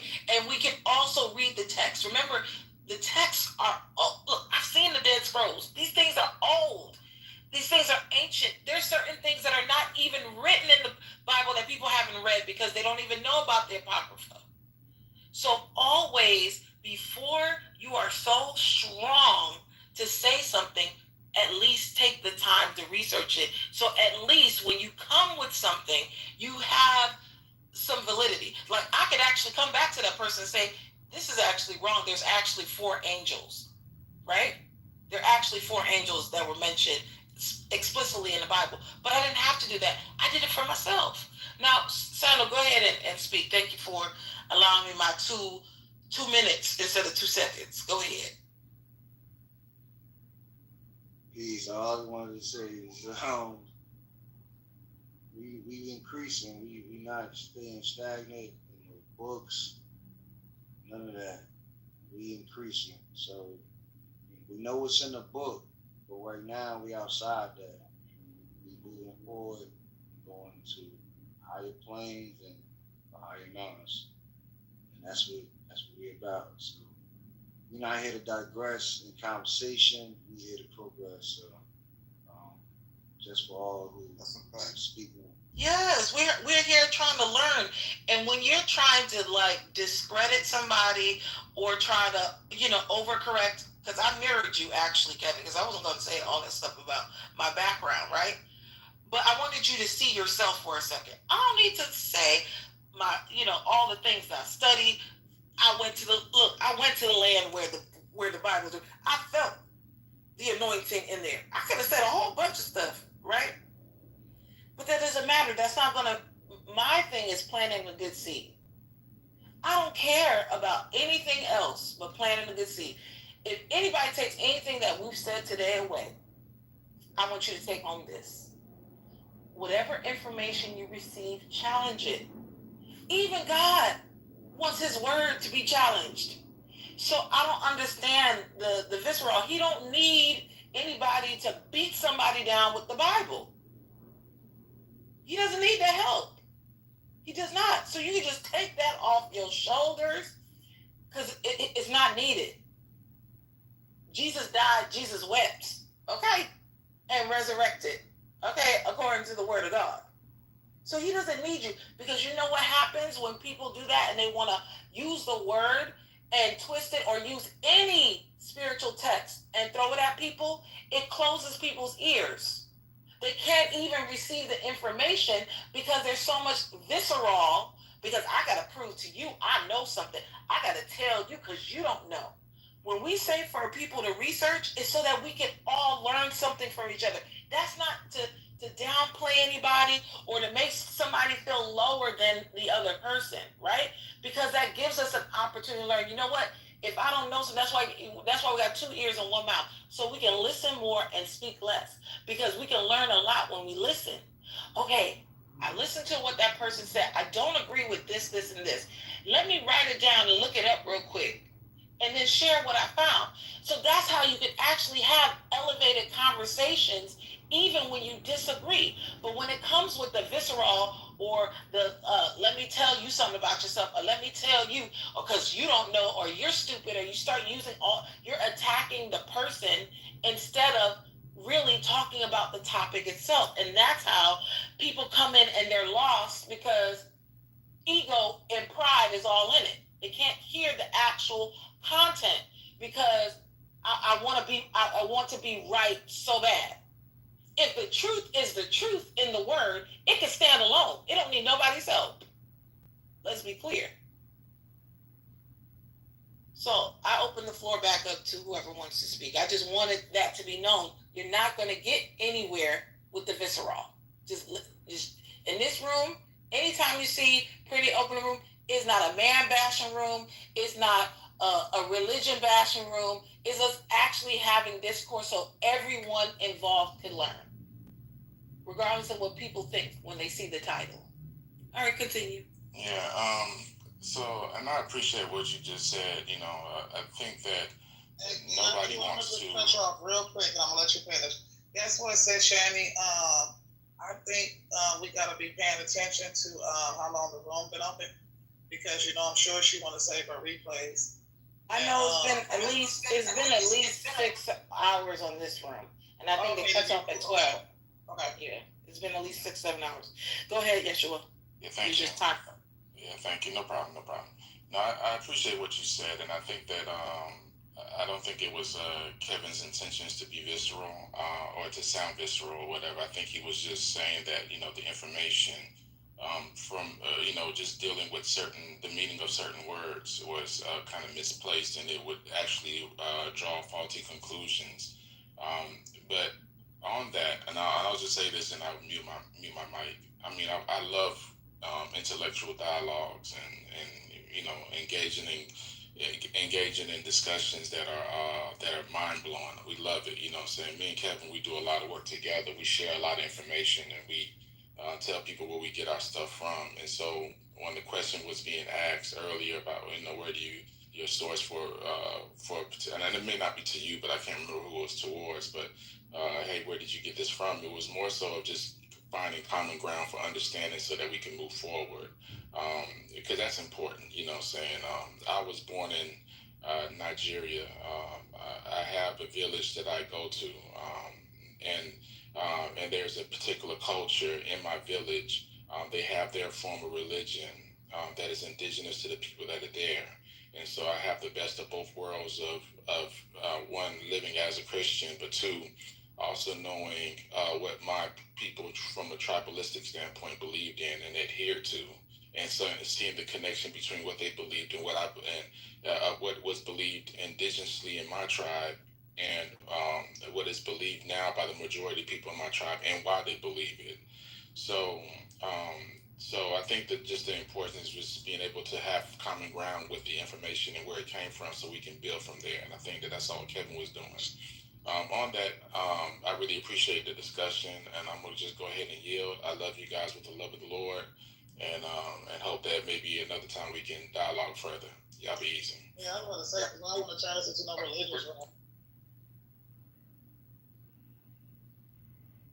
Brother Yeshua, are you a Christian? Absolutely.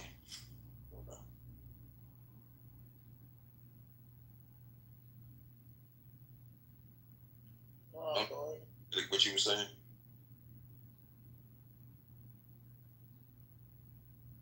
I'm sorry, was that towards me, sir? Nah, I thought Magnetic was saying something. Oh, okay, yeah. I'm you. No, I said we ain't gonna turn this place into no religious room. That part, because the title was about creating life, and for I hate when people just came in and didn't even like been in this room for 5 to 10 minutes, not even 20, and have so much to say in the chat. You guys can learn so much by just observing. Nobody was arguing and carrying on. Actually, that was earlier, and it wasn't even Kevin and everybody on the stage. So I don't even know. Yeah, to be fair, I haven't even said a word on here. I was just saying that I definitely. But Rye, you just got here, sis. Sis, You just got here, sis. You just immediately interrupted me without even allowing. No. I actually was speaking, right? And I didn't close my mic. And I didn't close my mic yet. Correct? Oh, you have to close your mic to be. Yeah, I have to close my mic because I'm a moderator, and I respect the space and the people in here. And I've been here for a long time. Oh, okay. I didn't know. So what I'm saying is, let me finish what I'm saying. Give me 1 minute, and you have the floor. I hate when people come into a space and make a judgment call when you've only been here a short time. There has been 2 rooms open on this topic, to be exact. The first one lasted about 2.5 hours. This one 6. We weren't arguing, besides at least, I think, 5 men that came in here in the other room that started arguing. Because we're not here to argue. We're actually here to learn from one another. That's what we're here for. That's why Pretty opens these rooms. Not to troll, not to male bash, not to female bash. We're actually here to learn.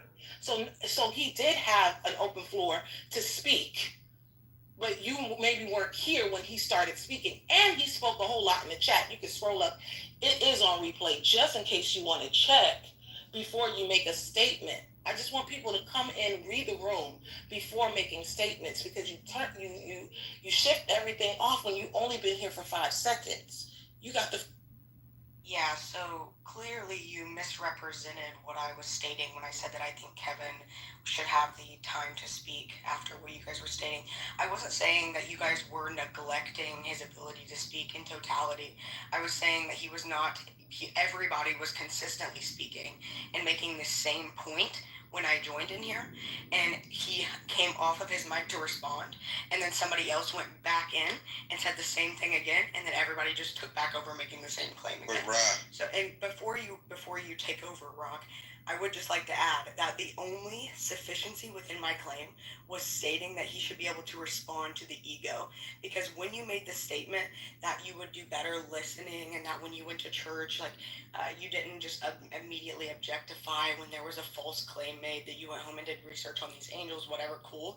There's a difference between appropriate timing in a church and disrespecting somebody who believes that they're leading a congregation versus a conversation on Clubhouse. So I wasn't stating something that happened before I got here, or stating something that I did not see myself. So I don't know where you're getting this. She's just not here for 5 minutes. I got this, Rock. Because what she did not see, which you could scroll up, right? Are you done, right, before I go there? Oh, yeah. So what you did not see... Okay. Are you done? Okay, awesome. So what you did not see is what him talking about his whole background, about all his learnings that makes him, and his titles that makes him viable to have the conversation. Nobody had any titles when we came on the stage and opened this room. I don't lead with, I went to Catholic school for 8 years and I did this and this viable for what I say. I only mirrored him, like I said in the chat earlier, so that he could see what he sounds like.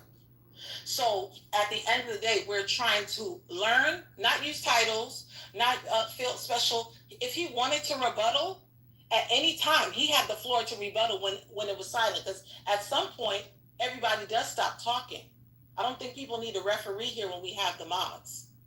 And I've been modding on stages for the past on Clubhouse and opening my own rooms, right? For a good 5 years on this app, and having my room for a good 3.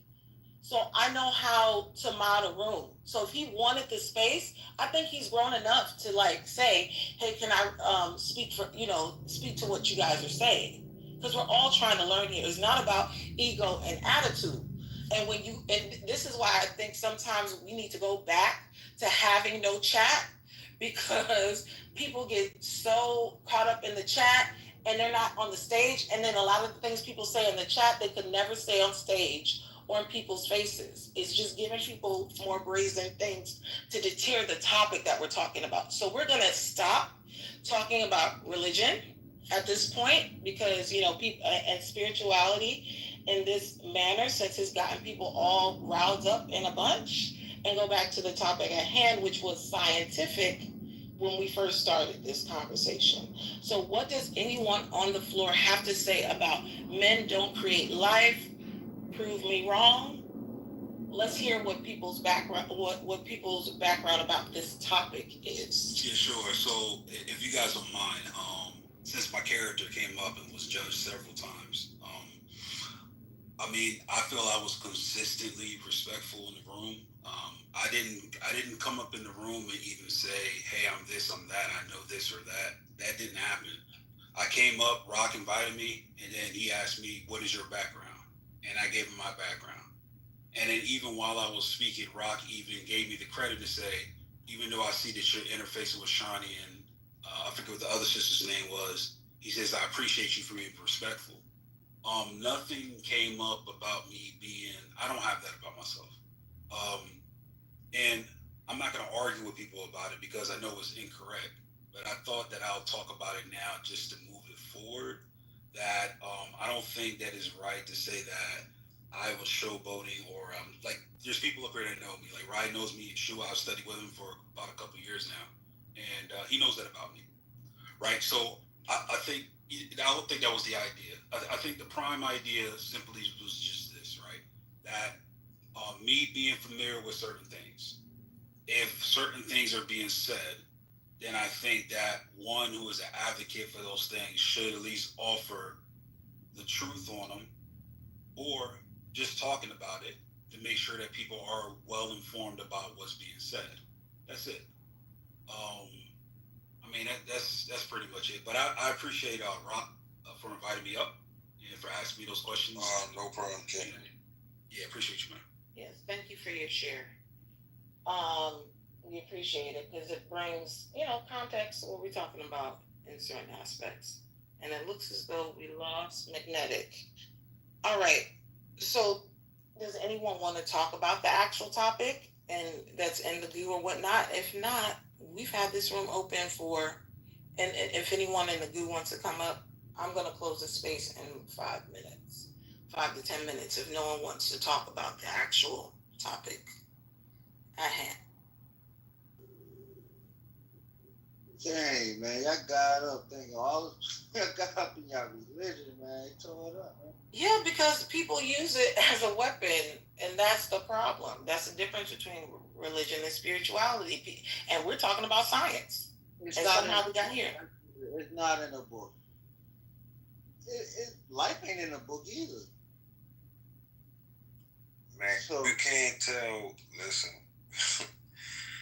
the very point that Shani made, that I think we all can learn, is about when you step in spaces, you need to read the room. I literally came in this space. I seen the topic. I said, "Oh, is this another male bashing room, right?" And respectfully, Magnetic, who was at the time, she was speaking, continued to speak, never changed her vibration. No one responded to my question. And I guess, and I'm gonna keep it a beam. I guess because at that time, when I entered the space, the vibration was so high, it was all self-detained. And the point that I'm making is, I didn't even have to get answered. Instantly, I respected the room at that point and said, "You know what, let me see what's going on." And I listened. And it literally took me less than 30 seconds to understand what the space was really about. And at that point, I matched the frequency, and then I got on stage, and it continued from there. It was only until one brother who entered the space, and I guess another brother who, according to him, was already in the space before I came, both coming from a Christian perspective, right? But it never freaking fails. As soon as there's information, that goes against what they believe, they gotta enter the conversation, and it's gonna always be on some ego shit. Every time. I only get it mostly from Christians. We all know there's over 100 religions, but the Christians, some of you brothers and sisters will die for this shit. No, let's tell the truth. Some of them don't read the stuff, and they won't die. It's just to be cute with everybody else, so that I can say I belong to something. Because they'll talk about dying and be like Peter and deny Jesus 3 times when his life could have ended right then and there. So I met somebody who was really about that life. I can honestly say this weekend I met somebody that was really about that life, that you know, that literally could have went to jail, could have died, lost his stuff, lost everything twice, and his daughter. That man, he's serious about his faith. All right. I can't say that for everybody. But anyway, that's not about him. But I just wanted to give that example. Like a lot of people just think it's like cool, like being part of a fraternity or sorority, and like to nitpick, because even there was a man earlier that was cursing, using the name of Yahweh to curse the people in the room. I said, where does it say in the Bible that you can curse somebody with God's name in it? Oh, because when Jesus cast out the demons, that's casting out demons. There's no demons up and through here. And a lot of times, while people are sitting up here pointing the fingers, they have the issue that they're pointing the fingers at. And this is why I'm saying for people to read the room before you come in and you speak or you type in the chat, because you haven't been here. Like, and it's sad that the room has turned to where it is now, where I'm getting ready to close it, because now that we said no more to the religion part and back to the topic, no one has anything to say. But the visceral is all around religion. And it's just like, this is why religion is so divisive. It's so divisive because, well, I've had to deal with it, and so has everybody else here at some point in time. And this is why we can't move past things and learn from each other, because, oh, I have to be right because of my background, or I have to be right because I think I'm right. Like, we all don't know everything. We don't know nothing. That's what I'm saying. I've been a teacher, okay? And what I've learned as being a teacher many times is a teacher is always a student. And when you come at that with that approach, you're not so quick to let me tell somebody off. Let me tell somebody who I am and what I know. Because that's great that you know that. But there's a lot of people that don't, or have a different perspective that you can learn from.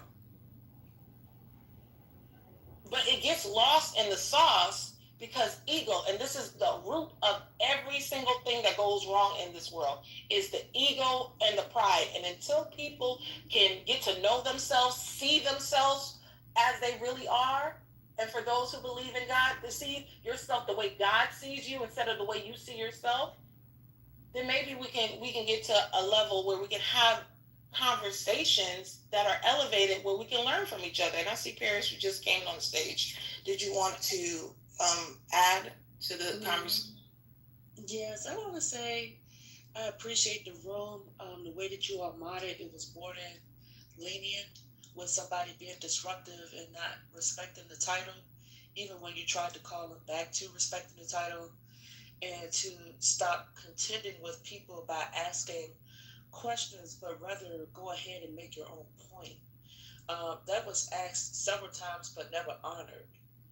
And it just came to the point where you all still allowed that type of behavior to go on and still converse with that person as much as possible.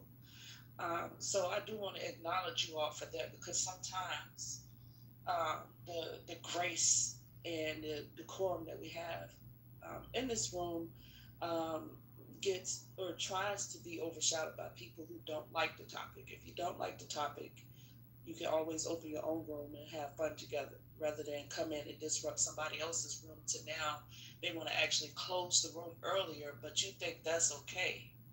But I do want to acknowledge you all for hosting a beautiful space, and thank you. And I look forward to being in another room again. Yes, I see Angel, you wanted to come up.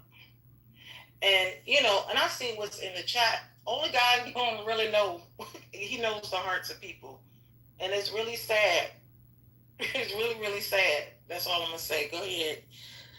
Angel, I just gave you a request if you wanted to speak before I close the room. And then I'll leave it to final thoughts and close the room. It's all I want to say is crazy because before the shindig went down, we was really on some good shit. You know what I'm saying? The frequency was there, the vibration was there, the energy was there. All it takes is one bad apple, and it takes 2 seconds to dismantle and destroy, but it takes so much more longer to get back on one accord. Because we've been at this point for what, an hour now? Probably longer than that. Yep, because it started in the chat. Yeah. Thank you. I don't know what the experience was with the Christians that you mentioned, and so I can't really speak to that because I don't know what the discussion was all about or how deep and intense it was. I just say that just speaking on for me specifically, and Kevin will probably agree. He's free to agree or disagree. I think that when I constantly hear bashing towards Christianity, I will honestly say that I get incensed by it, and I get irritated by it because many times there's certain statements that are being made that are not necessarily true, and there's certain things that we're forced to accept, especially when it's not, especially around the fact when it's not even true because of the moderation of the room. So I'm quiet and I'm listening. I mean, I looked at the topic, men don't create life, prove me wrong. And I actually agree, men don't create life. The reason why I was quiet is because I was waiting for other people to, kind of speak on it, to kind of get an idea of the direction of the room. But I actually agree with the title, men don't create life. Yes, religion does divide. And I think more than religion dividing, I think truth itself is divisive. Whenever the truth is being told, there's going to be people who are not going to like what they hear and want to push back against it. That's just the reality of it. So if we're ever trying to get to a place where we're just trying to unite everybody, it's just impossible if we're going to be truthful. That's just the reality of it. So in that, right? Religion is totally different than spirituality. Spirituality is a relationship, right? Religion is man-made. It could be ritualistic. It could be a whole bunch of things that have nothing to do with the Word of God, the Torah, or even the Quran. Because people pick and choose. It's because people are imperfect, right? That's what the problem is the people that are imperfect, and they utilize the word or spiritual text to justify the actions. And that was the problem in here. It's nothing wrong because even some of the speakers that we were listening to on the audio did bring up some esoteric things, did bring up some things from the Bible, but it didn't create divisiveness in the room. Let me be clear, in both the rooms that was had around this same topic, because there was a room before this that lasted 3 hours. So it's not what you say, it's how you say it. And I don't know how many times I can address that in everything I've said. You can come in here and say what your opinion is, but when you come in here with a chip on your shoulder, you haven't read the room, and you're throwing what you do in all your knowledge, that I feel like I can speak on it because I have all of this accolades, then it actually takes away a truth. Like I said before, truth can stand by itself. Like I have in my bio, truth teller has no friends. Nobody has a problem with hearing the truth. It's in the way people try to use if they're using the truth to attack people, because then it's not going to go anywhere. Because even if the person wanted to hear any part of the truth that they were saying, their ears are closed now because even guess what? Even Jesus is going to bring up religion and won't bring up spiritual. Even Jesus, when they said crazy things to him, guess what he said? A lot of times, absolutely nothing, because not everything needs a response. And I'm gonna leave that there. If no one else has anything else to say, it has been a pleasure. For those who came and enjoyed the room, you guys can listen. For those who want to, you can listen to the replay. The first audio that we listened to was from Cynthia G. The other ones that Magnetic played, I am not sure, but it was in her own library of things that she's heard. I don't know the names of those people. And I hope everybody has a wonderfully blessed day and can take a breather. Because, whoo, child. Take care, everybody. If there's nothing else that anybody wants to say before I close the space. I just want to thank you again and close out. My final statement is 2 Timothy chapter 2 tells followers not to do what these so-called followers in here did. So thank you for being so gracious and not letting that ruin the energy completely, because like it was said, we had a beautiful study, and I look forward to coming back. See you next time. Take care.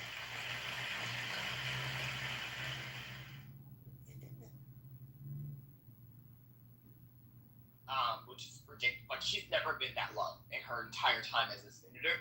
They think that even despite the fact that she voted against the bills, she voted for the motion to proceed for the one big beautiful bill, and I think that still is what hurt her, because it eventually then became law. If she did not vote for the motion to proceed, it wouldn't have been able to even go on the floor and get voted on. So she's riding the line, like you said, but people are also saying that Janet has said, give me till August. I'll make it. She has a 52% approval rating in Maine. She is considered the only person that can actually beat Collins in a head-to-head. They've also done that, matchup with the two of them. She does beat Collins. And so what's interesting is she's older. She's about 76. So if she runs, she'll be like a Bernie. She'll be like some of these very old senators that we have in the New England states. That's not really a problem for the New England states. A lot of people are like, she's too old though. What do you mean she can't be a junior senator in her 70s? Yeah, she can. Y'all elect these people all the time, and they're 82 and 83, and they're freaking senators.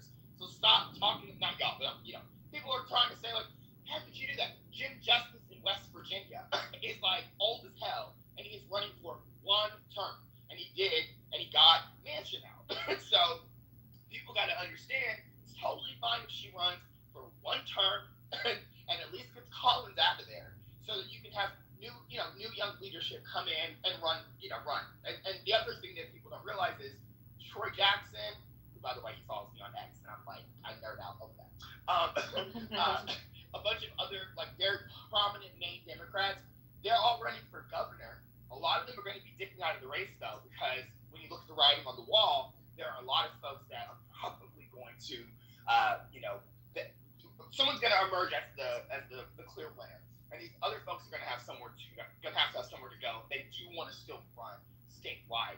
So you have AG, right? You have a lot of other places they can run to. But a lot of people are saying they're giving Janet Mills first dibs on the Senate. She's the one that can win. She's the one that number of states can win. So they're going to let her be the one to decide, is she or isn't she going there? So I actually think Janet Mills, and Split Ticket, Puck, Atlas, all of them are showing that Janet Mills beats her. Just like Roy Cooper even beats Laura Trump and pretty much every single North Carolinian Republican that they can put on the bench.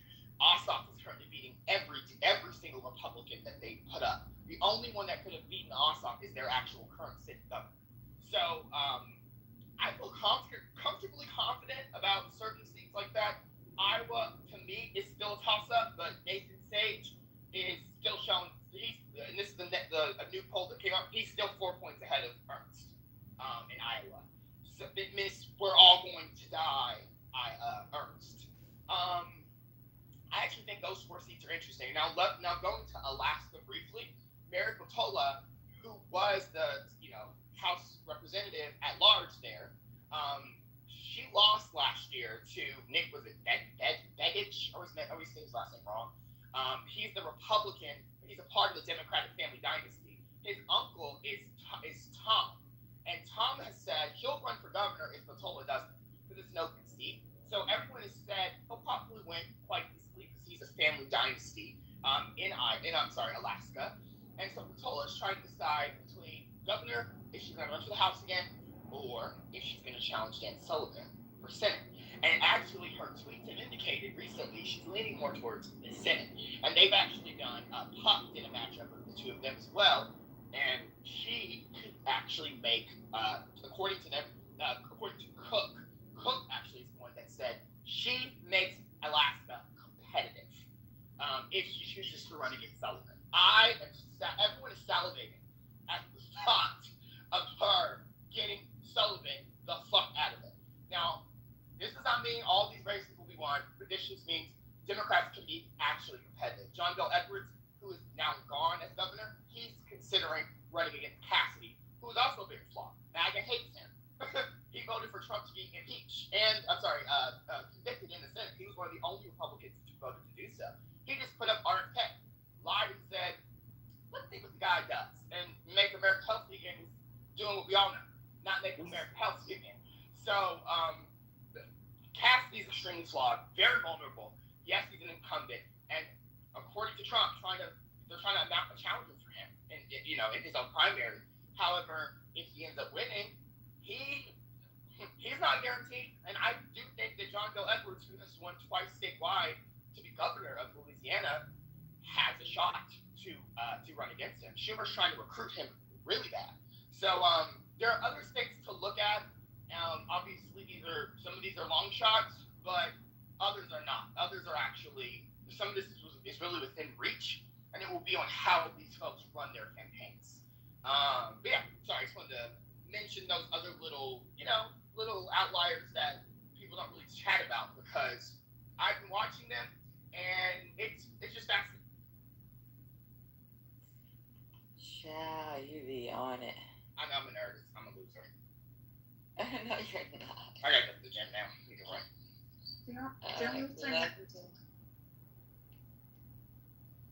I think Susan Collins polled bad the last time, and she overwhelmingly won. So outside of Janet Mills, she doesn't really have a serious opponent. And past history showed that even when her numbers are down, she still won. So unless they're gonna float, have Janet Mills, the current governor, who she's squirrely insane whether she's gonna run as a senator and give up the governorship. I see she's back in her. She's term limited. She's not running. Yeah. She can't run again, so she would be running. Yeah. She wouldn't be losing anything by just saying she's gonna run for Collins' seat. But she said, "I'll get back to you guys in August." And when asked recently, she said she's not made up her mind. Yeah, that's why I say she's squirrely. But outside of her, even the last time Susan polls were down and she overwhelmingly won, they still put her back. So outside of Janet Mills, who is the strongest opponent to her, I see her back in power. I'll see if there's some research from Split Ticket that would maybe help understand why this is the lowest she's ever been. And they actually showed the math that she doesn't really have a path forward unless somehow magically her polling rebounds, which is still possible, of course. Anything's possible. But they very squarely show, within how they calculate the war of her candidacy, her incumbency, and all that she actually doesn't have a path forward. Even if it's not Mills, there are others that they put that show they can beat her this time. It really will take resources, though. So it's not going to be easy, but she's not the only candidate that can win. But she's the best candidate to put up on against her, if it makes sense. But I can send it to you from Split Ticket because they broke it all down. And I was like, oh, fascinating. He's been talking a lot about how, everyone sees her as the untouchable. And how she kind of sees herself that way, but unfortunately, even her own internals are showing that she is not untouchable. How in the hell you sit around and listen to me read off? I'm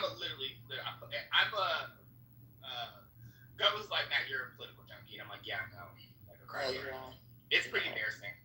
But I have a whole like spreadsheet. I have like so many different candidates. I have their matchups also from all the different pollsters. Angus King's son, they're also floating that he could be. I'm sorry, Angus King's son. Yeah, it is his son. They're floating he could be also someone that could beat her because of the name recognition of the Kings in Maine. People will think that it's the dad on the ballot. So they're like, but Angus King, if his son does not, continue running for governor, put him up against Collins. He could probably beat her too. There's a lot of internal polls I also look at. Y'all can get access to them if you go to Puck. And if you subscribe, it's a little pricey, but it's not that expensive. But they'll post some of the internal polls. Split Ticket does as well. Cook, I also pay for Cook Political. Oh, wow. No, you're not. You're just a political junkie, like you said. Child, because there's certain things I follow, but I'm not as in depth as you do. Thanks, Matt. Good morning, everyone. I was talking about this yesterday. I was like, "Where's Matt at?" Because I know I needed that, the breakdown. Because I was looking at an article that had somewhat of the breakdown, but you really know what you're talking about. So thank you. Oh, no problem. Well, thank y'all for listening to me ramble, because I be talking about this shit on the phone to my nigga, and he be like, "Man, I'm fucking." I actually want to get so those I want to hear from people in North Carolina, right?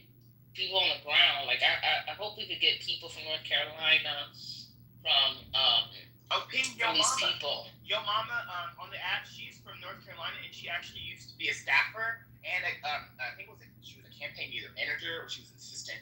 I love her. Yeah, she comes in here sometimes. Yeah, if y'all get her, she will give you all the North Carolina stuff, like the triangle, like all the demos. And we were talking about it all the other day. And yeah, by the way, sidebar, Cooper is running. They've already one of his advisors already. He is running. This event this weekend is going to be his big that is already scheduled and has been scheduled for 3 months. This is his big stump speech, by the way. That he's going to be speaking at, but he is running. So everyone's now saying, "LOL," Miss Laura Trump talking about, "I'll decide after Thanksgiving." Girl, you ain't gonna win even if you run. So as soon as Cooper officially announces, probably before the end of this month, I mean, I'm not sure who the hell is going to be dumb enough to stay in the race. Sorry, but let me get my car. I gotta get the hell. I gotta get to this little.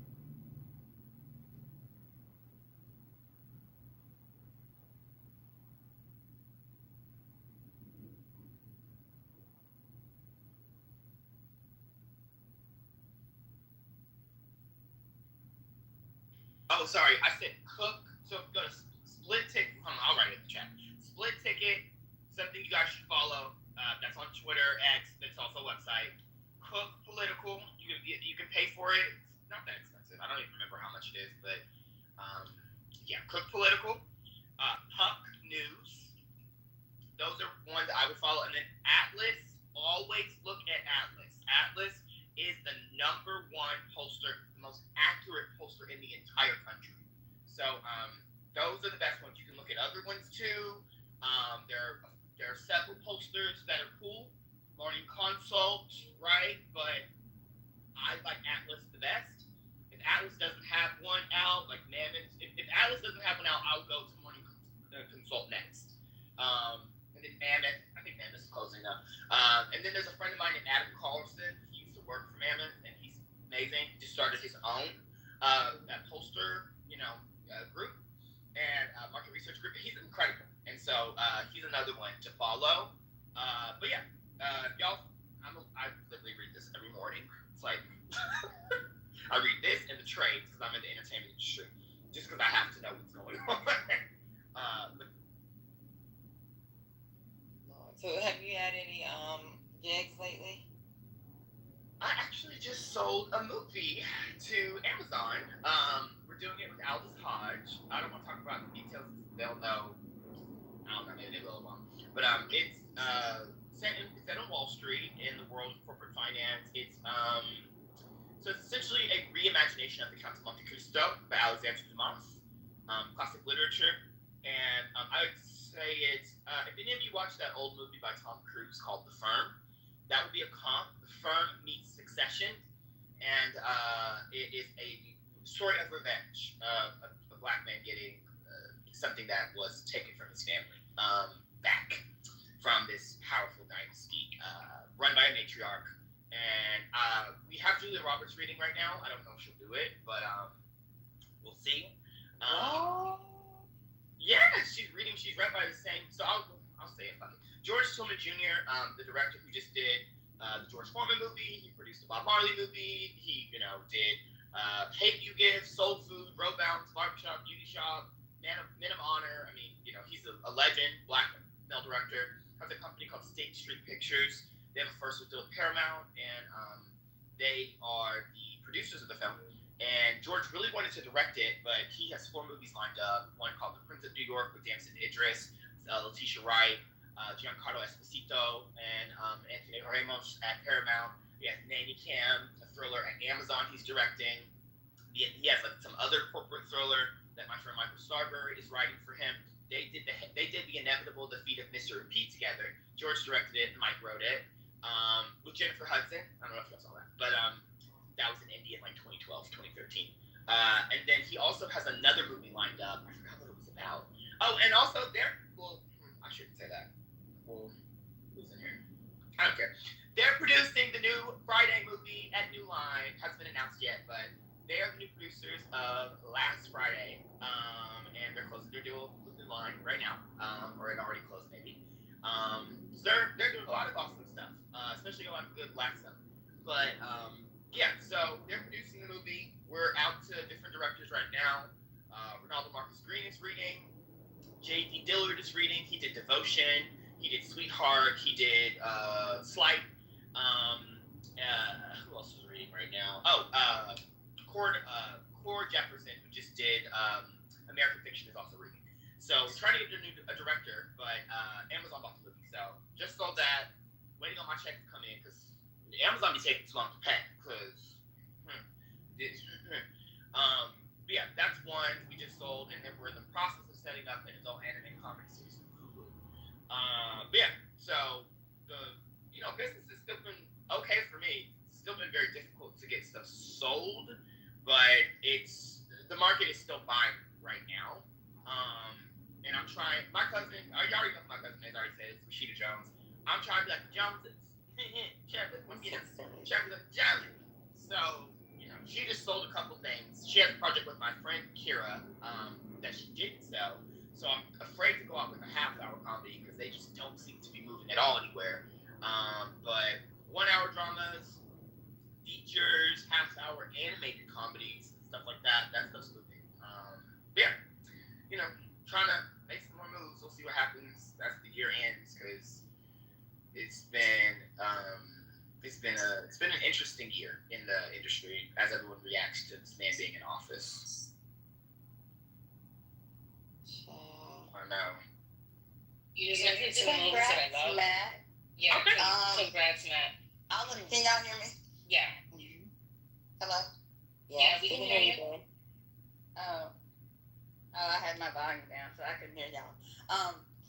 Need my coffee. I wanted to, I hopped up to say that if you have any of those, or if you know of any of those projects, those Netflix projects that eventually are going to be shot in their new facility once it's done in New Jersey, I want to connect with you. I just followed you because my client put in for the grant to build the workforce development pipeline. Oh, amazing. Yeah, so part of the grant requirement is to connect with potential employers upon their completion. So I think that we should connect on that and some other projects as well. Oh, for sure, yeah, back channel. Okay. We've talked about shooting that. I mean, we have a new director, Nefertiti Nkuvu. She's directing my movie Sonata that we're doing with Lexi Underwood and Zoe Kravitz. And we discussed shooting in that facility, but we don't know the logistics of it yet. So if you know T, let me know, because we are talking to a company called Fifth Season that used to be Endeavor Content, and they want to fund a film, but we're personally wanting to go team up with A24 and have them just do a co-fi with the studio, either them or this other company, Neon, or maybe even Black Bear. We're trying to see though if Searchlight or Focus Features want to just do it, because it's one of those specialty art house films. Budget is around 8 to 10. My friend Judy, she's gonna be our line producer. She's done everything from like Apocalypto to like, a bunch of shit. And then my other friend is also producing with us, and she used to work for James Franco's company back before he was being a weirdo, and she's produced a bunch of his films that they've done. But yeah, so we're figuring out the logistics of that particular soundstage and that lot, because it's perfect. We'll have a lot of exteriors to do in New York. It's actually going to be set in Brooklyn and Williamsburg in the classical music scene. So yeah, let me know what you know about that. I'll definitely do that, because I'm trying to build out like a short list, and I have a lot of people on the list already that are like locally based, they either live in New Jersey but work in like the tri-state in terms of film and media. So yeah, I can definitely hook you up. Yeah, if you have crew lists, please send, because we're trying to. Judy's trying to. I'm glad, because I haven't got time to. She's the queen of line producing, crew hire, department head hire, and all that. So she wants a large spreadsheet of folks that we can go to when we know, okay, cool, this company is going to do a co-fi. We're going to, we have all of our ducks in a row, and I would love to shoot in the fall. I don't know if it's possible because of all of the logistics and all the things we're up against. We're trying to get Anjanu Ellis attached right now because we want to have a trifecta. Yeah, she's so sweet too. She read the script and loved it, but her agent Brian Boone at CAA reps Lexi, so we're trying to just make sure we're good to say she's attached. She just read the script 2 weeks ago, so I'm trying to I have a call with Brian. We have to talk about all this, and so gosh, it's been a lot going on. So I have cool spots in Williamsburg if you're looking for locations and stuff. Oh, thank you. Period. Please, yeah, absolutely. As soon as we get everything approved, I know we have a lot of exterior shots. Like the lead, Lexi Underwood's character. By the way, if y'all know, she's from Little Fires Everywhere. She played Kerry Washington's daughter in that. Oh, cool. Yeah, she's gonna be trying to get a job. So we have a montage scene of her trying to get a job in the film. There's a music shop we need to fake. That she works at. There's a music shop here. There's a new record store that just opened on Bedford. Do they have any? Well, we can just dress the set, obviously, but it needs to feel like our hope is that it's not. I want to do it in a way that doesn't feel like we're really like living in the gentrification of it all. Like I want to live in like old Williamsburg, If that makes sense. This is the focal point of gentrification. I know. I mean, look, there's still a few spots that are just like, rugged. Mm-hmm. There's still a couple of soul survivors, but that's what we're gonna have to find then. Because I know of a couple of spots here where locals still can afford to go to. There's still a few locals left. My partner's from Williamsburg. His dad's from Williamsburg. You're talking about generations of people that are from Williamsburg, and like the people on our block are still mostly like, were born here and raised here. But yeah, it's wild. Honestly, it's the weirdest place I've ever lived in. I can't wait. I hope we get to shoot this movie. I swear to God, because it's like it's called Sonata, and it's literally about music being used to heal, and this young woman discovers that when she plays the cello for people, they begin having these reveries of who they're supposed to be, and it's supposed to essentially inspire them to kind of walk outside of their pain, their struggle, the things they're holding on to, and basically towards the person that they're actually meant to be all along. And it's just a movie that shows you that music is literally a bridge to the other side, right? To our best self from our worst. And we're using a classical music, of course, as our vehicle, because she's a classical, she's a cellist. Her mother was a cellist, concert cellist, was in the New York Philharmonic and all that stuff. So, but we'll see what happens. The thank y'all. I gotta get this car down, child. That's good. I gotta here.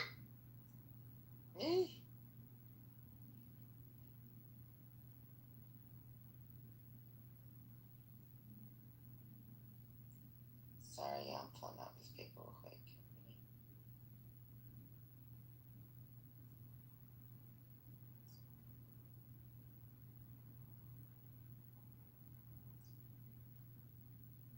So what's going on, y'all? Anything popping? Hello? Can I call out through? Hello, can y'all hear me? Yeah. I thought I fell out of the room because I ain't even Nothing's going on here. Let me look at the news. Did you hear? They're talking about. Wait, let me make sure I'm correct on this. It's about Barack.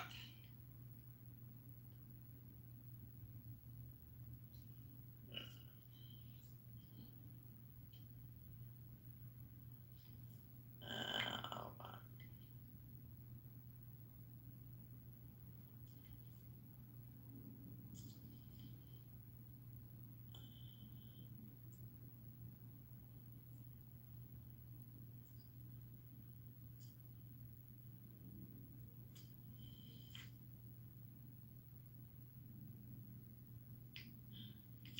So we talked about, did we already talk about yesterday, Tulsi Gabbard threatening prosecution of Obama? If you did, I wasn't here. Yeah. So she is talking about prosecuting him. Trump has been posting these AI-generated videos showing Obama getting arrested.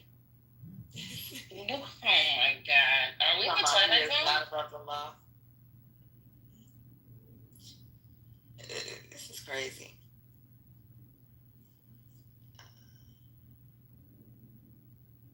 And then he's demanding his arrest.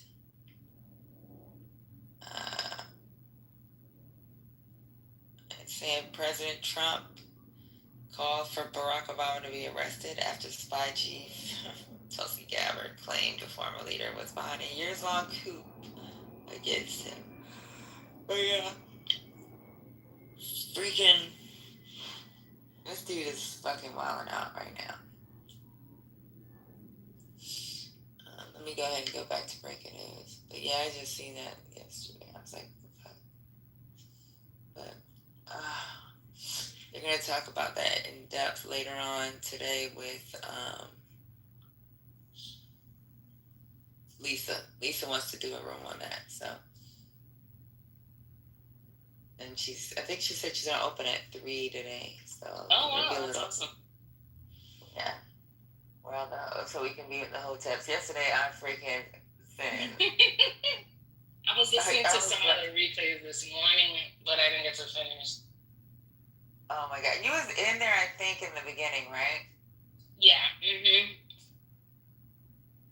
Y'all are killing me with this assassination wasn't real thing. Y'all are killing me with that shit. Yeah, the conspiracy theories. Yeah, and this is coming from us. Like, I was the only one on stage, like, no, they really, that kid tried to assassinate him. Like, I don't know how you fake that, because if you did, then what? Biden is a part of it as well? Because it was his goddamn, people was protecting him. And they was like, did y'all, this is what they said. They seen videos. Depp right here with that shit too.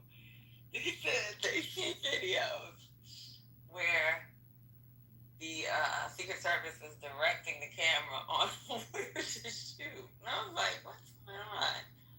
Are y'all for real? Are we trolling, Patty?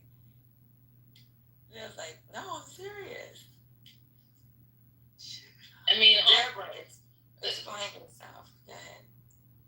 No, I was going to say, all I can say is that news has changed so much because I feel like because things move so fast, right? They didn't really cover this story like that, and you know, I don't know. It's just, I think it's like the media coverage that people have an issue with, because it feels like the story came and went really quickly, and it sort of just like disappeared. And I think like Deborah was saying, like, why haven't they covered the 1 year anniversary of this? Like, usually when we look at other assassination attempts. They did do it. Okay, they did. Maybe like so we talked about it yeah. in the room, because I said it's the 1 year anniversary, and I played a clip. Because they were talking about it. It's just so much other shit he's doing that overshadows. Yeah, it's just a lot going on, and then the media just moves really fast. But yeah, I don't think that that's very a faked attempt or anything like that. I just think it's just the media just decided we're just gonna move on because we got a lot of stuff to cover. I mean, the media is very disconnected, I think, from like, you know, stuff that we probably need to hear in general, right? But Trump has done so much that it's hard to just say this is one thing that we're gonna focus on. You know what I'm saying? Like, if you focused, and we would have stayed focused on his assassination attempt, what happens the following day? Freaking, it's publicity for him, right? At the end of the day, it is publicity for him. And maybe they were trying to give him as much coverage, or maybe cover Kamala evenly. I mean, it's a tough decision to make, because what do? This is an election at the end of the day. So I don't think it was planned or anything. Like, I'm not the type of person that he thinks he planned or anything like that. But I do think he milked it for what it was, right? Yeah, I do. Certainly, it's like, oh shit, we have this gift. Let's use this shit. You know what I'm saying? Because people died, right? Right. You know. So RIP to those people that we don't really even discuss, but people did die over this. So it's tragic. And that's what I said. I said people died. Like, how do you plan other people dying? Yeah. And they actually found shell casings. Like, the Secret Service had 8 shell casings. So, like, if this was an attempt to hide some shit, that means the DOJ, because this all would have been federal, the DOJ, freaking the Secret Service, and Biden is all in cahoots with freaking Trump. Like, this is not something you can, like, just pretend or fake. Yeah. That's why I'm like, oh my God. Yesterday I was like, no. And then here comes JD coming off mic. Well, I kind of think, hold on, no, you're not. So I was like, you can't be my husband if you don't be on these conspiracy theories. Oh my God. I'm just oh man. It's getting bad because, you know, Democrats really weren't like this. And it's been a couple of times I was like, what's going on here, y'all? Like, come on. We're smarter than this. We like actually read the information and then have this conversation. Now we fuck up it sometimes interpreting the information, but we actually really do read. I think it was the fact that he milked. He conveniently used something to gain more publicity and stay on the air longer and gain sympathy. He had that big fucking diaper on his ear, or maxi pad, whatever you want to call it, on his ear. Like, so it kind of seems like, oh, this is so convenient. Like, he's, you know, milking this thing for all he has, you know. But sometimes, you know, things happen where it's like a gift, and that's just what it was. So, you know, who knows, had that happened. I mean, we could do for the what about and all that stuff, but I'm sure gaining sympathy and, you know, all that stuff certainly helps. It's like free commercial, right? Yeah. So I think he raised a lot of money the next day, and that's the thing too. The thing that scares me is that people, we're talking about this stuff about the election and the midterms and all that stuff. I think one of the things that scared me is that we're not raising money like the other side is, right? Tom Holman, very weirdly, it's very weird that whatever his title is, he's doing speeches and rallies now, and I'm sure that is raising a lot of funds, right? So yeah, Catholic too. Huh? Like, why would he be doing rallies right now? He's supposed to be Homeland Security. But it's fundraising. It's fundraising. It's that's what I'm saying. What worries me about the Democratic Party is that we're not raising money like our counterparts, right? Supposedly the DNC is like broke, right? We need people to be on social media. We need to be, that's why I was like, I kind of like Gavin right now. I see what you're saying about Bashir, but Gavin is becoming like a big troll, right? Yeah, but he's not popular. He's not. No, he's not. But whoever's running, we just need whoever's running his Instagram, his Twitter, right? Because that trolling is top tier. You saw the Elon Musk and Trump thing. Yeah. That was funny. like Coldplay affair. I don't know. That was. I think he could get people, like maybe people from New York, maybe, but like outside of cities like New York City or the state of California, I don't really see. Yeah. See that. I definitely see what you're saying. We need a safe white guy at this point. Yeah. We need a Kentucky, like a Midwesterner. We need to go back to the Bill Clinton-esque type of figures. So I'm all for that. I've been all for that for a long time. So hopefully that's what's going on in those rooms. And I want to see, can we get a hold of people in the DNC? Like, can we bring them on Clubhouse just low key, or will they just run them off the app? I don't know.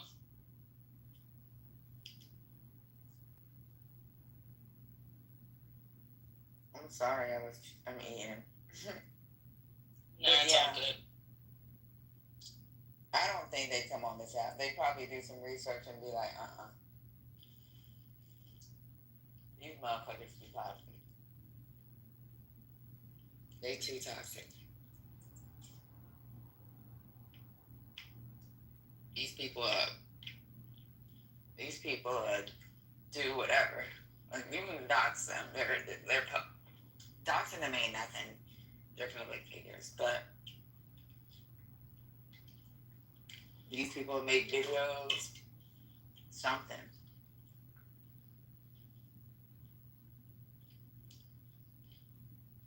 Now let me see what's going on.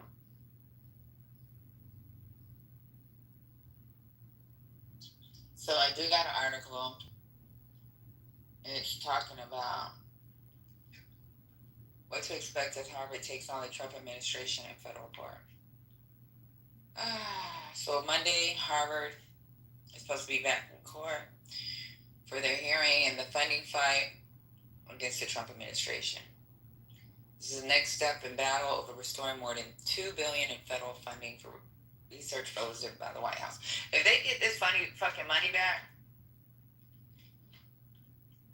Columbia kick rocks. You know, a lot of those kids that go to these schools are really, when you're young, you have all these great ideas on how you can save the world and how, they really have these, when you were young, like when I was young,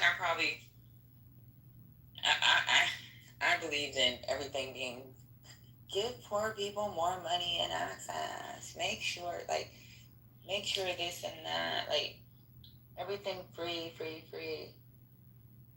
My daughter's kind of like that. And she has her explanation, but then I just look at her and just smile and be like, wait till you gotta pay bills. Patty, I started off as a libertarian. Please do not, never leave this room. Never leave this room. Libertarian. I don't know. You do live in Miami.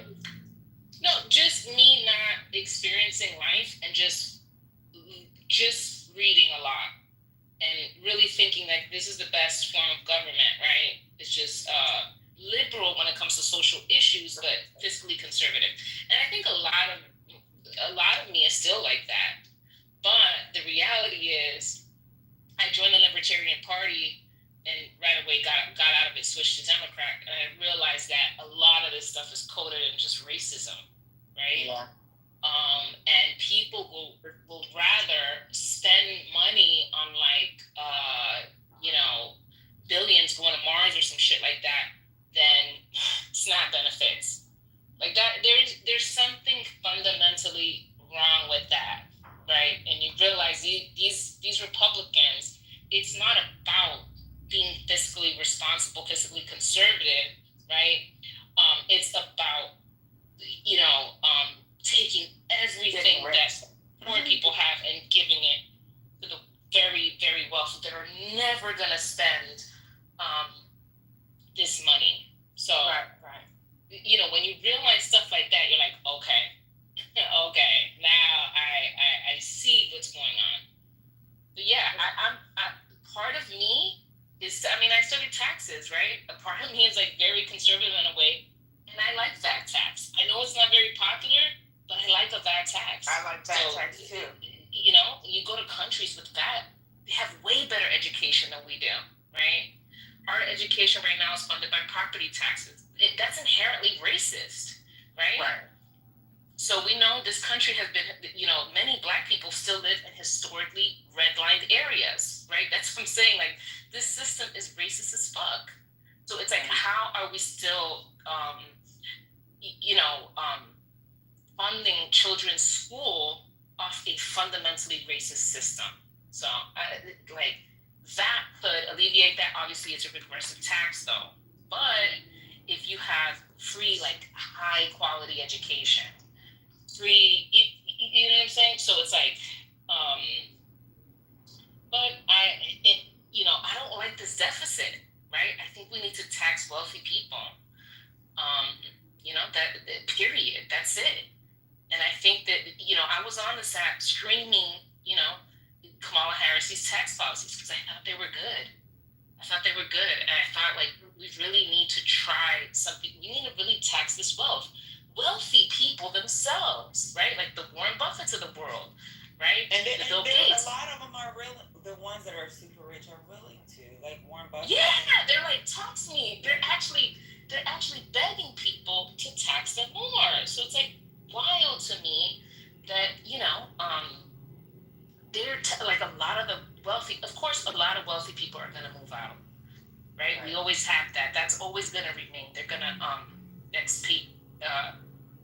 remove their citizenship, move to another country, and that's okay, right? That's always going to happen. That's happening now in UK. That's why I was like, I'm glad that guy Jay something came in the other day, because that's what we're going to be dealing with if we get another Democrat in office in 4 years, or 3.5 years. We're going to have to play major cleanup, which is what the Labour Party is doing now, right? They're trying to reverse some of the shit that Brexit did, and they're trying to, fund the NHS system. They're trying to do everything that's fucked up, and that NHS is all behind conservatives. Conservatives will fuck you over. It's happening with us. The thing is, y'all know these nurses. I've never had a white American nurse. Okay, barely in my life, right? All the nurses are Filipina, right? Let's be real. So you want to deport all the Filipinas, right? You're not the only show in town. People are gonna go elsewhere, and now what are you gonna do? So UK has been moving goofy, and now what happened? Now we're dealing with those consequences: mass deportation, mass divestment with these tariffs, and so now we're dealing with all these consequences. So we're dealing with the shit that UK dealt with years ago, and he said billions leaving the economy. It's actually projected to be trillions, right? Because I worked on this stuff. I worked on this stuff and I helped get businesses out of UK after Brexit. Yeah, because they knew what the revenue was going to look like. There was no freedom of movement, whether it was supplies, personnel. I don't know why they thought this would be a great idea. At least the people.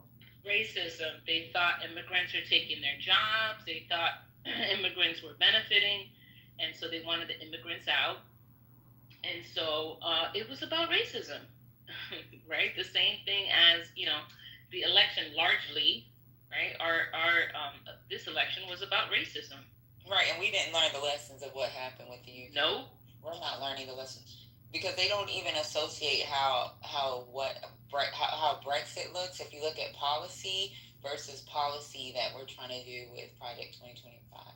Like, Brexit, like when I would watch it on TV, I was like, this shit isn't going to go through. They're not stupid. They can't be this stupid. Then when they were debating the freedom of movement, I was like, yeah, this isn't going to go through. At least they won't let this go through. Yeah, they did. And they were looking at, you were looking at them, and they were looking at us like when Trump was running for office. He's never going to win. Right, and they had the big balloon. Remember, they had the big balloon over some of those European countries. In the UK, that balloon was there a couple of times. The naked baby Trump balloon with a diaper. Like, I'm like, you motherfuckers are shitting on us, but you guys are fucking working towards a Trump-like president, or not presidency, parliament. Like, you guys are bringing all these people into into these roles that are Trump-like. And then Trump is shaking their hands, telling he's got the greatest ideas. He's the best candidate. No, that's not how he talks. He's the, whatever the fuck. But this shit was ridiculous. I was like, y'all motherfuckers floating a Trump balloon, but y'all got Trump 2.0 over there. Because he's smart. Trump's stupid. You know what I'm saying? Like, he's easy influence with a fucking cheeseburger and a "you're the best president ever" conversation. He doesn't read what the fuck is being passed. The legislation that they're trying to push. He doesn't read. That one, what was his name? God damn. What is his name that was in charge at the time during Brexit? Do y'all remember? Let me look this up real quick. Not Tony Blair. I know his face because he has that blonde hair that always looks messy. He always looks messy. Let me see. That dude is Trump 2.0. It's like he has the greed, but he also is very intelligent. So his thing was him getting richer and everybody else around him getting richer. Oh, God. And then the Labor Party was fighting against it.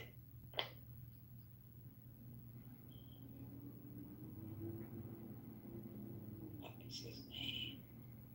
Boris Johnson. There you go. Boris Johnson. He's trash. Boris Johnson's trash.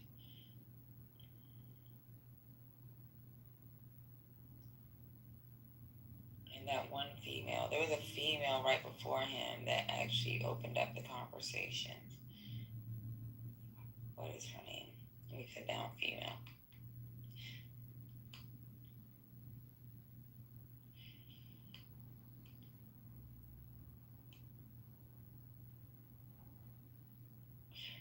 Theresa May. Like these the lettuce, they got her out of there. I'm like, that's when you know these people in UK, boy. And I was here in a room. This girl Eunice. Oh my God, I love her rooms. She does these UK rooms, and she's in UK, and she streamed the debate, and their debate was really good. I mean, they get crazy. They get crazy. They get wild over there. I could not stand Theresa May. I was like, she opened up the conversation and Boris Johnson jumped on board and said, let's go.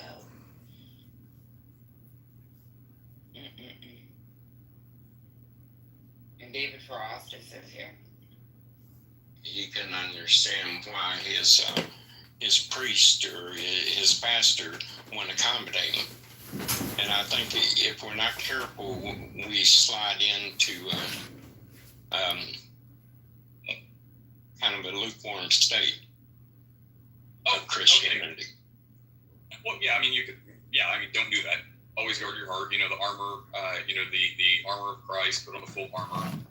There's all kinds of pitfalls of being complacent.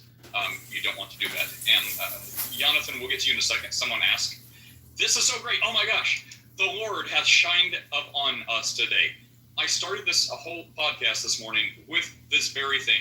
So Spartan in chat says, "Where in the Bible does Jesus said?" I'll just read it the way you should have written it. "Where in the Bible does Jesus say, 'I am God, worship me'?" That's what you meant to write. And then he says the same thing. He says something that Jesus says when he confronts the devil. I'm not saying you're the devil, but interesting way to write that. So where it is written is what Jesus addresses. So I wondered often why people don't bring up Matthew and Luke more about the temptation of Jesus when he says, "Where does Jesus say, 'I am God, worship me'?" And by the way, in perfect Arabic. And by the way, 300 times.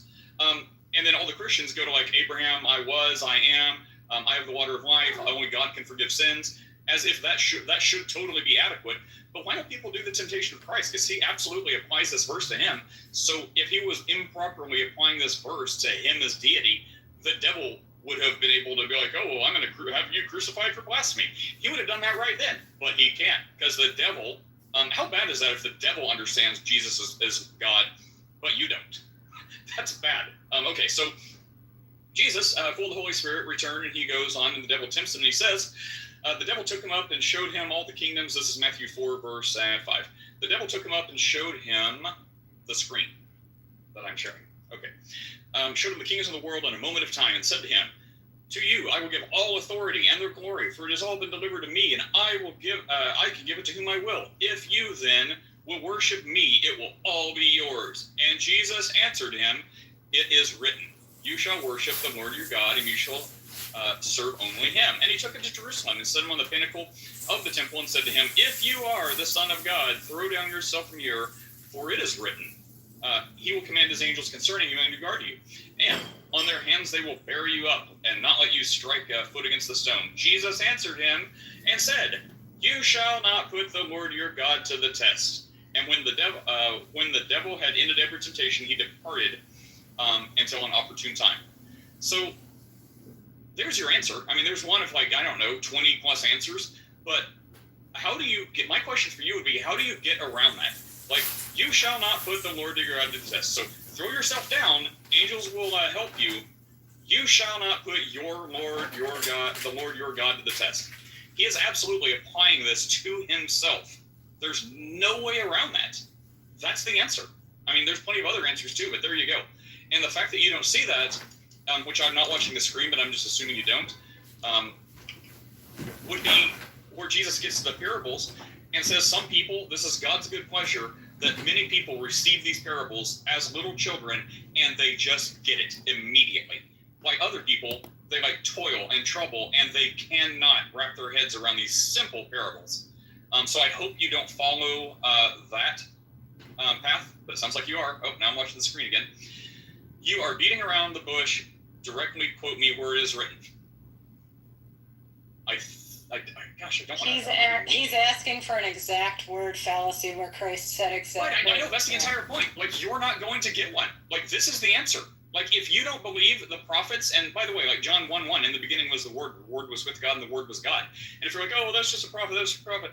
Whatever your excuse is, you have no business believing Moses. You have no business saying, we believe the prophets. No, you don't. You're a liar. You have no business believing any prophet, including Muhammad, peace be upon him.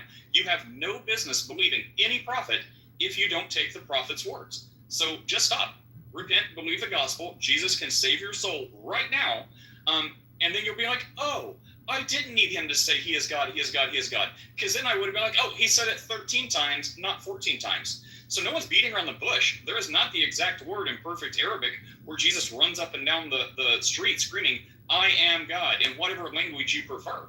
He says it in so many ways that unless your heart is what's the thing? I think that like the black rock lava stone. Unless your heart is like diamond glass stone, there's no way you cannot understand this. And the fact that you don't understand this either means you know it's saying that, but you're beholden to religion to not admit you believe that or understand it, or you really do not understand it, in which case that's a very bad spiritual position for you to be in. That's what I have to say. I don't want to be mean. Steph, you have thoughts? Oh, the next question is why is this like Jesus committing suicide thing so popular right now? His next question is why did Jesus crucify himself for these sins? I think is what he meant to write. He offered himself as a sacrifice. This is something that, your prophet, the one I guess you say you believe in, which if you don't believe the Bible, then you have no business believing any other prophet anyway, including false ones. But your own prophet would say something like, who can thwart the will of God? No one can thwart the will of God. So take a step back, approach your own religion, that God is sovereign, whatever view of God you have, or whatever God you think God is. Yes. But if I'm wrong, fine. But, I was assuming that. So if you're not Muslim, but regardless. You know what's interesting though, Nate? They would say, who can thwart the will of God? No one. So Jesus, if he's only a human, then you're really onto something. But if you're Muslim, you don't believe he crucified himself anyway. But if you believe he's God, like the Christians claim, you also can't use that as a polemic against Christians, because from your own standard, Muslim standard, you cannot thwart the will of God. If this is the will of God, you cannot stop it, and you may get zapped by lightning for questioning God. God is sovereign. God cannot die ultimately because you cannot kill a God. This is words from your own, book. Yeah, but I could understand where someone could take that and run with it, because the Bible says, or Jesus says in the Bible, full disclosure to whoever Nate's talking to, I don't believe it either. I'm an atheist, but I'm just saying the words say, no one takes my life. I lay it. I have the power to lay it down. I have the power to take it up again. So I could understand where someone could look at that, and if I find my hat of charitability plus 2,000, I could understand where someone would say, oh, if he lays it down freely, isn't that the same as committing? Like I could see where someone could stretch it to that length, but I think you're on thin ice. Well, I mean, that's like equivalent to like suicide by cop. Like, I mean, it is basically suicide. I agree with you. Force. It's similar, not the same, because I think that is a more clear case.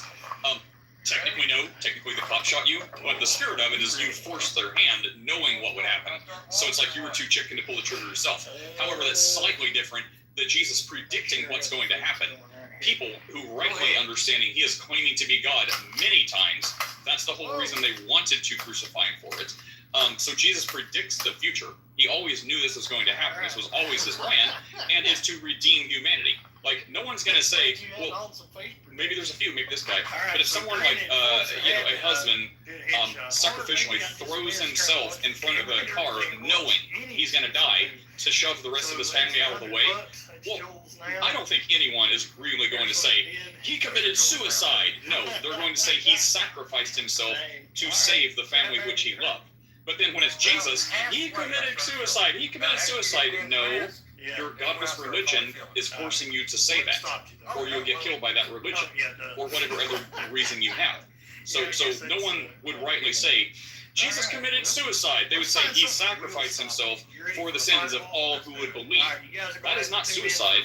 That is a sacrifice to save untold billions of people if they will repent and believe the gospel and call on his name for salvation. That's the answer. So that makes the case for suicide. It kind of shows your hand, right? And it's like shows kind of how you're not a good faith actor. Because you would never say that about your own family. It's like, my dad didn't commit suicide. He jumped in front of a moving van to push me out of the way to save me, not so he could die. Same thing. Final thoughts, anyone, before I have to run? Yes. I want to thank also turn on a contrast film. I just wanted to say thank you to Steph for trusting me, both on Friday and on the free Discord thing. Aww, you're good people, random. Now accept Jesus and repent. I'm not going to thank Steph for modding me on Friday because she knew it was the right thing to do. Wait a minute, then I don't get any credit? Come on. Oh no, you get credit for trusting your instincts. All right, I'll take it. Hey Nate, you had really good arguments today. Good job. Oh, thanks for the furries, or Oh no, across the board. You're really sharp with that. See you. Is it the methylene blue? My tongue is still bright blue. Wait, could we close on that topic real quick? CEO, do you know anything about this and what it is? Because I'm puzzled. I am more puzzled by the blue dye brain thing than I am by the furries right now. Apparently it's in blue. No, what is blue dye? What is the blue dye? It's methylene blue. It's like a supplement that's been marketed as something to help with like the mitochondria or something in your brain or body, and like oh really? Improve connectivity between because I guess it's supposed to be like this. Oh, you're using that? Yeah, Nate's doping up. I've heard enough people talk about it that my curiosity was piqued. Usually I ignore all things supplement because I just don't care. But this one, I'm like, you know what? It's not that expensive. Let's see what happens. You know, Steph, if I see this for a week straight, I'm going to say the supplement worked. Apparently, it's been all the rage. Like, Chad knew exactly what it was when Nate said it. I've never heard of this, but I guess... And keep in mind, Chad seems to have the same level of condemnation for this methylene blue that he does for your newfound furry group. So consider that Chad is wrong. Chad's never wrong. Right, Ben? I understand you have to say that, but if he needs some Christian brother correction, we will send him a bottle of this and some cat ears, and we'll set him right. Nate, if you suddenly seem a lot more like quick on your feet and even more intelligent than you already are, and you become some kind of genius, or become an atheist. Take it. No, not an atheist. I couldn't resist. Well played, Mike. Well, my family is in Toronto. They have landed. So, did you feel a chill in the air, or like? Like, what are you talking about? I'm on Dixon Road across from the Toronto airport, ready to intercept them. Nate, what's your family doing in Toronto? I woke up this morning. I woke up 5 o'clock. I saw something trending. Some black guy, I think in Ohio, was in a car. Police stopped him and told him he had come at the car because he had no lights on. He said, well, it's daylight and it's not raining. And they're saying, doesn't matter, you're supposed to, and he was like, call the supervisor. And I broke the window, punched him in his face, dragged him up. You guys see that? No. Okay. Wait. I'm taking my break walking. Yeah, I saw that. Let me see if I can find the video on Instagram. Yeah, maybe find it. I might have shared it with people, but I saw it this morning. Are you talking about the guy? You saw this morning's thing? He just kind of remained like very calm. The guy was like very calm, and he just had his hands. They told him to put his hands up. He put his hand, like he followed all the directions, and they still snatched him out the car, broke his window. And he was like something about, my window isn't working. I guess he must have locked the doors, but he was very calm. Yeah, they busted the window, reached in there, punched him, grabbed him out, punched him again. I think they slapped him when they reached in. Wait, this is the same grabbed one. him out. Let me find the it. guy in dreads. It's a young guy in dreads. Yeah. Mm-hmm. Like, yeah. That one. Yeah. Okay. I'm like, what in the damn hill of beans? That's because they feel protected under this administration. But the sad thing about it, there was a brother in there too. There was a brother cop. He stood right by and saw that. But I had something. All right, I'm gonna look for that video. I don't know. I can't find it. But there was a guy. That guy? I think he's on CNN. Hassan. Have you seen that? 20 people versus Hassan. And it's like 20 Trumpers. There's some good clips out of there. Oh my God, so that was really good too. Let me see if I can find that, I can't find that at the video. I'm sure it'll pop up. But this stuff is good too. The Hassan, hold on, let me see if I can find it. Hold on, if I go in music mode, hold on. I can probably play this. You should just comply. Just do what they told you. Yeah, I let me switch to this, and I will look for that. But no problem. This is what I have now, and I'm like, I completely forgot about it, and I thought it was good. So let me see. Crap.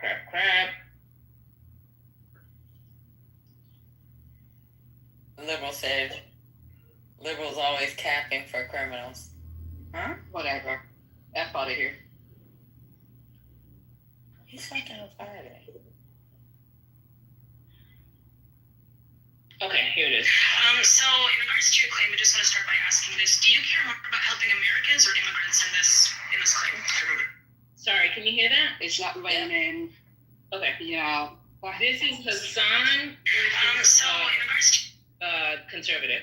your claim, I just want to start by asking this: do you care more about helping Americans or immigrants in this claim? Immigrants are Americans. I'm an immigrant. I'm American. Well, immigrants are not Americans. Americans are the people that were born here. That's not true. What's the basis of your claim?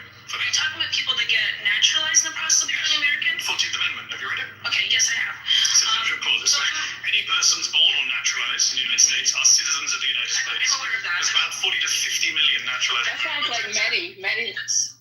Well, you seem aware of it because you said Americans versus immigrants. So, but are you understanding that the process of getting all these immigrants that come in here we've been also, the millions of immigrants, it's up to the millions, it's the last 20 years now, and it has dramatically affected Americans here in the country, which Positively, I would argue.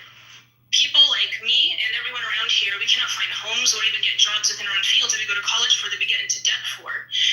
And because more blue-collar work, especially in construction, agriculture, and so forth, and the hospitality industry, we cannot get jobs in those fields, so it requires Are you looking for a job in construction? I'm not, no. I went to college. Many people here are in college or went to college, but we can't even find jobs in our fields, also because of the H-1B visa program as well. But in regards to just your claim about immigrants specifically, we cannot even get jobs to pay for housing. Unemployment is at a record low right now, even under Donald Trump. And I'm not a Donald Trump fan, but I would say unemployment under both Biden and Trump has been at record low levels. Okay, is this in regards for American citizens? Yes. Okay. Well, I'm unaware of that statistic, but from what I see, from what I can I'm an see immigrant and an American, and I employ many American citizens, both naturalized and the ones born here. I employ my parents came Americans as defined by you. My parents came as immigrants to become naturalized, so I'm not necessarily opposed to immigrants. So you're the child of immigrants. Correct. I'm a child of immigrants. I was But you don't accept that immigrants are Americans. not at this moment. So your parents are not American. Not at this moment. No, your parents they're are American. citizens. They became naturalized. You just said you can't be citizens by being naturalized. No, I was born here, and I'm not opposed to naturalization. I never said that I'm against naturalization. Are you against naturalization? No, I never said I was against naturalization. Yeah, and everyone is here that can play it back on YouTube. You said Americans or immigrants. Are your parents Americans or immigrants? No, my parents are United States citizens. But they're immigrants, you said. No, they came here as immigrants. However, but So they I want are to make the immigrants. claim You that said, we can't I came even. here as an immigrant. I'm an But immigrant. at this point, when they came, the United States Well, I'm happy with the way economy, this is going for you. the United States economy was not at. It's better now. The American economy is better than it's been. So in regards to your claim, I just want to start by asking this: do you care more about helping Americans or immigrants in this claim? Immigrants are Americans. I'm an immigrant. I'm American. Well, immigrants are not Americans. Americans are the people that were born here. That's not true. What's the basis of your claim? Are you talking about people that get naturalized in the process of becoming American? 14th Amendment. Have you read it? Okay, yes, I have. Citizenship clause. It says any persons born or naturalized in the United States are citizens of the United Sir. Oh, wow. Maddie ate her up. He chewed. Don't ever. You know, have y'all seen this young kid? I think he's like I know who you're talking about. He's blondish. Yes, he started off in high school doing these little debates with people, and they've been moving him around. He's in college now, and it's like very smart. Eats the shit out of these motherfuckers. I know. He makes them look so stupid. I was like, damn, like he be schooling me. Like I'd be like, damn. I was watching him on TikTok during the election cycle. He's very good. Very good. He needs to get into politics.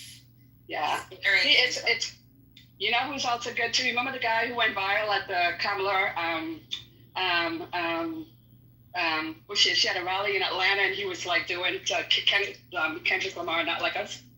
Yes. He's also good too. Yeah, they do TikTok together. Did he work with her or something like that? I think he's Young Democrats in Georgia or something. Yeah, the Young Democrats. Part of the Young Democrats, yes. Yeah. But you guys remember Maddie got fired from, they won't admit it, but from MSC because he challenged their Israeli spokesperson about what they were doing, the lying and genocide in Gaza. And then like the next couple of days he was taken off and then told him that he stepped down. They basically fired him for that. But Maddie is awesome. Don't debate him. He's a very good debater. If he has the facts. Child. Do you have the whole clip for that, Sin? I don't. It's probably on his channel, Ceteo, It's CETEO. probably on YouTube because this is Jubilee. Yeah. I played a couple of clips from the Candace Owen one. You know what I'm talking about? Yeah. So it's just on Jubilee YouTube. He has his You know own who platform. started all this shit with these me debating 20? It was a high school teacher. This white liberal high school teacher. He started doing that. Like he would debate Republicans, young Republicans, right? And Ceteo.com.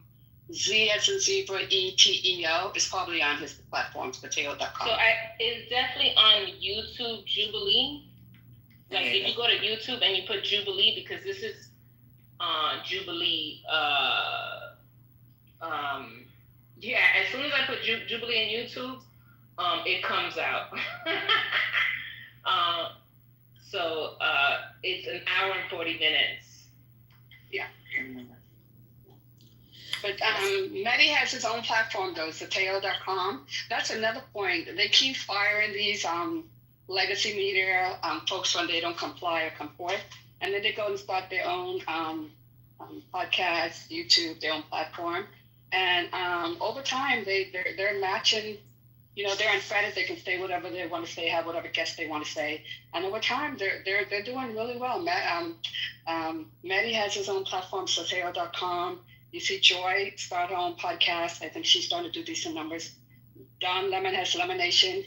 Over time, he's starting to do decent numbers. So legacy media can, be both sides, or lean one side or whatever. Don't give the facts or what have you, or try to obfuscate. And they're a dying breed. Yeah. I found it, Sin. I think I'm gonna play it. It's an hour and a half. Or hour and 49 minutes. Y'all want to hear it? I'm not going to play the whole thing all at once. Maybe like in 10 minutes, so that'll give us 14, 15 clips to play.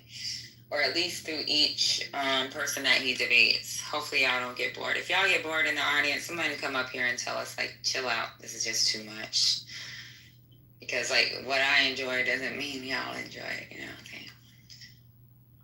Hey, Spirit. Scotty. Ghetto ass Scotty. Scotty Plus. He's no longer a plus. He's moved down. That's right. Everyone flip queued up. I can play it. Oh. He's in the hood now. Scotty Newsom. Do you want me to do that? Good morning, everybody. Good morning.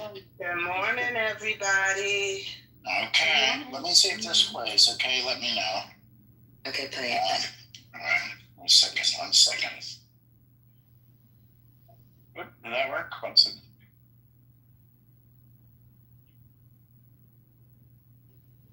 If you're playing it, Spirit, it's not playing. You're gonna have to go. You put it in music mode, right? Let me see. So those 3 dots. Yeah. And you got it in music mode, and you're playing it from the phone. Yeah. 1 second. Let me try this again. So I'm unmuted. We'll try this. Wait, did you hear any of that? No? No. Let me try again. Pardon me.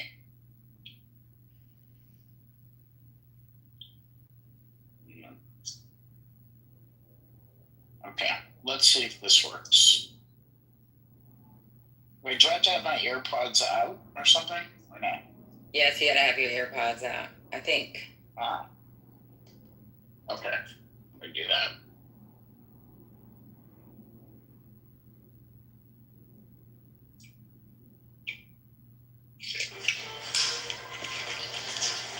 Okay, now let me know if this works.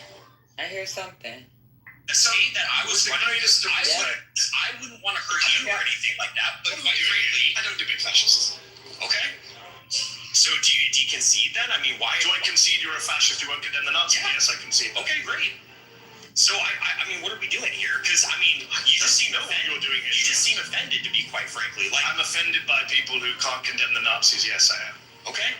Well, I condemn the evils that they did, but I don't really care about being. Yeah, sure. I don't care about being called a Nazi is the whole thing. I care about called yourself a Nazi, a fascist, and a General Franco. Well, yeah, I am a General Franco supporter. He was awesome. He was super cool, quite frankly. Because the whole thing. And you don't believe in democracy. I don't believe in democracy. What are you doing here at a televised debate? This is democracy. Don't put a debate in because it is the means to support an end. The reason we have free speech now is because we want to be openly talking about our opinions so we can get the state that we want. But it doesn't mean us holding free speech after we win. Again, I mentioned the only good thing about this fascist moment the whole reason you guys are so open about it. The whole reason I mentioned Carl Schmitt earlier, you kind of blew past him, is the friend-enemy distinction. Even liberals, when they take power, they want to enact policies and they want to enact protections for their people and their ideas, and they're willing to punish their enemy. And so I'm the same way. I'm like, hey, if you're going to punish me, I'm going to get in power, and I'm going to frankly punish you when you try to leverage power against me. Just that simple.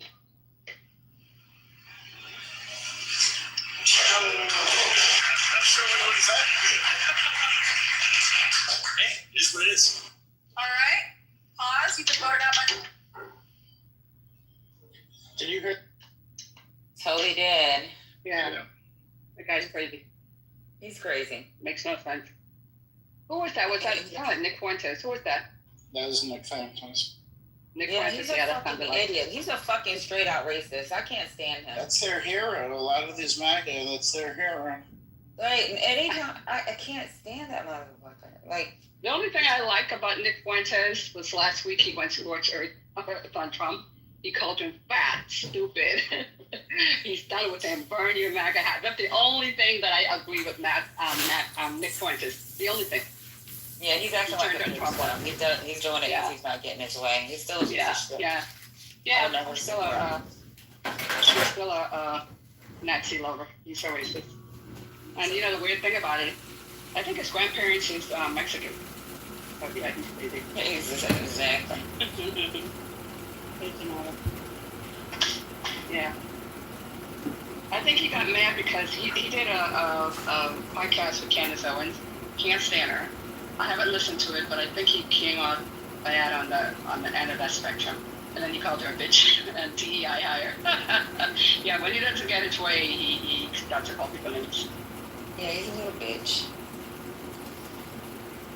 So let me go ahead and play this real quick. I'll try to do it maybe for each debate. Yeah, might be stopped at each. Yeah, stop at each. Oh, yeah. It's over 10 minutes for each debate. Then I'll stop it. I know our ADD or ADHD in this room is wavering. So, all right. Let me see if I'm in music mode first.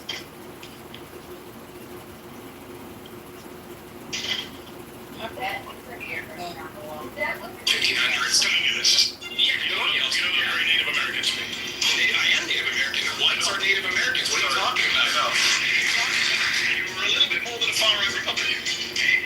What can I say? I think you say I'm a fascist. Yeah, I am. So this part is a preview of what you're going to go through. Get the hell out. I didn't neglect you. I should get the hell out. Yes. Why? I'm Baby Hassan. I'm a journalist and the editor of Zeteo. And today I'm surrounded by 20 far-right conservatives.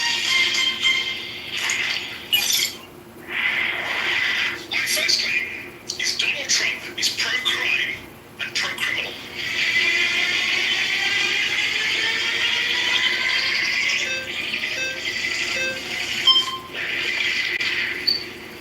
Welcome. Nice to meet you. Nice to meet you. I'm busy. I would just like to ask, what makes someone pro-crime versus, anti-crime? I think when you're soft on criminals, when you let criminals out of prison, when you pardon people who've assaulted police officers, you're pro-criminal. Donald Trump pardoned almost 1,600 people who were involved in January the 6th. I think 600 of them had been charged with assaulting a police officer or obstructing a police officer. 170 had pled guilty to assaulting a police officer. 70 had pled guilty to assault with a deadly weapon. J.D. Vance said, we're not going to pardon the violent criminals from January 6th. Donald Trump pardoned all of them. Are you okay with that? I would say January 6th is a very special case. I would say it's almost a climax point in history. I would just phrase the question this way. Right now in the LA protests, if they... I'm so sorry. I actually would... Oh, sorry, y'all. Yes. Just for example, they were to rush the capital of LA. I mean, they have to move over all the homeless people living in tents on the steps of the Capitol. But if they were to manage to get into the Capitol and they were just protesting, peacefully, let's say police officers were rushing them in, they were letting them in and saying, hey, you guys can go in. Like, we have many testimonies that say. And the violent ones, okay, violent ones like a man named David Dempsey, a judge, a Reagan-appointed judge, sentenced to 20 years in prison. He stomped on police officers' heads. The judge said his conduct was exceptionally egregious. He attacked police officers with flagpoles and pepper spray. Donald Trump pardoned him. There's a man named Daniel Rodriguez. He got 12 years in prison for taking a stun gun and tasing a police officer in the neck and giving him a heart attack. The judge said he was a one-man army of hate. Donald Trump pardoned him. Does that not make Trump pro-criminal? Violent criminals out of prison. I would say no, it doesn't make him pro-criminal. I did not say that. I said that one pardon against somebody was 1,600 pardons. 600 of those were people charged. One example that you just gave me. I can give you more. Just keep going. Fine. I'll say the exact same thing every single time. The argument will fall apart. Okay, just one example if I keep going. Go for it then. Okay, Shane Jenkins got 7 years in prison for 9 criminal offenses, attacking police with a deadly weapon. Right. How do pardons that probably shouldn't have happened turn into pro-crime? So you agreed that they shouldn't have been pardoned? Sure, but that wasn't your claim. Was January 6th? Your claim was Trump is pro-crime. Yeah, because he pardons criminals. Okay, I would say that that's a fault. Let's talk about non-January 6 people. Okay. He pardoned people like Paul Walsh recently, who took millions of dollars from his own employees, was sentenced to tax crimes, had to pay back $4 million. Trump pardoned him. He bought himself a $2 million yacht. Why is he pardoning criminals like that? Well, I don't know. I don't think you should. I don't think really presidential pardon should be a thing at all. But I don't think that. Mary Potts, you've been voted out by the majority. Please return to your seat. Thanks.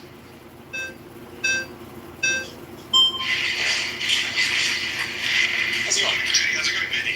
What is it? Mandy. You're from northern UK, I guess? I'm from London, North London. Okay, fair enough. What's your ethnic background, if you don't mind asking? My parents are from India. Okay, perfect. Just getting premise here. First of all, I want to say this of Donald Trump being pro-crime. No. I want to concern myself with why you care about what's happening in the U.S., first and foremost. Secondly, I want to say this.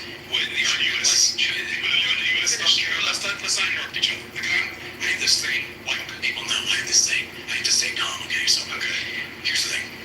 I am happy that he released J6. In fact, so much so that I was prepared to protest if he didn't. So when you say, are you okay that he's pro-crime? Sure, because you know what? We're changing the definition of what crime is. First and foremost, stomping on police officers' heads is a crime. I don't think it's no longer a relevant conversation anymore. No, it's not, because you know what? Okay, have you seen the U.S. in the last 4 or 5 years? Yes, I've been in protests. Have you seen? Okay, myself have been involved in these protests. I've seen egregious things that you couldn't even imagine. So conservatives, it's not about that. It's about tribal warfare. That's where we're at in the U.S. I don't know where you're at in the UK. You're from India, so I don't know. You're not from India. Oh, sorry, your parents are from India. So I'm an American. You have your own state. I'm an American. You're an American citizen? Okay, fair enough. I don't know how you got that, but fair enough. Here's the thing. Are you an American citizen? Absolutely. But here's the thing. You got that? Okay. Born here. Okay. Born here in my family lineage is settlers from the 1500s, so I have some stake in it. I'm here, okay? Sure. A little different. You're a descendant of immigrants. I didn't know. Colonialists. Yeah, colonials. You're very Native American to me. I am Native American. Whites are Native Americans. What are you talking about?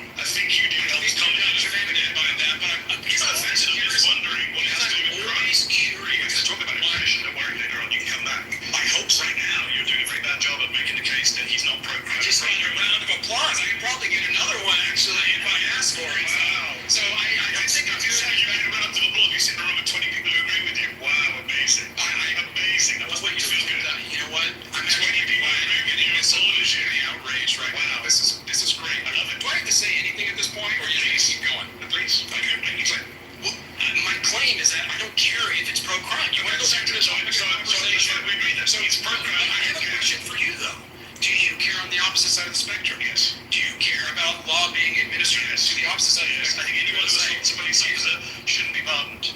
I think that Donald Trump shouldn't have pardoned 9 Republican members of Congress who were convicted of crimes, and I don't think Joe Biden should convict. I don't think Democrats should pardon Democrats. Fair, but I don't think you understand where we are on the U.S. side. I think I do know, because you're arguing for the position of like a U.S. that doesn't exist anymore. We're headed towards a nihilism. No laws, nothing matters. It's not about that. It's that conservatives for too long have been playing it safe. They've been playing by the law. They've been playing it by the law. Yes, they have. Maybe it's just the Bush presidency.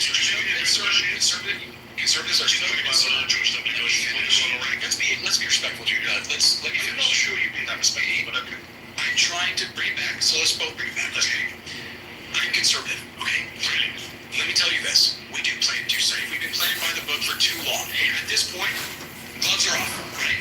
The left has made their point. They're willing to do police force in Washington, the left. Never sue the other driver after a car accident. There's a better way to get paid a way bigger check without having to.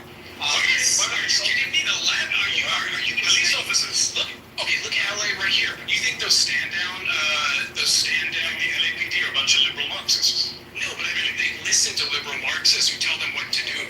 I think they listen to who signs their paychecks as a social dimensions. We both agree Donald Trump's program, you're just fine with it. No, that's what you said so far. I don't agree with your definition. What's your definition of crime? It doesn't operate on a police officer's head. It's not a crime. That's your definition of crime. That's the Native American. I am Native American, if you say so. So, going back to the topic at hand, we have different definitions of crime because you're talking about the criminal code in this country. It's the U.S. criminal code. You know what? Let's focus on what we focus on. I'm sure you and I actually agree on. Do we agree that people shouldn't stomp on police officers' heads? Can we agree on that? I don't agree on that, but I really think this conversation is kind of... No, because first of all, you're saying what? That the police have the authority, that they're given the authority? I don't accept the authority that's been given by liberal position. I'm a conservative and pro-police, and you don't redefine a hey, listen, you're redefining crime nuts right now. I'm telling you are going to be blown. I mean, if you think we're going to struggle with the English language for the next couple of hours, then you're struggling against right now. Yeah. Newsflash, the conservatives are liberal to me, okay? Neocons, libertarians, all those mainstream people, there might as well be leftists to me, okay? That's how far to the right I am. Do you understand my position? So when you say against it, when you say, about obeying police, why would I give the authority to police? Do you know tell me you're paying 9 members of Congress? Do you know you've been in financial crime? Do you say pro-financial crime? Do you pro-financial crime? Pause. I think the people who clapped you have voted you out. All right. Head back to your seat. You've been voted on. Okay. Anybody got any comments? Man, first off, good morning to the lovely mods. Come up here, Quinn, because you get your ass up here. My brother Quinn, like we are kindred spirits. Y'all know I don't. I'm on mute a lot of times. This last dude, Mehdi, the amount of restraint he showed is Olympic level in the presence of sheer bigotry, ignorance, and racism. This asshat has the audacity to say that he is a Native American. But I'm sorry. That's what some of these white folks think, that they're native to this land. You haven't seen the worst of it. Oh, brother. There is worse to come. It gets progressively worse. You watched this, Quinn? I watched this. I watched it. I'm telling you, like but here's the thing. It's exactly what you think it is. Nobody should be really surprised by it. It's just actually seeing it live and in person. I mean, actually being able to watch people. And when you watch it, it actually makes sense. Like these are people you probably pass on the street. You probably see in the grocery store. These people. I'm telling you, I'm not even gonna say anything. I'm just saying it gets progressively worse. It is the most astonishing shit you've ever seen in your life. You haven't even played the worst one yet. Yeah. It's saying your friend J3 in here, the one that you said, I'm so glad he found her. I think it's is it J3? J3. The one from I London. wanted to make sure not to say JB because JB of Mass. His name is really close to JB, but J3. Yeah, thank you for being here, and we can look at each other for like what's to come, right? Because if Democrats get in office again, we're going to be in that same boat that the Labor Party is in right now, which is trying to play cleanup of the Conservative Party's mess. So that's why I was saying, like, we need to learn from each other and listen to each other as much as possible, because the same way I'm sure you were shocked that Trump won, we were shocked that y'all voted for Brexit. I know maybe not you specifically, but the country voted for Brexit, right? Because we knew that it was going to be disastrous, and I don't know who was behind it, because the whole business community, at least that I was a part of in the tax world, we were like, there's no way this is terrible, and this will equate to trillions of dollars coming out of the UK economy. Anyways, I just wanted to say that. But I don't know when this clip came out, but this stuff just started popping on my timeline, Quinn. So I didn't even know that this gem of an interview was out there. Yeah, this is. No, it's not an interview. What happens is, I'm sorry, Patty, go ahead. Oh, go ahead. No, it's not an interview. So it's a show. It's a show that they do. With actually the last one, the first one was done with Candace Owens. Yeah, we played that in here, but I didn't know that another one dropped. Yeah. So Mendy did his. I think it was yesterday. So maybe we can do this on our Monday. We can play these on our Monday. I don't know if they do them every week though. Okay. Well, we'll figure it out. But it's I don't know to this degree, but I watched this one because Joy posted and I saw what Joy posted, so it took me there and watched. And I watched the whole thing early this morning. Like it's I'm telling you, like it's the craziest. I'm not even gonna say that. You just crazy. Yeah, the second guy just makes me think this is a bunch of racist. Oh, wait until you hear. Listen, just keep on playing it. I just found it, but I'll know if you guys plan on doing the whole thing. We're gonna do the whole thing. We're just trying to go through. We said we're gonna go through each person, but I think like maybe two, because two got us to 9 minutes. We'll just see how it goes. But I'm going to try to keep it so that we don't cut off the entire debate. All right. I'm about to play it again. Majority? Nice to meet you.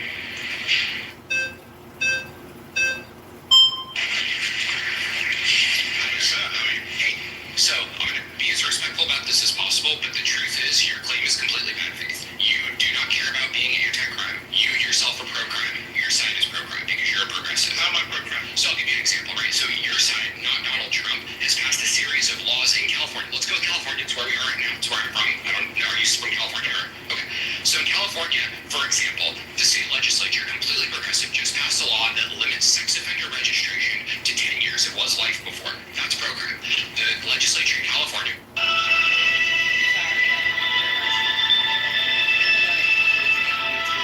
Which is progressives again, has passed a law that says the voter-induced three-strike law is no longer absolute. If someone murders someone, stabs someone on 3 separate occasions, a judge now does not have to give them life. That's a progressive law. That is pro-crime.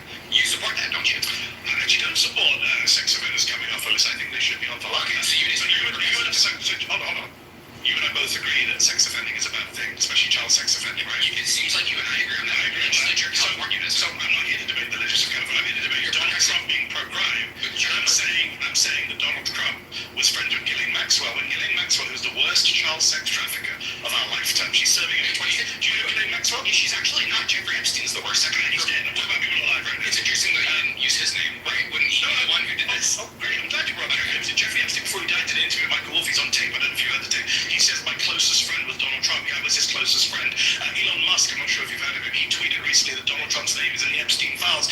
And Ghislaine Maxwell, who was the right-hand woman of Jeffrey Epstein, when she was on trial for child sex offending, which you and I are opposed to, Donald Trump stood up and said, good luck to to her. I wish her well. So yeah, that makes him pro-crime and pro-criminal if he's being soft on child sex trafficking. Like Epstein. Like I say, he was friends with Epstein. You haven't seen the videos? They danced together, partied together.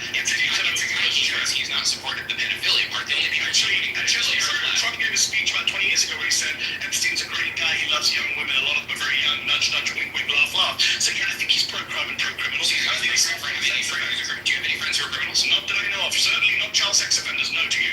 No, of course not. Okay, so we're both in agreement again. So why do you have tomorrow, Trump? If it came out tomorrow that one of your friends is a child sex trafficker, you'd stop being friends with him. Yes. Yeah, I wouldn't say. And then I'd go on TV and I would say, oh look, Mr. Hassan was friends with this guy 10 years ago. Therefore, he's pro-child sex trafficking. Said, I wish them well when they're on trial. Would you ever go? If you wish you well on trial? Yeah, child sex trafficking. I wouldn't wish someone well, but that's your gotcha. That's your gotcha. It's okay. Gotcha. You would have right in the brown. Gotcha. Okay, you're right. What you're really trying to do right now is you're trying to have to do some trial. What's his policy? Policies. Yes. So when he left office in 2020, he left behind the highest murder rate for over 100 years. He left behind the highest murder rate. That is the most bad-faith claim you ever made. It's a fact. From the CDC. You know what? Here's why it's bad-faith. I'm going to finish the sentence, and then you can come back here. You're just lying to people.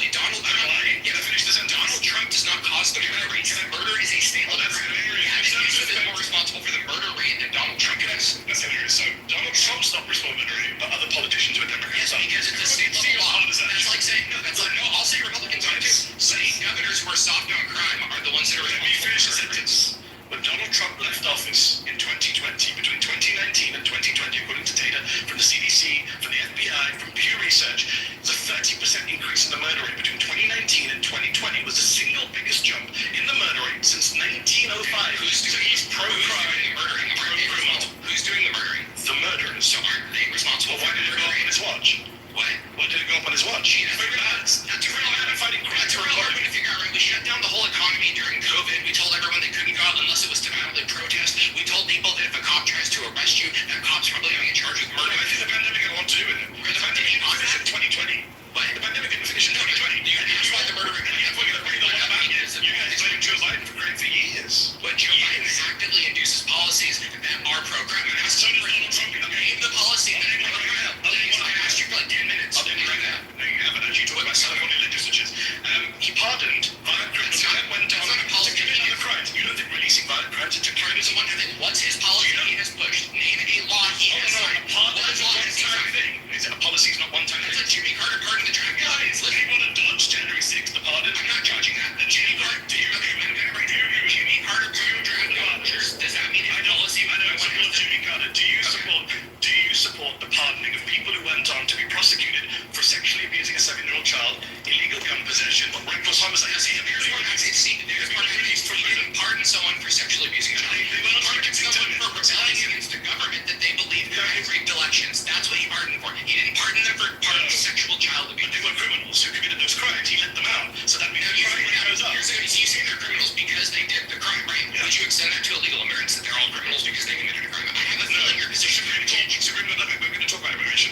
So someone who's illegally entered the United States, not a criminal, but someone who illegally entered the capital is. The Supreme Court has said that anyone who enters the United States illegally is not a criminal. Can I get the case? Can I jump to Twitter? You want to get the case? Change the case site, please. For you said the Supreme Court citation of the case. Yes, that entering the United States illegally is not a criminal. It's called Arizona versus United States 2012. Go look it up. Pause. You've been voted out by the majority. Please return to your seats.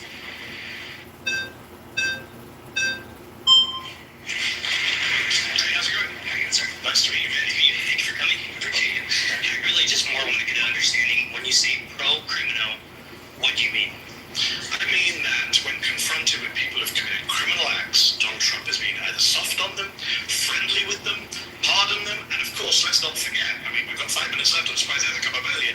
He's a convicted criminal himself, sitting against... Okay, I want to make sure I understand you correctly. Yes, I'm strong on you. But you're saying, I appreciate that. Every time that he's been confronted... Not every time. Most times. Every time. Most times. A lot of the time. A lot of times, yes. He's linked towards criminal activity. I didn't say criminal activity. He has committed crimes. He's been indicted for 88 different criminal offenses in 4 different jurisdictions by 5 different grand juries. He was convicted himself on 34 different criminal offenses by a majority of his peers. But let's park that for a moment. Separate to his own crimes, when confronted with the crimes of others, or the alleged crimes of others, for example, a Chinese crypto billionaire, Justin Sun, who was being investigated for market manipulation, Trump dropped the case, invited him to the golf course, and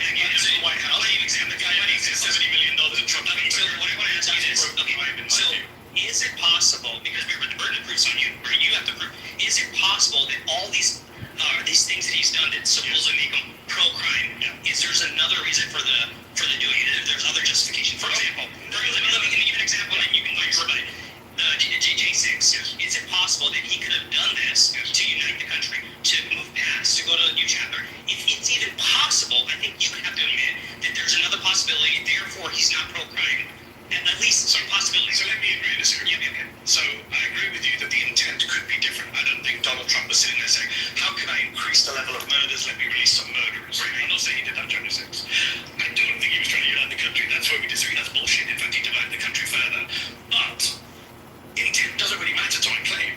If he's releasing violent criminals, it doesn't matter. No, he's pro-crime and pro-criminal. No, but that's a big indictment to say pro-crime. That means if I confronted crime, confronted if it. Well, he is, because for example, no. It could be possible. Sorry, forgive me. You know, your friend earlier, your ally, said, where has he done stuff that's increased the crime? I'm telling you, people have been pardoned who have been convicted on multiple other crimes. These people who have been pardoned had previous criminal records. They were not just some folks chilling around going, we're against the takeover of our country, we're opposed to rebellion. A lot of these people were already hardened criminals, militia members. He looked at those people and said, you know what? They've been convicted, in many cases by Republican judges. I'm going to let them out. Yeah, that might answer your question. Is it possible? If Joe Biden had done it, you'd be attacking him. Sure. Is it possible that their conviction was part of a plea? It's like, oh shit, I can't get out of this, so I got to take a plea now. Some of them, maybe. A lot of them, maybe. Others, we saw with our own lying eyes on tape. Did you watch live on January 6th? To be completely honest, I'm pretty novice on this. I'm more trying to target. You're saying he's pro-crime. In my head, I'm just thinking this live. I didn't even finish. If I can finish for 1 second. If you think of this line, there's a possibility that he might have had other reasons. For example, unifying the country up next chapter, right? That could be the reason. Therefore, it's not pro-crime. There was other reasons. I'm saying that's a possibility. If that's I'm saying it's a possibility, but I'm saying it's irrelevant because if you're knowingly releasing violent criminals out into the community, pardoning, not just releasing, then yes, you are being pro-criminal. I've interviewed police officers. I don't know about that. I've interviewed police officers who have been assaulted, beaten bones. I'll finish very quickly. I've interviewed these police officers. They've been beaten by people who they've then seen walk off the streets and then carry on threatening them. Yes, when Donald Trump is responsible for that, you're definitely pro-crime. Okay, I doubt. All right, pause. You doubt police officers? Any comments? I mean, I didn't comment on lunacy. Like, it's lunacy. It's just amazing to listen to. Some of these people are allowed around electrical outlets and there's which is scary. I didn't even acknowledge it. I don't know what's going on. You know, and if they ever do, they are only the same as the worst of the morons, idols that come in here. Yeah. At least they can form a sentence. However, the net result is that it's the same absolute dribblings and nonsense that the people who come in here to defend MAGA say. Well, you know, the second guy, I swear, he's a character from Healthy Debates. And the one that said he's indigenous. Stop. I'm Native American, like, word. I love my Healthy Debate family. And I guarantee you that the MAGA that come in here, they are studying this. Well, studying too intense a word for them. They don't study, they don't want to learn anything. But I would imagine that they will pick up some key phrases from these debates and they will start using them in here. You watch. Oh, there's no question about that. I wouldn't be surprised if some of these people actually come on this app, Scotty. Oh, it would be as far as all. Yeah, they sound like they're on this app. They sound like the ones that are articulate and come up with some bullshit, and these fucking MAGAs be like, preach! You know what he's talking about. No, motherfucker. He learned a couple words, that's it. Well, because they're all of a hive mind. So, I mean, they all say the same things because they get all of their garbage from the same can. That's a good one, man. Yeah, I like that. Yeah. Good morning. Just useless with MAGA. They need to be deprogrammed before you can argue with them. Baroque, I let you up, babe. You raised your hand. Where's my Maddie? My Maddie. Matt had his hand raised. Oh, he's gone now. On that, if I can say something really quick, just that. Good morning, political correct and moderators on stage. I just wanted to add to that something I don't hear in these conversations often is that with Donald Trump's first term and this term, I read something several times. I can't find the article where he's literally brought the most criminals and felons into his actual cabinet. If you guys do a deep dive, numerically, I think it's the most in presidential history of literally bringing felons in to serve in government capacities. From his campaign manager to one of his generals, his whole cabinet is full of felons or ex-criminals, and nobody ever brings that point up. Yeah, General Flynn. The other generals that he had, though, amazing. But Flynn was a retired general. They're already, like, I'm going to be honest with y'all. His brother, Charles, is just as bad. He's just as fucking bad. And I'm not talking about, like, criminal activity. I think something's going on in their brain. So, like, if y'all remember, General Flynn's son used to do all these crazy-ass conspiracy theories on Twitter, when it was Twitter. And then you have Charles Flynn, who was still active duty. He's still active duty to this day. Like, if you've ever listened to him give speeches, like, I know this guy, right? Because he was in Indo-PACOM. He was in USAPAC in Hawaii. This dude had, I think it was a warrant officer celebration or something like that. They had him as a guest speaker. So, he was speaking, and it was like the weirdest shit ever. We was like, what the fuck is going on? Like, you have senior leaders like, why is he talking about conspiracy theories? Like, and this is a 4-star. I don't know why Biden didn't fucking, like, it's kind of hard to fire an officer, right? You can give them, you can't really fire an officer. That's why a lot of them, they lose their position and they might end up working paperwork or whatever. They pretty much have to get kicked out. And the only way you're going to get kicked out if you do something that's against the law or against the UCMJ. But this motherfucker, dude, that whole family is screwed. Like, I'm like, oh my God, I can't believe these type of people exist in the world. Especially at the 4-star level. So this is a bunch of white people, I believe, that have a gripe with change that had gotten him promoted. Because this dude, you can tell they're on some other shit. But, hey Patty, that's amazing. Huh? Have you guys seen the AI generated video that Trump posted with him in the Oval Office with Obama? And then 3 FBI agents come in and push Obama to the ground and cuff him up and take him out of there. Posted it on his timeline. Yeah, I wanted to talk about it, but we're going to save that for Lisa. Lisa's going to have a room at 3. And I don't want to start talking about it and we get so in depth when Lisa really wants to have a room on it. You know what I'm saying?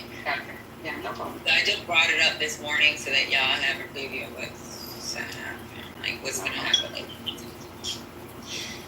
But yeah. I think it's like 20 plus, but the 11 that either felony or have criminal conviction done while they're working with Trump. Steve Bannon, Tom Barrett, Elliot Broidy, Michael Cohen, Michael Flynn, Rick Gates, Paul Manafort, George Nader, George Papadopoulos, Roger Stone, Alan Eisenberg, and there's like at least a dozen other names or whatever. Jeff Sessions, who was co-conspirator number 1, the Mueller report. This shit is fucking crazy. Jeff Sessions, fucking Barr. The reason why fucking Lev got arrested was it was campaign finance violations, something like that. He went to prison for fucking campaign finance violations. The reality is he got locked up because he was on his way to Russia to do some fucking bidding for Trump and Jeff. And if he would have got where he was supposed to go, it would have been a criminal act, a serious criminal act that the president committed. And Barr, trying to protect Trump at the time, had him arrested for some other frivolous shit. Wait, you mean the same Bill Barr whose dad whose dad was the headmaster at the school, Dalton, that hired Jeffrey Epstein in his first job. Yeah. But yeah, it's weird because like if you listen to Lev's congressional when he talked to Congress about what happened, if you read the Mueller report, it jives. And then his interview that he gave on Chatter, it's like this dude has not swayed away from what exactly happened, so you know he's not lying. Or he's just been practicing this lie. But the Mueller report actually says co-conspirator one. We know that's Jeff Sessions. This everything put together is like he's not lying. He's not lying about this shit. But yeah, crazy. So any other comments on what we just played, or anything else you want to throw out there before I start playing? All right, let's go. To testify to be assaulted. You've been voted out by the majority. Please return to your seat. Thanks. Some crypto exchanges make you wait forever. High fees and slow trades. Hard pass. Well, this is my favorite one right here. Hey, how's it going? Good. Nice to meet you, Mandy. So you claim that your main claim is that Trump pardoned some people from January 6th. By the way, I was there. I saw it all firsthand. Got a football field away. There's smoke in my eyes. Got bloodied. It was a crazy day. No, of course not, because I didn't enter the building. Stayed very peaceful. But your entire claim is that he pardoned. That's basically you keep bringing it up. Let me say this. With this pardoning of Paul Wolchak, who sold like for example, you keep talking about former members of Congress. He keeps pardoning criminals. That makes him. You know who else pardoned a big criminal? Go on. Hunter Biden was pardoned by his father. He should have crack cocaine. And he had hookers there. I'm with you all. But then why do you claim that Biden? Why do you claim that Biden? Joe Biden in that instant pause program. He should have done it. Well, you should have done it. Overall program. You should have done it. No, but Joe Biden didn't just. So if it was just a pardon, okay, you'd be fine. But I already mentioned. There's also the fact that Joe Biden wasn't actually a convicted criminal in office. Trump has committed crimes. Trump hangs around with criminals. He spent much of the 80s hanging around with the New York mob. He hung around with Jeffrey Epstein and Ghislaine Maxwell. Well, Jeffrey Epstein lived in West Palm Beach, the area, and that's the closest golf course you can go to. He's going to go to Trump in the Epstein file. As soon as Trump found out, do you think Donald Trump is in the Epstein file? No, I do not. Let me explain this. He lived in the area in Mar-a-Lago, near Mar-a-Lago, so he bought, obviously, a ticket to go in there. As soon as Trump found out that Epstein had done all those bad things, immediate ban from Mar-a-Lago. Immediate ban from Mar-a-Lago. Yes, it is. Yes, it is 100%. So some of the girls who abused from Mar-a-Lago. So listen to this. From Mar-a-Lago. That's pretty outrageous. Elon Musk tweeted that out in a fit of rage, okay? Do you really the truth comes out when people are angry sometimes? So Cash Patel literally said that Musk had no access to the Epstein files. So Cash Patel said that Epstein killed himself. Do you agree with that? Whatever he says goes then. Yeah, I don't care. He knows more information than I do. A lot of mega people upstairs. He knows more information than I do. But here's the actual claim. Somebody trying to vote you out because you said you agree with Cash Patel on Epstein. He knows more information than I do. Pause. That's time. Please return to your seat. Surrounded is now a podcast. Available wherever you listen. Search Surrounded, plug in, and stay part of the conversation. Anywhere, anytime.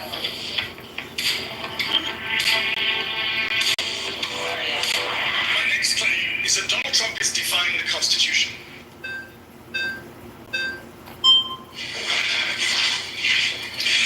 Major Richie, sir. Lovely to meet you. So I would say that with Trump being anti-Constitution, I don't really care, to be quite frank. Okay. Because in regards to the Constitution is a document that should seek to serve us. And when it fails to seek to serve us, that can be amended. Laws can be changed. And quite frankly, the fact is, we're defending things in this country that shouldn't be defended. The First Amendment should not defend pornography and making children be victimized. Making women and children be victimized as a result of that. But I think things like blasphemy shouldn't be allowed per the First Amendment. I think that, quite frankly, there are a lot of legal processes that are enabling criminals and bad people to fully enact their will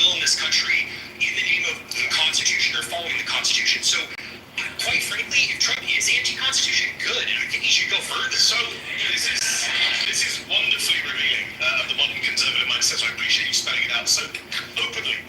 Just checking, do you support the Second Amendment? I do. Okay, surprise, I was shocked to hear that. I'm saying that Donald Trump is defying the First Amendment, the Fourth Amendment, the Fifth Amendment, the 14th Amendment. He's thinking of defying the 12th and 22nd Amendments.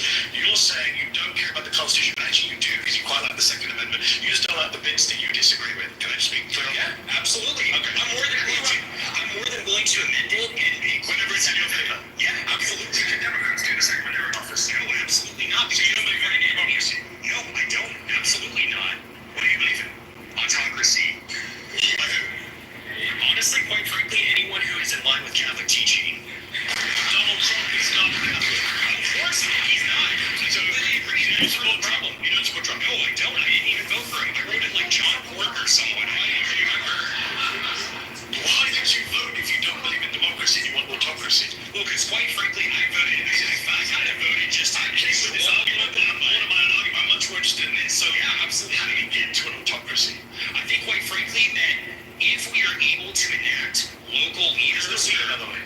I think quite frankly these far conservative sitting right around people. Yeah, absolutely. So, well, actually, guys, I have quite some of the. I have some like the cut over Actually, hold on for a moment. I do think that there are people who happen to not be white who do actually have history in this country and have roots in this country. For instance, from the Mexican-American War, we subsumed a lot of territory of people who have far stakes in this country who happen to be Hispanic or what have you. Okay. I am for defending the traditional demographics of this country, which is majority white. How does the United States?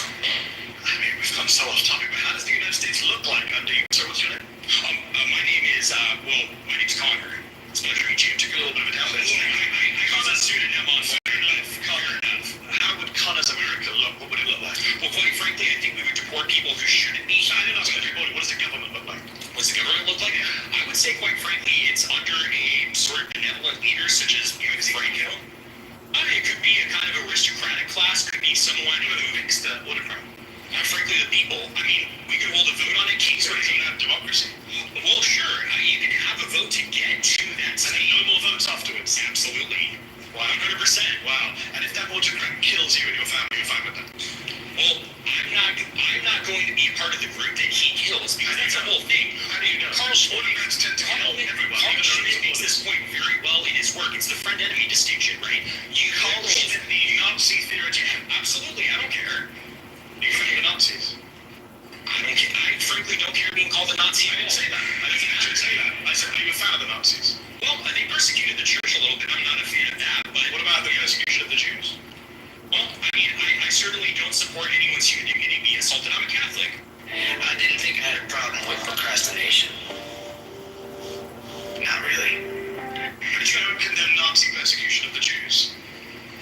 I think that there was a little bit of persecution. Say that would be sure, because you were a little bit more than a far-right Republican. Hey, what can I say? I think you say I'm a fascist. Yeah, I am. Absolutely. I'm just checking who's clapping just to get my set of where everyone is. Because you know that millions of people are going to be watching you on YouTube and checking out who the fascists and the Nazis are. I'm not ashamed of that whatsoever. During the pre-war period prior to World War II, it was only those parties that properly enacted the people's will. That's why they won. The conservatives were fat cats, they were favorites, they didn't care of killing people who aren't like you. Quite frankly, I'm not. You mentioned Franco earlier. Franco killed a lot of innocent people. Oh, well, he killed communists. He killed people who raped nuns and killed priests. What about children who he killed and women who he killed? What are you talking about? He never killed any women or children. He was He only killed combatants. Is that what you're Yeah, he only killed combatants. Killed any innocent people. The White Terror was only punishing those people who did acts of terrorism. And again, are you supporting like raping innocent women? Nuns, dude. Killing priests? I mean, priests don't brandish guns and kill You just people. refused to condemn the Nazi Holocaust, my friend. I don't think you're in a position to ask anyone any questions. I quite frankly don't care what you think about me. If I'm a Nazi, being a Nazi means upholding your dignity. Because I even believe in your dignity. I don't in a state that I was I wouldn't want to hurt you or anything like that. But I don't commit fascism. Okay. So do you concede then? I mean, why Do I concede you're a fascist who won't condemn the Nazis? Yes, I concede. Okay, great. So I mean, what are we doing here? Because I mean, you just seem offended. You just seem offended, to be quite frankly. Like I'm offended by people who can't condemn the Nazis. Yes, I am. Okay. Well, I condemn the evils that they did, but I don't really care about them being. Yeah, sure. I don't care though about being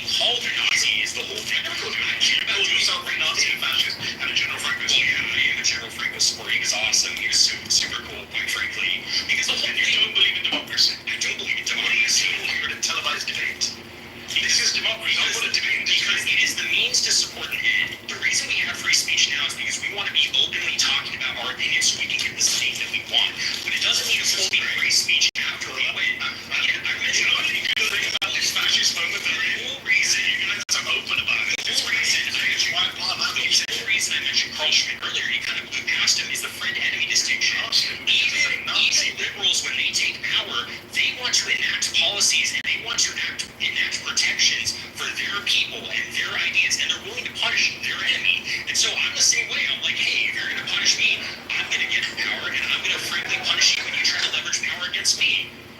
Just that simple.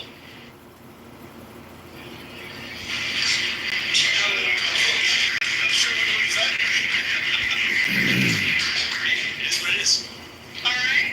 Pause. You've been voted out by the majority. Please return to your seats. Anybody got any comments on this idiot?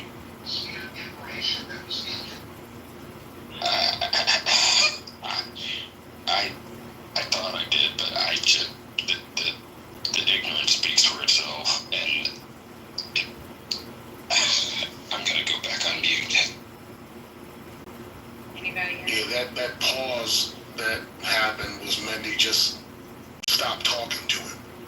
Like there was no point in going, and that's really profound in a discussion like that. Where a person just, I mean, there's no debating fascism. Like the whole discussion is about, I mean, the whole topic is about Trump circumventing the Constitution. So if you believe in autocracy, you don't believe in the Constitution. So why are you here debating? What's the point of you being on the stage and talking? Yeah, he should have waited for another question. There was absolutely no question he could answer. They're all based in all the questions are based on, Trump's circumvention of democracy, being pro-crime, all those things being tied to the same thing. So and just like he said during the debate, why are you here? You don't believe in any of this. Why are you here? Why are you talking to anyone? So it's absolute lunacy. Like if this is not performative, it's lunacy. It's even lunacy if it's performative. Did correct me if I'm wrong, because my brain kind of paused for a bit in there, but is this the cat? Did he just say that he would vote for the dictator? What man? And then proceeded to say, he said, well, if you vote for the dictator, would you be okay if he killed you? Exactly. Well, he's not going to kill me. Well, how the fuck do you know that? The cognitive disconnect. What form of reality are they? I truly am at a loss for words. I'm trying to gather my thoughts. You simply have to understand privilege, Brian. When you understand innate privilege, anything is possible. Even unrealistic things are possible. Because you don't believe that there's anything that's off limits. There are points where white supremacy, where it's debilitating for black folks because it limits our access, but for them it's debilitating because it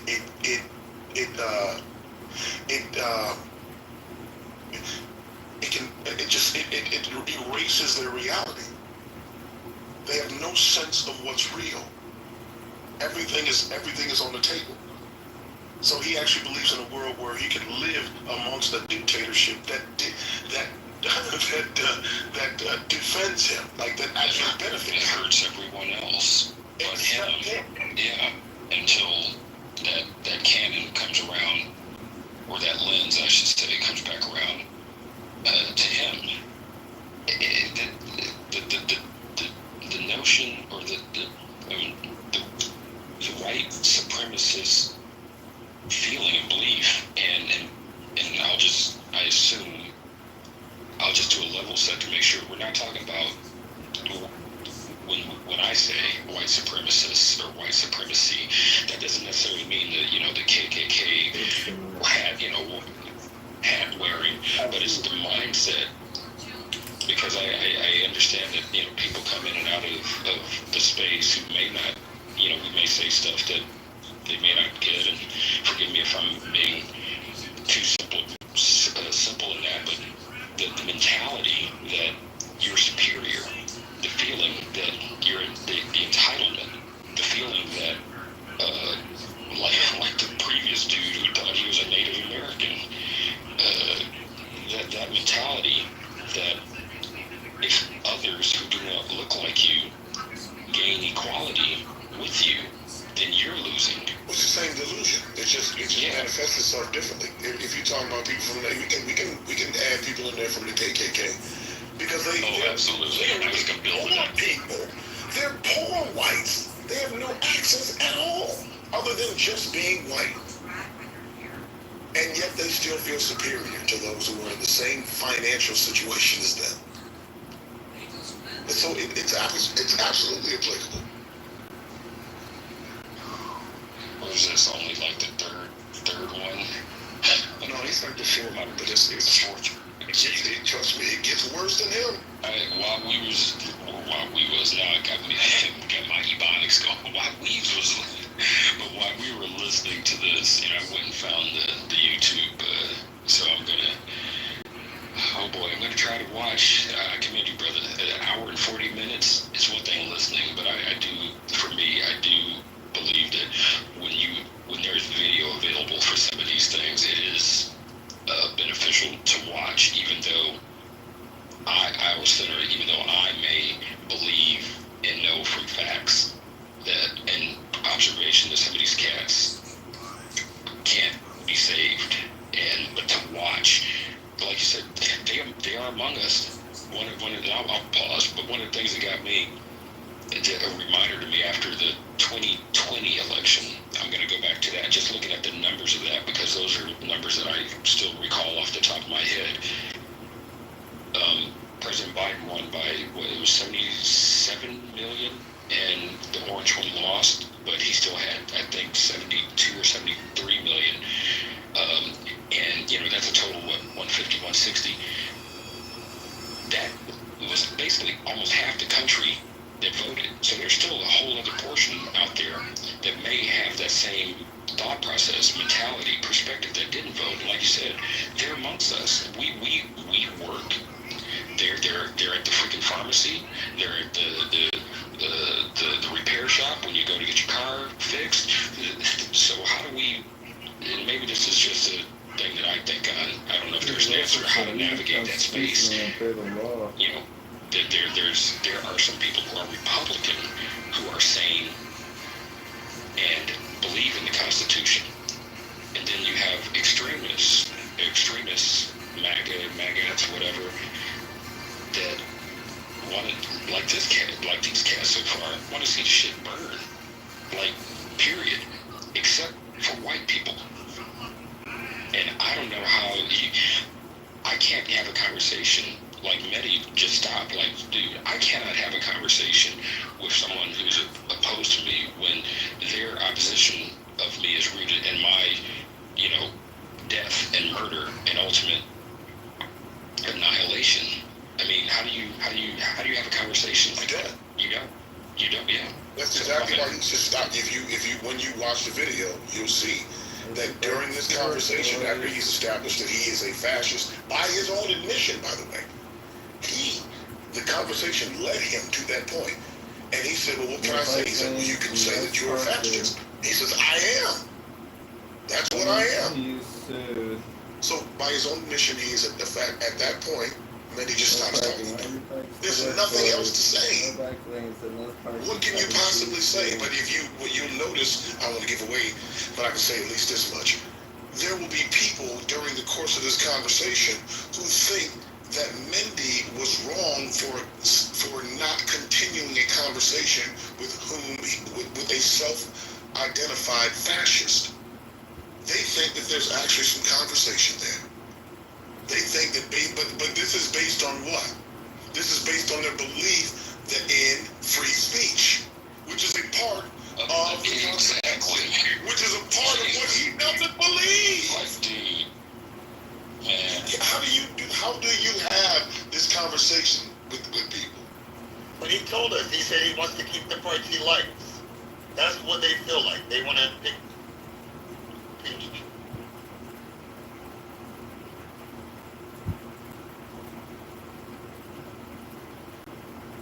think your phone. Yeah, Brian, your phone's going out.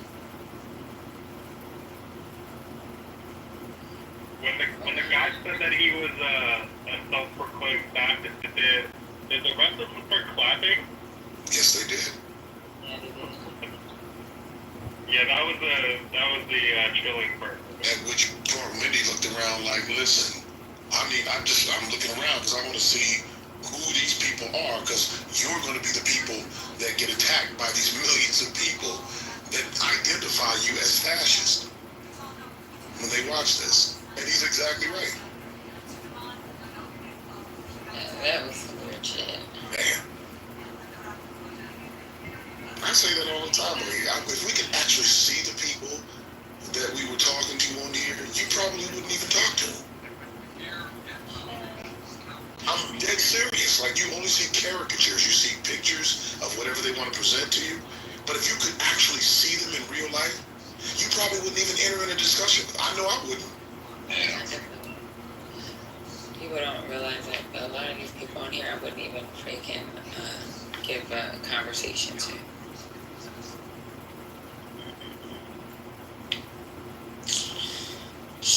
This is a mess. Well, to that point, I mean, that's why when you guys, or when Lisa says, trying to be lighthearted, but what she says, ping in your MAGA friends, and I comment like, look, to me that's an oxymoron, because I don't have the bandwidth or the even remote energy to engage with someone who has I can engage with people who have respectful disagreements with me, because I don't know everything, and I am trying to learn throughout this rest of my life. But when some of these cats, like this dude, on a fundamental level, like, no, it is not worth my energy. It is not worth my currency of time to engage and to be connected with people like that. And another thing, this reminds me, on another thing, like, I think, if not with all the cats Medi has engaged in so far, and this is a minor point, I guess, but the fact that I see it here on the app, or see it, I hear it, like, when he actually agrees with them on something, they keep arguing. I'm like, motherfucker, he agrees with you. He agrees with you. It's like a short circuit. It's like a syntax error. Like, oh wait, he actually agreed. Well, I'm gonna keep arguing because, oh shit, that's what I've been programmed to do. But he agreed. Like, bruh, or sis, or whoever did. Like, man, you know what they're about, though. That is about, because obviously it's about many things, but most of all, it's built into their identity. They have attached themselves to this identity, and it just says no matter, and it simply says, I don't agree with you. Even when you agree with me, I don't agree with you. I just don't agree with you, no matter what you say. Even if we can find a place where we agree on certain things, but they because they perceive that as the same device that they use it for. They use it, they think that you're trying to build a bridge with them to find commonality, and they don't want to find any place, they don't even want to find any commonality with you. They think that you're using it for that reason. And then they'd have to acknowledge that you're human. That's exactly it.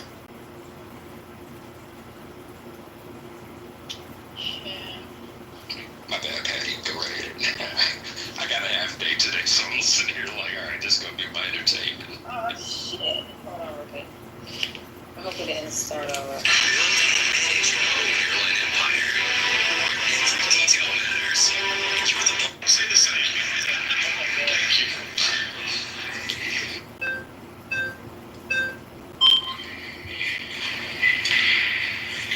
Good to meet you, sir. All right. So I kind of want to start at the basics or the foundation. I want to see. Can I just check? Yes. So you a fascist? No. Okay.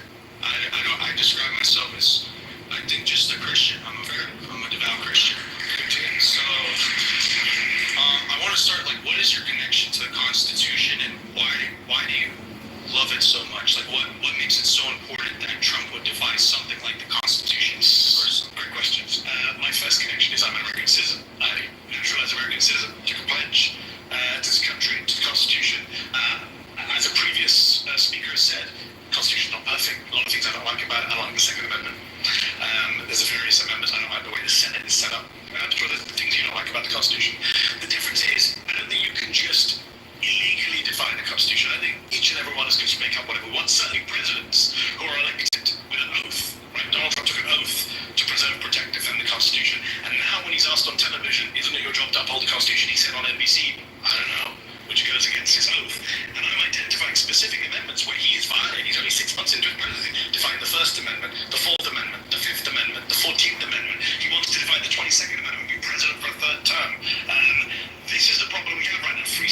under assault. The free press is under assault. Due process is under assault.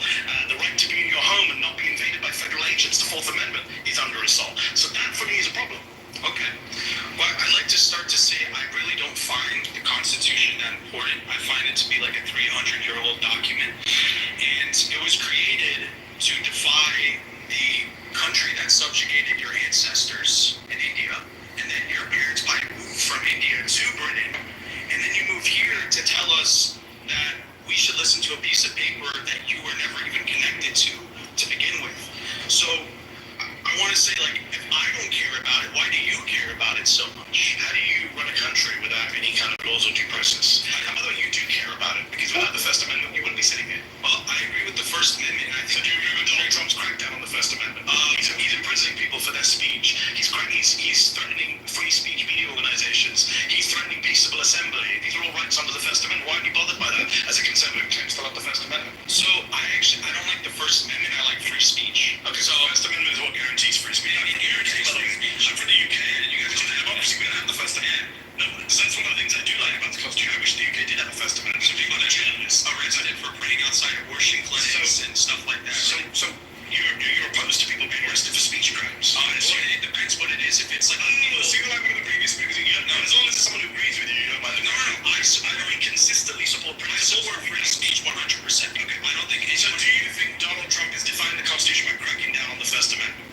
So I think he's cracking down on free speech, like the deportation of Mahmoud Khalil, who's just released from prison by saying his First Amendment right now. And I agree with the judge, and I disagree with Trump deporting him, but I think that's more a matter of free speech and not the Constitution. I think that's been a trick this moment. I think you've conceded that he's cracking down on free speech, which is the First Amendment. So he is defying the Constitution. So it's a pleasure to be. I agree with you, Senator. All right, pause. You've been voted out by the majority. Please return to your stage.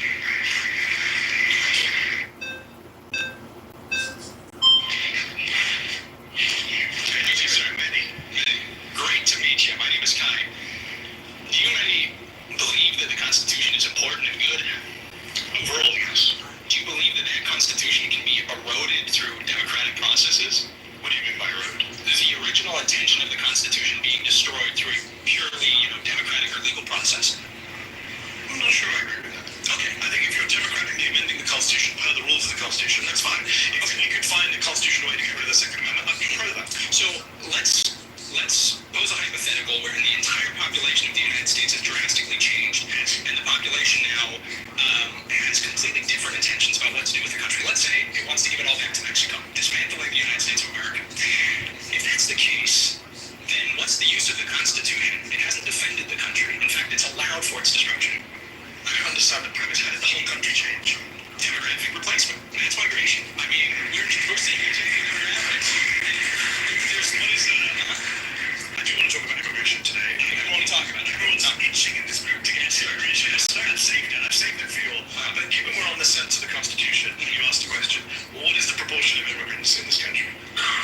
What proportion of the population is foreign born? It's very difficult to measure because the actual projections of the number have been changing more. What is the currently? I think it was about 15%, yes. Yeah, just under full 15%. Which is, by the way, more actually than the original estimate was. So we have 15% of the people are going to change the country, change the Constitution. How's that going to be? As someone who wants to amend the Constitution to get rid of things like the ridiculous way the Senate is set up, the second measure on gun control, various other things, it's really hard to change the Constitution. They made it impossible, almost impossible. Even last time we had a Constitution amendment, 20, 30 years ago. I understand, which is why I think members of Congress pay. Which is why I get it. Where are you getting this scenario where 350 million people all become foreign-born migrants or the children of migrants, immediate migrants, even though America is a nation of migrants, and then abandons the Constitution and gives the country back to Mexico? Outside of your imagination, where is that happening? Let's bring it back to the actual discussion. What you do, please. You entertain my hypothetical, but then instead of sticking to the point of the Constitution, you said, well, how would you bring about your hypothetical? And then when I can hear you stop, when the Constitution's quite hard to change. Hold on.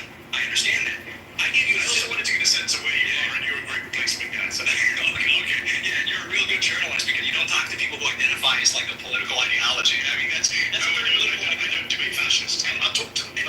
Frankly, that's upsetting. I think there's a big problem when we value freedom of speech so much, but any real journalist is not going to talk to somebody because they identify with the politically incorrect ideology. Just talk to them in front of you. What are you talking about? You literally stop talking to them, and then everybody gets to vote. Debating versus talking is very different.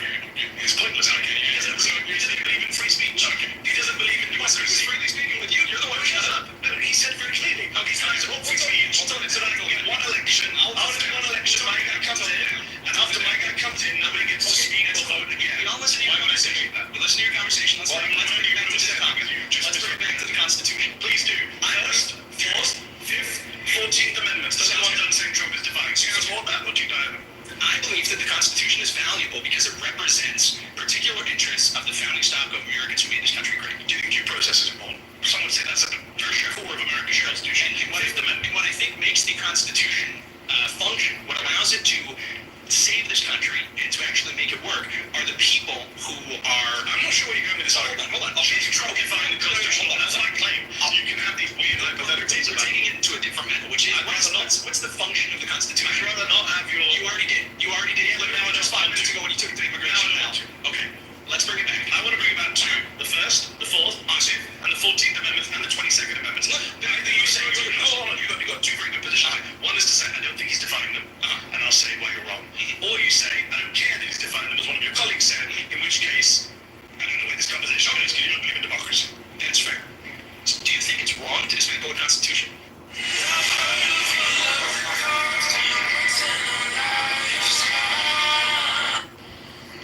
So there's two options ahead of you. Do you agree? This is important. Do you agree? Do you think Donald Trump did? Okay, let me ask a question. You're asking me questions. You're not answering the basic point. Well, do you think Donald Trump is dismantling the Constitution? I want to agree that Donald Trump is dismantling, because I'll agree with you on that. I think he is dismantling the Constitution. I think he's legally unconstitutional. I think he's interpreting it in ways that are more... Judges do not agree with him on. Okay, all sides not agree with him. And the judges don't agree with the people who wrote the Constitution.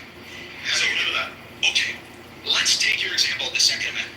Let's say that a bunch of people... Here's the Second Amendment. No, First, Fourth, you don't want to talk about it. You're attacking me. You're ignoring me. First, Fourth, Fifth, 14th, 22nd Amendments. Those are my amendments that I came with. If you don't want to debate them, just say so. I'm trying to understand your ideology. You believe that dismantling the Constitution is okay when it's about parts of the Constitution that you disagree with. You would be fine getting rid of the Second Amendment, even though that would be a dismantling of the Constitution. Because when we define Constitution means I'm not the one sitting here. Like your pile. You have agreed the Constitution is saying you just get rid of the willy-nilly. I don't agree that Joe Biden should come in and say by executive order, if Joe Biden put out executive order saying Second Amendment no longer applies, I can round up everyone's guns. I don't agree with that. Your result is exactly the same. But I don't agree with the method of doing it. It's constitutional. It's fine. It would have been defined as Constitution. And I would have said something. You can't bring this up to say something. We've been sitting here for several minutes. And all your friends have seen me ask you several times. Do you agree that Donald Trump has defined the First, Fourth, Fifth, 14th, and possibly 22nd Amendments? I understand he's defined the First Amendment. I understand why you came in here. What you are attempting to do is simply frame this conversation like you did with the first claim about Donald Trump. But then when anybody asks you any kind of question that presses you to the least degree, I said I would dismantle the Constitution. I'm doing constitutionally. Okay, so what I'm trying to get to is to prove to everybody who's watching that what you care about is not the Constitution and what it represents or creates. You care about the Constitution only insofar as it allows you to achieve your political worldview. We agree on that. I care about the Constitution. The Constitution. Presidents should be fascist dictators and violate the Constitution. That's what I'm saying. You care and he is divided. I don't think the president should have the power to lock you and me up if we write an op-ed that he doesn't like. That's why I think the president should be able to crack down on us if you and I decide to go protest outside his parade. I don't think the president should be able to deprive you and I of due process or come into our homes without a warrant. Well, let's have an agreement then. All right, pause. You've been voted out. It's good to meet you. It's good to meet you.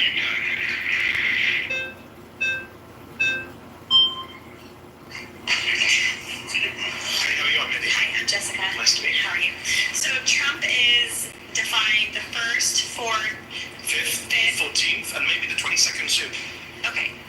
So I want to focus on the First and the Fifth. Okay. So you say that Trump is defying the First Amendment. Can you give me an example? For example, he banned the Associated Press from attending White House events. A Trump-appointed judge said that was against the First Amendment. He's been cracking down on media organizations he doesn't like over their speech. If they say stuff he doesn't like, for example... Cracking down how? So, for example, he banned the Associated Press from attending White House events. I can't go to the White House either. From Mexico, that's not how it works. They were already at the White House. He deprived them of access, so he punished them for their speech. But how are they allowed to go to the press? Which is why a judge he appointed, Trevor McFadden, said this was contrary to the First Amendment. A Trump-appointed judge. He's called MSNBC and CNN illegal. Media organizations are not ipso facto. But that's free speech. He can call them whatever they want. Attacking the media. Yeah, he can attack. President as the executive. Yeah, he can say whatever he wants. That's literally the First Amendment. He can say whatever he wants. Absolutely. But the media can't say what they want. They do. And he's going after me suing them. He's using lawsuits to crack down on the press. Presidents have not done that before. They gave him 34 felonies that Hillary Clinton did. No media gave him a lawsuit. No,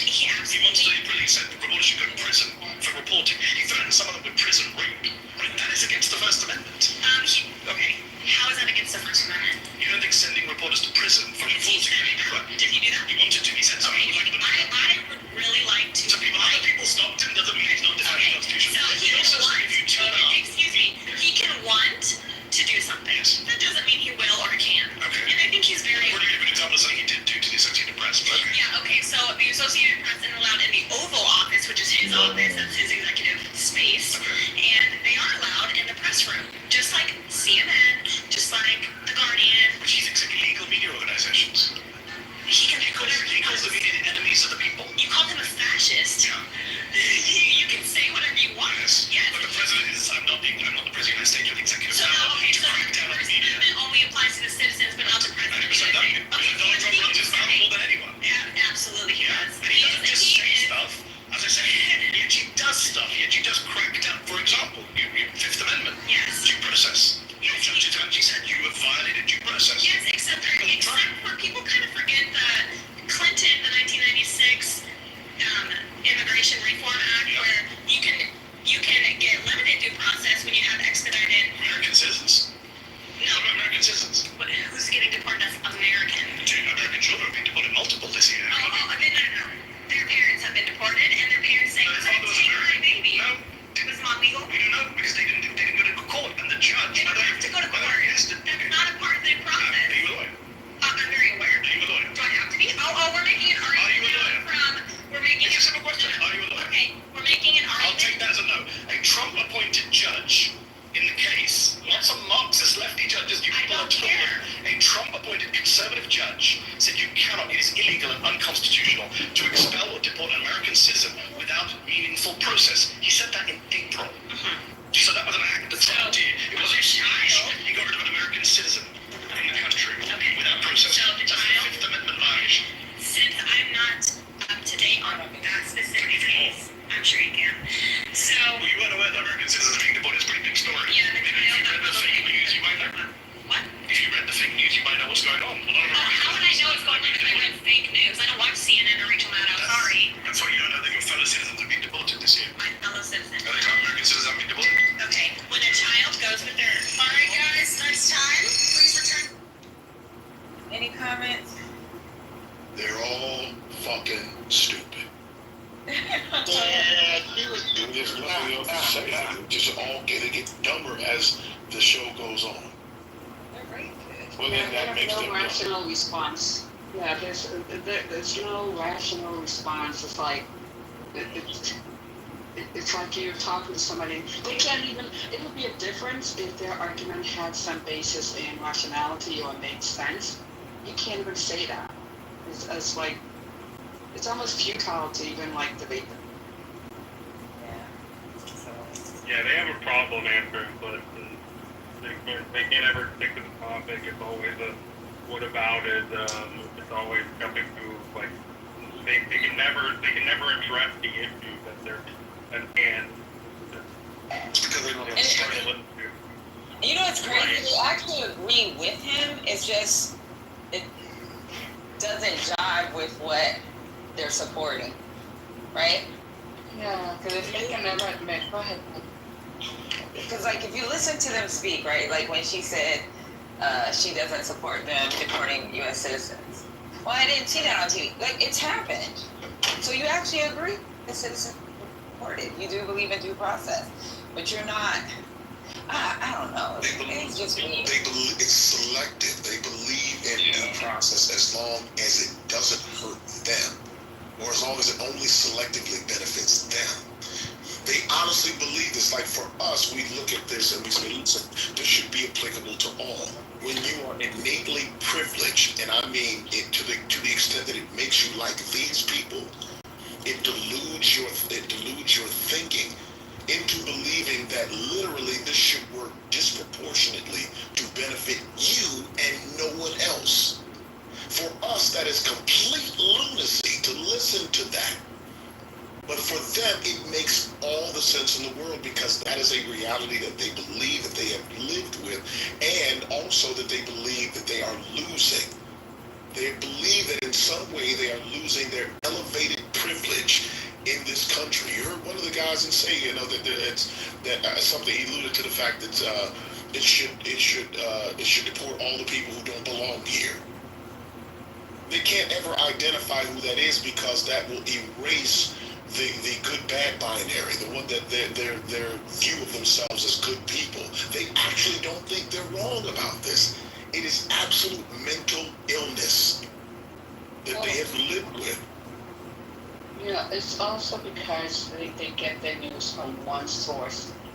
I do believe that if they would widen their purview and get an assortment of news sources, that not many, but some of them will not have these views that they have. But they fed a steady stream of propaganda, one worldview from Fox News, and at the exclusion of everything else that's real. So that's their reality. In addition to that, if you notice, many can, I'm not sure if I heard somebody say this earlier, many can cut to when the Democrats do something wrong and be able to state that, but they never go get secure. They never can say Trump is wrong. Right, because it's a part of they can't say that because it's a part of their identity. And that part of that identity suggests that you, liberals, leftists, whomever you may identify these people to be, are my enemy. You are my sworn enemy. So, in whatever capacity that exists. So whatever you say, I'm going to disagree with. It doesn't matter if it falls along the lines of logic. It doesn't matter if we find some commonality, some agreement. I'm not going to agree with you because you are my enemy. That is the extent. They don't have critical thinking skill. That has been eroded. It's been diluted by what they believe. That is almost a textbook definition of a cultist. That is what they believe. That is what they've attached their identity to. And because they do, you hear these conversations where they jump all over the place, trying to make it appear rational. But it's not, because they don't actually understand what they're talking about. They don't know the Constitution. And furthermore, they don't care about it. Because it's all about what disproportionately benefits me and works for me. They have this really crazy really crazy belief that somehow the country has disproportionately benefited other people, immigrants, minorities, and it somehow excluded them from the process. This is what they believe. They live in I say this consistently. We live in two different Americas. We live in two different realities. That's why we look from across like these people are absolutely nuts. Because we live in two different realities. And one has been forged for these people to believe that they should live in an existence by themselves that disproportionately benefits them. To your point, and I said it at the previous break, but again, my opinion, but the notion that others, quote unquote, that are not white, who are making progress is somehow a threat to their position. Like, how do you ration? Let's make this a rhetorical question, but in my mind, I cannot have a good faith dialogue with an individual like that. I mean, like, there's a whole, if Connor or whoever, Jane Doe over here believes that, they are their position of whiteness, or their standing in the country of America is threatened by, say, one of my sons who goes throughout this life, gets a degree, or whatever, whether it's a degree or not, but, lives an honest living, that somehow that is a threat to them personally.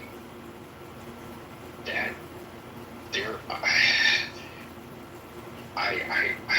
it makes me short circuit, and that's where, to extend upon what you're saying, like, that's what gets me. Said, dude, so you feel that all, quote unquote, all these people need to be sent back to their countries, not to mention that this ain't the only group of people that this country belongs to are the Native Americans. And the white folks who, like, again, the do-devs, like, well, I'm a Native American, my people came, bruh, no.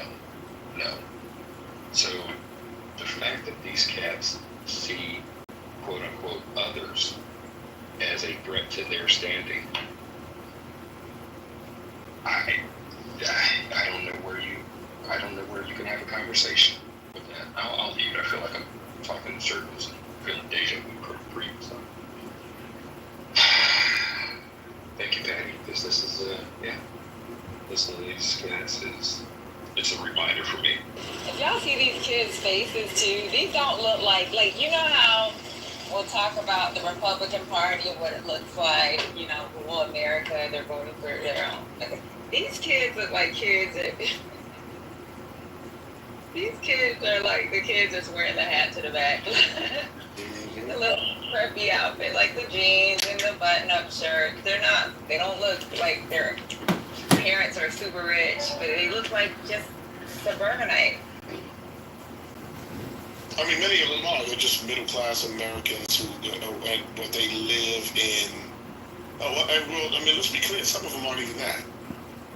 I mean, if you're just talking about general income, but I mean, obviously we can't speculate. We don't know that. But I mean, to Patty's point, they look like normal, regular Americans, like normal, regular people. They look like my daughter's friend. Right. I mean, my daughter would hang out with. Whew. One of them looked like a little Abercrombie and Fitch kid. One of them looks like she might be really liberal with her colorful hair. Like, this is like weird. I'm like, damn. And my dad probably listened to the same music. Probably listened to hip-hop and R&B, and yeah, want to get those people out of the country. Well, and Brian, it's funny you say that because he gets into that later in the discussion. We get to see it.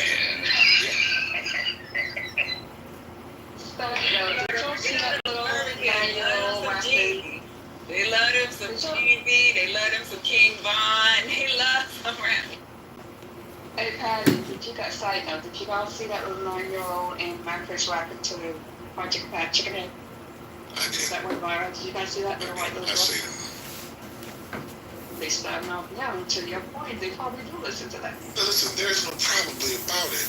They have listened. We used to perform, and I'm just using this example. We used to perform in places in some small areas, and most of the people that would come would be white, and they know all the lyrics to the songs. Don't believe. Listen, this is not a new condition. That is how they divorce the reality. I mean, this is how they divorce their perception from the reality. They live in different realities themselves. And it's obviously, it doesn't make any sense because all the stuff that they do contradicts the things that, and you'll see it in this discussion. Many gets into it in this discussion. I saw a white doctor whack into King Von. What's that song called about Take It to the O? And make this stuff up. Yeah, this is not new. They've been listening to our music. They've been ingrained in our music, in our culture. That's not new. They can just divorce that from what they believe socially. Or at least they try. It doesn't make any sense, but they try. Can I just jump in for a minute? I don't have much time. I'm going to have to leave soon. But thank you, Patty, for bringing me up. I have a very basic idea. When I boil it all down, what's going on?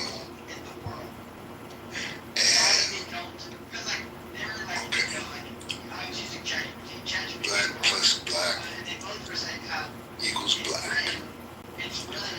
Black plus white equals black. White plus white equals white. So 2 out of 3 you lose. Which means, genetically speaking, over time you will be removed. You won't be.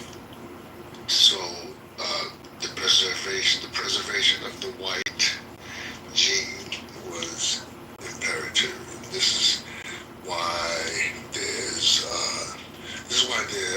a problem with abortion. Because no, you should, if you want to keep it real, just say you cannot abort white babies. You might be in a better position. But you just want to stop abortion to prevent white children from being aborted. You don't really care about all these other children who, generally speaking, create more children. It's like birds. Robin only creates 4, but maybe a pigeon creates 8. I don't know. But I'm just saying, this is all about preserving a white gene.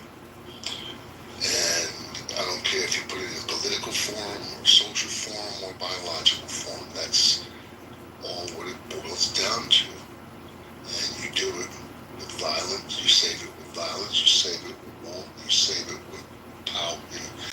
Dominating. You create an ideal that that gene that is getting exterminated is the dominant is the superior gene. When it really isn't. It's a recessive gene. And so that's what it all, I mean, that's why we are and where we are with Trump fighting, and white people fighting for power, and you can't expose yourself, be that transparent, so you gotta put it in the hood. It's just, that's my idea. I don't know how it's the preservation of whiteness. We exactly. That's the bottom line. I'm curious why you think this, by the way. I just said, naturally speaking, if people just got together, had children, procreated normally, there was no problem. There would eventually be an amalgam, a combination of the humanoid. So there won't be any black, white, yellow, red. There will just be this combination of all people, this oneness, the singularity, whatever you want to call it. So you want to keep your superiority or your separate. Who says that people do that? Oh, I'm not saying anyone in particular. I'm saying, naturally speaking, if all the races were to combine, there would be no white race, there would be no black race, there would only be one race. I think there isn't any race right now. I don't know what you're talking about, y'all. I'm talking about race. It's an unscientific concept. Genetically, scientifically, biologically, medically, it is a false concept. It doesn't really exist. As many people will tell you, it is merely a social concept. Maybe you want to call it and give it another name. It's not race, it's something else. But do you not understand the concept I just tried to explain? I completely disagree. I don't see any evidence for it. You don't see the evidence that black people plus black people equal black people plus white people equals something else? Simplistic equations, like saying 1 + 1 = 2. What's the big deal about it? I don't know what the big deal is.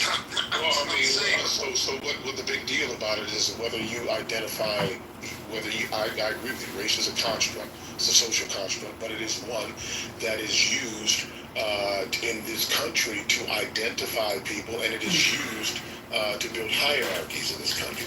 So, I mean, it's not, so while you may be right about that, there's nothing profound about identifying race as a social construct when it's being used.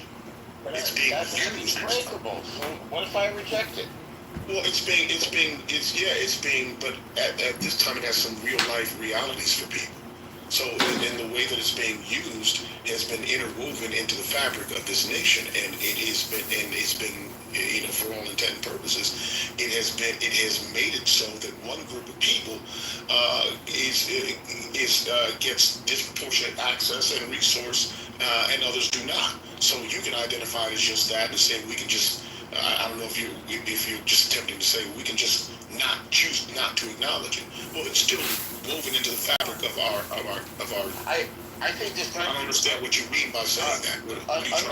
Unlike any country in the history of humanity, I think this country has bent itself into a pretzel to overcome the injustices of the past around the subject of around the false concept of race.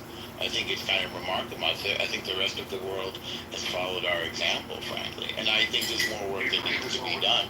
Has it actually overcome? I say that I think more work needs to be done, but it has been done to a remarkable extent, unprecedented in human history. And I believe, by the way, that the hierarchies are around values, achievement, class, and economics more than they are about race. A funny example of that, hang on, a funny example of that is Indian folks or Nigerian folks or Asian folks who seem to be able to come here, embrace these American values and embrace the American system and emerge on top, even on top of so-called white folks. Well, there's a reason. They still face racism. You don't understand that. Say that again. They face extreme racism as well. I don't say that they don't, but it doesn't seem to hold them back. That's also a racist argument, because you have to consider who's coming from these places. They're also coming from places where they are not. They are of the affluent of the people of their nations. Not the Asians. Yes, they are. They come with something in their pocket. That's not true. That's a false. That's a false. I know them. Either you're just lying. Well, that's anecdotal, Norm. No, it's not. But the reality is, when we look at numbers and we look, it's not journalistic. It's not journalistic. It's not journalistic at all. Journalism is my profession. Well, I don't care. I wouldn't care what your profession is. Actually, the poorest people in New York are Asians. They're not anybody else. That's but Asians runs the gamut, though. It's the Asians encompass more than just Asians encompass a large ethnic group. But that doesn't refute my claim. Yes, it does. No, it doesn't. It does, because those people are coming from places where they are not. They're coming from places where they don't have the same circumstances. Not only that, but they have not been. They have not been subject to the same things that the indigenous Sometimes it's even worse. We have It's not. And the notion that you're just willing to die on that hill to make this up is the reason why we don't make progress on this front, is because people like yourself aren't willing to be honest about what actually is, though you claim that you are, but it's actually in bad faith. I think you're being dishonest. I'm not being dishonest at all. I have no reason to be bad. No reason. There would be no incentive for me to be serving. Sure, you're making it self-serving. No, it's not. Mine can be. I can actually provide empirical evidence. You can't. Of course I can. That's my. No, you can't. Then do it. Then do it, because that's a big tenet with you. You say a lot of things, but you don't provide a lot of proof. So prove to me. So let's do this. Let's prove that the disproportionate amount, and just this, Norm, not all of the peripheral bullshit. I'm saying prove to me that the people that come disproportionately, specifically from Asia, aren't the best of people from Asia, aren't the affluent people from Asia that come with good schooling and come from good backgrounds to come here to work. I'm saying no schooling and no English. And the Chinatowns. It's not schooling. Of course they don't speak, and many of them do speak English. No English. And the Chinatowns of New York are the greatest. I'm not talking about New York, Norm. I'm talking about Asia, the country over. We need a laboratory. So let's look at where the country is the laboratory, Norm. The country is a laboratory. So prove to us that Asians in general, not just those that choose to go to New York, Norm. I'm talking about Asians in general, because we're not just talking about black people in Georgia either. All right. This is the problem with arguments with you. Is that it's not even fake. You're just trying to be an asshole. That's what you're really trying to do. We're gonna have a discussion. Hold on. We're gonna have a back and wait. 1 second. 1 second. It's Quinn. You're gonna go back and forth with Norm. You're gonna speak. You're gonna be allowed to speak without interruptions. And then Norm is going to be allowed to speak. And I see you. They're gonna have a back and forth, and then people are gonna be able to. Other people are gonna chime in. Maybe put like a hand emoji or something. But go ahead, Quinn. Go, and then Norm. Norm, if I see you get off your mic, you're going to the goo. All right. I have a meeting in 2 minutes, so please just stop acting a fool. All right. Go. Norm thinks because his demeanor is not elevated that he's not saying foolish things, but he does. So so this is what I'd like you to do. Very simple. Prove to us that the people that you're talking about from Asia, I'm being very specific, Norm, the people that come from Asia, that migrate here, are not among the best people and not among the best, most affluent people that come. I'm not talking about the language that they speak, because some of them do speak English because they learned it in their country. So I don't care about that. And it's not relevant to this conversation. I'm saying that the people that come here are not of the affluent people that come from Asia. They're not their most educated. They're not their most affluent. Go.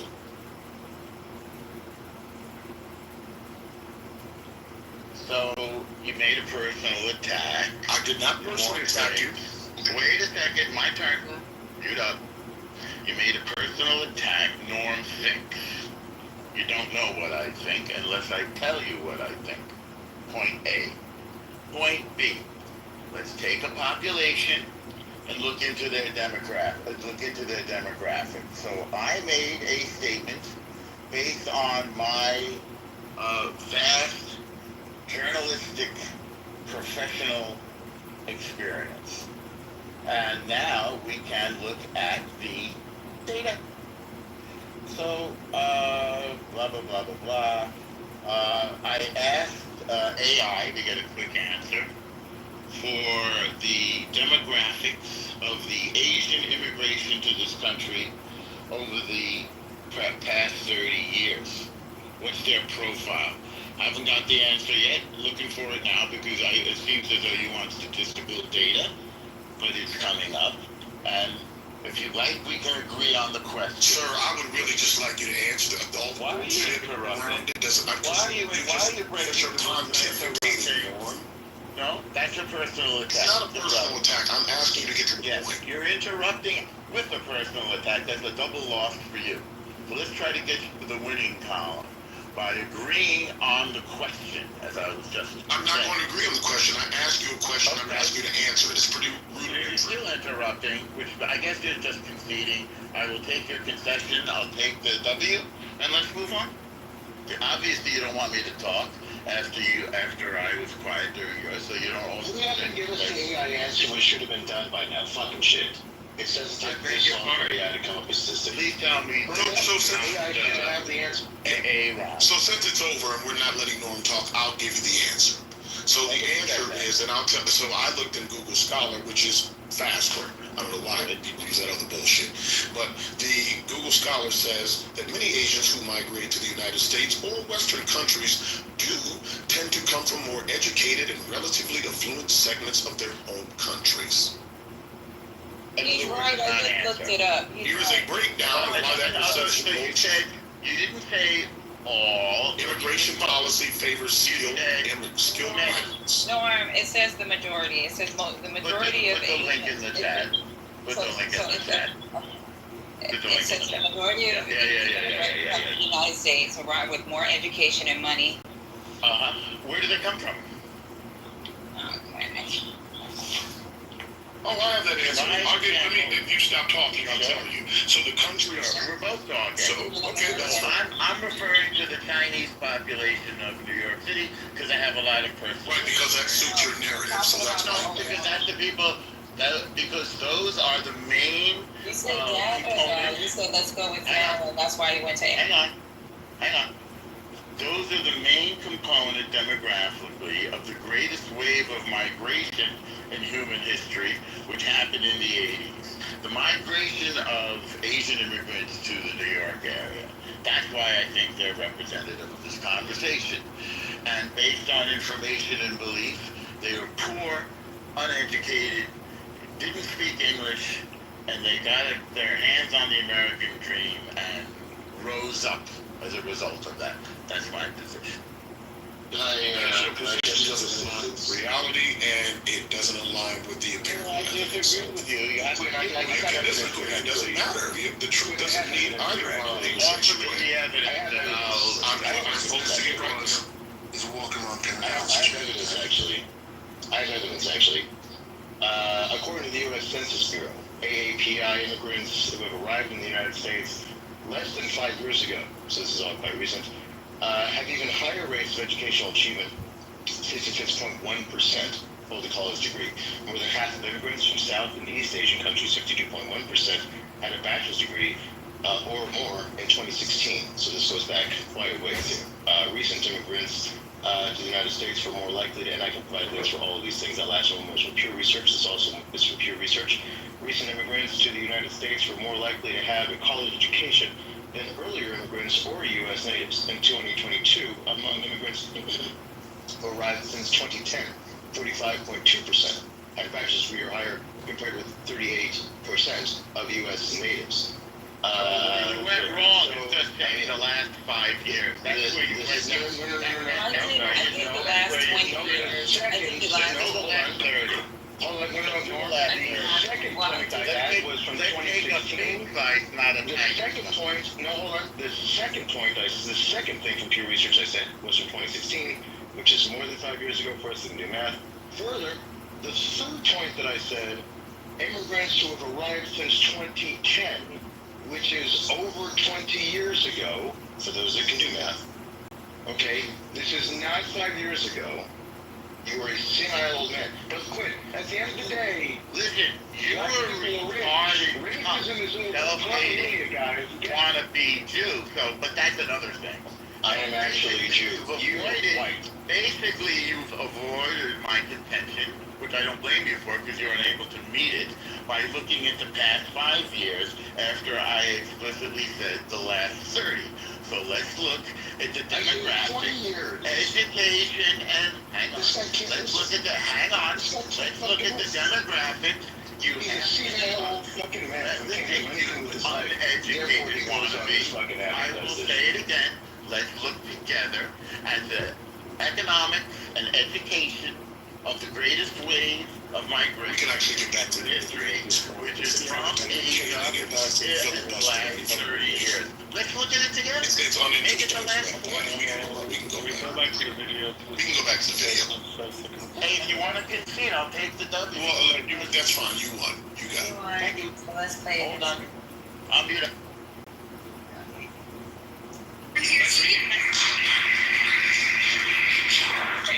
Before we go any further, we want to take a moment to say thanks so much to Straight Arrow News for powering the fact checks in this video.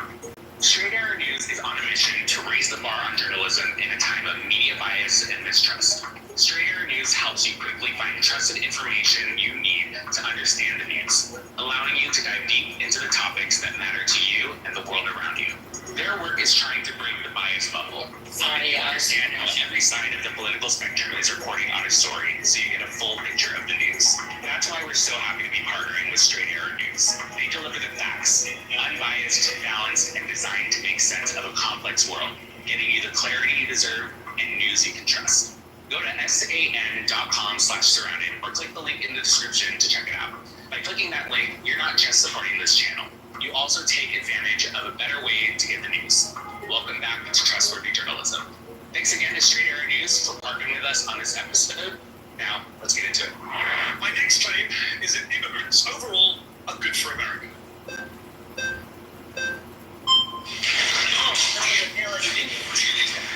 are you? Oh, nice to meet you. Oh, Lord. Is this Norm that's going to end this next segment? Is what? So in regards to Norm in this next segment? hear more about helping Americans or immigrants in this claim. Immigrants are Americans. I'm an immigrant. Well, immigrants are not Americans. Americans are the people that were born here. That's not true. What's the basis of your claim? I'm talking about people that get naturalized in the process of becoming American. 14th Amendment. Have you read it? Okay, yes, I have. Citizenship clause. Any persons born or naturalized in the United States are citizens of the United States. I'm aware of that. There's about 40 to 50 million naturalized Americans in this country. Yes, but you didn't seem aware of it because you said Americans versus immigrants. So, but are you understanding that the process of getting all these immigrants that come in here we've been also, the millions of immigrants, it's up to the millions, it's the last 20 years now, and it has dramatically affected Americans here in the country, which positively, I would argue. People like me and everyone around here, we cannot find homes or even get jobs within our own fields that we go to college for, that we get into debt for. And because more blue-collar work, especially in construction, agriculture and so forth, and the hospitality industry, we cannot get jobs in those fields, so it requires us. Are you looking for a job in construction? I am not, no. I went to college. Many people here are in college or went to college, but we can't even find jobs in our fields, also because of the H-1B visa program as well. But in regards to just your claim about immigrants specifically, we can't even get jobs to pay for housing. Unemployment is at a record low right now, even under Donald Trump, and I'm not a Donald Trump fan, but I would say unemployment under both Biden and Trump has been at record low levels. Okay, is this in regards for American citizens? Yes. Okay.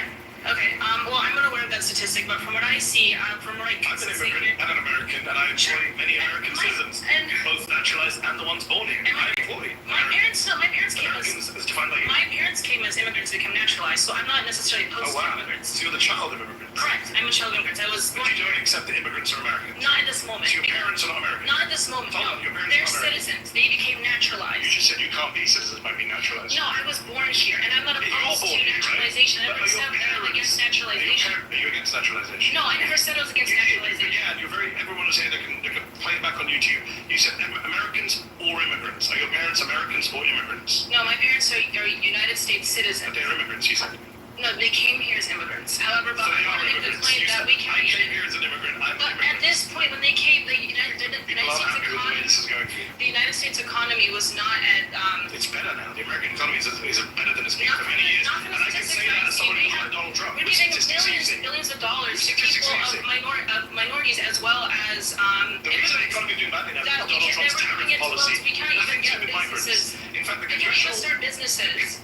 I'm an immigrant. I started a business. In No, fact, I understand because the SBA is giving people billions of loans. They're giving them billions. I didn't take any loans. I'm not saying you did, but I'm saying that statistically speaking, they're giving billions of So should we do loans. statistics? According to statistics, immigrants are 80% more likely to be entrepreneurs than native-born Americans. Sure, They're more likely to start No, businesses I'm aware of and that. hire Americans. No, I'm aware of that. Immigrants But are more we likely also- to pay in taxes than take out in benefits. They're more likely to add to innovation and jobs and wages. This is what the statistics show. The Congressional Budget Office. Let me just finish my point and let you come back in. The Congressional Budget Office, which is bipartisan, Republicans and Democrats both use it.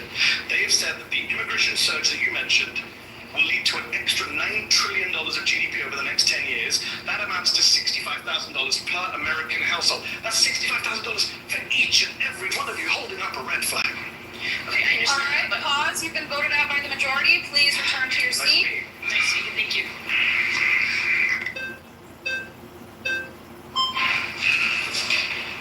Hey, how's it going, Eddie? What's going on, man? Nice to meet you. All right, so first before I start, I need to know what you mean by good. I can talk about the economy, I can talk about culture, I can talk about all those things. I need to know what you mean. All of them. I'm saying immigrants are good for the economy, they're good for culture, they're good for society. Where's the lower wages? What do you mean, where's the lower wages? Where's the lower wages? Yeah, so you can What's the basis for saying no lower wages? Sure, so you can look at like the STEM industry. It's been in like a complete and total recession. There's been tons of studies like from the Economic Policy Institute that shows that like companies like Tesla, companies from like Silicon Valley, they engaged in mass firing of workers, around 35,000, but then they hired around 12,000 H-1B visas, and it's kind of just standard economic thinking. If you It's not standard economic thinking. The vast majority of economists and economic studies suggest that there is a negligible, if no impact on wages over time. That's not for immigrants. In fact, your colleague mentioned earlier construction. There is actually evidence in construction, yes, but in some industries, in some areas, there is an impact. But overall, no. In fact, a study from the National Bureau of Economic Research found that migrants since 1965 have raised wages and raised innovation. Who's that?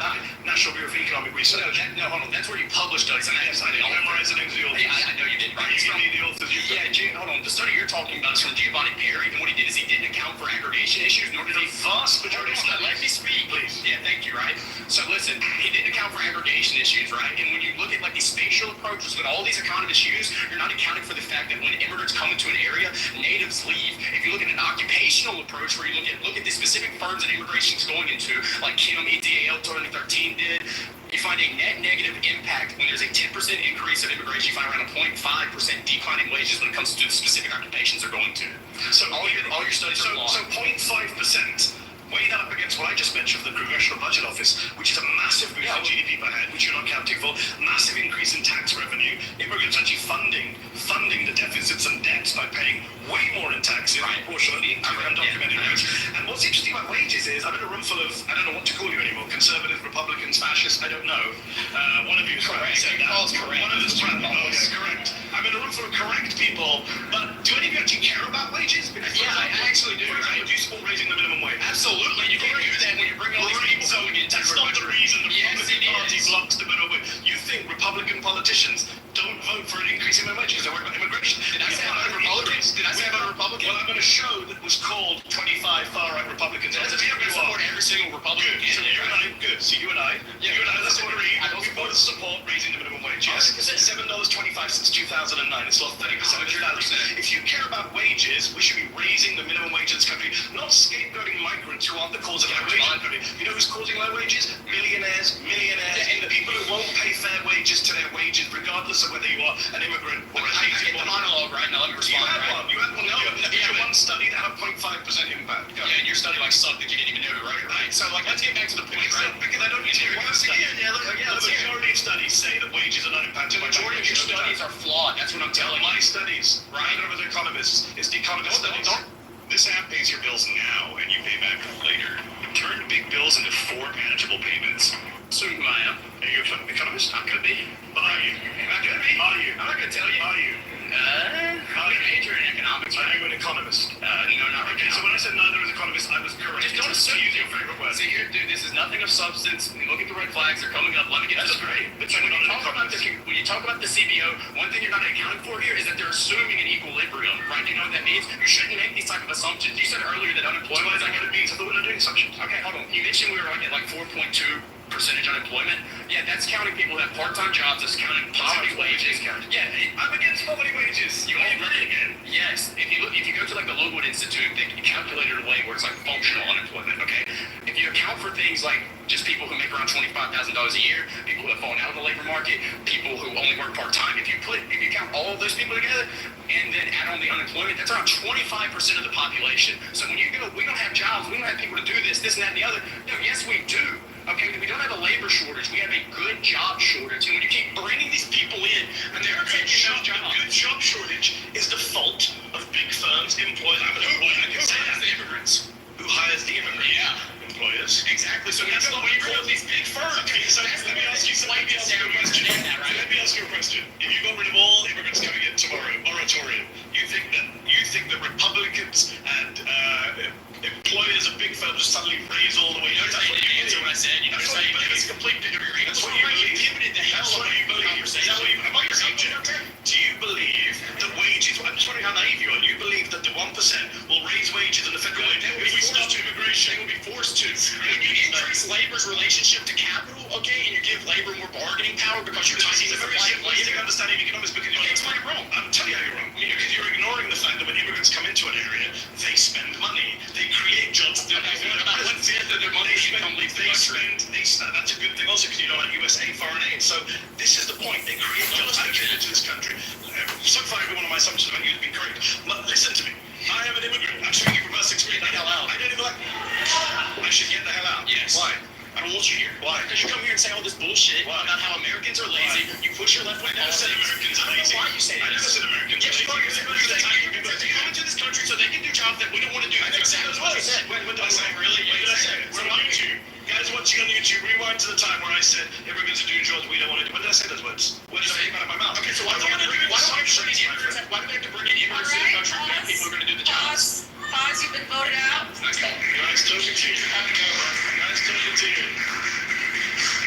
You're going to have to go, bro, is what he said as I left to an American citizen. Good to know where you stand on immigration. It's not about immigration, is it? That's what it's not about.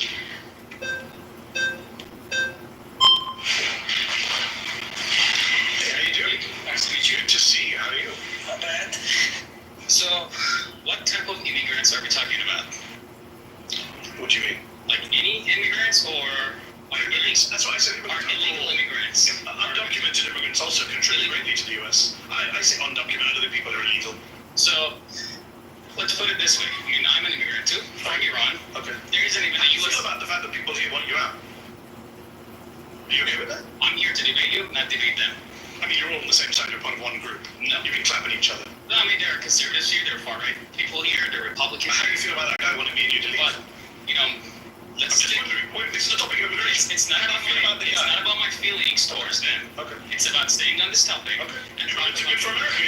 For you and me, we're good for America. And the guy over there wants us to leave. So I'm just wondering how you feel about that. So I believe that there has to be strict immigration laws. Okay. We have to make sure that the people who are coming here have the good intent of the United States in mind. That's not my claim, but okay. So my claim is about if you just open our borders to every single person that comes in here, you know, that claims that they have economic hardship in the country.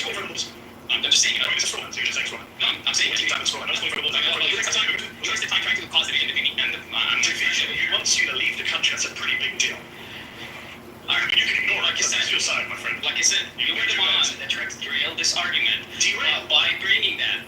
It's even a argument. I'm saying immigrants are good to America. People on your side say we should leave. Not me. I asked you what type of immigrants are we talking about? Are we talking about overall? Overall.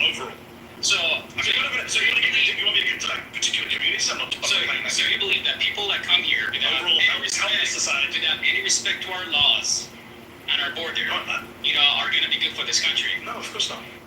So you can't say that all immigrants overall. I said all immigrants. Well, immigrants overall. Immigrants overall doesn't mean all immigrants. Sorry to break that to you. All right. So we have to make sure that the people who are coming here have the good intent of this country in mind. Agreed? Yes. All right, good. So but we don't have undocumented immigration going on. You can't vet that. You can't make sure about that. Let me real quick, talk about my background. There is no American embassy in Iran. So in order to come here, you have to stay in line for 4 years, and you have to go through some serious vetting procedure to get here. But I made it, and that process has to be in place because you don't want terrorists to feel this. I made it too. I'm an American citizen. I went through lots of vetting. I took my test, and that's how he wants us to leave. But he wants us to leave. And people don't really care about vetting, do they? But it's not really about vetting, is it, my friend? People should not have the right. People should not have the right to ignore our borders and our laws. What about those who don't ignore the borders? Should we get to stay? Of course. He said we should. Well, I'm not debating him. I'm kind of because you're all together on this. No, I'm debating you. Okay. And I'm pointing out to you that your argument is in bad faith because these guys are actually speaking the truth and you're in denial about who's on your side.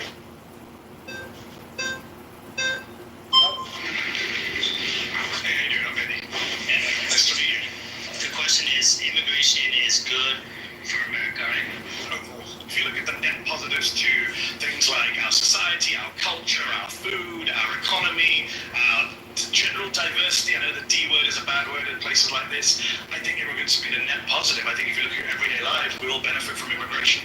And what kind of conservatives disagree with that? Some of the guys who told me to leave this place and go back to not a citizen. Do you think all conservatives? No. No, in fact, Ronald Reagan, who was a president I wasn't a big fan of until Donald Trump came along. Now people like Reagan look good in comparison. Reagan said in 1986 our country is a nation of immigrants. Our immigrant heritage is our strength. He gave an amnesty to 3 million undocumented migrants. He understood the value of immigration. So I'm with Reagan. And this guy's putting his thumb down there. So Reagan's not popular in right-wing crowds these days. Well, he's popular with me. Good too. I'm a deferred action of childhood arrivals. I was an illegal immigrant myself. I came here when I was 10. I'm what you would call a legal alien. I didn't have any say on my parents' choices. Yes. Do I think that they were well-meaning by wanting to bring me over for a better future? Absolutely. I believe that. Yeah. Did they break the law? Yes. Do I agree with people breaking the law? Not necessarily. Do I think that there's ever a situation where you can break the law? Learn languages by watching movies and TV shows. While watching, you can translate words straight away for the better or the greater good. Immigration is it's an interesting issue because I do agree with you that everyone is an immigrant in the sense that. Can you tell me a little bit more about your journey? I've been here 10 years. I'm a proud American citizen. I'm a dual national. I'm British. I'm American. And I am an immigrant who's contributing to this country. So, yes, I'm very much proud of America's immigrant heritage. I'm part of it. And despite what one of the other people said on the show earlier, everyone here, unless you're Native American. All right, pause. Sorry, you've been voted out. Please return to your seat. Thank you. Nice to meet you.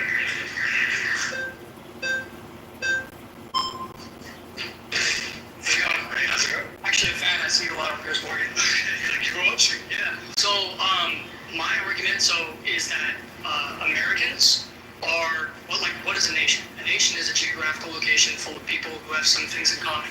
So, I think some of the things, typically in history, are going to be like race, religion, ethnicity, language. These are some of the things that we have to have in common in order to actually have a functioning civilization, especially in self-government.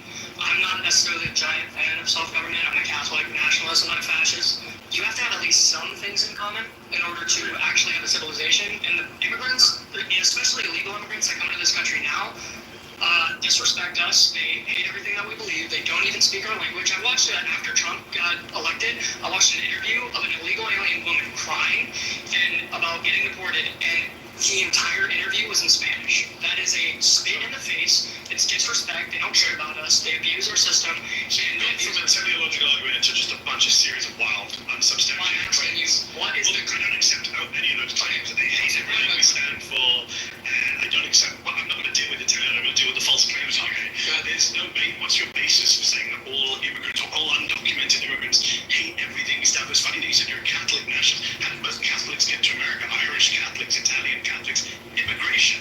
Much of the people coming across the southern border are Catholics. Yeah, I know. So it's really funny that you say you're a Catholic nationalist, but Catholics came to America via immigration.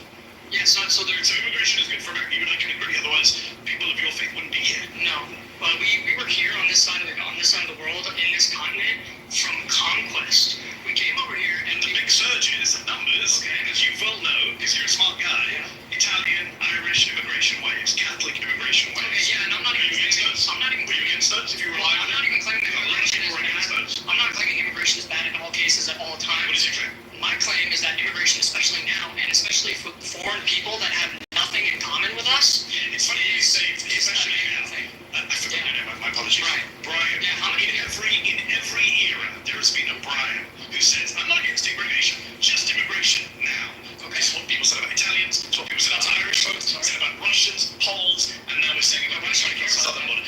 Because you're not being, you're a little disingenuous. Okay. I'm only against immigrants now. This is a trope. This is a trope that's been used by nativists throughout American history. And every wave of immigrants has come in and faced the same hate and animus and bigotry and lazy trope. And every wave of immigration is ultimately assimilated, integrated, benefited the community. In fact, assimilation right now, according to Jacob Victor from the University of Washington, assimilation rates based on language and citizenship and naturalization are higher now than 100 years ago. Okay, let me make a statement first. I think that you and your own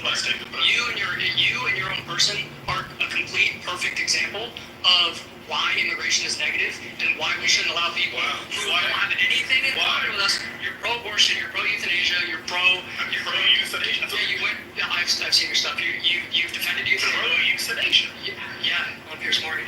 No, I've never discussed euthanasia. Okay, so my point is that you don't agree. Actually, I'm not going to in this country. If anyone watching at home, I'm the only guy here who actually supports American values, democracy, free speech, the Constitution. I've got folks here telling me they don't believe in democracy. Why should we care about that, by the way? Isn't that what America stands for? What does America stand for? So you hate what America stands for, not me. I'm not here. In fact, all the studies show that immigrants actually more peaceful. So the only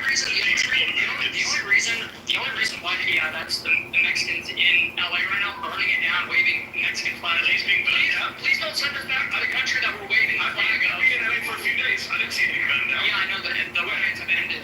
That's because Trump sent. But if it was burned down, where's it all burned down? I can see it. I've traveled around all of LA. If LA was burned down, yeah, it's not fair to say. It's another false they're burning. No, they're burning. So euthanasia, LA's burned to the ground. Bro, just immigrants here will be stabbed. Okay, so you're pro-abortion. What you say? Where's the thing of no, so you're pro-abortion. I'm standing by my position. So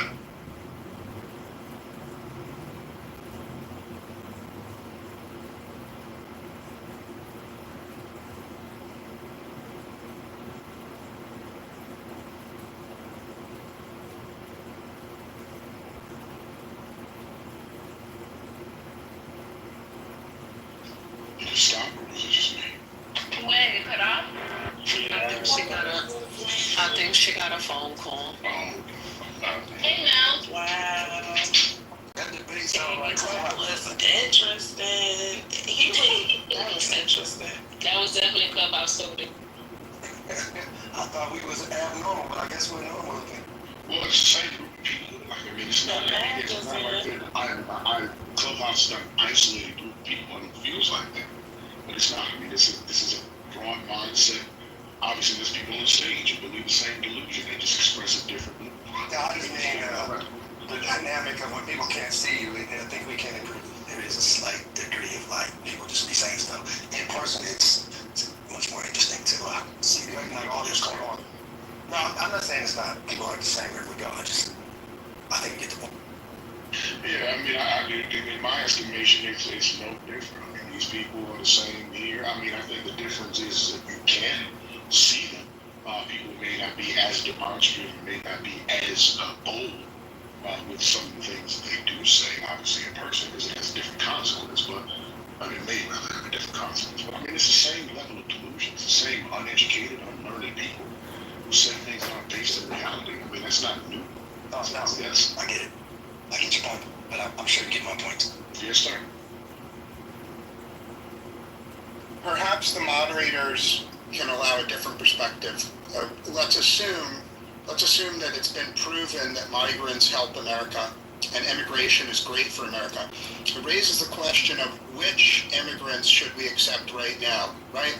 So I posted in the room chat a link to a book called 1 Billion Americans. 1 Billion Americans. I urge everyone to read it. And I would put forth that immigrants are great for America, but our biggest threat is AI from China. So why not prioritize letting in all the Chinese scientists smart enough to work on AI? Put them at the front of the line, steal every single smart person from China immediately, and then we don't have to fight a war with China. Now, after we've stolen, and I'm about to land my plane, after we've stolen every single smart person from China, and they've settled in, then we can start accepting immigrants from other places. But the urgency to steal smart people from China trumps everything else. Read the book, I'm done. Okay, no, you don't think that's the exact game plan, like follow exactly what you said, like steal the Chinese, but I'm sure there's some nuance in what you really... Nope, it's not nuanced. Actually, I've traveled to China many times. Pretty much all the smart people would prefer to live in America. America's a better place than China in every... Yeah, I mean, we're not going to steal them and just put them all over here somewhere in some Chinese camp. And while we just... No, that's not what he's saying. No, that's not my point. I know that's not what he's saying. So I'm trying to go past the literal into like... Well, if all the smart people prefer to live... Well, wait a minute. For the sake of conversation, why don't we just ask him what he means versus me? That's what he's saying. Exactly. Okay, all right, go ahead. What do you mean by steal all the Chinese and I just... I'll answer you very briefly. There's internet access in China. Have an online test of how good you are with AI and with science and with robotics. Have it set up in a non-cheatable way and allow every single Chinese person without exception to take that test. If you are in the top 20%, you get an interview at the US consulate in Beijing and Shanghai. And then you take the test again inside the US consulate so that it's impossible to cheat. Those Chinese scientists that prove in an uncheatable way that they are smart enough to lead robotics and lead self-driving cars and lead AI and lead all these technologies that we desperately use, they immediately are given a work permit to flee China and live anywhere in America they want. They're not given citizenship. They have to live here for 20 years with no crimes and no welfare usage, and after 20 years, they get to become citizens. And by the way, a small percentage of them will be spies. And I'm putting forth that we are smart enough to catch the spies before they do anything dangerous. And I'll put forth, well, allow me to finish, Quinn, and then you can... No, I'm just laughing. Okay, Quinn, respectfully, there's ample precedent. After World War II, we invited a huge number of smart German rocket scientists. Those smart German rocket scientists could have been our enemies if they had moved to the Soviet Union. Because we were smart enough to invite them here, we got to the moon and we won the Cold War. So what I'm saying is my plan has already been tried, it's worked, it's only the racists, and there's plenty of people of all races in this room that are racist against Chinese. So many of the people against my plans are racist against Chinese, and that's why they're against my plan, and I'm done speaking. I get the fact, yeah, because it is precedent. In 1790, the Naturalization Act in America, 2 years, white folks only. Only white people that come up like Germany or that, you're good. Come over here, white folks, and you can be a citizen if we want you for not 20 years, but for 2 years. Yeah, we're talking about the foundation of naturalization in America. So, all right. How y'all doing? Good afternoon. Happy Monday, everybody. Hey. Hey, Melly Mel. Hey, El. Normal. Hey, Patty Patty. Hi there. Hey, Quinn. Grapes. Good to see you. Hey, Katrina. Welcome to the stage. Hey, Brooklyn. Hey, Sunsun. And Eagle. Sweet. We got that. And we got Baruch. How y'all get Baruch on the stage? Lord Jesus. I ain't seen that boy on the stage in years. Anyway, great. Happy Monday. Wait, what was that, Patty? I think you heard them young white Republicans talking that fascist stuff, so you was like, let me get up there. We had Matt on stage earlier today, so the conversation has been great. So I'm just trying to figure out where you guys, or what about what Grape is saying that you have a problem with.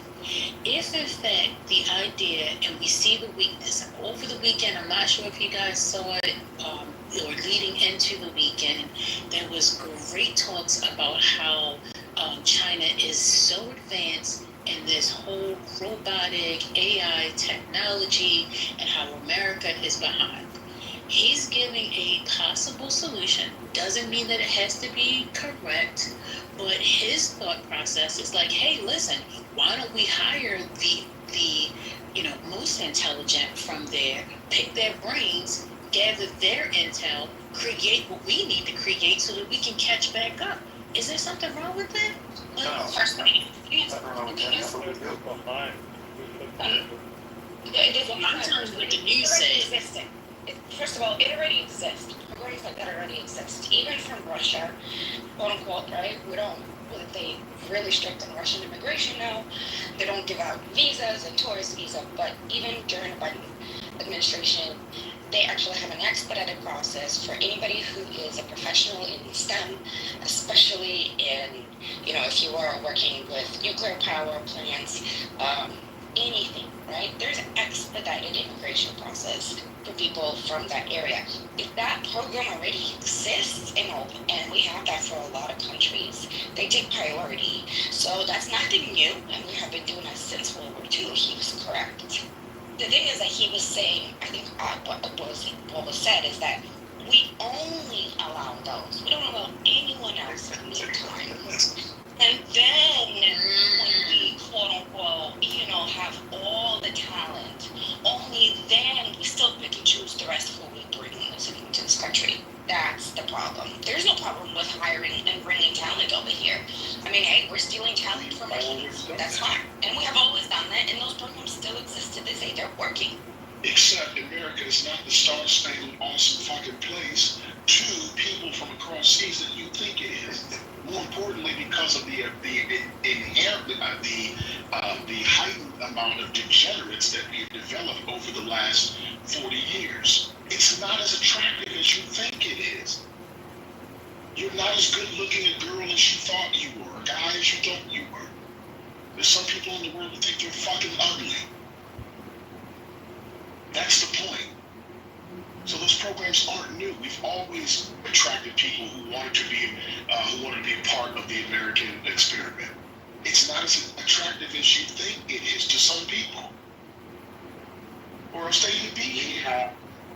We have 50 million immigrants in this country. 50 million. That's more than any nation in the history of humanity. Which means what? Which means that they didn't agree with you. We are also trying to actively dissuade people from fucking coming here. Yeah. Which doesn't look very attractive on a world stage, Norman. Okay, so now we're going to argue semantics as to how many people really want to come to America, or how many people I'm talking about the America trends. I'm not talking about right. That's what I'm saying. We don't have a quantitative way of actually quantifying that to make it. But we will have numbers, and then we will argue back and forth, because there is a set of numbers that will show that there are a lot of people that want to get into America. As we just displayed, you're saying that there are people waiting to get in. There are people who are fighting and willing to risk their lives to stay here and find themselves in not concentration camps, but find themselves in immigration camps because of the fact that they don't want to leave. So